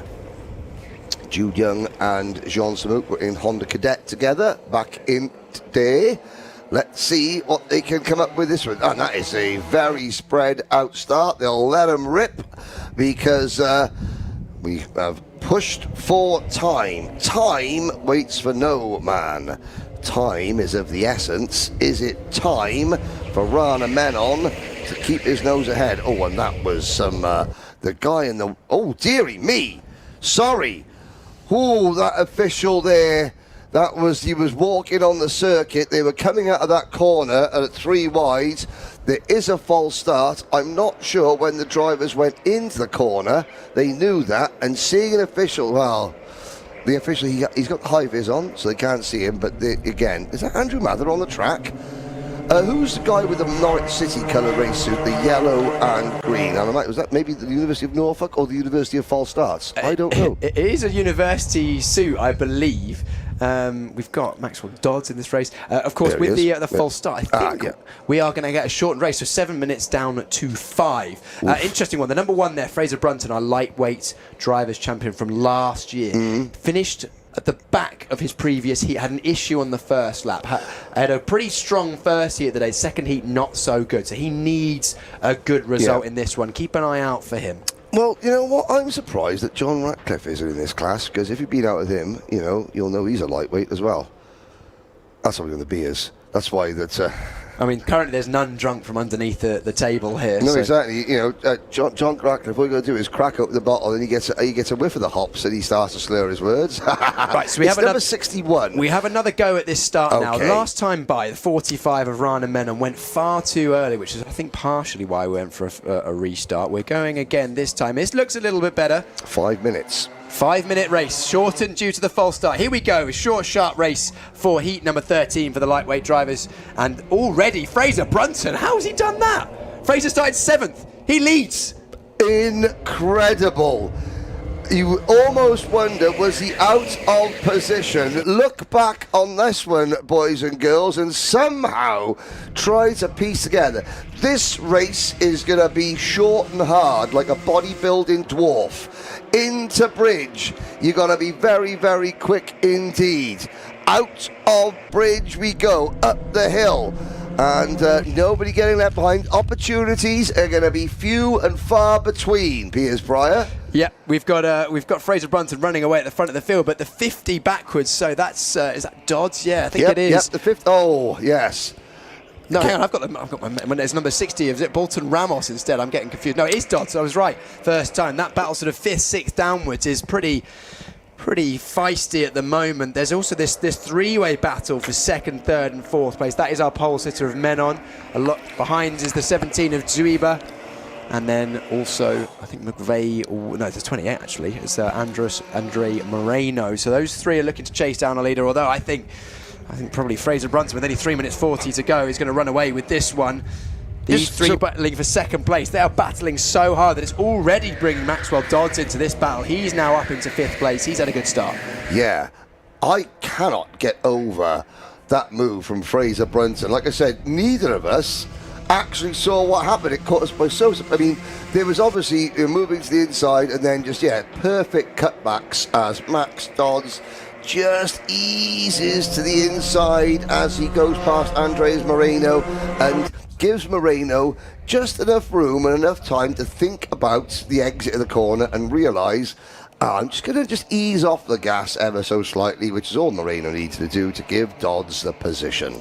Dodds is the only challenger, I think, that could worry Fraser Brunton at the moment. He's got great pace, and he's already moved up again into second place. So that's 3 places in 1 lap, basically. And now side by side go Moreno, Zeba, and I think Menon as well is also getting involved there. The 60 of Bolton Ramos as well. 27's getting involved. Jean Samut and Kai Kinch also. This is now a 1, 2, 3, 4, 5, 6, 7 kart battle effectively now for second place on the road. Yeah, indeed. Now Dodds running out of time halfway through, effectively. Well, halfway through. Right, Maxwell Dodds, 2.6 seconds behind Fraser Brunton at the start of this lap. He's already lost all bar one of his pursuers, because you can see his pursuers there. They all are. They're 4 wide, which is great entertainment. It's not conducive to fast lappery. Yeah. So Dodds has got a pusher, Andres Moreno, if he needs him. I'm looking at the lap times. If things go to form, Piers, you know that this lap will be Max Dodds' fastest, because the experienced drivers, when they get a clear lap in front of them and the pressure's on, they've got to get to the leader as quick as they can. He might be a small hope, but Dodds isn't going to give up. Green sectors. I think it might be as much a run away from the group behind as it is run towards Fraser Brunton at the front of the field. Because look at this, bouncing over the grass goes the 41 of Kai Kinch on the Exeter turn 15. Making its way down now towards the final corner. Bit of bumping. That's Ahmed Hambling, who's had a good lap, actually. He's moved up the order. I think he'll jump up the order in this lap. He's had a good one. Samut to P4 in kart number 27. Andres Moreno, fastest lap, 111.9. Fraser Brunton, only a 112.3. So these two drivers are closing in, but with a shortened race distance of only 5 minutes, it's a forlorn hope that Max Dodds and Andres Moreno have. Who is going to finish 4th? At the moment, it looks like it's going to be Jean Samut. I thought you were about to say it looks like it's going to be everyone, because that's pretty much what it does look like. Brunton leads Maxwell Dodds, leads Moreno, then Samut, Menon, Zuba, Ahmed Hambling and Bolton Ramos and everyone else continue to fight for 5th downwards. This is the battle for 2nd place. I think Dodds has just got enough to hold off Moreno at this stage, but Moreno still has the fastest lap of the race, and in the tow of Dodds, looks like he could be a bit of a menace going on to what will become the final lap of the race. This is the end of the penultimate lap. That's your leader, Brunton, 7th to 1st, lap 1. Still don't exactly know how he did that, but it was an excellent move around the outside. Got a good run towards turn 1, shows the outside line, and we haven't seen many drivers be able to do that around the outside. And now Dodds defensive at turn 1. Moreno forces him to go defensive. What about turn 4? Head through the kink of turn 3 at Jimmy's. Defensive again from Dodds. We know that side by side doesn't tend to work through Maggots and Beckett's, but we saw Dodds do that in the previous heat that he was in earlier on. Yes. So it can be done, but not this time. It can be done. You've got to have conviction, and the person you're passing has to have, and I'm going to use the C word here, the other person has to have consideration. As Luke Woodford, our producer, has a minor heart attack behind us. But yeah, you need conviction, but you also need cooperation. You see that you said that Luke, our producer, has a heart attack. It's a good job you don't have an agent, Henry, because otherwise I think their heart attack would be... Yeah, I've never had a showreel, a website, or an agent. I wonder why. Fraser Brunton, the clock strikes 0. What a drive. Best first lap performance of the entire BUKC season? Very possibly. He's in the conversation. Is the number 1 plate kart of Fraser Brunton. Takes the win on the line. Dodds snatches it from Moreno. Only by a whisker. There's Jean Samut going through in P4. Zoiber, Jude Young, Ahmad Hambling, Menon, Kinch, Mulvey Walker, Conobia, Taylor, Bell, Boxer, Fordry and Bolton Ramos. We lost Bolton Ramos. I think he must have had an issue. I don't think he's come over the line. Yeah, he had an issue halfway or partway through that race. Permission to speak, sir. What happens if a commentator needs to have a wee halfway through the afternoon? I think you probably just go. Without mentioning I need a wee and saying I'll go nip outside? Yeah, probably don't mention it. I'm just going to nip outside. Okay. Right, that's Henry done. That was Heat 12 of the heavyweights. Next up, we have the lightweights for their Heat 14 let's have the grid as soon as we are ready, because we're going to be going quickly once again. And I'll run you through the grid. It's Nick Fallon for the heavyweight drivers, Heat 13. Sorry, I said it's lightweights, it's heavyweights. Then it's Reese Bright, Glenn Williamson, Josh Marchant, Adam Harding, and Thomas Harvey are your top 6. Then 7th, Anad Palmer, then Ewan Ritchie, Alison Mallard, Nathan Morris, Kieran Wakefield, and Lewis Whitmack. Top 12. 13th, Harry Fulton. 14th, Max Housley. 15th, Tyler Ducrow. And 16th, Adam State. That is our heavyweights for their Heat 13. Sorry, I said it was light. It's definitely heavyweights. Looking forward to another good heat. We've had, I think, like the action has been getting more and more frenetic with every race that we have. We're getting the thumbs up from the pusher cart, which means that we are moments away from going green. We had our first full start in that last one. Hopefully we're all good to go in this one. Nick Fallon will hold the grid around 31. Alongside him, Reese Bright on the front row of the grid. A well-formed 2x2 formation. Here we go for the 13th time in the heavyweights. Over the line nicely. And we are away in green, and as we all gather on the inside of the circuit down towards turn 1 is the 31 of Fallon that holds the inside line. From the inside of row 2, Glenn Williamson managed to get across, and then one of the drivers, the 47, cutting across the inside, that was Nathan Morris as we go 2x2 also into turn 4. Wide runs the driver on the outside of turn 4. We head away for the first time through Maggots and Beckett's. The 27 had a good start. Reese Bright got himself back up into second position, looks to take the lead, but defensive goes Fallon. Further back in the order, we're still 2x2 through the turn number 8 at Bridge. Then the uphill run towards turn 10. The right kink, not too wide on the exit. We've seen a lot of drivers run wide there today, but still it is the 19 of Williamson. Actually, no, 19 of Williamson's managed to get into the lead. Called that wrong earlier on. 27 of Bright is in second place. Good, big move, big lunge from the 52.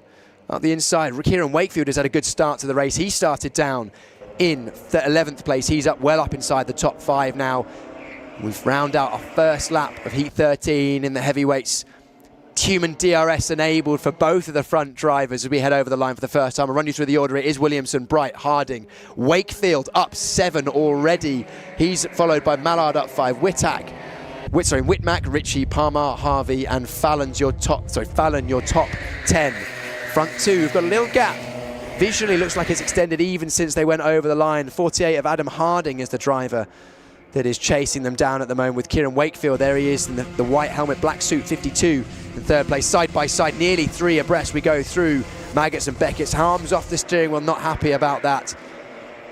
The 64 of Lewis Whitmack was involved in all of that. We head up towards turn 10 at Priory once again. Through the middle sector. Everything just settled down a little bit after that first flurry of manoeuvres we saw on the first lap, but the 19 Williamson happy to lead at the moment. Reese Bright happy to follow him. We've only had a couple of warnings so far. Palmer's had a couple of warnings for contact. Fallon's had a warning as well. And Thomas Harvey.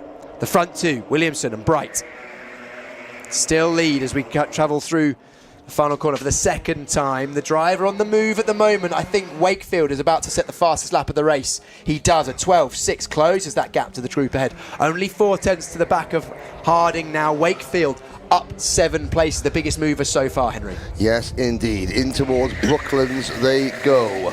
Reese Bright chasing. Oh, Bright gets a little bit wide. The number 27 car holds it. Adam Harding.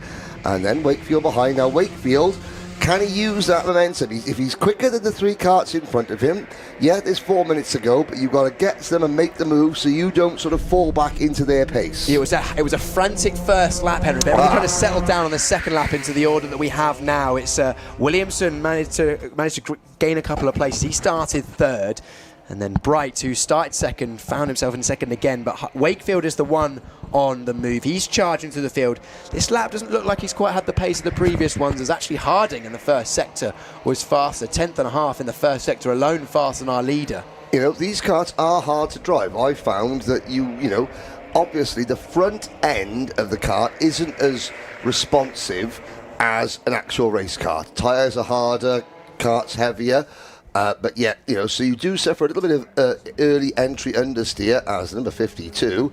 Wakefield just drives past Adam Harding in the slipstream and across the line to start what is lap number 4. Top 2 beginning to pull away ever so slightly. The 19 of Williamson, the 27 of Bright. Wakefield sets a new fastest lap as he uses the slipstream to pass Adam Harding for third, 1:12.229.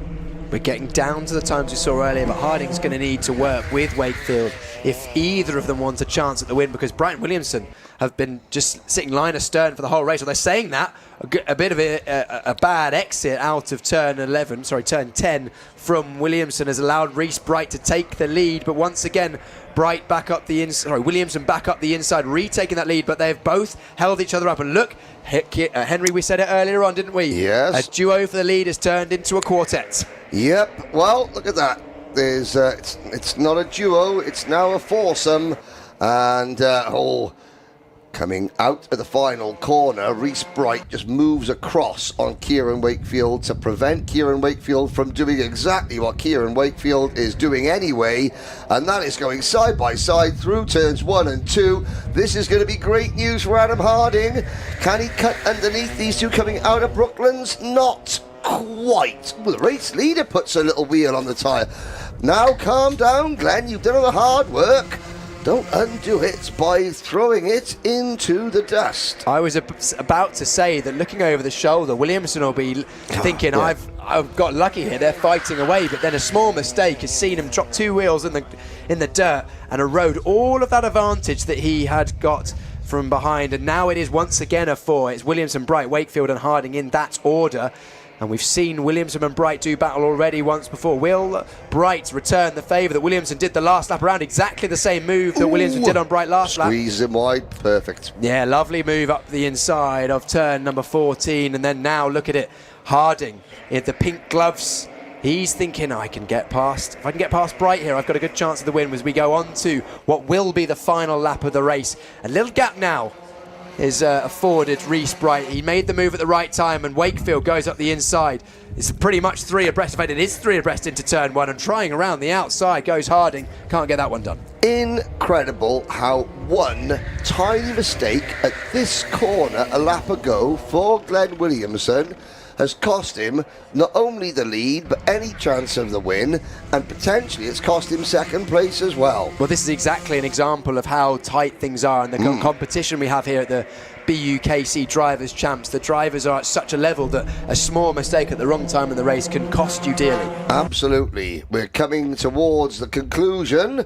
Reese Bright leads, and the number 19, Glenn Williamson, he's just got to stay where he is now to salvage a top 3. Through the final couple of corners, we're going to come through the farm curve is the last turn. We are in now to Seagrave. This is Seaman. Out of Seaman into Wing Curve. Museum is that tight apex, and then the final flowing corner, farm curve, obviously on the site of the old farm here at Silverstone. The checkered flag goes out. Now, I was looking up. I've got a wallet from the old original indoor kart centre at Silverstone. It used to be just before the bridge where the museum is now. There used to be a yellow barn. That yellow barn housed the original indoor karting centre here at Silverstone. When you won a race there, and during a corporate event where I was invited to as a racing journalist, I was able to somehow get my overweight backside across the line first. You had a wallet. So Wilton Mill used to give you a t-shirt when you won a race. Silverstone give you a wallet. Yeah, let's run through the grid really quick. I think we're only going to be able to do the first couple of first page of grids. It's Luke McHugh, Taylor Jarrett, Josh Adams, Logan Parker, Ben Sanders, Connor Morton is your top 6. Maybe gets from 12. Peter Knight, Max Davidson, Ewan McLagan, Tom Ballantyne, Brody Skinner, Ademi, and Luke Hanlow. And then those are the final draws. Ollie Ward, Samantha Seward, Alfie Thornton and Harry Hand. Here we go for lightweight heat 14, 2x2 over the line. Pole position, Luke McHugh, can he keep it in the lead of the race? We will find out We're away in racing once again, down towards turn number 1. It is Upholster that holds the lead around the outside. Taylor Jarrett tries to hold it just about side by side. We still go through turns 3 and 4, and Jarrett's trying to look up the inside of turn 4, can't get that done. Peter Knight's already made some positions. We know he's been quick today to won his earlier heat from pretty much the back of the grid. We'll keep half an eye on how he gets on through this race as we head down towards Bridge Corner for once again. And our leader at the front of the field has got a little bit of a gap, looks over his shoulder, the number 2 of Josh Adams. He was on the inside of the second row. Third place seems to be the place to start. Josh Adams needs a good result. He DNF'd his previous heat. Okay, so that would mean that he's, got no chance of starting in the A final, but, is now just damage control. Unless he wins this race, then he might still have a squeaky chance at the back of the A final. Now, we're up the inside the number 10 car, and I've got to say, fair play to Logan Parker, who had committed, and that was Ben Sanders jumping over the curb. So we lift the lid on Ben Sanders. I spoke to Ben's sister Abby and Mum Jo during the lunch break. And where's Ben? He was like, he's having a sulk in the car because he wasn't happy with his last kart. We lift the lid, but now he's back, and where's the number 59 kart? He's there on our screens. I hope he's happy with this one, Ben. No sulking in the car afterwards. Sorry, Ben. No one said it was. No one said the information they gave you was confidential. 3 wide. This is good. Around the outside. Oh, come on now. No way. Come on. Behave yourselves. Unbelievable. Do you know what? That's the smartest thing that Peter Knight could have done, because he forced that 3 wide move. He saw the other 2 drivers go off wide. He thought, if I don't slow right down, then I'm going to be judged for forcing 2 drivers off track. Yeah. Which he might still be judged for. However, he did back off. And there's Ben Sanders off the road again. Now, that's but that could have been, it was highlight reel worthy, because good, off track, synchronized avoidance by the other 2 drivers. And we've got a great scrap for what is now second place, third place. This is third place on back. It's second place, because look at the leader. Josh Adams has gone. You were talking about squeaky bum time, trying to get him into the main event. It still could happen. Here's the 58 to the inside with help from behind. New second place driver, or is there? Yes. Taylor Jarrett couldn't. He had to drop back, and he's just been given a track limits penalty, gaining advantage by track limits. Ben Sanders. Someone going open the car door. He's going to be back in there sulking after this one if he's not careful. Well, I think that was for that issue through Maggers and Beckett's last time, the 3 abreast. Peter Knight got a contact warning, but the 2 that went across the grass and kept their advantage, both have received penalties. Peter Knight has got past Sanders and Jarrett now, so he's in second place and we're chasing down Josh Adams, and he now knows, well, he might not know, but the 2 drivers behind both have a penalty. So Peter Knight up into second. He's had a good race. He started this one, a reminder, all the way down in 7th place, so another top 2 for Peter Knight. He'll certainly be in the A final if everything finishes as it does now, probably somewhere near the front as well. Josh Adams, he's going to be hoping he can just sneak in that A final. Jarrett and Sanders, they're going to need good results, because those advantage by track limit advantage penalties will apply after their finishing position. It will be a position penalty for those. Josh Adams, fast lap of the race at the front of the field. We now have a 3-way battle for third. It's Jarrett, Sanders and Ballantyne. Yes, indeed. Through turns 1 and 2. Now up towards Brooklands. And out of Brooklands into Maggots and Beckett's. Single file. The doctor ordered out of Maggots and Beckett's. Now down through. Whoa. That was a big move from Logan Parker. We've seen a couple of those this race from Logan Parker. He likes it last minute, doesn't he? He likes to go. Again, another driver with British Championship experience. And when you've got more experience, you learn that's those. What happens that you improve on is decision making.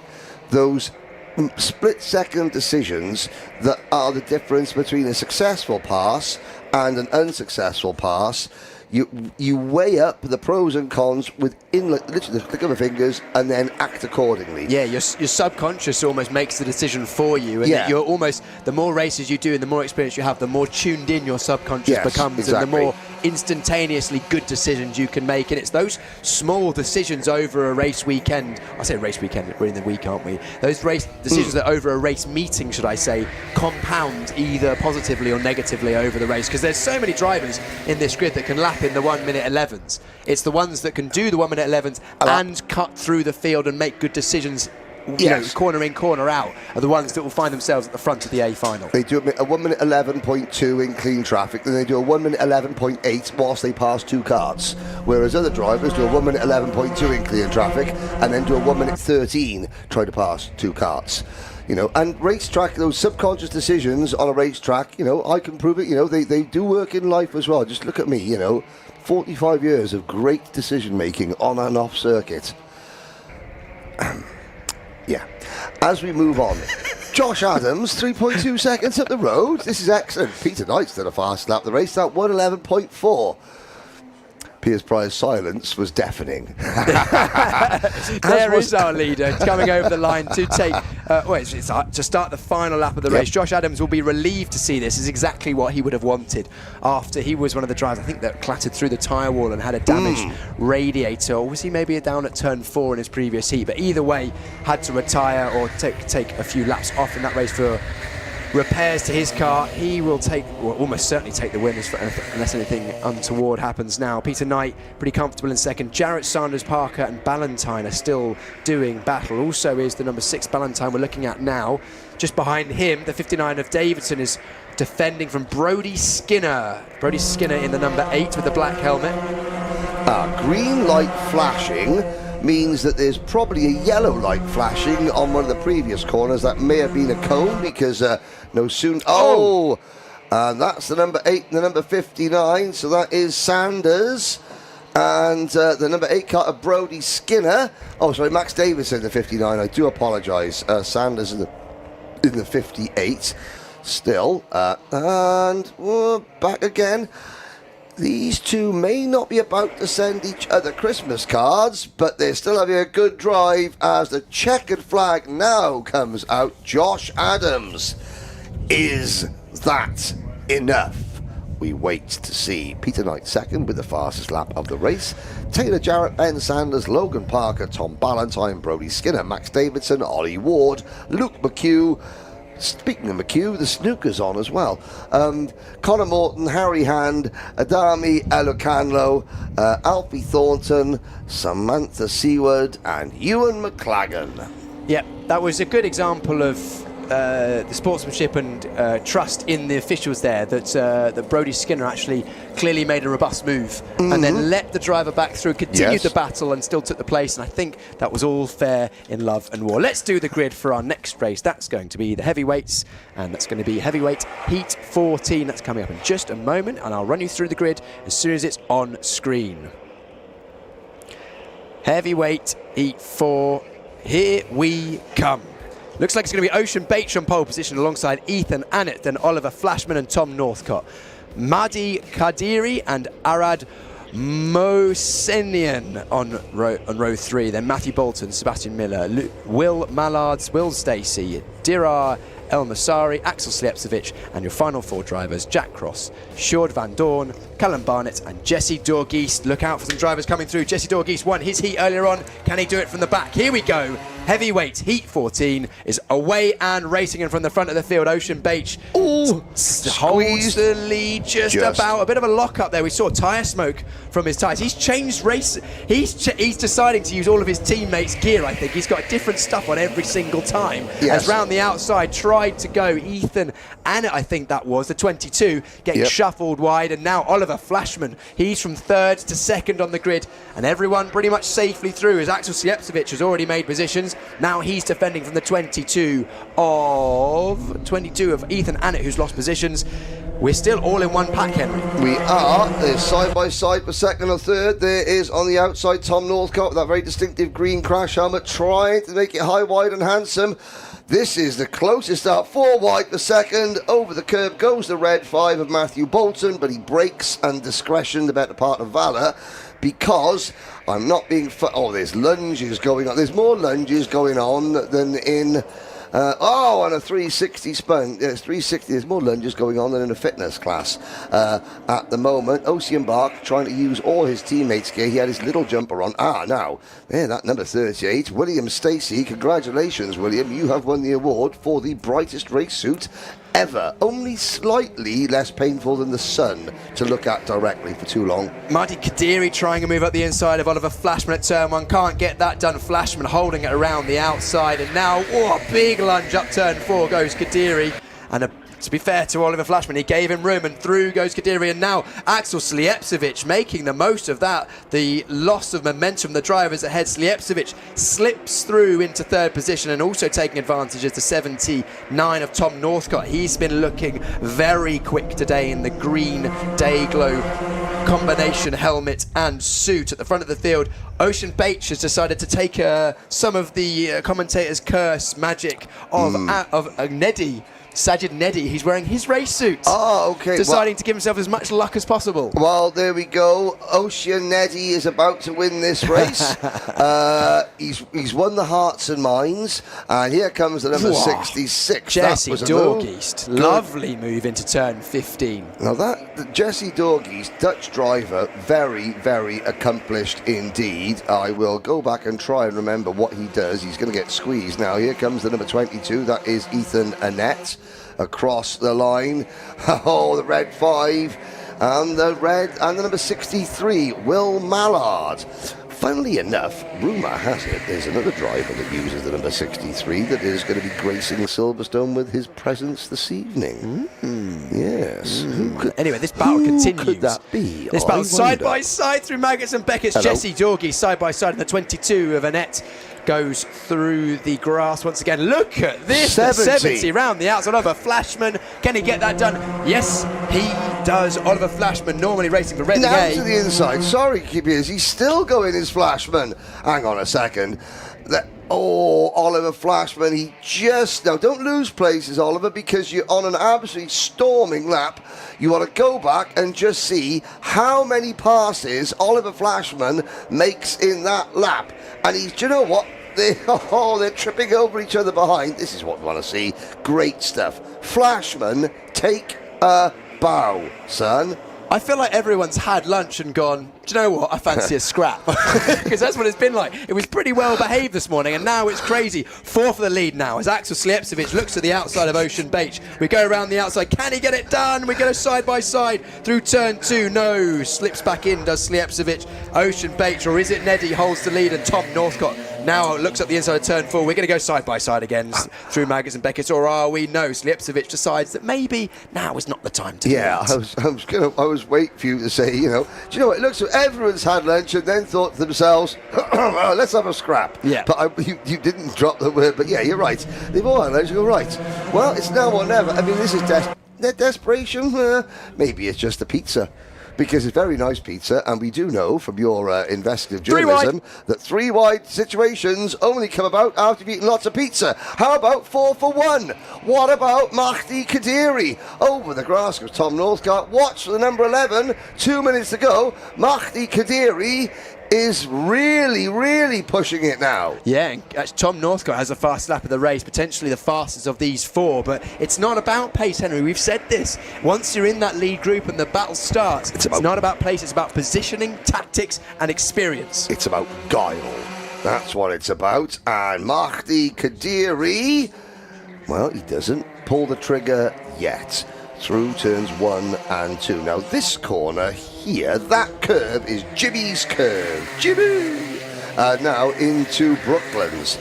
I have to say that Jimmy's, if it's after Jimmy Clark, which it is, then, you kind of really... Well, it's not after Jimmy Broadbent, is it? Let's be fair. It's Jimmy Clark. And, I don't think it's Jimmy Broadbent, as popular as he is. No, there we go. No Ocean Neddy going up the inside. And unfortunately, forced Tom Northcott onto the cone. I don't know how that will be called, because it could be cone abuse for Tom Northcott, or it could be forcing a driver wide from Ocean Bache. We'll see what happens with that one Not sure yet. Slijepcevic still leads. Kadiri, with that wonderful move through this section last time out, has given himself an opportunity to take victory, but there's not many drivers harder to pass than Axel Slijepcevic, normally racing at the front of the BUKC mains with Bath. They came so close to the title in the mains yesterday. Only a second place eluded them of that championship. Ocean Beach pushing on to try and bridge the gap. This will be the start of their final lap. That's a very unique... Yes, that is the Japanese style. So a bunch of Rotax racers in Japan, Riki Tanoika and a driver they called Mega Gyu, that was his nickname, was Big Bull. Because they were slightly larger, they would lean back in their cart, lift their knees up and put their heads back. That was their way of creating maximum aerodynamic efficiency. I see Martinez Tankavicius, the current DD2 Masters Grand Final champion, doing the same thing. And now Axel Slijepcevic did that. I think the theory is if you're a tall driver with broad shoulders, going forward is actually worse than sitting back. So Slijepcevic... weight distribution. I mean, that would probably play a minimal part. I think surely at least aerodynamics, just getting your shoulders out of the airstream. But clearly it's working for Slijepcevic. Maybe they do it in Poland as well. And if you're looking at the sky and pile drive into the cart in front of you, you can say to the racer, well, I didn't know what I was doing my slipstreaming thing. Here we go. Half a lap to go for Slijepcevic. Slijepcevic, I think, has done enough. Unfortunately, Kadiri not close enough to mount an attack, and this is the final lap of the race. There he goes. Here we go, dropping down, DRS enabled, and over the line goes Slijepcevic to take victory. He started in 12th place, so very good. Up 11 places from Slijepcevic. Dorg East up 10 as well, his teammate 16th to 6th. That'll put Dorg East well inside the A final, if my memory serves me correctly as well. So Slijepcevic and Dorg East, who bump drafted their way to a 1-2 earlier on in the race, they will be doing battle in the A final. Next up, we have lightweights, heat 50. Can I do maths? Yes, I can. Yes, you can. Can we add it? Yes, we can. Can we add it? Just about. Can we add it? Right, if we're ready, let's do the grid for lightweight heat 15. Looking forward to another lightweight race. The racing has been pretty frenetic this afternoon. Hopefully more good racing. Vasilia Borovskaya is our pole sitter. William Kurtler, and then Isaac Lyons and Daniel Skelton on row 2. Frey Davidson and Tanvir Bandari on row 3. Row 4, Jack Finch and Luca Osman-Price. Then Luca Wigley and Archie Cavini, Farapont Baranov and Ben Robertson. And row 6, final 2 rows, Zach Finney, Hugo Eriksson, David Manua and Ben Foden. Here we go for Heat 15. Lightweights, 2x2 as always. We go over the line. Are we going to get a good start? This looks pretty good to me, and it was not a jump start either, which is nice to see. 2x2, everyone's staying pretty much in their formation, but once again the driver in 3rd place, Isaac Lyons, I think has taken to the lead. He has. Once again, 3rd place, Jack Finch also well up there. He started all the way down in 7th, so again the inside row doing far better than the outside, and then everyone coming together 3rd downwards through turn 4. Isaac Lyon fans, I don't want to burst your collective bubble. However, going into turn number 1, Vasilia Borovskaya suddenly sort of made that head nod that only happens when rear of wagon has been impacted at a great rate of knots from behind, forcing the driver's head back. That is the move that opened the door. I'm not saying it was Isaac Lyons who made the move. I'm just saying that's what happened going into turn number 1. Isaac Lyons was the beneficiary. And, there we're now pointing forward. That is Jack Finch from a long way back, trying to pass Lyons, taking the race leads. Pointing forward, we complete the opening lap. Finch, what a first lap from number 57 up 6 places for Jack Finch on that lap alone. Lyons 2nd, Borovskaya 3rd, Skelton, Kurtler, Davidson, Baranov, Finney side by side for the lead. Not quite. Finch holds on. We're just seeing once again that the exits of these corners are so important. The straights are so long. There's a little, once again, a rearward head nod. That was Borovskaya just having a little look at the back, and maybe a kinesthetic look at the back of the cart of Lions. Do you know what? Going into turn number 1, it was Borovskaya with a head nod, as Lyons was right behind him. I think they call that, in football parlance, a 1-1 score draw. Yeah, we'll call that evens. As number 11, Daniel Skelton, double move into turn 14. That was lovely. 2 for the price of 1. Special offer for Daniel Skelton. He moves into P2 side by side for 3rd position now. Yeah, Skelton. Now, gentlemen, come on now, think. I've just passed you both with an absolute worldie of the move. Let's not fall back into this, because this is just upsetting to look at. Carts all over the place. That's Kurtler, Davidson, Barinov, Finney, Osmond Price. Osmond Price gaining a lot of place on that lap alone. Ben Foden has passed half the field, 16th to 8th so far. As we look at the top 4, look at the gap behind. It's the number 33, Ferapont Barinov, who looks like he's escaping that chasing pack. Offline was Jack Finch, who there. Offline was Daniel Skelton. That allows Lions to pounce, because they do that in the long grass. Rawr. Yes. Exactly. Well, we've got a couple of penalties coming in. Oh, more moves. I think that was... Is that Baranov going through the 55? No, that's... Yeah, Borovskaya going past Baranov. Or... Yeah, that's a good move into Priory. 2 penalties so far. Hugo Eriksson, ABC takeout, and Ben Robertson, ABC takeout. They both don't feature at the moment inside the top 10, so we'll keep an eye on where they finish, but at the moment they're not featuring so much. That move earlier on this lap by Isaac Lyons was well timed, because Borovskaya and Baranov are both doing battle, and it's given a bit of a gap. Jack Finch has also managed to pull clear of the rest of the field gap, 1.8 now, so pretty much got this sewn up as long as he keeps up consistent pace. Now, the number 11, Daniel Skelton, made 2 individual attempts there on one straight to pass Vasilisa Borovskaya. Dan Skelton has just learnt that Borovskaya, well, that young lady is one tough cookie. In the Drivers' Championships history of this event, I wonder, where is the highest placed female finisher in the British University Kart Championship Drivers' Final? We'll have to look at Alpha Timing, maybe, if there is a chance to remember that. I'm gonna hedge my bets here. I won't have a number. It's probably Rihanna Percox, I would imagine. She was often inside the top 10 a few years ago. With her Iron Brew crash helmet. Probably. Yes, my spirit animal. Number 11 we're looking at of Daniel Skelton there, with Ferapont Baranov right behind, the 55. It's 56. Oh no, hang on, that's 55. So that's Borovskaya, who's dropped down the order on this lap. Yeah, she's been passed now by Skelton for 3rd position. So Finch leads by 1.8 seconds, and he is half a second faster. The lap times are not quick at all. The conditions are perfect. The track, well, it should have rubber on it, and yet nobody has got below 1 minute 12 in this race. And as I say, that Farapont Baranov is a 1:11.6, but still, that's slow. That is 0.8 of a second slower than Ryan Eschberg was going yesterday. He was the fastest driver, 1:10.8.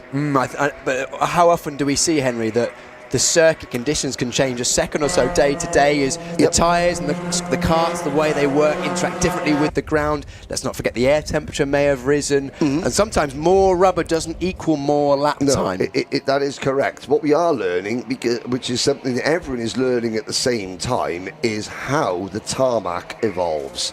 Now, what was that coming off? Was that just a bit of tape or something? But something just... skittled off one of the sides of one of the carts. Baranov dropping a wheel off the exit of the curb at turn 14. That's lost him a little bit of ground off the back of Skelton. He's not going to be able to fight down towards turn 1 now. We head on to the last lap. Jack Finch takes himself over the line for the final time. Lyons is just about clear, I think, of Skelton, but Baranov and Borovskaya are right there looking to take positions if any mistakes are made. And we've seen some drivers make mistakes on final laps, haven't we, already today, so not out of the realms of sanity. In the immortal words of Lenny Kravitz, it ain't over till it's over. But Finch, that was singing, that was beautiful. Finch is going to win by 3 seconds. Piers has gone very quiet because his eardrums have just popped. Up towards the crest, Lyons, Skelton, Baranov for 2nd place. Borovskaya has dropped to 5th ahead of Osman Price. That was a woe, Piers. Yeah, Baranov once again using all the road a bit more. 2 wheels on the dirt in the braking zone there, running wide. That's broken up this battle a little bit more. It looks like Daniel Skelton's actually the closer of the 3 now to making a move.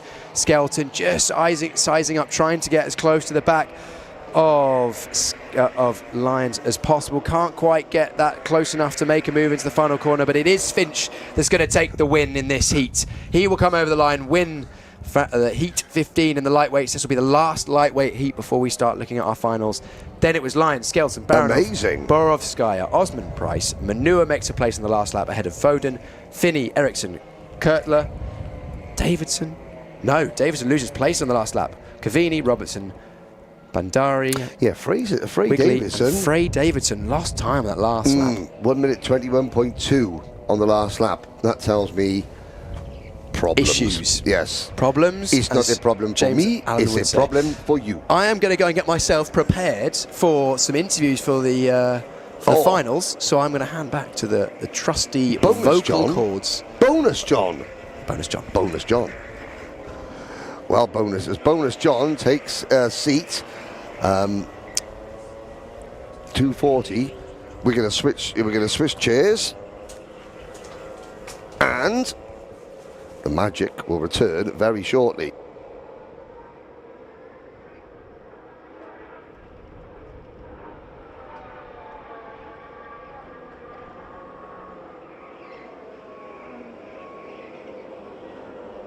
Right then, we've done our switching around here in the commentary box, and it's myself, John, back in your ears, I'm afraid, here for the last heat of the 2026 British Universities Karting Championship Drivers' Championship. Here we go then for heat number 15 with our heavyweight drivers. 2 by 2 to the lights we go, and Sam Pooley is going to be the one that leads us down to the first corner once again. All getting a bit squabbly there as we head towards the apex. Pooley gets a little bit slidey. I think it was a push from the driver behind there, but we've had a false start.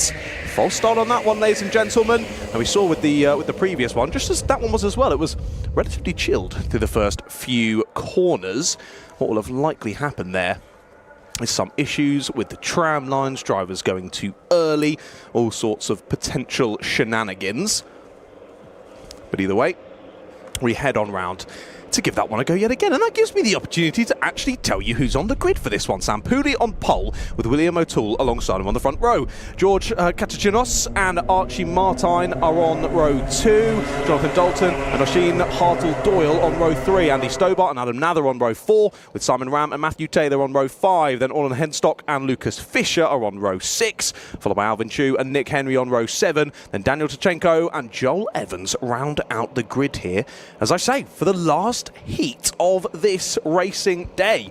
What a day it has been here at Silverstone. Some incredibly exciting action, and I think the main thing that I've been able to work out from my walkings around the paddock and chatting with some of the drivers, I've yet to find a driver who's had a really good day here today.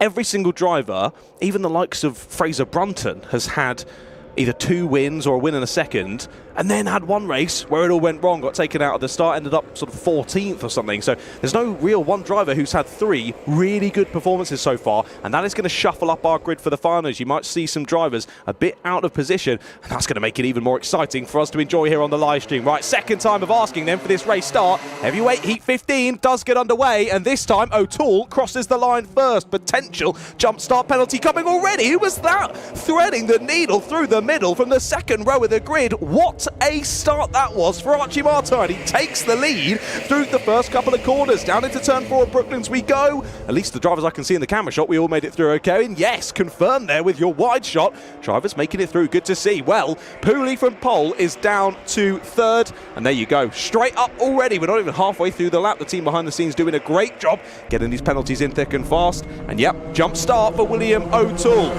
Of course, It can be sometimes frustrating when you're on the front row of the grid on the anti-pole side, because if you get pushed and the driver's behind you, it's still your fault for being over the line before you get to the shot. Oh my goodness, we're nearly 4 wide there towards the corner entry. And who is it but Sam Pooley, straight back up the inside. Immediately under pressure though, wants to work with the 71 of Jonathan Dalton, but that's not going to happen. Dalton straight up the inside in his cosmic race suit, and he now takes to the front of the field. The 3 there squabbling in the middle. That's a scene. Hartle Doyle there going side by side with another driver. They make their way through to the exit, and Asheen has the inside line and gets 1 place off of the corner. But of course that run down the front straight, you want to get in this slipstream. Luckily for him, he's done it. That means the 12 on the outside, Archie Martin, is going to lose out. He was in the lead of the race about 5 corners ago, and he's dropped back into this pack already. Oh, side by side, aggressive movements there. Down through Wellington and stage once again. Oh, that was a big aggressive job there from the 40th Simon Ram. Almost shuffled the driver there on the inside over the grass. Was that Hartle Doyle? Yes, it was. I can see it adorned on the back of his race suit. Definitely Hartle Doyle there, getting shuffled out wide. But again, they all press on here through lap number... I was going to say 2. I'm pretty sure it is 2. For some reason, my live timing isn't updating, but we continue to crack our way through this race. Oh, that'd be why, because Piers has left the commentary box and his internet is no more. That would make sense why it's not loading. Better reattach myself to some data. We press on round, though, through this one. Top 2 breaking away very nicely in this one as we continue on. Continue on through this race, then. Thank you, Luke. He's getting me some data, much-needed data, so I can tell you what's going on in this race. Still Dalton out in the lead then with Sam Pooley. Adam Nather it is who's cut his way through the rest of the order, now up into 3rd place. Thank you kindly. As we go on to another lap then. Hopefully I should have some live timing back in a second. Dalton with the new fastest lap. Hartle Doyle then up into, thank you, up into 4th place. Simon Ram in 5th. O'Toole now into 6th, which of course is going to hamper him even more with that jump start penalty. We'll drop him down in terms of points once things are all said and done. There's Lucas Fisher up the inside, I think trying to relegate O'Toole even further. They'll continue side by side out of Brooklands once again, and they go side by side into the, yes, it is big over the curb there for the 6 of Lucas Fisher. He was on a crash course with those 2 cones. Surely he hit them. I don't know. We didn't see it on the camera, and I don't have eyes in the back of my head, so they continue on. But we'll watch out for a penalty for O'Toole by the end of this race. Dalton still leads then with that fastest lap. I can tell you now with the live timing back on. It was a 12.6 on the last lap, 12.7 for Pooley chasing, 12.9 for Nather. Rest of the drivers in the 14s, 15s, 16s and 17s in this race. So it's continuing to build that gap at the sharp end then. Dalton, Pooley and Nather. A nice bit of gap between them as well. Not so much now between Pooley and Dalton, but still enough here, but they're not making moves and not wasting each other's time out there on circuit. And again, speaking of time, we lost some of it to begin with, didn't we? False start in the race. We lost a bit of race time off of this one, and that's why now we go on to just the penultimate lap of the race. We had about 5 seconds in it there, but it will be 2 more laps of racing action. You know who's not going to be happy about that? Jonathan Dalton, a bit wide there, just brushing the exteriors of the track there was Sam Pooley, kicking up a little bit of dust, but nothing too crazy as he continues to hunt down Jonathan Dalton. He halved the gap on the last lap by about 0.2 of a second. That was courtesy. The new fastest lap of the race was Sam Pooley on the last one, a 12.5. Now the time to beat. Battles going on in the background, change for 4th place potentially. Hartle Doyle has indeed dropped behind Simon Ram. They've got Matthew Taylor and Joel Evans for company as well. Up the inside there goes Joel Evans on Matthew Taylor.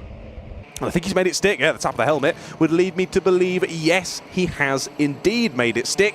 They're down through Priory once again. Well, this is, to remind you, the last heat of today's action here at the 2026 British Universities Karting Championship Drivers' Championship. And what a day of racing it has been so far. And we're only just through the heats, ladies and gentlemen. The all-important finals still left to come. There'll be a C, a B and an A final for our lights, a C, a B and an A final for our heavies, and then hopefully, time permitting, that super final where we combine the best of the best in both lights and heavies to duel it out for who becomes the driver's champion. On to the final lap of the last heat we go then. Dalton leads us onto it, and he's had a lovely previous lap. New fastest lap of a 12.4. Puts himself 7/10 clear here as they head through the last 1.4 kilometres of this race.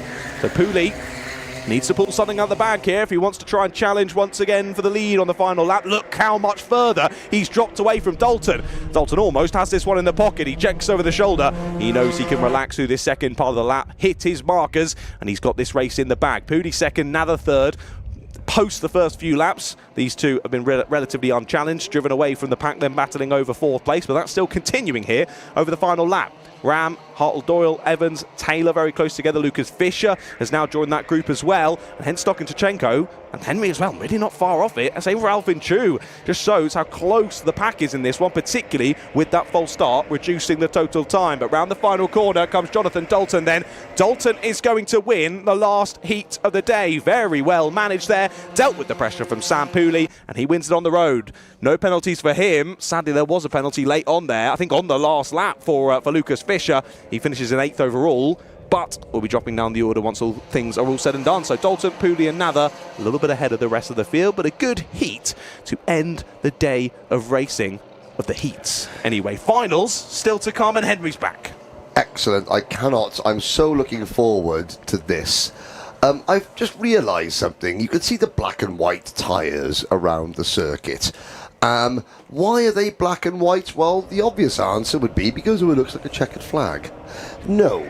If you recall, and if you're of a certain age, you will recall, that Silverstone used to have the Woodcote chicane, which was just, you'd come under where bridge is, out of Abbey, down towards the final corner, which was the old final corner before the old start-finish straight, and there was just a tiny, like right, left, really fast chicane. That was the original Woodcote chicane. Now, over the years, it went from having no barrier to a wall, and the entrance to the pit wall was black and white. So the original sort of Woodcote chicane colours and the barriers under the Daily Express Bridge and places like that were the black and white. So again, this is a little bit of a throwback. Now, I'm not saying that the circuit is finished, no, because I'm sure that the tyres, you can just see, rows and rows of bolted tyres. They don't look aesthetically wonderful. However, 3 weeks ago, there was no white tyres at all. Work is continuing at a rapid pace here. The Silverstone Venue Improvement Team, of which there are many on site, are diligently scrubbing, clipping, tidying, you name it. They are doing it as this circuit it's finished, but it's not the finished article. I think that is safe to say, because I will be waiting to see when they turn this venue from the multi-million pound, highly visible, hugely impressive facility into a multi-million pound, hugely impressive and visually iconic facility. They're the key words, visually iconic. I am sure that in some sort of corporate speak, that blue sky outside the box gubbins, whatever they talk about, visually iconic is in that sort of blurb, which is what the circuit now need to do as more and more events come here. Just to go through, you will have not only the British University Karting Championship here today, tomorrow, yesterday. You have the first ever Saudi Club International Finals here at the end of May. There will be 2 rounds of the British Kart Championship here at the end of the season. Other national series will come here, and I am sure it is only a matter of time before the likes of the Rotax Euro Trophy, the IAMI Euro Series, maybe even, dare I say it, an FIA European, World, OK or KZ event comes here.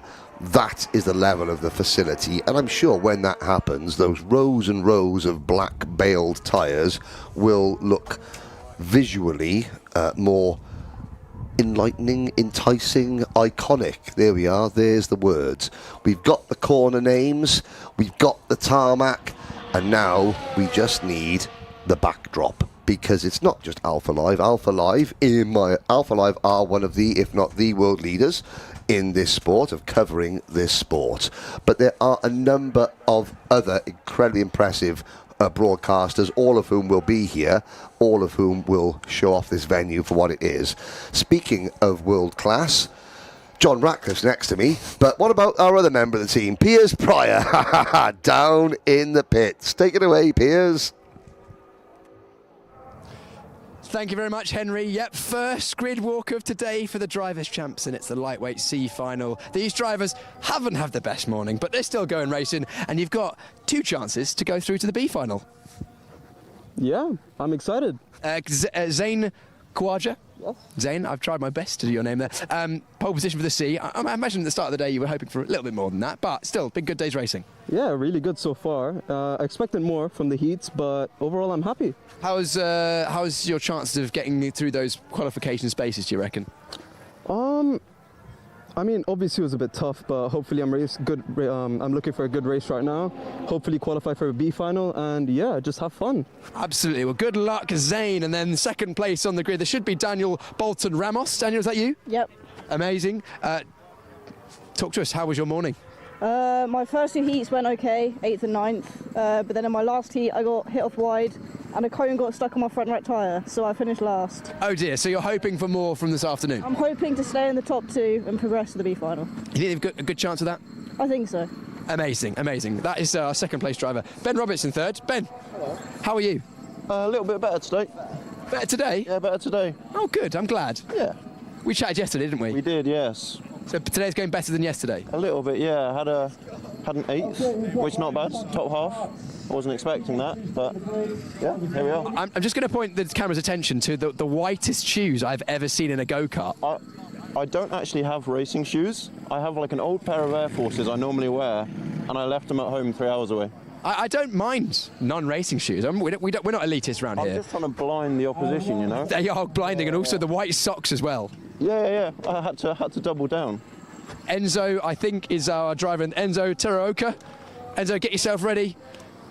All good? Yeah. Interview someone else. Enzo, good luck. Bona, getting yourself ready. And 2 in the race. Who's this in third? Was it 5th place? Ben Robertson. Ben Robertson. Yes, you are starting in 5th place. 150 points. The same number of points as 3 drivers ahead of you and 1 driver behind you. So pretty close for these few drivers. Yeah, I'm feeling fairly confident. I know a couple of the people around me I'm slightly quicker than, but then I know there's a few people behind me I'm slower than. I mainly want to beat Ben Roberts because people have been getting my name confused with his all day.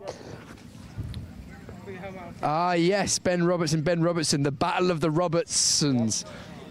Arch nemesis. Do you know? Do you know each other? No. Well, you're going to get to know each other on seconds. You're starting right behind him as well. Yeah. Your namesake and arch nemesis. There we go. The Ben Roberts versus Ben Robertson. That's looking forward to that one. Let's just wander randomly further back. Who should we chat to? Who wants to chat? You look friendly. Number 19, Luke McHugh. Yes. And Henry made a horrific pun with your name earlier on. What about the snooker? Yeah, it was really bad. I heard it. Have you heard it before? No, not Oh, I gotta go. Jimbo's had enough. We're going racing. C final, lightweight. Here it comes. Usually Piers is given some sort of warning there, but good to see him kept on his toes for the finals. Well, I mean, I would have given Fluker, and I would have given him 10 more amazing puns if he had just driven off the Piers on his side pod. Here we go then. C final, John Ratcliffe, who's in it? Let's go then, lightweight C. Let's see who's on the grid. Zenedine Quaya on pole position. Daniel Bolton Ramos alongside him on the front row. Ben Roberts and Enzo Taroka are on row 2. Ben Robertson and Conor Martin on row 3. Then it's Hugo Eriksson and William Kurtler. Ademi Ulakanlo and Jonathan Lund round up the top 10. They're followed by Luke McHugh, Farad Arian, Hushrav Barawala, then Michael Jones, Oliver Mulvey-Walker, Frey Davidson, Tanvir Tanvir, then Martin Bounds, Harry Hand, Lewis White, Samantha Stewart, then Luca Wigley, Alfie Thornton, James Boxer, Max Hawkins, Ewan McLagan, Kurt Fordry, and Sajid Nedi on the back of the grid. 28 How is that possible? cards for this one. How is it possible that he's at the back of the grid when he's won the race already for giving us cinnamon rolls? They've had to nerf him. That's all it is. They've had to put him back in the grid because he's just too good. Oh, well, he loves the game. It's for the love of the game. 2 opportunities. So for 26 lightweight drivers, their bid to become Ultimate Driver Champion, the Drivers' Champion of the British University Karting Championship 25-26 is about to come to an end. 2 drivers will go on to the back of the B final. Lights are out. We're off and racing. It's finals time here in the Drivers' Championship in the BUKC. And already someone going FCUK, off we go. Oh dear, now there is a lot of contact there, and that will be a false start. So the 10-minute race will become a not 10-minute race.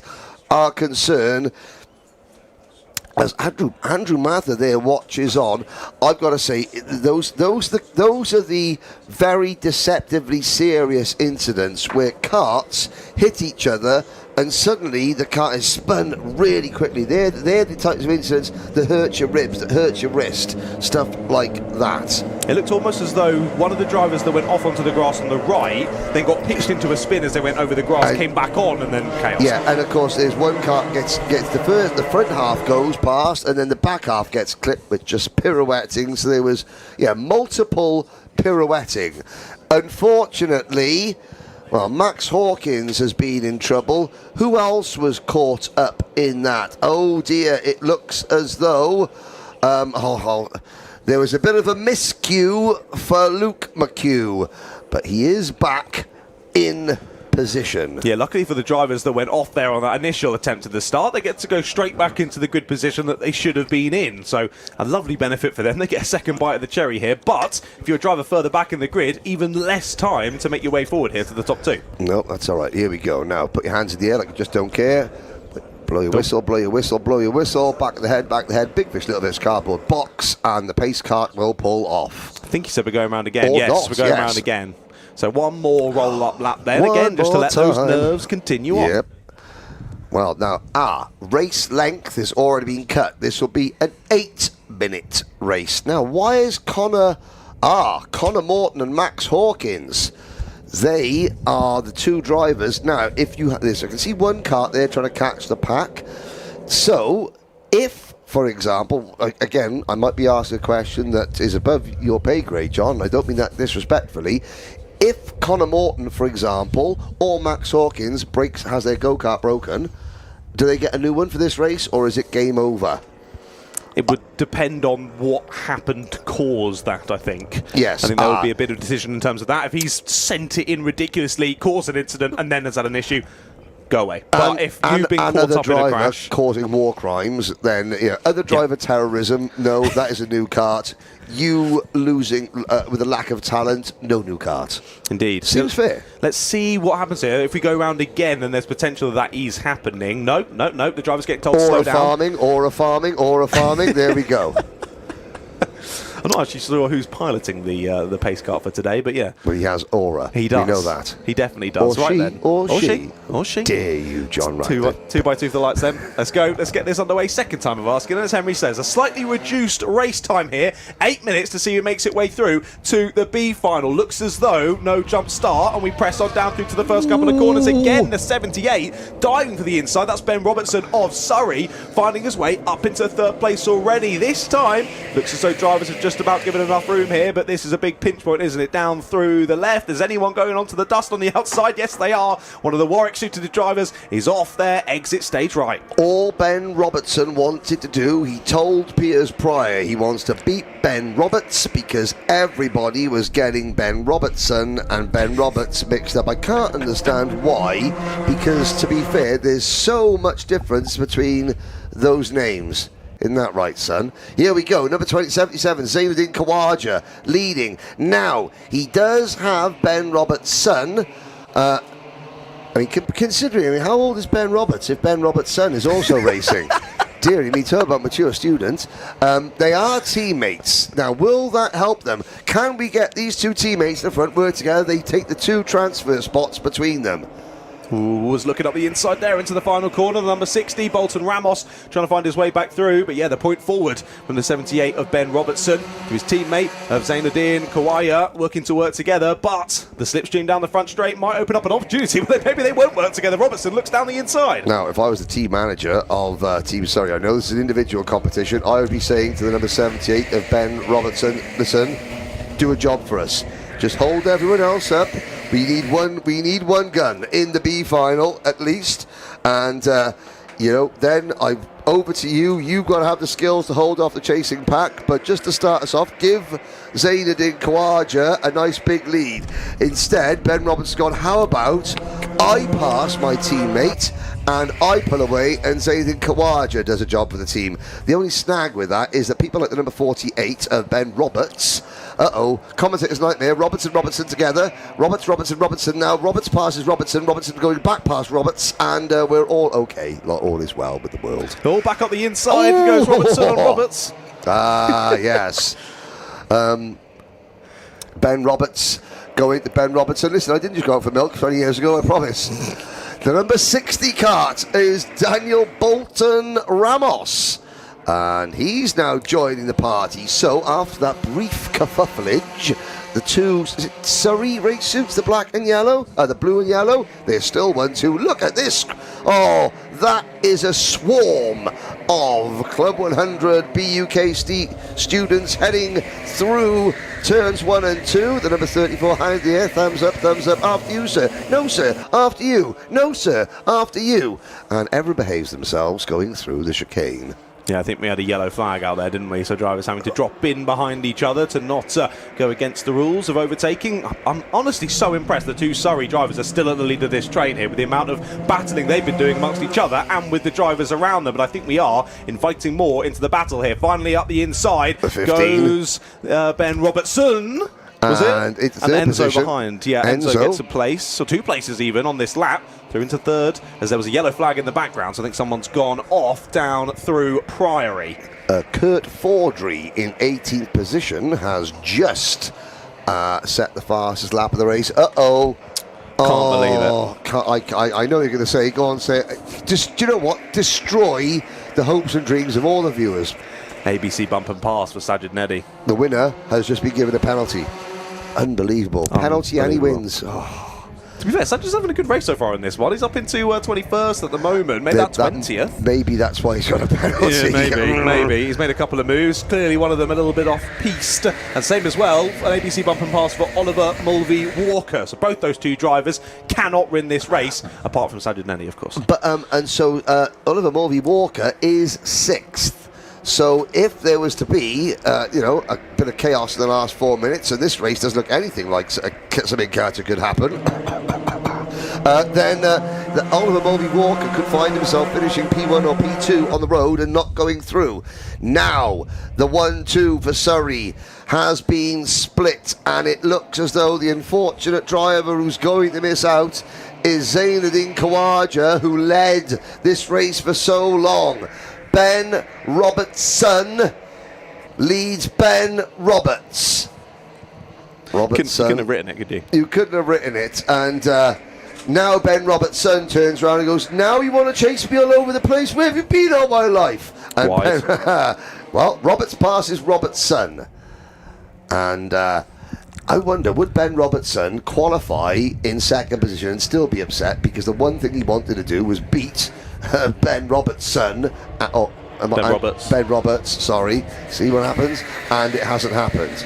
No. Oh, he's going to lose exit off the corner there as well. He thought about the re-overtake on Ben Roberts. Not going to work. Loses momentum. Doesn't lose the place for now. But Bolton Ramos and Taroka are right there in the wheel tracks here. Luckily for them, still got the Surrey driver there, who's actually now, he's sticking with the top 5, and they're starting to break from the rest of them. So Mulvey-Walker then heading up the next chain. As you know, it's William Kurtler who's to the sharp end of that one in 5th place. But Ben Roberts still defending, so still plenty of time here to invite more drivers into this one, which I'm sure is going to happen. Yeah, and also, it would be a shame if neither of the Surrey drivers made it, because they did run 1-2 for so long. There was almost 3 wide. Hang on a second. Dear. Oh, there's gone. And Zaynadine Khawaja. Now, the number 15, Enzo Tarioka. They'll have a little look back at that. He was being really aggressive. You've got to be, in a certain sense, 90 seconds, or your dreams of winning the Driver Championship are over. Now, Robertson, we're either going to get one, or we're going to get both Robertses. Oh, and there is Tarioka. Oh, that might make the steward's decision a little bit easier when it comes to later on, because Tarioka was getting, I wouldn't say petulant, he was certainly getting, as aggressive as it's possible to be. I think, is the correct answer. So either Roberts and Robertson are both going to qualify, neither are going to qualify, but the way that, the racing gods seem to be smiling, nay, mocking us today, that it looks potentially like Daniel Bolton Ramos could spoil the parity between Roberts and Robertson. He could indeed. He's got ahead, hasn't he, into second place. Yeah, like you say, Tariuka chucked out wide there onto the dust, lost a lot of time and drops back into the next position. And he's got a penalty as well, ABC takeout and a track limit penalty as well, both on the same lap. Less than ideal for him. Ewan McLagan as well getting an ABC takeout. William Kurtler with an ABC bump and pass. Neither of them can win this race. We're on to the final lap here of the lightweight C final. Battles continuing on through the order, but it's at the sharp end, of course. We need to keep our eyes focused on. Only the top two will go through into the B final, and it's the battle here between Bolton Ramos and Robertson. Robertson is going to be so frustrated here. Yep. He's been battling for the lead for the whole race and then misses out by one position. He's going to be gunning for this. Oh, look at him. He is absolutely throwing that cart up the hill. It's now or never. Over the shoulder looks Bolton Ramos. He knows doesn't need to cover coming into this corner. That's smart from Bolton Ramos. Does he runs a bit wide. This is game on. This is game on. Ben Robertson, he's going to have to make his move before the final corner. Don't rely on the drag racer line. Here we go. Move incoming. Elbows out. Shows him the door. Robertson is through, but the crossover is coming. Oh, the back end steps out, and here comes the number 19, Luke McHugh, leaving it late. Right on cue. Here comes Luke McHugh. Indeed, run to the line then. Roberts is going to win it, but we're going to go side by side for second place. Who's going to go through to the B final? It's Ben Robertson, just about 13 thousandths of a second. And the racing gods mocking of us commentators continues. Robertson both make it to the final. Look forward to seeing them, start from the back of the B final. That's going to be interesting. Sadly, someone spun round there out of the final corner. They get themselves back underway. It was Alfie Thornton. Shame there for Alfie, dropping a number of positions on that last lap. But what a way to kick that one off then. Ben Roberts and Ben Robertson through into the lightweight B final. Luke McHugh, the first of the drivers, missing out. What a shame. Well, we lose, what was it, 25 it'll be now after all was said and done, because we lost one before that race restart. We'll be saying goodbye to all of those drivers. What a shame. But what a way to kick off the finals then this afternoon. Let's see if Piers Pryor can mix his Roberts from his Robertsons as we go back down to Piers at the end of that one. Take it away, Piers. It was written in the stars, wasn't it? The Roberts and the Robertsons, first and second. Ben Roberts. You and your Robertson. Look at this, look, Robertson, first and second. Oh, there's something about it, isn't there? There's something in the water. Look at you two, go on, give us a high five, there we go. Robertson, look at this, Great race. Thank you. Yeah. Great. Did you enjoy that? Yeah, it was great fun. And you both qualified for the B final, so we'll see you in a bit, congratulations. Right, lightweight C final, done. Robert and Robertson, done. Now, we've got the heavyweight C final, so let's head towards the front of the field and grab a word with them before they ship off, which I imagine will happen fairly quickly. So let's make this a nice quick one. Pole position with this one is Ornan Henstock. So let's grab a word with. Are you Ornan? Yeah, that's me. Hello. Ornan, pole for the B, pole for the C. Sorry, pole for the C. Is that where you want it to be? Not exactly, but we'll try and make it to the B at least. You've got 2 opportunities at a promotion. Yeah, at the moment. What's your plan going into this one? What's your outlook? Make it survive turn 1, at turn 3, and then we can see where it goes. You reckon the start's going to be crucial? Yeah, the start's going to be crucial. I don't want to bog down on straight as well, so yeah, I don't know what to say. Well, good luck in this one. Ornan Henstock, Josh Marchant on in second place. A guy that's looking very cool, calm and collected. I assume that you're Andrew Lloyd. Yep. Andrew, those are some serious sunglasses you've got on inside there. They're just my normal glasses. Oh, are they? Really? You wear them day in, day out? Yep. I can't tell if you're joking. No, I am. Oh, they like one of those that change. Hey, they're like tinted though. I didn't know you could get those where they're like changed to tinted. Yep. Oh, nice. You look at you. Also, do you go with a tinted visor? Surely that's like it's like racing at night. It's fine. It's fine. The glasses go back. Oh, of course, because they're transitions. Do you know what? The more you know, the more you know. Anyway, what's your plan for this race? Just working forward with one of the two ahead.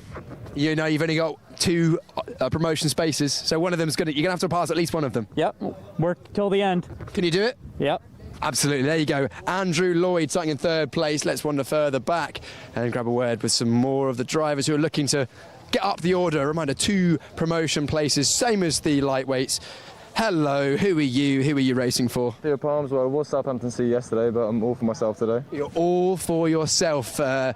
No teams today, are there? Right, so... There's a teammate behind me, so... Oh, is it your teammate behind you? Yeah. Ooh. Is it friends or frenemies? Oh, absolutely friends, but we've been... He says frenemies. We've been waiting to find each other so far today. It hasn't happened so far yet. So. Remind us where are you starting? Starting 8th, so been taken out twice in 3 heats, which was quite frustrating. Both times running in positions good enough for the B final. So you can still get in the B final. Hopefully we can make our way forward and try and get myself a spot in there. What was for lunch today? None actually. You're lunchless. No lunch. Late breakfast, no lunch. What was breakfast? Oh, it was the horrendous Mackey's breakfast at about 11 a.m. after the hangover. Oh, hangover? 18-1 yesterday. Oh, of course. Was it a good celebration for the Southampton? Yeah, it was a very good night for us last night. Where did you go? Started out with Captain's Awards at the Airbnb in Milton Keynes. Then made our way out, but most of us got away not too late, as not wanting to completely throw away today. Of course. Well, good luck in the race. Southampton had a good night last night. And then, who is the number 56? 56. Sjoerd van Doorn. Yeah. Sjoerd, how you doing? It's been a day. It's been a day. Are you ready for it? So far I've not ended the first lap, not in last place, so hopefully C final is the time it changes. C final is the time to not end the first lap in the last place. Let's go racing. Sjoerd van Doorn, heavyweight, C final. Let's go. Well then, C-final done and dusted for our lightweight drivers, and now is the turn of the heavyweight drivers. Let's jump straight into the grid for this 128 drivers on the grid. Omen Henstock and Josh Marchant on the front row, with Andrew Lloyd and George Nick Gazinski on row 2. Then it's Brad Butcher and Tyler Ducrot on row 3, followed by Jack Cross and Theo Palms. Then Benjamin Schum and Archie Martine round out the top 10. They're followed by Sjoerd van Doorn and Adam State. Tom Newman and Udi Menon round out the row 7. Then row 8 is Will Mallard and Anand Palmer, Harry Slinger and Harry Scott Hall, and all Harry row 9 there, followed by Darar El Masri and Arad Mohasinian. Then William O'Toole and Max McCabe, Andy Stobart and Thomas Wood, Daniel White and George Katagianos, Jack Goodliff, and then finally Matthew Taylor rounds out the grid then. 28 drivers on the grid for this one, sure to be another very exciting race. Same principle applies. 2 go through, the rest go home. There's the aura farming from the pace kart driver, telling him, slow down, slow down, slow down, slow down, slow down. No more slow down. Speed up, speed up, speed up, speed up. Lights are out. We are off and racing.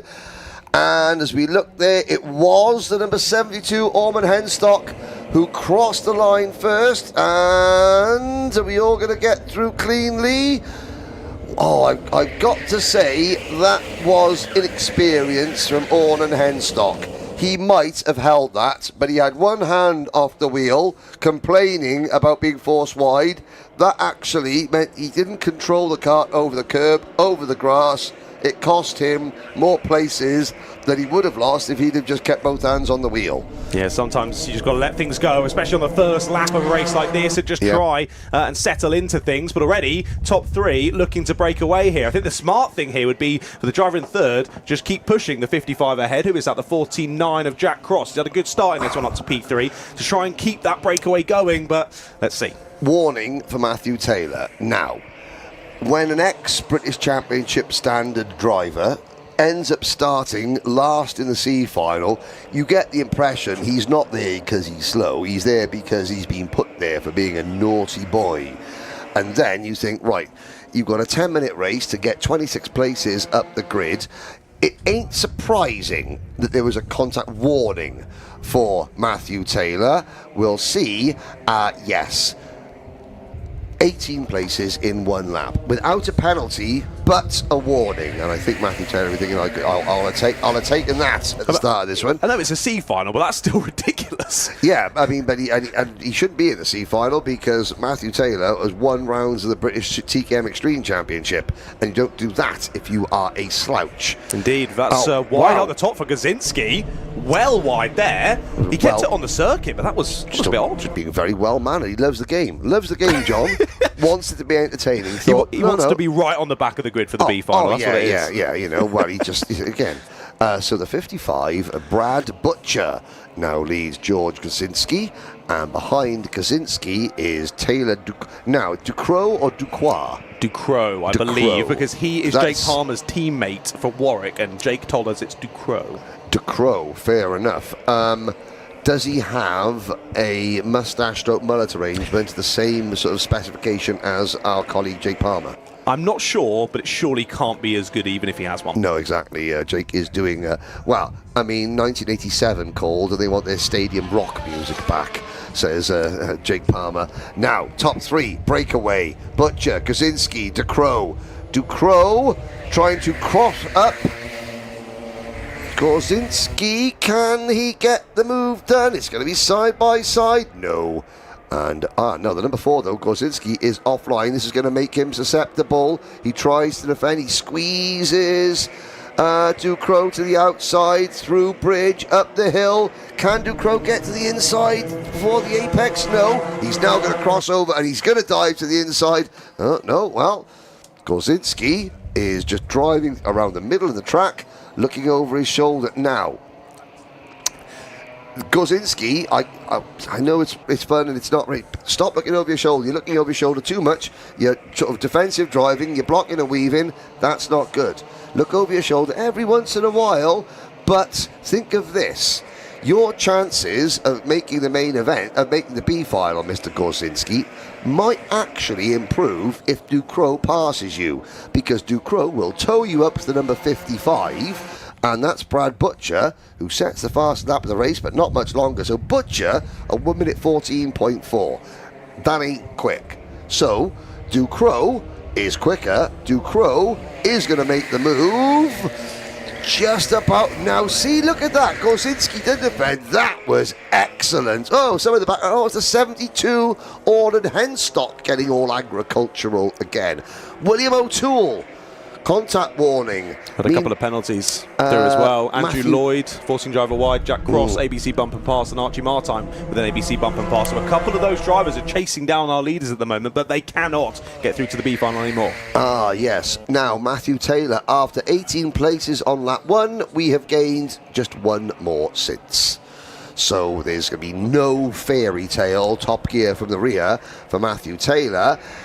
Oh, I hate saying it when I'm right, but you know what? Kaczynski stopped looking over his shoulder, got his act together, and he's now in the lead. Indeed, back to the lead he goes then, of course. Like I've done this before, John. Almost. Yeah. Not quite. Not quite, no, almost. There we go then. This will be on to lap number 5 of the race, and once again, Kaczynski moves his way through into the lead. Of course, he had that wide moment down at Bridge earlier in this race, but he loves the game. He's back into the lead then. He's got Butcher and Ducrot still following him then. Gap of about 1.5 seconds back to Josh Marchant in 4th, but he's just popped in the fastest lap of the race. Okay, it's only a 13.3 for the moment. We've seen much faster laps than that, but either way, Marchant closing down on your race leaders. Let's see now if Kaczynski defends. We know how much he likes to look behind him, and yet checks over the shoulder, covers off the move into the bridge section, but he's going to go a bit wide again, and now Butcher gets the push from Ducrot.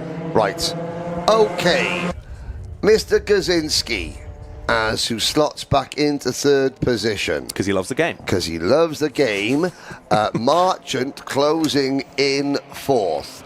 This is what you need to do. Now, follow the number 7. Every time the 7 opens the door, like a cat burglar, go through uninvited.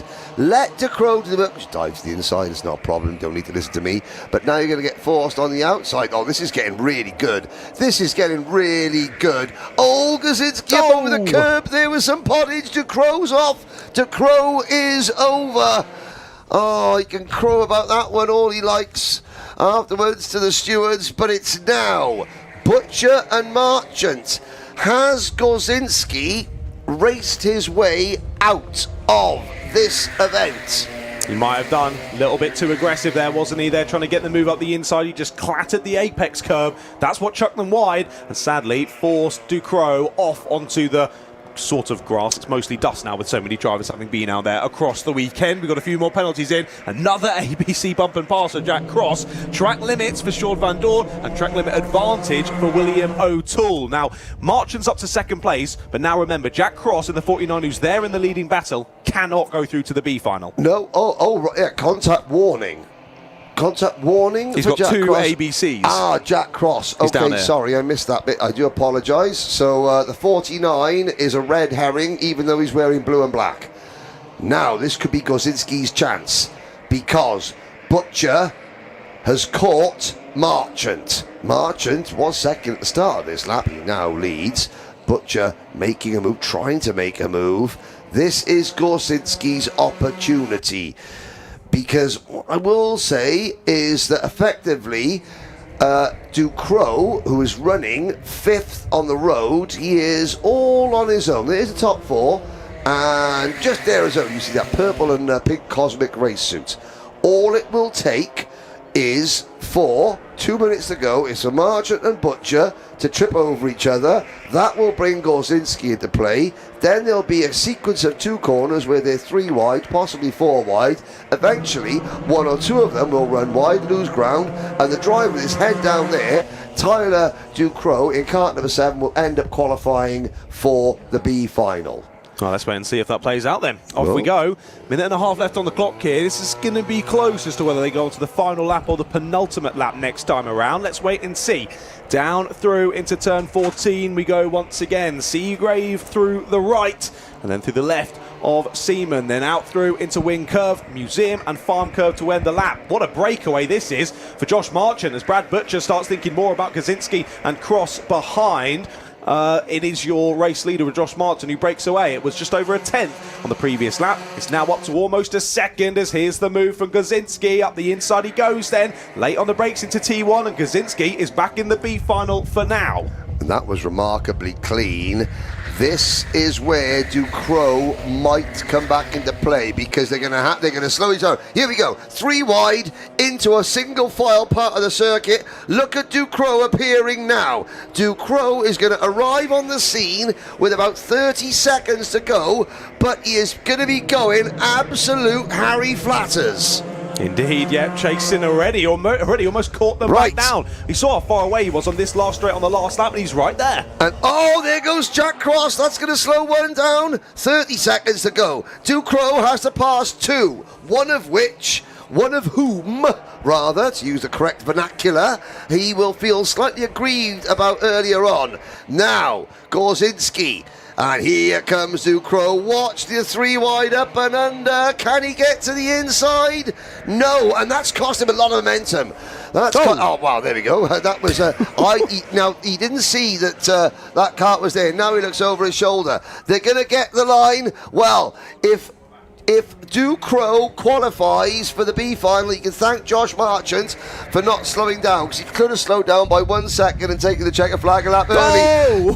Podium incoming. Oh, what did I tell you? I've been around this game an awful long time, and if Gozinski might love the game, but I love the game more. And sometimes you can just see what is going to happen, and that race had all the hallmarks of a Tyler Ducrot redemption arc. Impressive, yeah, got himself back in the position to make advantage of what happens ahead, and my goodness did he do that. Butcher went off wide there as we headed down through Maggots and Beckett, bounced his way through, and you see there Gozinski dropping his head back in frustration. He knows he's given this race away. You are absolutely right. Frustration.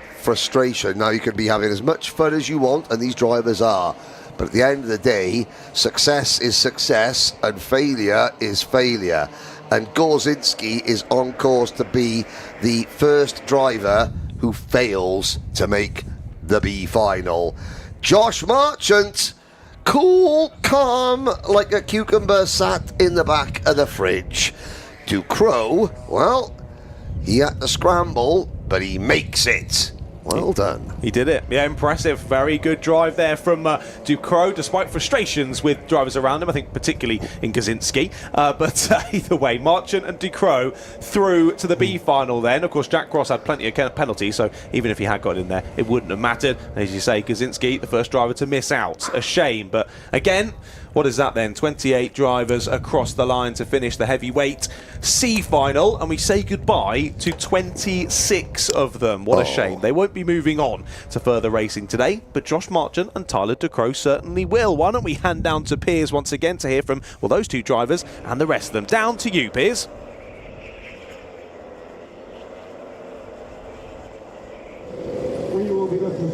Thanks very much, guys. What a race that was. The lightweight B final, sorry, lightweight C final, heavyweight C final.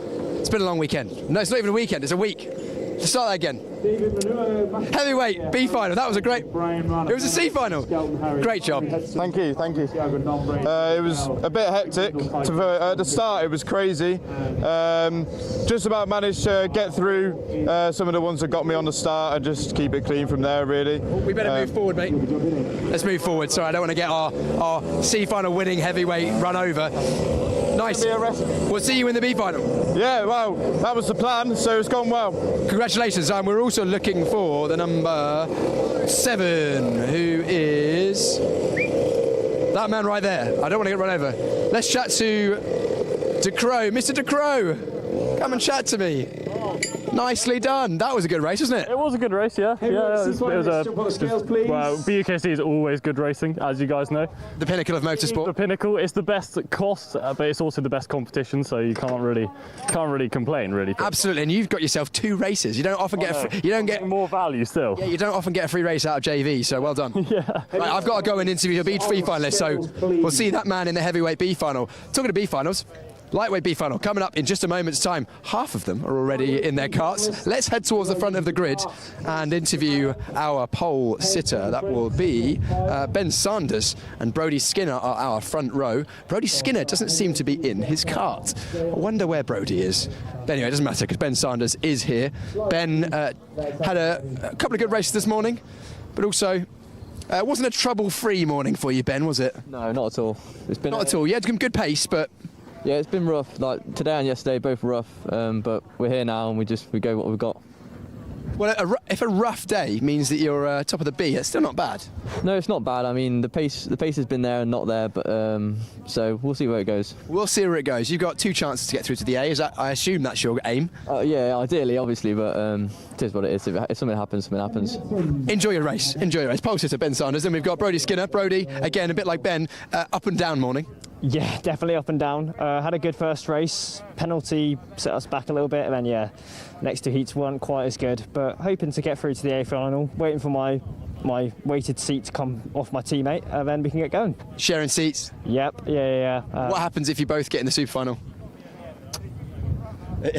We'll see. Well, we'll see. He's gone out in the C final, so I don't quite think he's going to make it. Oh, okay. In which case, yeah, you've got more chances. One. You're going to play it cool, just try and get an easy promotion. You're just going to go out there and try and win that B final. We're here for a bit of fun, aren't we? I like the sound of that. Brodie Skinner going on the outside of row number 1. Then we've got Taylor Jarrett. Taylor, 3rd place. You need to gain 1 position to get into that A final. Yeah, well, I think hopefully by turn 1, maybe 1 position, just on the inside corner side, and then maybe turn 3 can get another, and just try and drive off. I know it's a bit like just want to get out there, but I've got to do what I've got to do. Taylor, I'm going to just point something out to you. That GoPro isn't getting a huge amount of footage where it's currently placed. Yeah, so I kind of need it for the weight, and its battery's dead anyway, so it's just for the weight. I've never seen anyone use a GoPro as ballast, so I don't know whether that's more aerodynamic or that. I reckon. No, I reckon forward. Yeah, forward. That's what I was thinking. Marginal gains there from Taylor Jarrett. Love it. Who should we chat to? Let's chat to the number 2, our man who was championship winning, but misfortune this morning. Yeah, I had to retire from a race this morning from mechanical failure. So here we are. Here we are. Well, there's a chance you might get a free race out of this. Hopefully. Well, my teammate Sam last year, he went from I think this position, and he ended up finishing 4th in the super final. So no pressure. I mean, if I beat him, then that would be kind of a miracle, but we'll see. We'll see. You've still got a few drivers to get through in this one, so good luck. Absolutely, yeah, thank you. Should be tough. There we go. That's our championship-winning driver. He's number 2, Sir Josh Adams, a very quick driver for Southampton normally. Let's wander back. Who should we chat to? I don't think I've chatted to you this weekend, have I, Zach? Yeah, I have one. Oh, I have? When was that? Yesterday when I was starting on pole. Ah, yes, okay, in which case I've already chatted to you, so no, I'm joking, I wouldn't do that to you. Zach, we're starting down in 12th place. Yeah. I assume your goal is A final? We'll see what happens. My friend Ollie's ahead of me in 8th, so we've said if I find him, we're going to work together and try and get to the front. So. How long do you reckon that'll last?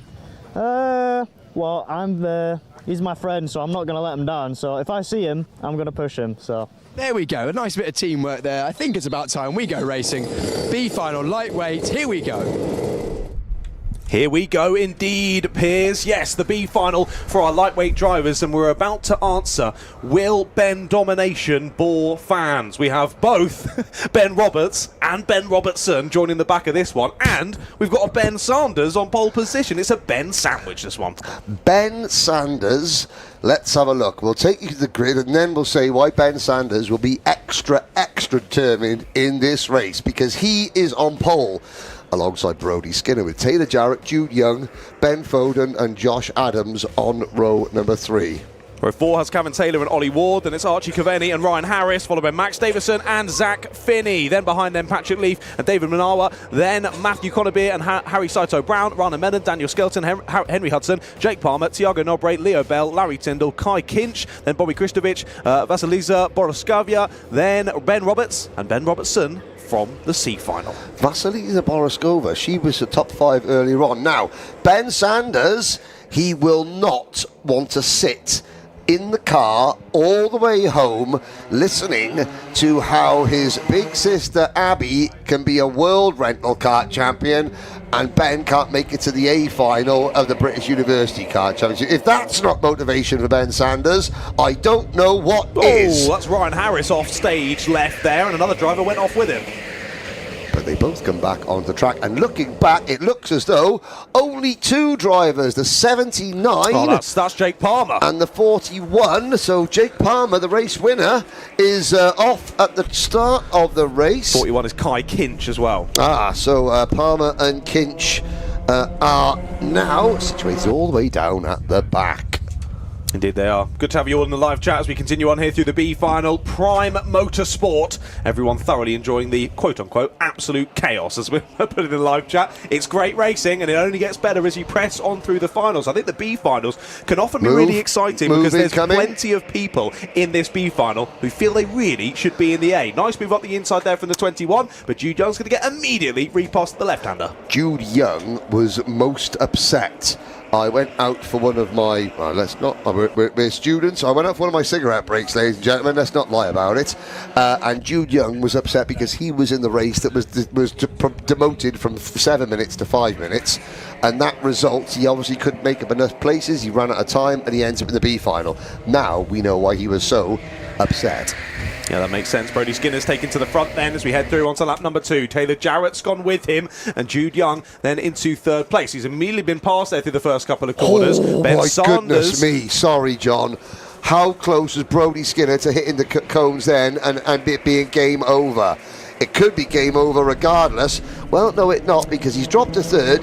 But he has not been cited for conal abuse. That's positive. Yeah, I thought Jude Young and Ben Sanders had switched around, but no, Jude Young had actually just pressed on, and he's the one that's now overtaken Brodie Skinner. Yeah, Taylor Jarrett leads the race. Spoke to Taylor and his dad. Taylor's dad has just put a pro kart, and him and his son are going to go pro kart racing. Yep, Right House Pro Karting Series, mate. And of course, they've got a 7 kart logo on there, which of course is it's the second best pro kart ever made. A 1994 Stratos Clubman is the best pro kart ever made. If you disagree, come at me, bro. And that became a 7 kart. MS Lucas fans can turn away, and so can Apollo kart fans. I'm sure they're wonderful wagons, they're just not as good as a 7 kart. Around the outside, Slim Shady for Jude Young. There we go. But you know what? Return Slim Shady round the outside for Taylor Jarrett. Yeah, Wellington, Stage and Jimmy's Curve, they're really assisting with that double around the outside. Initially had the move done, but able to hang around the outside goes Taylor Jarrett, and he holds on to the lead of the race here. But again, as they battle, more drivers get invited into the fray, and we're now, what, the top 7 in a queue here? Yes, we are. Then a small break, and then the rest of them. You know how robust these karts are, is that the karts you can see with the sort of brown rear bumper, that is the dust that is sort of being stuck to the plastic and the oils. Those are the karts that have been agricultural. There you go, you can see it there. Those karts are being off track at a rate of knots in the hands of another driver, and yet no damage, nothing like that. You know, you put them in the hands of somebody else and they're right at the front. Ooh, almost 3 wide. Yeah, you can tell the ones. Now, there you go. Yeah, now who's in that number 40 kart? Taylor there? Jarrett. That kart has got a black rear bumper.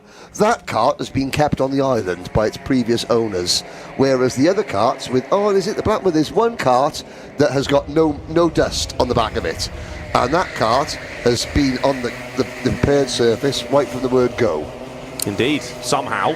Quite a number of drivers off. It's always down there at turn 4, isn't it? Through Brooklyn. Oh, no. It's also the final corner through Museum. These drivers have found lots of places to go off track. You know, these are students. They will find every which way it's possible to crash. Indeed. Well, hopefully less of that. The cone is going to get smashed by another driver, and it's got stuck under the nose as well. Oh, that poor driver who's collected the cone there. Let's see. Hopefully it dislodges itself. Poor driver? Poor cone. It's just been yeeted into oblivion by some unruly BUKC driver. Someone pushed it into the middle of the road, and then it was run over by someone else. Someone played the last post for that cone. Oh, we shall remember him. We shall. Sorry. We shall remember them. Well, Jude Young leads us on to lap number 5 of this one then, but it's Taylor Jarrett who takes the fastest lap. 1 minute 12.2, still right there with Ben Saunders. But yeah, this will be interesting. Does Taylor push Ben here? We've just got 5 minutes left to go. Jude Young's not crazy far up the road. Let's see how they decide to play this one out. But on the previous lap, top 3, almost identical in terms of lap time. Whatever Taylor does, he's going to have to do it swiftly because time is running out. Adams 4th, Skinner 5th, Ward, Foden. Now, Robertson. Ben Robertson, P26 to P28. Ben Roberts, P27 to P19. Neither will make the B final, although for Ben Roberts, he's going to be happy. He's going to be the one, all he wanted to do was beat Ben Robertson, or was that vice versa? Vice versa. It was Robertson wanting to beat Roberts. So even though Robertson made the B final, he's still going to be depressed as heck. Such is karting. Now, Young leads. This is a quick lap from our race leader. Purple first sector, purple second sector. Gesticulation across the nation going on back in the pack amongst the also-rans. Jude Young, a 1:11.4. He absolutely blitzed that lap. Now, this is great. Look at that.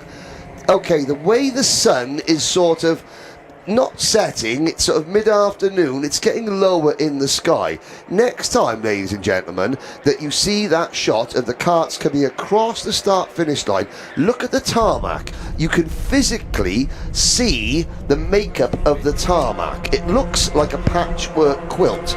Obviously, Silverstone have employed the best in the business at putting down kart racing bitumen to help with tyre wear, grip and moisture dispersal. And you can physically see the makeup. It almost looks like a Kevlar, seat on the track. But you can only see it when the sun's at a certain angle from the camera shot with the karts coming towards you. Next time by.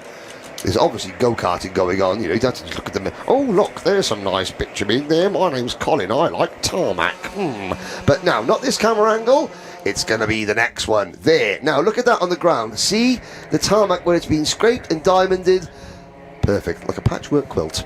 Looks delightful, doesn't it? Well, the drivers certainly enjoying it, aren't they? They've been thoroughly enjoying the racing over the last couple of days. And now, the battle is on here between Brodie Skinner And who is it battling with them? Josh Adams has cleared off ahead, hasn't it? So it's Ollie Ward that he's battling with. Yeah, Ollie Ward putting the pressure on. And now they're inviting Ben Foden and Ryan Harris in for this squabble for 5th as well. We could still get, well, Ben Sanders is second. No penalty for Ben Sanders. No, they've been really good this race. At the moment, Abby, you can't make fun of little bro just yet. Only one penalty this entire race. That's Harry a Saito disgrace. Brown That's a with an disgrace. ABC bump and pass here in the B final. I thought it was going to be a lot more aggressive here in the B final, but it's been great racing. Jude Young managing at the front really nicely. Ben Saunders and Taylor Jarrett, 6 tenths between them as they headed on to this lap. Jarrett needs a good lap here to try and close up, to think about an attack later on. 1.5 minutes left to go. I think we'll just sneak 2 more laps out of this one. Yeah, well, this might sound really, really daft. Well, no, it's not really possible because Jude Young and Ben Sanders, yeah, they haven't got a huge margin. You know, the race pace is very, very good. They would have had to slow down considerably when they crossed the line. There was an earlier race, a C final, where if the leader had just slowed down by 1 second, they would have taken the checkered flag and not had another lap. Luckily, that leader went on to qualify anyway, so it wouldn't have made a difference. But tactically, that could have happened. Now, Young, Sanders, Taylor Jarrett in 3rd. So you're looking at the 5th, 6th, 7th and 8th place carts.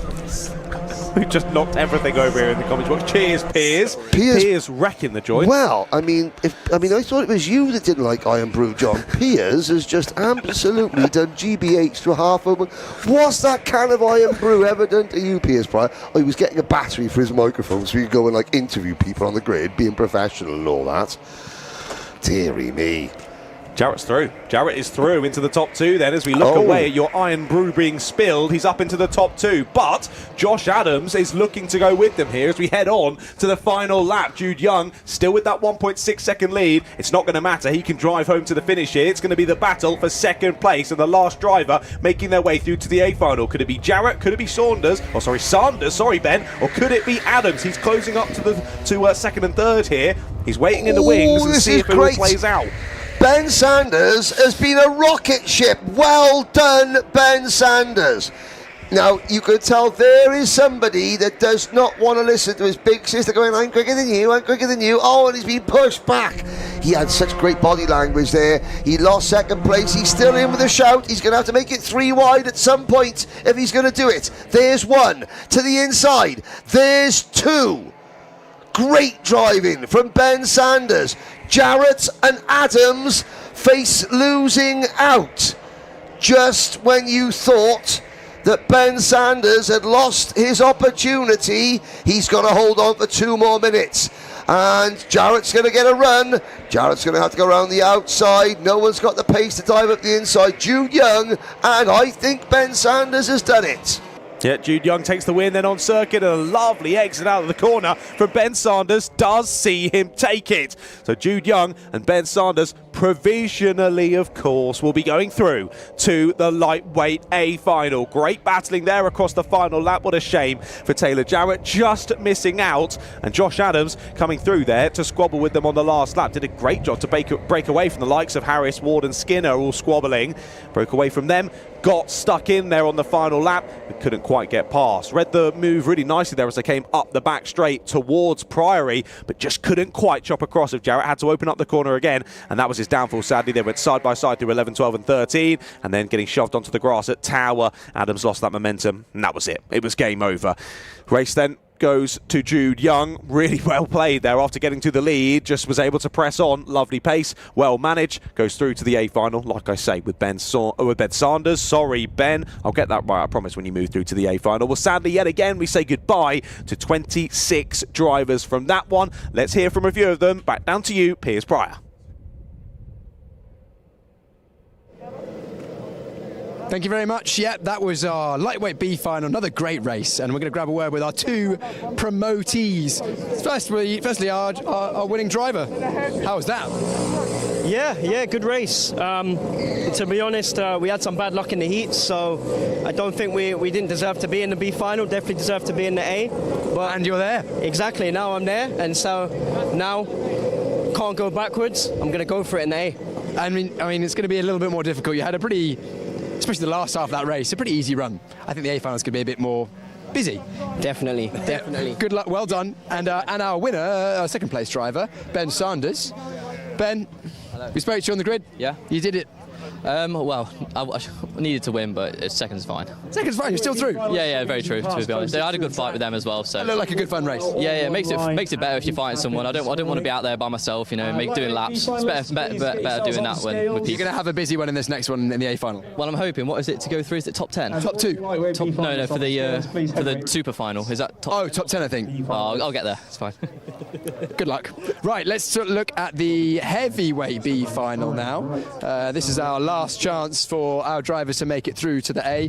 Pole position, Simon Ram, former captain of Birmingham A. He is at the front of the field. We've also got Max Housley, Nick Fallon, Ethan Annett.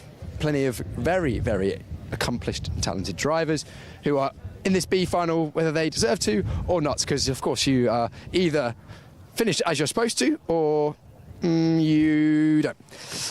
Simon. Hello. Pole, mate. I know. Exactly where you wanted to be.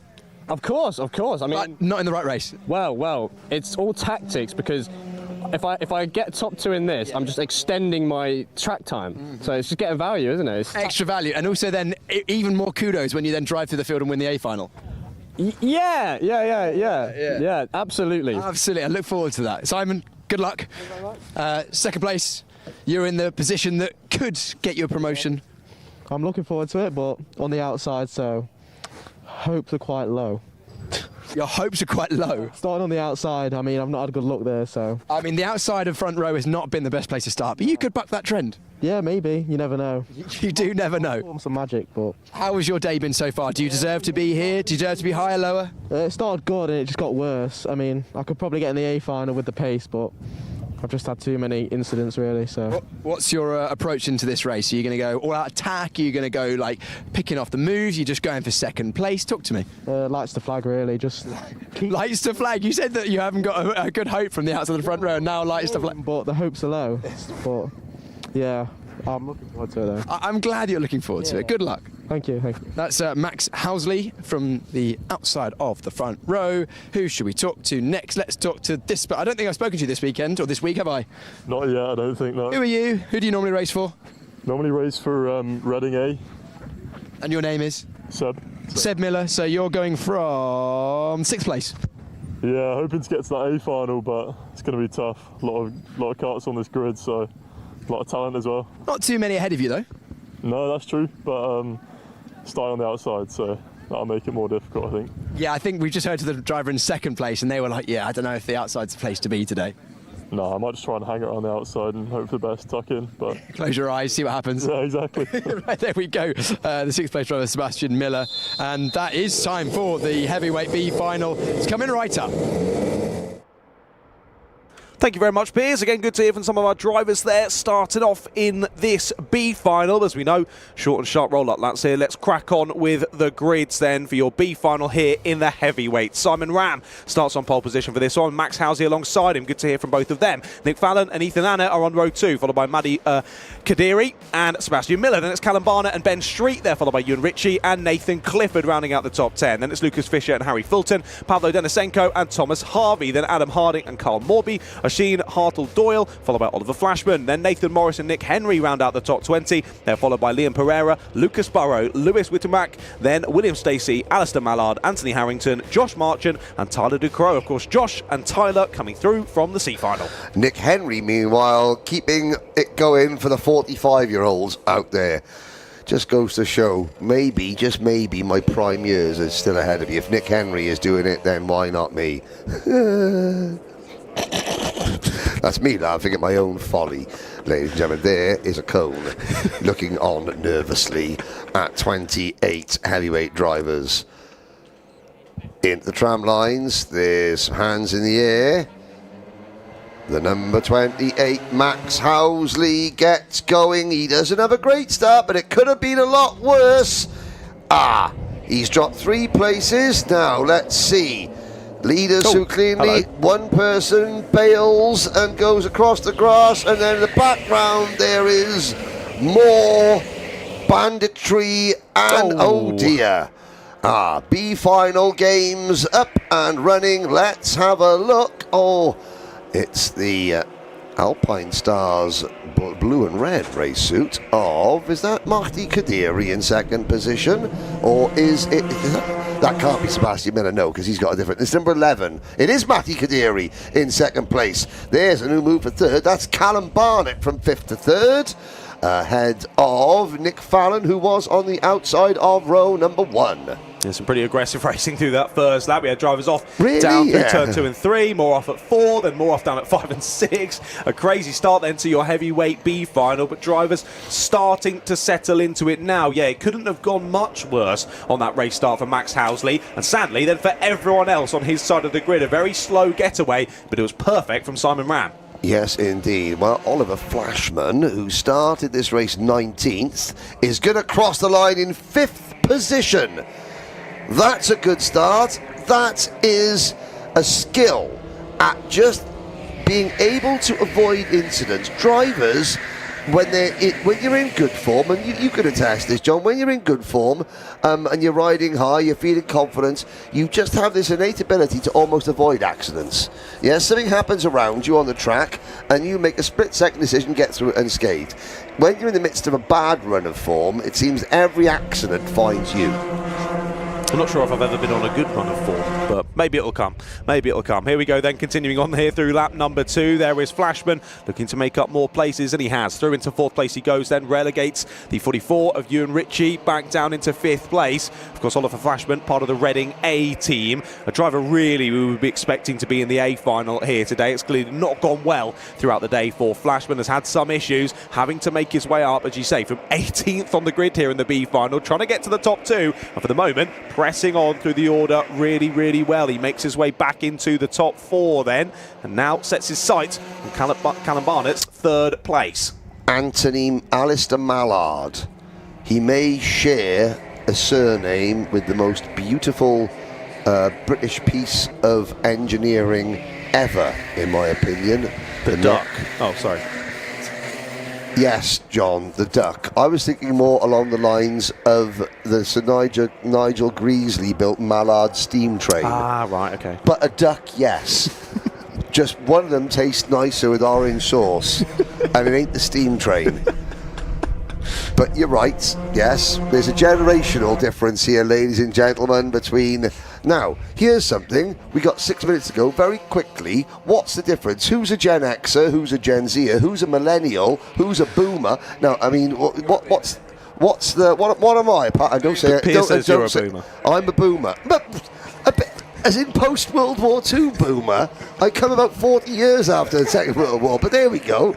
No, I'm interested to find out, is everyone's now got a label, haven't we? I was just called an idiot for many years, but apparently I'm not just an idiot. I am an idiot that's from a certain 1981. If you're born in 1981, what does that make you? And don't say old.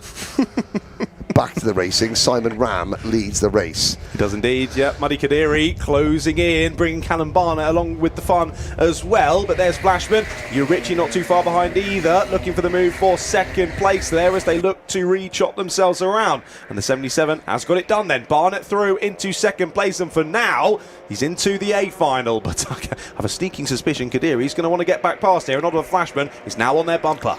I mean, that is incredible from Oliver Flashman. Thomas Harvey, penalty, kart 74. What was that for We've again? had a few more penalties, yeah. Harvey, ABC bump and pass, forcing driver wide for both William Stacey and Liam Pereira, and Alistair Mallard. Harry Fulton with an ABC takeout, that's +6.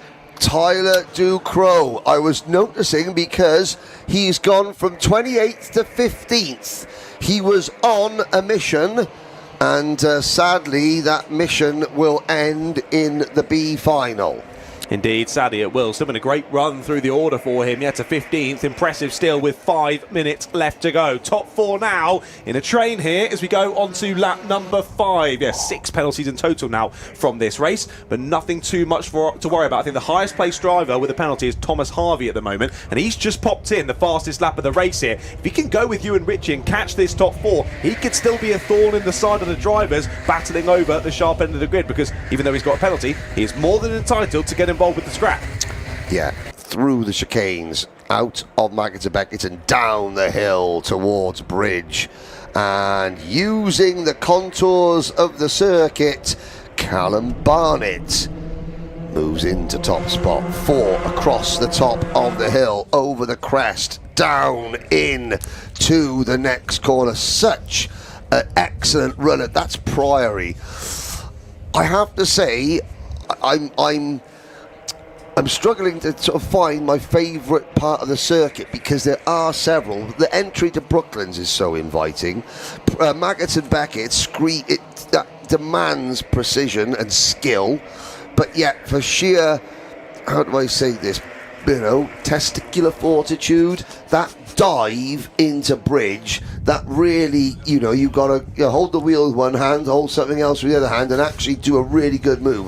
This circuit is a very, very good combination of all things that make a really strong driver excel.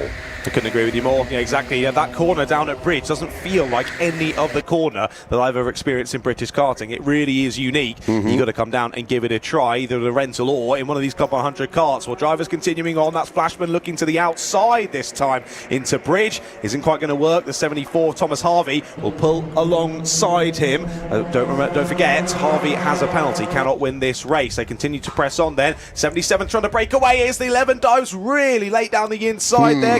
Kadiri shuffled out wide, same for the 40, and yeah, Simon Round not happy about that one. Yeah, I think that's, looking at the karts, who's that driver there with the white crash helmet, the red and black race suit? Number 74, Thomas Harvey. Well, he was the innocent party in that particular contretemps, but he's already got a penalty. Mahdi Kadiri now gets a penalty. So the list of contenders are being thinned, even though that you still got, here we go, side by side, Harvey, but it means nothing. He's going to finish second on the road, but yeah, he ain't going to go through. Neither, who is that now? Ewan Ritchie has got a chance. So, Ewan Ritchie, Callum Barnett is in the lead and up the road. Harvey penalty. Oliver Flashman. Has Oliver Flashman escaped? Okay, we're good. Oliver Flashman, the thumbs up. Look for number 70. There he is. Driver number 70. Remind us, where did Flashman start? 18th place. That is not a bad hack for Oliver Flashman. Now he's just got to put the finishing touches on it, because it'll mean absolutely nothing if he finishes third and misses out. Well, at the moment, he's second, third, second on the road. Exactly. This is where it gets confusing to keep you updated with what's going on. Big move down the inside for the 11 and nearly goes straight into the side there of Oliver Flashman. That was a massive move there from Ritchie, was it? No, so it was the 11, of course. Kadiri trying to get their way back through. Ritchie's repassed then on the exit. Oliver Flashman got super lucky there that he wasn't driven into at the apex. Well, for the moment, as we say, Flashman is in, and as they battle behind, this is going to help him as well. He won't know that Thomas Harvey has that penalty, though. He'll still be pushing as hard as he can to look to chase down these top two. And have they switched around? Yes, they have. Harvey is to the sharp end, but it's still Barnett and Flashman through to the A final at the moment. So the drivers aren't given notice during the race they got a penalty. There is a digiboard. On the digiboard with the number, but you're not going to know the number of the driver around you because it's only on the front, which you can't really see very well. Okay, so the drivers who have had penalties know they've had penalties. Yeah, they should know. But it's not like in owner-driver racing where everyone knows that number X is, and you've got numbers all around your cards. This is, I have to say, other rental kart world championships, Sodi, are we listening, would do very well to put red numbers on their NASA panels, because I do that championship, and you try and do a 12-hour endurance race with 40 karts at night, and they've all got black karts, black NASA panels. Yeah, that doesn't help. No, it doesn't help. So, that lovely red number plate, which makes it very easy to see the numbers on identical karts come rain, shine, day or night. But of course, so no, we were a blue. But French has got a red on its colour as French helmet as well. Yeah, I'm just saying. Back to the racing. Harvey will win on the road.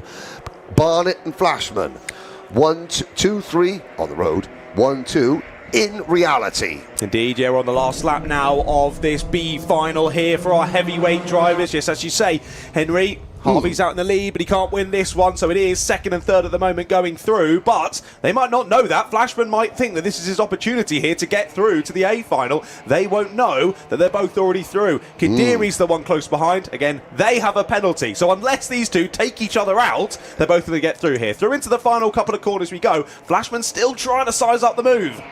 I mean, John Ratcliffe couldn't be right, could he? He couldn't possibly be right. No, it's okay. They don't take each other out. Good. Sanity prevails. Harvey wins, but will not go through.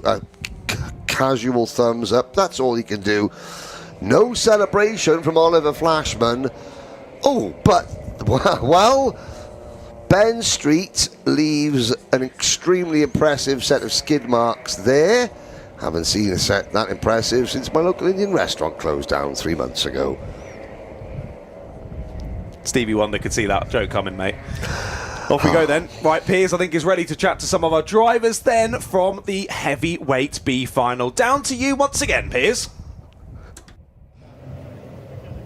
I think I'm going to chat to Oliver Flashman because that was pretty good, wasn't it? 18th, third place on the road, gets promoted, but then we've got the all-important A final for the lightweights coming right up in just a moment's time, so we'll switch quickly to our attention towards that. Oliver Flashman normally raced a Reading A, took them to a championship challenge in 2025, not a championship year for 26. Mr. Flashman, very good. I bet you'll be better in a moment because you found out that one of the drivers ahead has a penalty. You're in the A final, mate. Really? Oh, well, I've gone from really disappointed and angry at myself to better. There we go. Right, let's go and talk to some A final drivers while trying not to get run over. How are we going to do this? I think if we walk slow, we'll be okay. There we go. Just trying not to get our camera operator run over as well. Well, that was a good drive. Shows that you can actually make your way through the field if you don't have a good set of heats. Oliver Flashman there, coming all the way through, making nearly 20 places to get himself in a position to take the A final, grid in the A final. He'll have to do it all over again, though, if he wants to get himself into that super final, or at least, or at the most, hands on a championship victory. Let's chat to our pole sitter, shall we? Come on round to our camera operator. I'll give you a bit of space to do that. Peter, pretty good day for you so far, mate. Pole position. Yeah, two first and a second. The pace is there. I think it's just a case of getting through the first turn, to be honest. Yeah, that second victory was crucial for you because 1 point ahead of Dodds behind you. I think the inside line is crucial here for the final, isn't it? Yeah, honestly, it's usually carnage on the first turn, round towards the third turn where it narrows. So I think if all of us can get through there, it will be a good race. I'm looking forward to it. Peter Knight, your pole position driver, normally drives for Reading. Reading, yeah. Maxwell Dodds, outside of the front row. Just chatted to Peter. That 1 point was crucial because outside hasn't been the favoured position, has it today?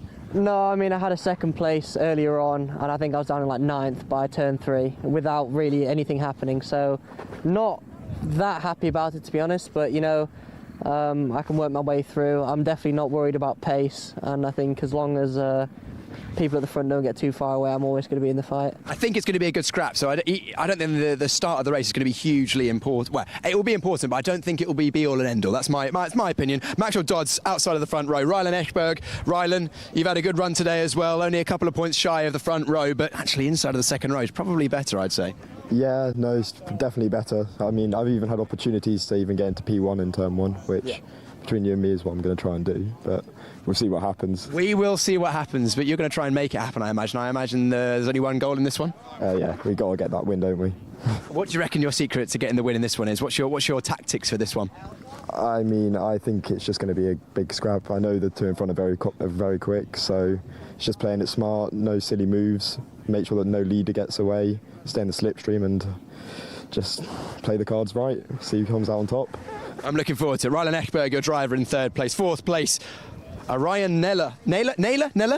Neller's all right. Neller's all right. Arian, yes. Talk to me. Just try and have a fun karting race. I don't know. I don't really mind where I finish. Just try to do the maximum. Yeah, we'll see what happens, isn't it? You've had a good day so far. Pretty consistent results. Did you expect to be this high up? To be honest, not after yesterday, but I learned the track a bit. There were definitely some corners I knew where to improve, so I improved them a bit, and yeah, just ended up doing well. Keeping it clean, you know, does help. Absolutely, keep it clean. That's the order of the day. And then our 5th place driver, Ferapont Baranov. Is that a good attempt at your name? That's really good, yeah. Thank you. I tried my best. I've been practicing all morning. Ferapont, talk to me. What are you thinking about? I suppose your goal was it podium, or are you going for the outright win? Oh, hopefully going for the win. I've been a bit unlucky in my starts in my previous 2 races, but hopefully this one goes well. So you reckon you've got a 5th place grid for the A final, even with some bad luck. So good luck going your way. You could take the win. Yeah, I've been quite fast today, so hopefully, yeah. I look forward to it, Ferapont Baranov, and then Mr. Roberts. Yeah. Is it Mr. Roberts? Yeah, well, it's actually Valentine, but... you were in... It used to be Roberts, so you were all right. Oh, okay. Yeah, it's just different. Oh, okay, fair enough, but you've got the Roberts suit on.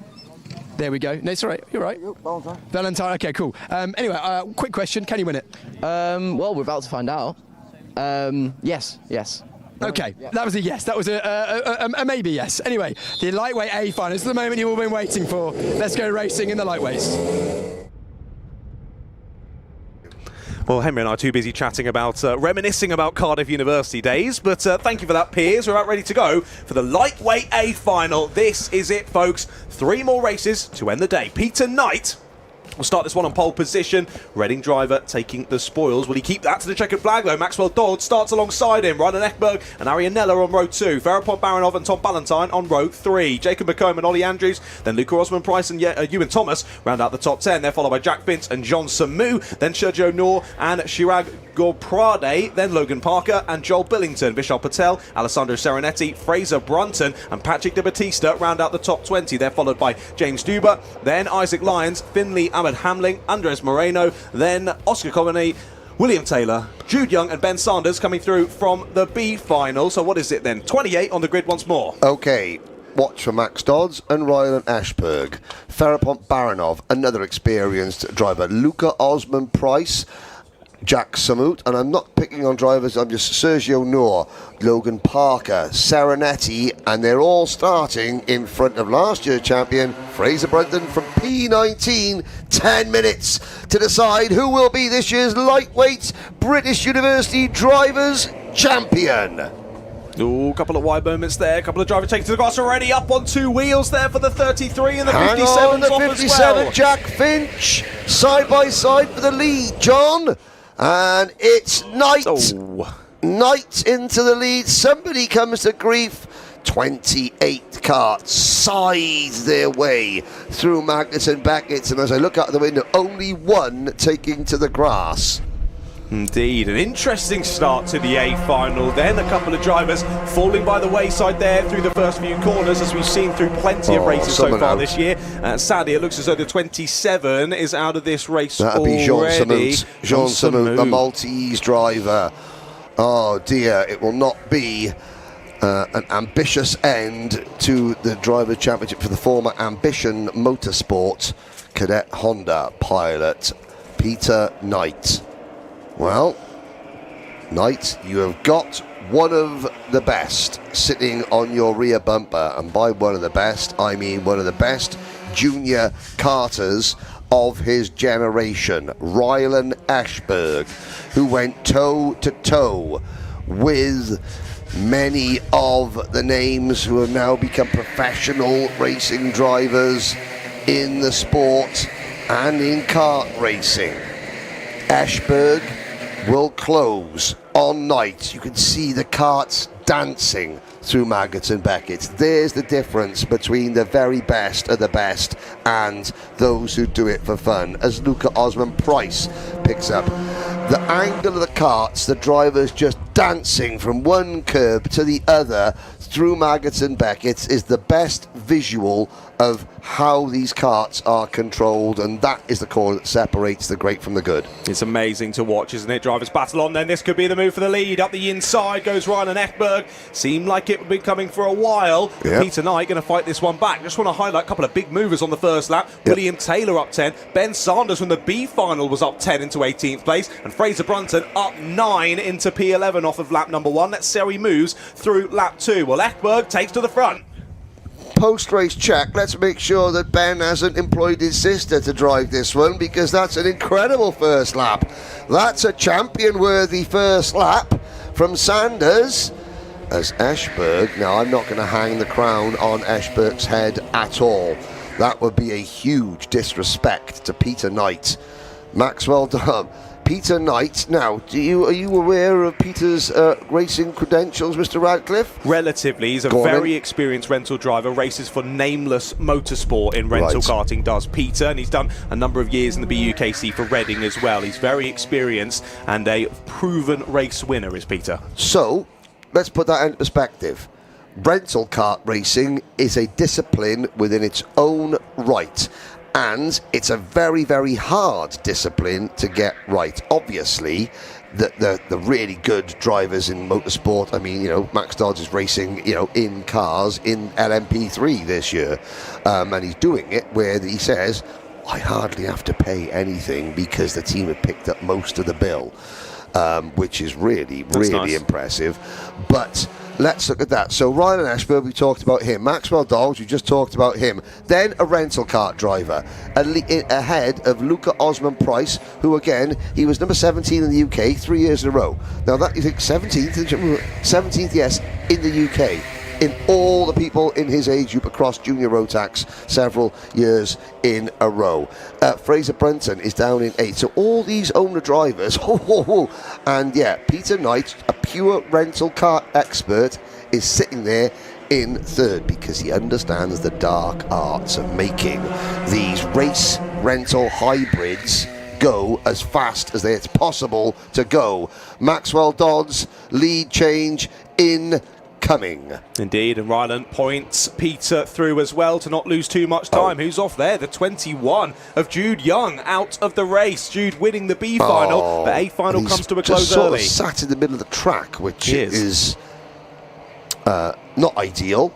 Surely a mechanical issue of some sort, potentially. We'll let you know as soon as we know any further. A couple of penalties already in this one. Ferapoint Baranov, who'd won races earlier today, ABC bump and pass. Same for Joel Pillington, same for Alessandro Serenetti. None of them can win this race, but for the moment, it's a battle of 3. Dodds, Knight and Eschberg continue on to lap number 5, battling away. Brunton had a great initial start, but has spent the last 2 laps battling with Arianella, Sergio Nor and Logan Parker. Has lost a bit of time. He's now at the front of that train, but he's got a couple of seconds to fight back towards these front 6. Still just less than 5 minutes to do it though. We want to see these 3 at the sharp end battle here. That could bring them all back into play. They dance through the Maggots Beckett chicane. Now we're coming up towards the area of the track. Well, not quite yet. We've got to get through the next complex. So there we go into turn 10 of Priory. Now we are around Club. This is where Jude Young was sat a lap ago. Is he still? So he is out and brilliant. So that's good to see that Jude Young is okay and out of danger. And is the kart still in the race? I don't think so, but Jude Young will be thinking, well, I wasn't going to win. I think Jude may have just gone across the line, but that matters not. What matters is this. Less than 4 minutes to go. Dodds, Knight and Eschberg. We said the last time that Max Dodds raced here at Silverstone as a karter, he beat Oliver Behrman. Yes, that Oliver Behrman. We've talked about how Ryland Eschberg has carved out his own piece of history in the British Kart Championship by becoming a Junior X30 privateer to have won a final. Only one of 2 in the entirety of the modern era, which is now in its 7th season. And then a driver who has forged out a career just driving rental karts. Fantastic. Dodds will tell you, because Dodds his family ran out of money. He had to stop racing for 3 years and go and find sponsorship. Eschberg, I'm sure his dad will tell you, as a privateer, you put every penny you've got into racing. The numbers can be frightening in owner-driver British Championship racing. That is why Peter Knight is a rental kart racer, because he can't entertain those numbers. But he's got talent. He's got an awful lot of talent. And now this is the best of the British University Karting Championship. Top level international student athletes going against rental racers who are good at what they do.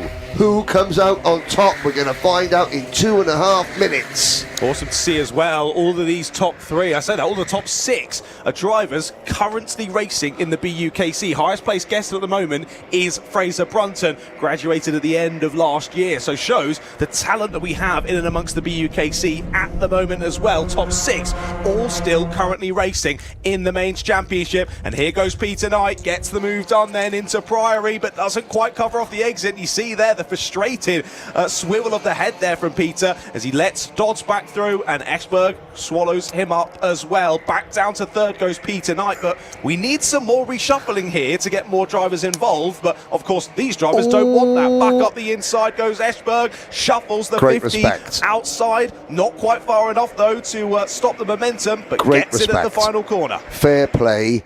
And that, I was going to say, when Esberg dived at the inside, there's the difference between doing this at the highest level and not. Because Esberg was able to just look and capitalise and think ahead, and that's the sort of skills that Peter Knight, he won't have, because he just hasn't raced race karts. And you only get that in a race kart. That sort of ability to think 3 corners ahead and plan and think, okay, this is how I'm going to pass this driver X, Y, Z.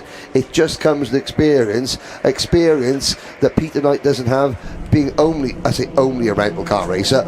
Only a rental kart racer has just passed 2 drivers. They're now going to get snookered. These 2 drivers have got current members of the Formula 1 grid as scalps in their career, and Peter Knight is going toe-to-toe with them.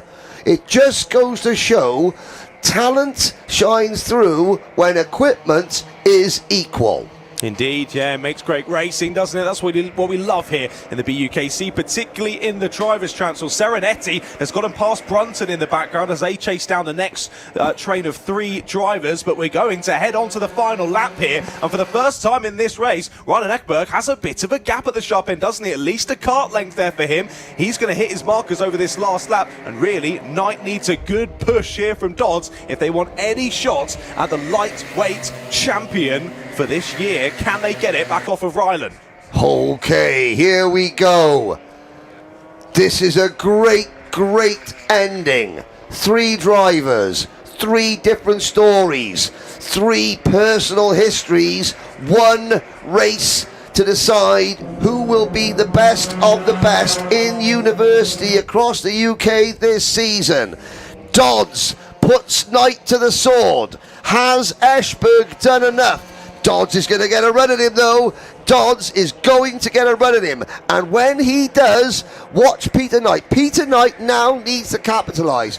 Wait till they go side by side. Your chance, Peter, is coming out of a corner in a 3-wide situation. Where is it going to happen? It's going to be a drag race, John Ratcliffe. It's going to be a drag race to line you out the final corner. Then comes Peter Knight. He's trying to get the run here on the 50. Wide goes to 73. Drops back to the inside, but it's not going to be enough. Maxwell Dodds wins the lightweight A final. And what a race that was between our top 3.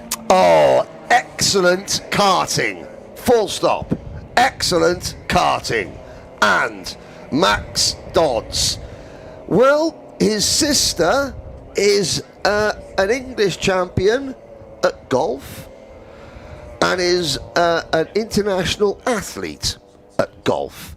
Maxwell Dodds is an international athlete in his chosen sport, motor racing, and he is now a British champion.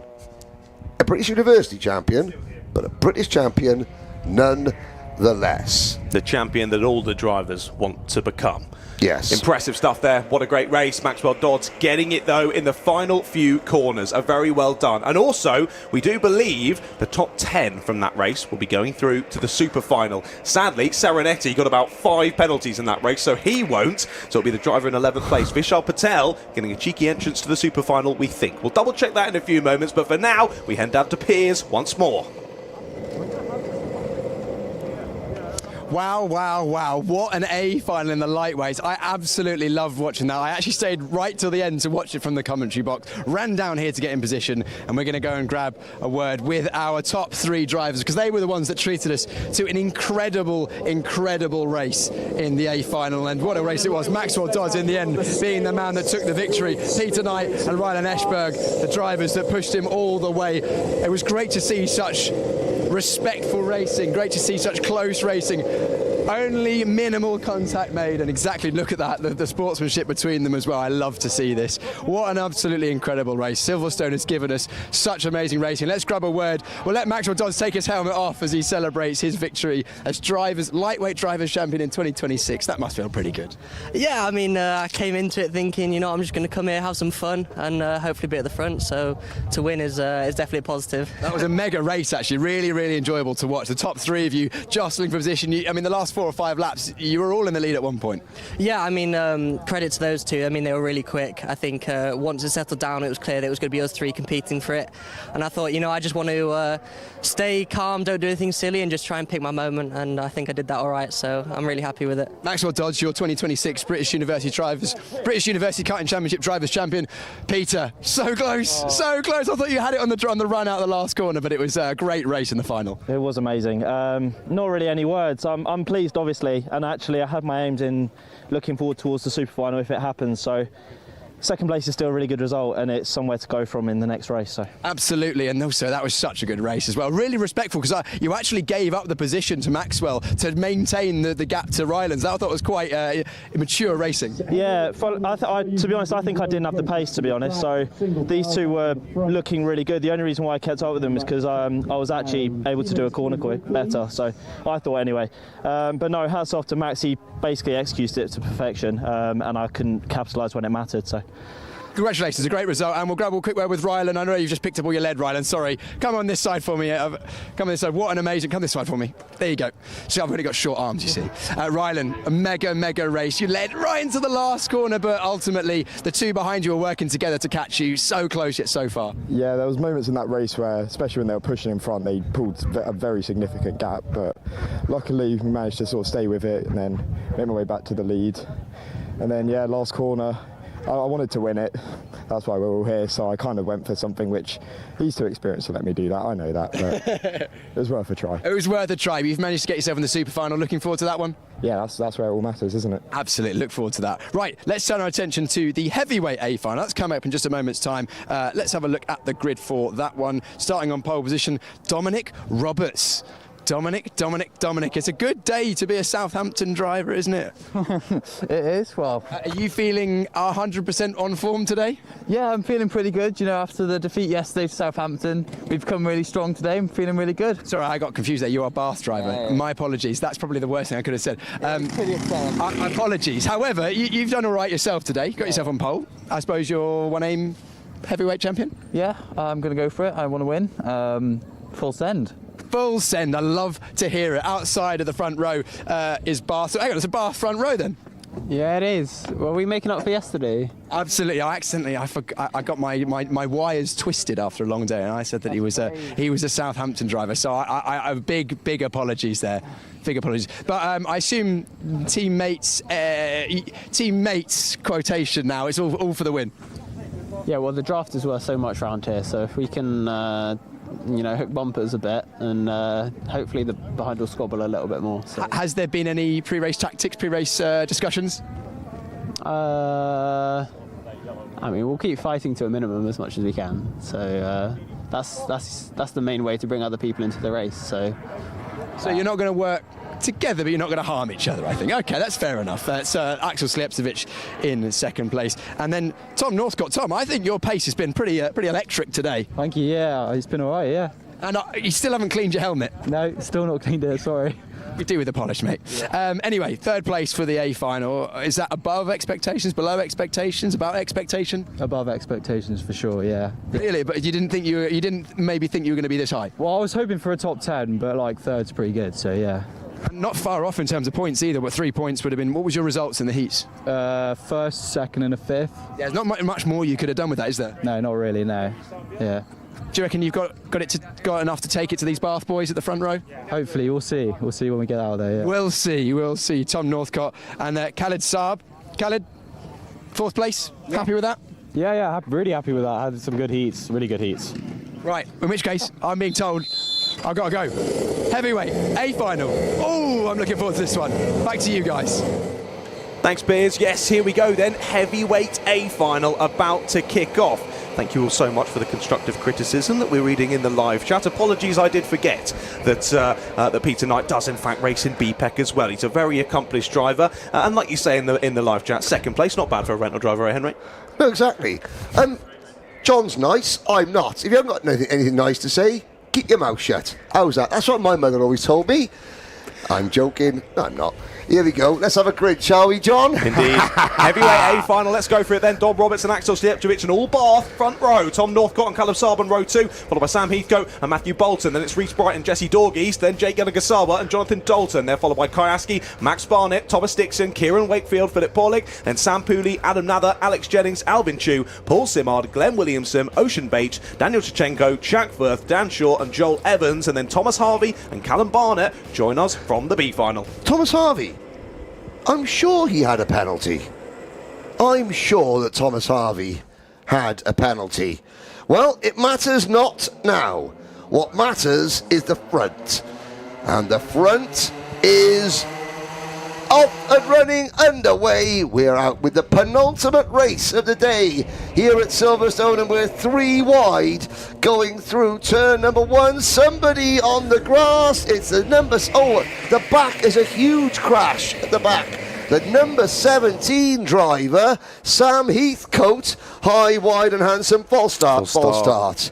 So, the heavyweight final will now have 8 minutes. Is that correct, John? Yes. Yeah, I think you're right. It will be down to 8 minutes then. Not wanting to seem disrespectful on commentary, of course. Of course. You know, I wouldn't want to upset or offend any of the easily upsettable and offendable in their mother's basement on the keyboard, being little warriors as they are.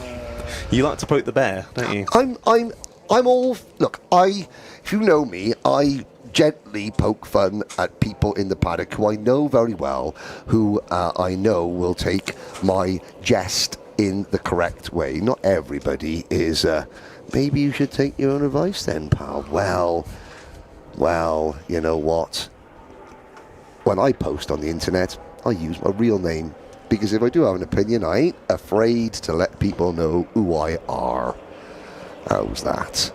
You were saying about the B final, Thomas Harvey. I think his penalty must have been rescinded because there's nothing on the official results. So that meant that Oliver Flashman did just miss out in 3rd place. So we do have Harvey and Barnett through to the A final then. Let's see if we can get it underway 2nd time of asking. I think we're going round again. It looks like, yes, drivers in no sort of order. We'll go round again. I mean, I don't think I've blatantly said that any of these drivers are untalented. I think I've been very complimentary, because I have been very, very impressed by all the standards. The only thing that's been very unimpressive is Piers on-screen dancing, to be quite frank. Oh, hello, Piers. There you are. Sorry, standing right behind me. Oh, it's all good fun. There is Andrew. No, that's not Andrew Mather. He's got hair on his head. Mather's catching strays. Pun? Mather's catching strays from you as well. Well, I mean, we go to the same hairdresser now. We've got the early radar detection system on the top of our head. You know, he said he wore his granddad's flat Peaky Blinders cap on Sky Sports for the Sky Sports F1 coverage of the Vera Tours British Kart Championship, because he hadn't managed to have a haircut. Andrew, it's called Just for Men. Wayne Rooney as well. He's been there and had the old pate redone. Will Chew's looking, Will Chew. The stress of running the British University Kart Championship is enough for any hairline to cry enough. Right, back to the go-karting. Roberts, Slijepcevic, Northcott, Saab, Heathcote, Bolton, Bright, Dorgeest, Yanagasawa, Dalton, Askey, Barnett and the rest. 2nd time of asking. 8 minutes. Go, go, go. Into turn number 1. Now, let's see. Oh, we got karts off all over the place. About 10 of them. That has split the field wide open. There's more off in the dust at Brooklands. The 52 is amongst them. And emerging From that, in front, the white and black race suit. Oh, the white and navy race suit. Oh dear, another cone. Oh, and even when the cone is lying wounded on the grass, Andrew Mather catches a stray. That cone caught a stray as well. And it is the number 42. Well, what's the answer to life, the universe, and everything? Of course, it's number 42. Indeed. Into the lead then goes Axel Slijepcevic. It was Kieran Wakefield and Sam Pooley who are off down at turn 4 on the first lap. And Jake Yanagisara gets a penalty for forcing driver wide. Ocean Bache has got one now as well. Now, making a very good point was Piers behind us for once, actually. Thanks, Piers. Axel Slijepcevic crossing the line before Don Roberts. Let's watch out for a penalty there as well. And there has been previous on that, because a couple of races ago there was a false start penalty, and well, we'll call it online as we see it. Jack Firth, Philip Porlick down at the back of the field. Full course yellow. Right, okay. So, we talk about a sprint. Well, the clock still runs. There is one of the... Oh, that was... Andrew Mather caught running on television, everybody. There it was. You just caught it. There he is. I thought that Marshall was hobbling there. Was that Marshall? Okay, no, that's a run. Andrew Mather. Again, we talk about Andrew Mather, the commentator, who does an incredible amount of hard work behind the scenes to help this. Do you know what? Yeah. And I have to say, that's grit, stones and gravel, and I would not be surprised if one of those really, really great volunteers in orange, the marshals and the Incident Marshal Club 100, have called for that for safety reasons. There are a few things in this circuit that, you know, do need to be modified. Formula 1 style gravel does not work on a kart circuit. If we've got to have grass and therefore mud and dust, so be it. It's better than stones. Not just for the driver's sake, because again, they all got their visors, but even, you know, you've got a 9-year-old cadet and a stone gets kicked them and hits him in the chest. That's not fun. But also, you know, race karts, they're so intricate, and a lot of the inner workings are exposed, which means, you know, and we're still going round, so the team are clearing those bits of gravel. I think that must be, that line of gravel must be to cover like a drainage, like, you know, a pipe or something to do with irrigation systems. And yeah, I am just, as the audience is learning, I'm just a commentator with a big gob. It's easy for me to say, and I'm not criticising, even though it sounds like a criticism, it isn't. You know, this is just, whenever you build a new facility, it's like the snagging list. You don't know what isn't quite right until the first bunch of drivers have had a go and discovered all the places that you thought there's never going to be an accident there. There's never going to be an accident there. Well, that's why the drivers, you know, drivers can find places to have incidents afterwards. Indeed, I think we both know that firsthand. You know, so again, it's frustrating. It's frustrating, but, you know, well, just look at Helmut Marko. You know, he'll tell you that stones on the track is not good. Dr. Helmut Marko, the well-known one-eyed racing driver, Dr. Helmut Marko, who lost his one eye to a stone at the French Grand Prix in 1972. And he was wearing a visor, so, yeah, it's frustrating. You're losing race time. However, yeah, you know, it's all good fun until someone loses an eye, is what parents say when you're playing with darts and stuff like that. Well, it's all good fun until someone loses an eye. It is indeed. You know, and that's just a serious thing. We're going to go back to some fun, though. It's green flag out on circuit once 3 again. minutes. Axel Slijepcevic leads us away, as you say, for 3 more minutes of racing action here in the heavyweight A final. We go off then, back to green flag racing conditions, and Slijepcevic will hold that inside line down to T1. He's able to just about close it off at the apex and keeps Dominic Roberts behind anyway. So we continue on then, once more with 28 drivers absolutely line astern. Looking up the inside there's the 45 of Khaled Saab. It's not going to work this time though. Matthew Bolton going with them as well, as one driver getting chucked off to the dirt and the dust on the outside and nearly gets ejected from his kart seat there as he bumps his way back onto the circuit. Yeah, someone call a chiropractor, because that driver is gonna need you. Sam Pooley is off and out again in kart number 26 across the top of the hill. It's still Slijepcevic, followed by Roberts, Khaled Saab, the number 45, There he is. Penalty, Max Barnett. That will put him out of contention. Penalty, Philip Paulick, who's already at the back of the field. We talked about the Yanis Agawa and Ocean Bark penalty. Penalty, Joel Evans. But he is down the order as well.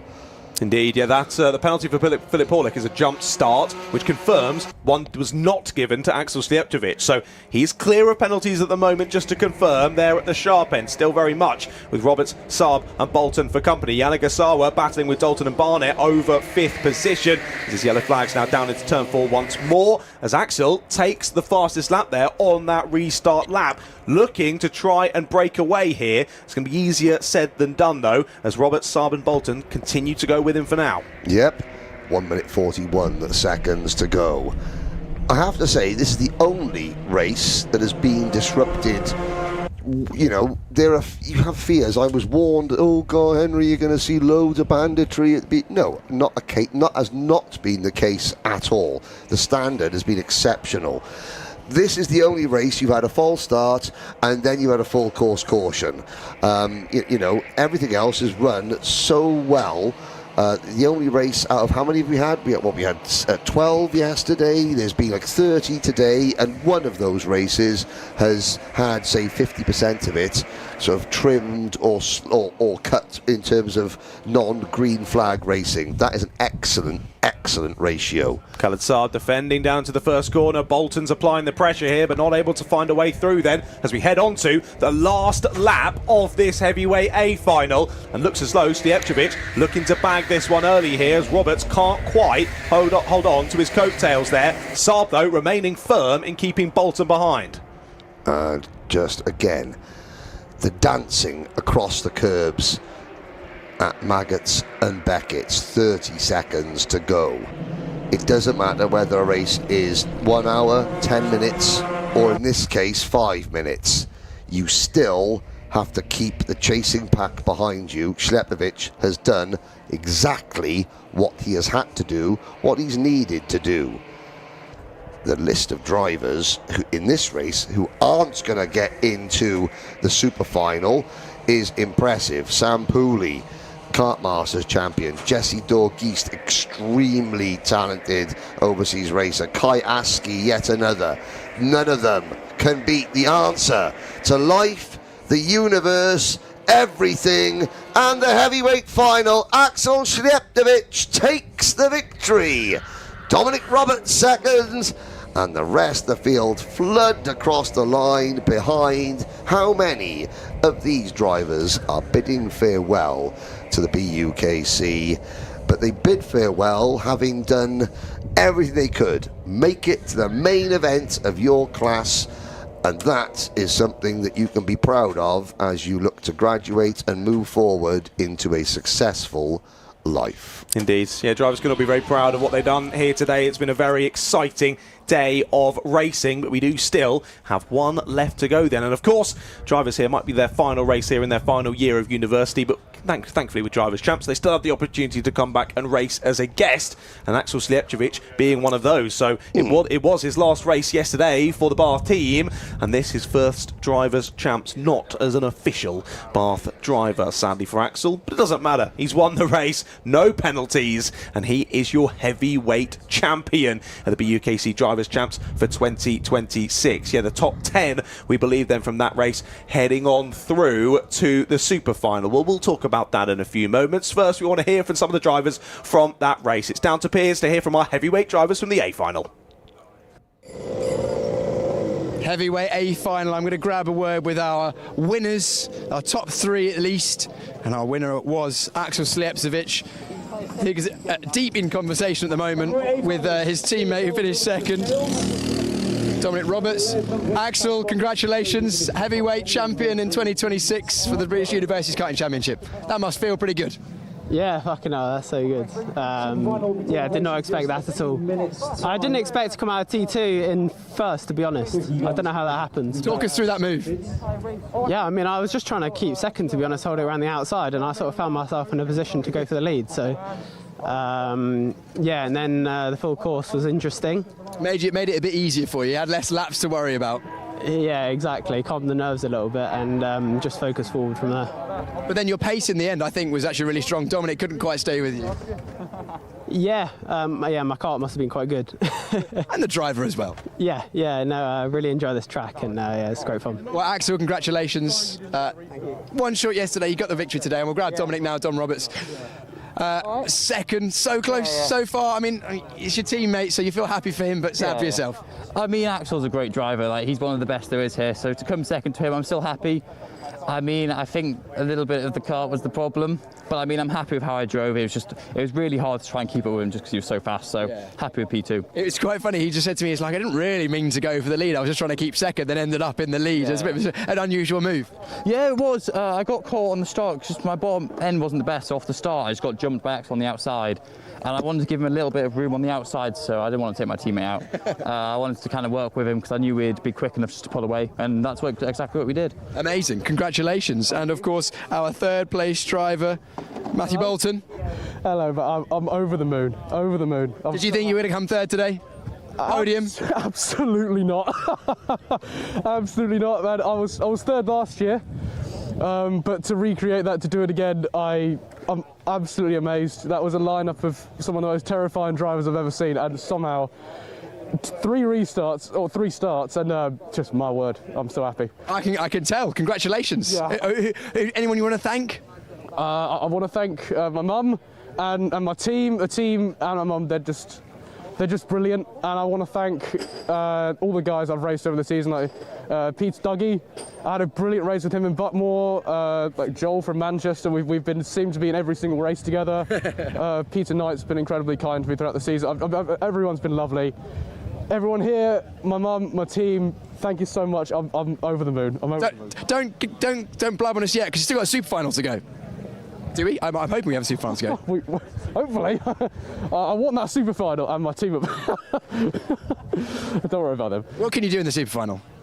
I'll do anything to anything, you know. You've got to race against the lightweights now as well, so an even bigger grid of good drivers. Oh God, no. If I thought the heavyweights were scary, some of the lightweights are. Those drivers are next. They're not scared. They're little pipsqueaks, that's all. Anyway, congratulations. Third place in the heavyweights. I think we're just getting ourselves ready for the super final. I'm wondering if the grid has been informed for that yet.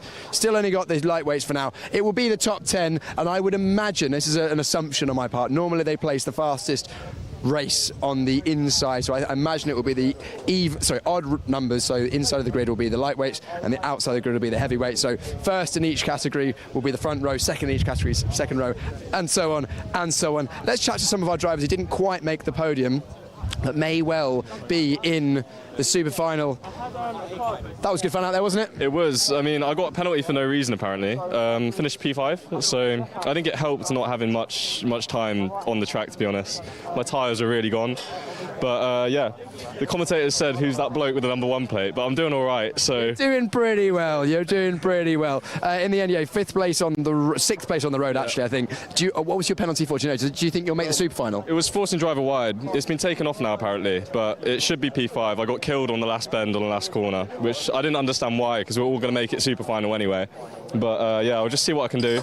Hopefully, I can get in the mix and hopefully they battle up front. Well, we look forward to it. That's it. There we go. And let's move forward. Remind us, everyone at home who doesn't know you, who are you racing for? I'm racing for Manchester and I'm Luke Osman-Price. Have you made the super final?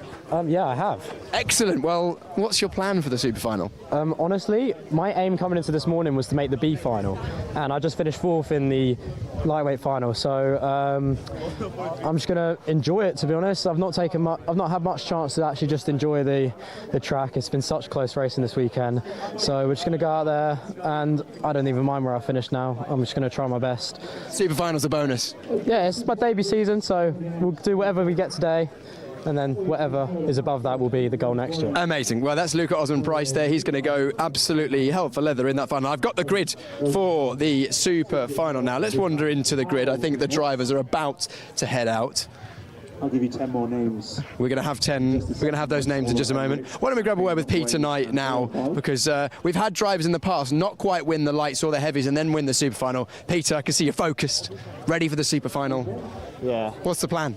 It was always my objective, this one. And it was like, I wanted top 2 in the A final, just so I was in a good position for this. So hopefully I have a car that turns slightly better going right hand. But yeah, no, it was good fun. And this super final, do you have to approach it any differently, do you think? Or I need to play it more aggressive, I think. I was just sitting back, being like coming third the whole time, waiting for them to make a mistake, and they're good drivers, they don't make a mistake. So I think go for more overtakes. And you were in the lightweights, now in the super final we have to weigh up to heavies. Yeah. Is that going to take a while to get used to, do you reckon? I was in a heavyweight race yesterday and I was pretty decent, so that gives me some confidence at least. So. It's heavier today though, isn't it, with the heavyweights? Yeah. It said 82, I think. So. It's 90 today. Is it 90? I believe so. You better check that. I'll check that. Yeah. Otherwise you might come in like 8 kilos underweight. I'll have a gander. Yeah, go and have a look. I don't want anyone to come in underweight. They all have a minimum weight limit to make. Let's join. Do you know what? Let's join the queue while everyone gets their weight sorted. I think this is the main hold-up. Oh, it's 82. What am I talking about? Apparently it is 82. I'm just talking out of my rear end on that one. The only driver currently on the grid is Fraser Brunton, who must have only just scraped. Fraser, are you in the super final? You must have scraped that one through. You had not an ideal morning, did you? No, I got completely wiped out in the second heat. Like full power into my side pod, which didn't help. No, that doesn't tend to help. But you've made the big one. Yes. Yeah. Me and Serenetti, we were pushing the A final from 18th to 19th, and yeah, managed to scrape in. Could be good fun. Yeah, I'm just going to absolutely send it. Are you missing it? Very much so. I was supposed to be racing today, but unfortunately I can't drive at the moment, so big sad. Medical. Oh. Yeah, well, some people have said I've been running scared, but you know, make of that what you will. But would you know where you're starting? Let's have a look, shall we? 11th. Oh, 11th. So it's actually not even that bad. No. So yeah. Is that hang on? Have I got the grid right here? Super final grid. Oh yeah, I hadn't quite updated. Where are you? Oh yeah, you're 11th, so inside as well, which is nice. Yeah. Also, I have a question. How did you go from 7th to? Was it first or second? It was first. Yeah. How did that happen? I don't know. So we had a full start, and the guy in front of me at 5th, he went to the outside, so I was like, oh, that's blocked off. But in the second restart, he held his ground, and they just went really slow, so I just zipped around the outside. It was unbelievable. It was unbelievable. I was frothing on my own helmet. Yeah, well, that's more information than we needed. Fraser Brunton there. Look out for him, 11th place. Didn't have the best morning due to that side impact that he spoke about. Willie Chu there, going through, looking very purposeful. Reminder, this super final, the top 10 from each of the finals from lightweights and heavyweights now face off together against one another. Very much looking forward to this. Willie Chu, BUKC owner. Stay here, mate. It's all good. Super final. This is the big one. Yeah, man. This is the pinnacle. This is where every BUKC driver wants to end up at the end of the season. It's, you know, all the kudos, all the fun. It's exciting. And people don't want to win it. They only want to finish second in the super final, because as we know, all the best drivers finish second in the super final. I came third, Pierce. Oh, sorry. I wasn't even that good. Sorry. Oh, long time ago. There's a lot. Same here. But also, it's quite interesting that the lightweights and heavies get to face off. I like that. Yeah, honestly, it's the best for me. The drivers' championship, and then the super final on the top of it is the best point in the championship for me. The BUKC. I mean, it's a team-based event, and you know all the camaraderie involved. You're racing for your university. You know, friends for life, honestly. And then you have the opportunity to race against your teammates and hopefully beat them and have bragging rights for the rest of your life for 40, 50 years ahead. So it's awesome. And the fact that we're at Silverstone doing it as well. The circuit's been mega. The racing's been incredible. It has. It's been really good, and the weather's been awesome. And then we've had lots and lots of racing. The sound of these carts as they enter to turn one just sounds awesome. And then you see a Formula 1 car whizzing behind. So it's kind of remarkable. Bit surreal for when you started this as a bit of a jolly in 2001. And the first season we finished was in 2002 at Clay Pigeon in Dorset, which is Jenson Button's home track. And now we're here at Silverstone. I never thought we'd ever be here 25 years later. And the BUKC has grown from it was really fun. 32 universities, 32 teams, and now 135 teams plus a waiting list. Qualifiers, intermediates, rookie, intermediates, Brems, Clubmans, drivers' champs. Exactly that. And also the other thing is, over 25 years, so many people in the BUKC have gone into the highest levels of motorsport. It's remarkable. Loads of Formula 1 teams are stuffed full of people who have graduated from the BUKC and have amazing memories of this championship. And it is unique, it really is, because it's just something really special about being able to race with your friends against other people, and then yeah, just have a great time, you know, go out with your mates afterwards, and it's very accessible, isn't it, Piers? You know? And also one of the things that I think often isn't spoken about enough is that it's really fun at the events. Everyone's here for a good time. It's a good time. It's not too serious. We all take it seriously, but it's not too serious. You do a great job in the organisation to keep it fun. So thanks, Will. Thanks, Will. Great job as always, Will Chew, our leader. Do you guys need help with the pedals? Push the bottom. Push the bottom. Push right at the bottom. There you go. Go on, push. There you go. That's how you do it. You're welcome. Sorry? Yeah, you do. I mean, if your only job is pedals and you're failing at that, it's not a good sign, is it? Right, let's talk to our drivers on pole position. You guys have got, did you hear that, 3 laps practice? So you've got plenty of time to bed in your new weight. 3 laps. You're getting treated. Maxwell, you've done it once today. Can you do it again? Absolutely, yeah. No other words needed. No other words needed. That was easy interview, wasn't it? No. Good luck. We've spoken to Peter Knight already. So the grid is Maxwell Dodds on pole. Axel Slijepcevic as our heavyweight winner will be going from the outside of the front row. I don't know where Axel is actually. Maybe he's not on the grid. He's all the way down there, maybe just chatting to a friend. We've had Rylan Eschberg, who we've already spoken to. Luca Osman Price, already spoken to him as well. Let's have a word. We had a very short interview, didn't we, with Tom Ballantyne ahead of the lightweight final. Tom, I'm sorry, I don't mean to interrupt. We had a very short interview because it got interrupted. It turns out I didn't win, but it went okay. So. No, you didn't win, but it's okay because you're here in the super final. This is the big one, the main event. This is the main event. It's going to be chaos, I think. What have you taken from your lightweight final that you can take into this super final? I'd say I've got the pace. I could, if everyone goes off in the grass and on the chicane and I cut through, I could win. That's my take. Is that all? Is that the only way it's going to win? No. I'm going to pull some moves in, and I'm going to. I think you got some more in you. I think you're being modest. I felt like. In that final, I felt like I started getting together. I mean, I didn't do mains yesterday, so I felt like I was on the back foot. So I'm quite happy with where I've come. So absolutely. Well, I'm just going to enjoy the race. I'm not really worried about winning this, winning that. I'm just going to fly as many people off in the barrier. Okay, sure. Good luck. Cut that. No, we're live, mate. There's no cutting. Yeah, That's it. Also, let's have a look at this camera operator. This is my decal. Be nice. Be nice.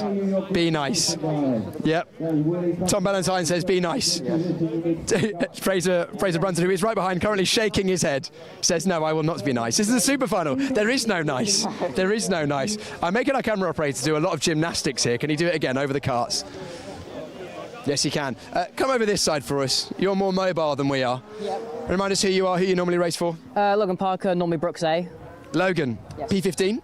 Yeah. You made the main event. What can you do? Well, hopefully I've got a better kart this time. I was pretty rough in the A final. I mean, I didn't realise until my mum messaged me saying that I had the fastest lap for quite a while, which really surprised me because I felt so slow coming out of the final corner into the main straight. The toe's massive though, isn't it? It is massive around here. So I'm just hoping that I can sort of get a decent-ish start like I did in the A final, but have a better motor this time. So how far back does the toe sort of start? Probably about 4 kart lengths, I'd say. Like in my first race or second race, I was behind someone and I caught up 4 to 5 kart lengths just from the toe. Like it's unbelievable around here. Well, we've enjoying the racing. It's keeping the pack together. You better get yourself in the car and get ready for the super final. Good luck. I think it's about time we go racing. This is the big one, the main event, the British University Karting Championships, Drivers' Championships, super final, heavyweights versus lightweights. For the final time in 2026, let's go racing.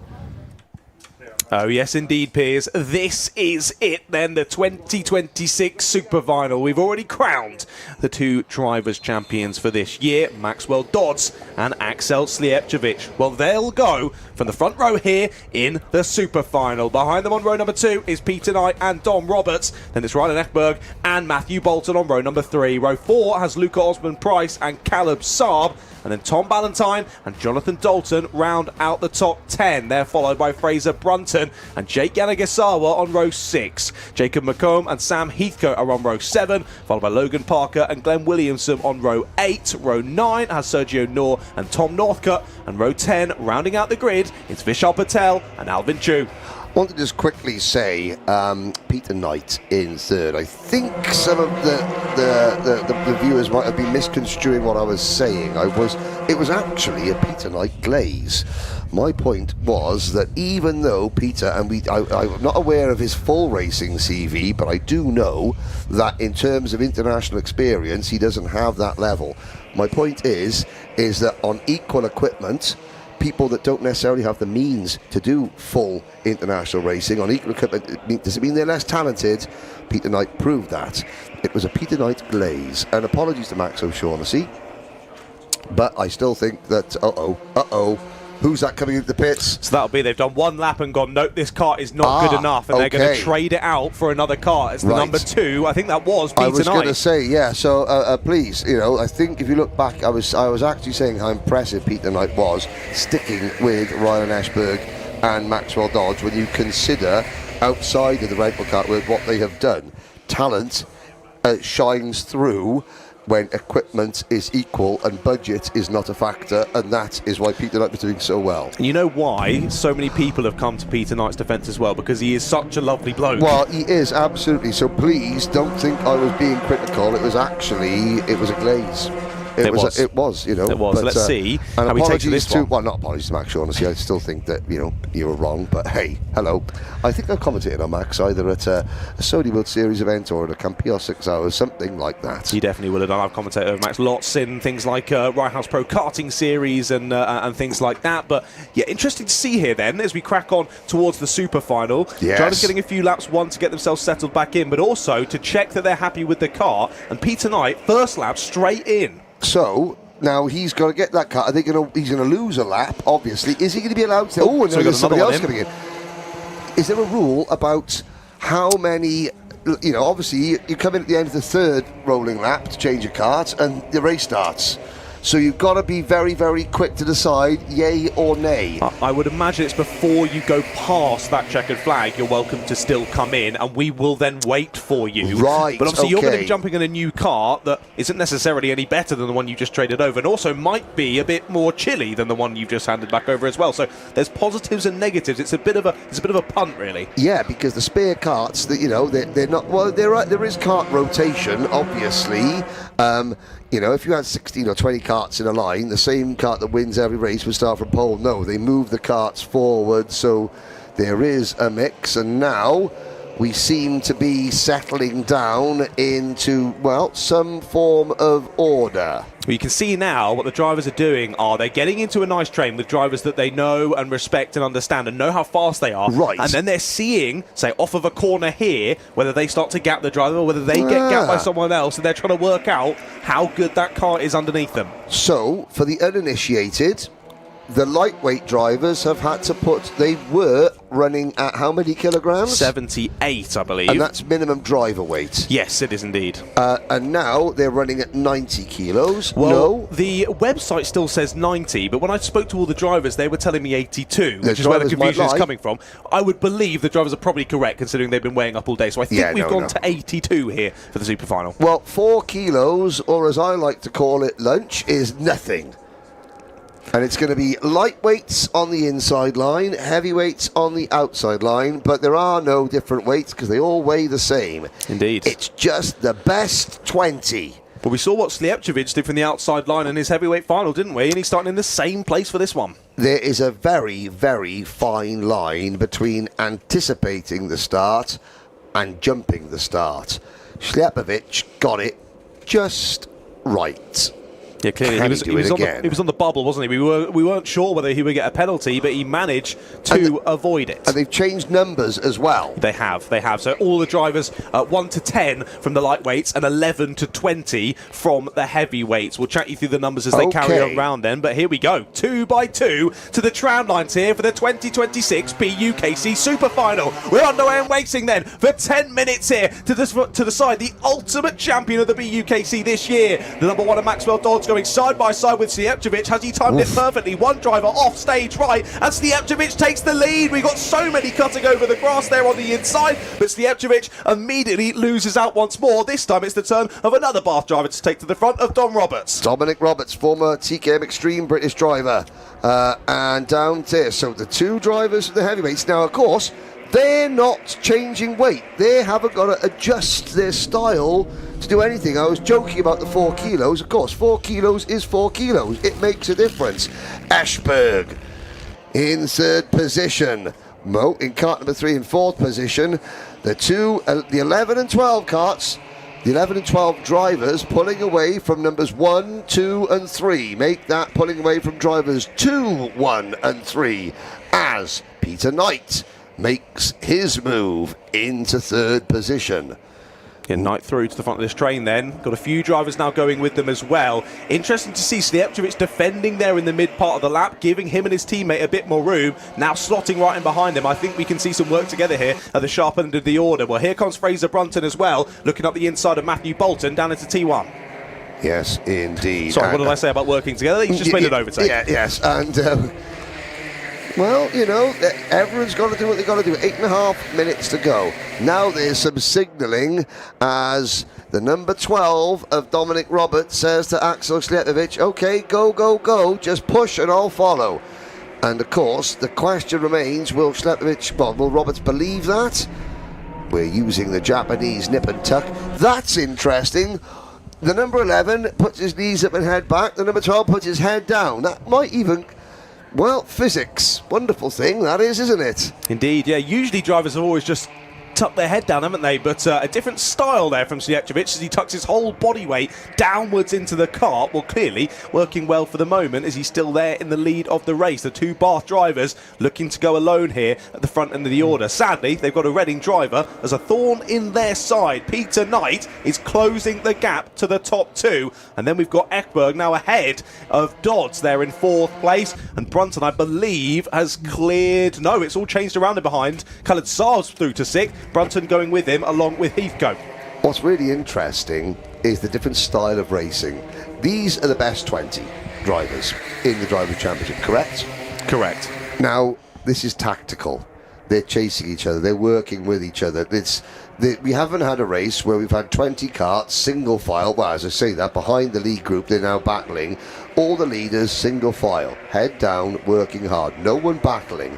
And I get, for a percentage of the viewer, that'll be boring because you're used to seeing diving in and out. This is good tactical racing.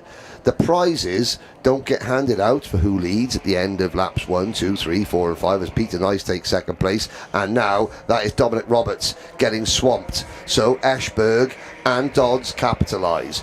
Now I think you'll see Knight, Roberts and Ashberg work, or Knight, Ashberg and the number 1 plate of Maxwell Dodds sitting single file working together. They have to, because they'll look up and suddenly Axel Slijepcevic leads by 9/10 of a second. Rylan Ashberg will now push Peter Knight up to the race leader. Peter Knight needs to trust Rylan Ashberg and Fraser Brunton. Gets shown the outside curb, handles it and slides back in. Now, Peter, you've got to trust Rylan.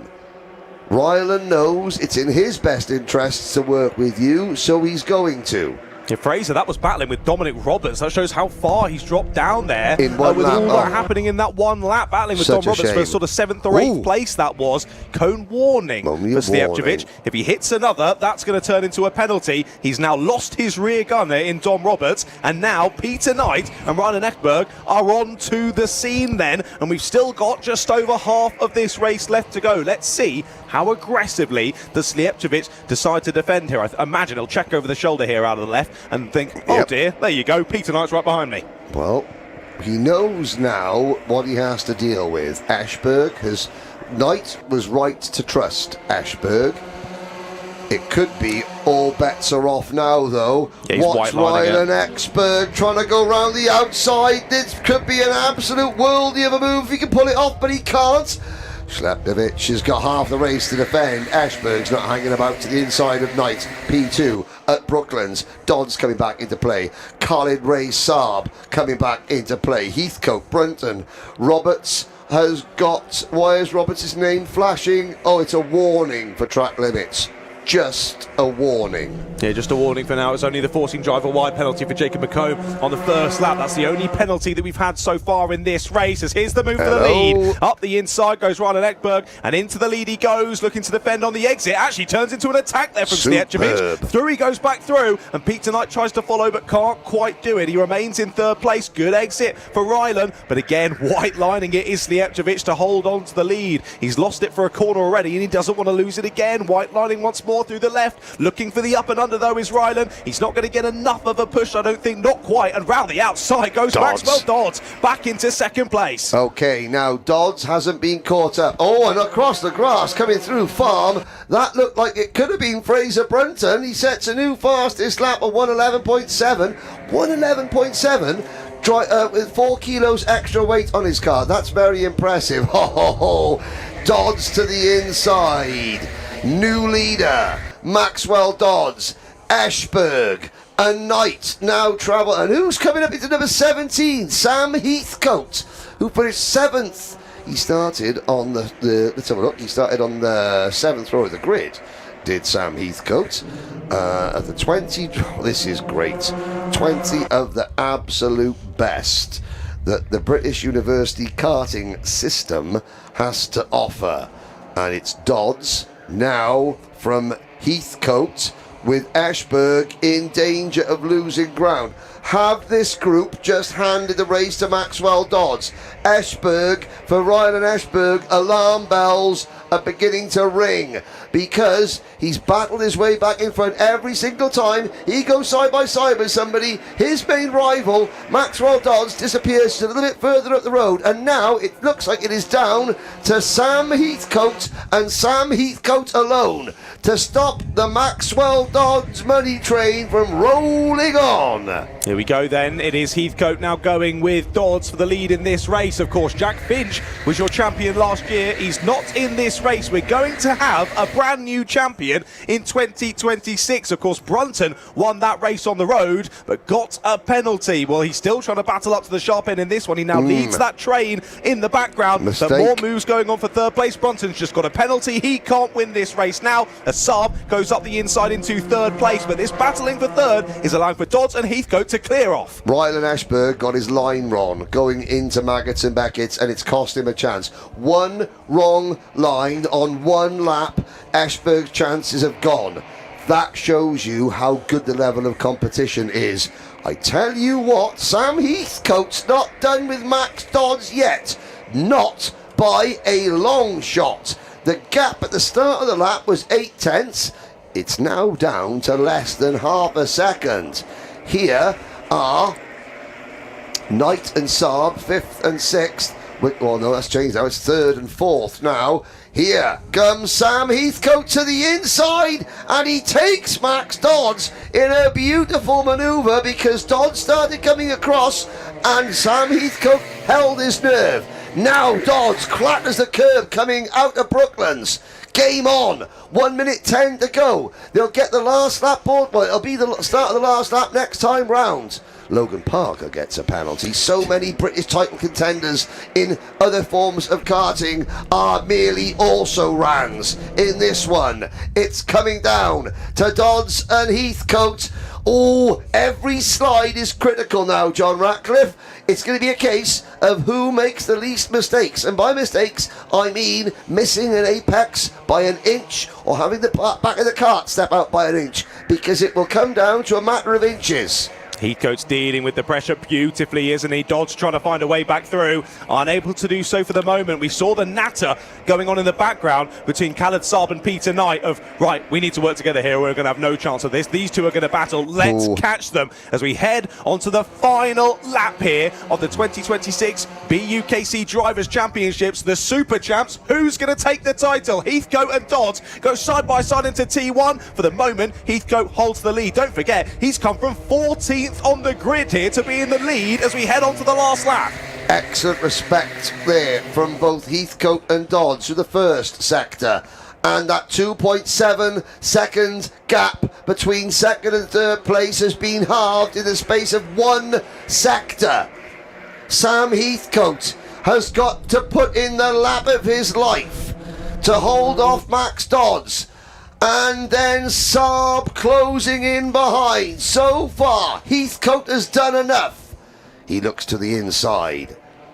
There's going to be a couple of laps to go. John Ratcliffe, you've been the voice of this championship. We're about to see it off. What a way to finish here in the sun at Silverstone. This is it then. Last couple opportunities here for Dodds to find a way through, and Saab and Knight are on the scene. Defensive once more from South Heathcote, but look at that, trying to get the exit. Peter Knight might have the run here on the inside. Knight to the inside of the final corner. The 17 chops across, but up and under goes Maxwell Dodds. It's going to be a run to the line, and who's out in the lead? It's Sam Heathcote. Heathcote wins in the super final. What a race from 14th on the grid. He defended like a lion throughout those last few laps, and he takes it in the super final. What a race.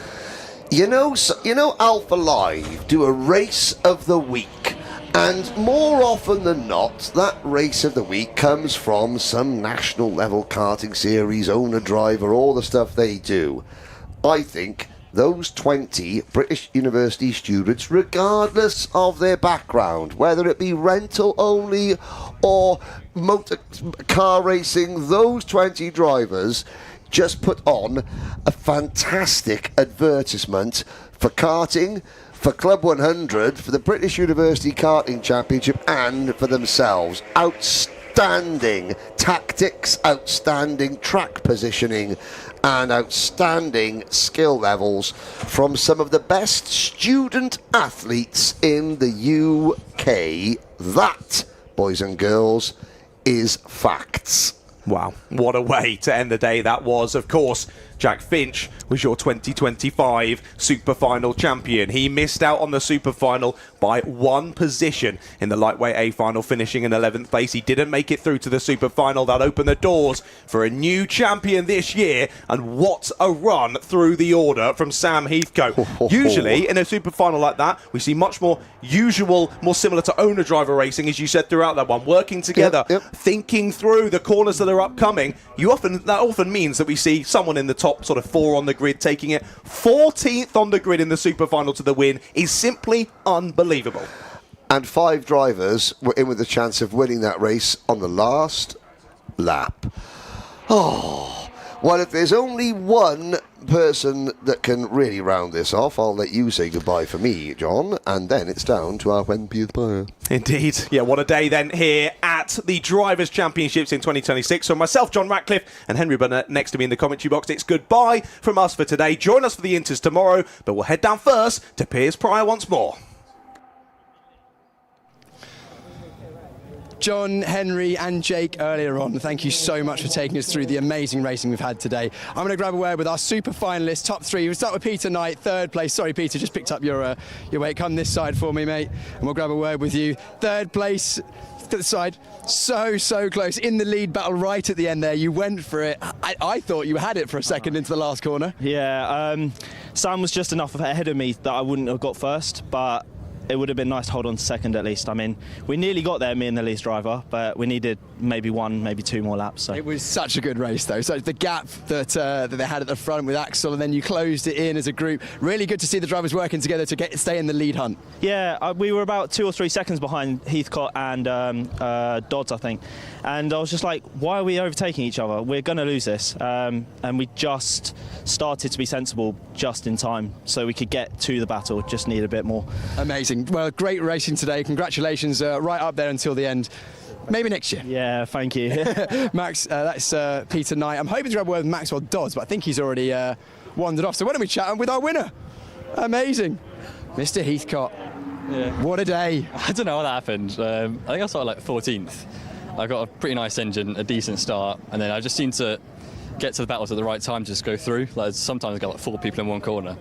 You need a bit of luck to win, and then the last lap I was driving so bad in front of that guy. I was just so scared, I couldn't like feel my brake pedal. But yeah, Did you have the nerves on the steering wheel in that last lap? I think like last corner, like 3 wide, I just managed to nick ahead. It was so close. I just said to Peter, I thought he had, because you got a nudge from, I think it was about 3 or 4 cars behind, loaded up. Then Maxwell got on the inside, but Peter got a run on you as well. But you managed to just have enough. Yeah, because I got outside lines, so I got the power in a bit early, and I think that just carried me ahead. So I was just ahead and then went across.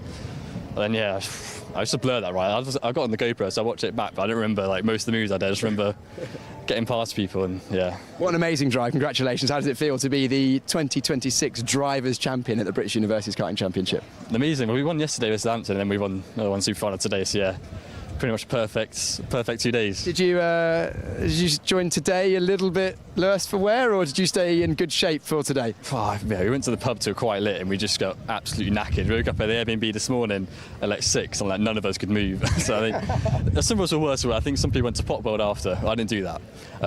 So yeah, it's been a long day, tired day, but yeah, it's won it somehow. So yeah. Amazing. Congratulations, Sam Heathcote, our 2026 champion. Cheers. Amazing. There you go. Well, that's about it, isn't it, really? We've chatted to Maxwell Dodds a few times, so I think he's had enough airtime. He finished second place. Amazing, amazing season. What an end to the year it has been here at Silverstone. The mains yesterday, they had a brilliant end to the year, pretty much as close as you can get. Today, the Drivers' Champs. The racing has been incredible. The lightweights, the heavyweights, and then the super final. Unbelievable racing. I've loved it. Thanks so much to all the drivers and unis that have taken part in the mains and also the Drivers' Champs today. The viewers at home as well, thank you so much for joining us. Don't forget, there's more to come. Tomorrow we have the Inters, where we have qualifying in the morning. That won't be broadcast. Then we've got 6 races in the afternoon to decide our Inters champions. So thank you so much to everyone who's joined us so far in 2026. There's still more to come, but if that's it from you for this year, we'll see you in 2027.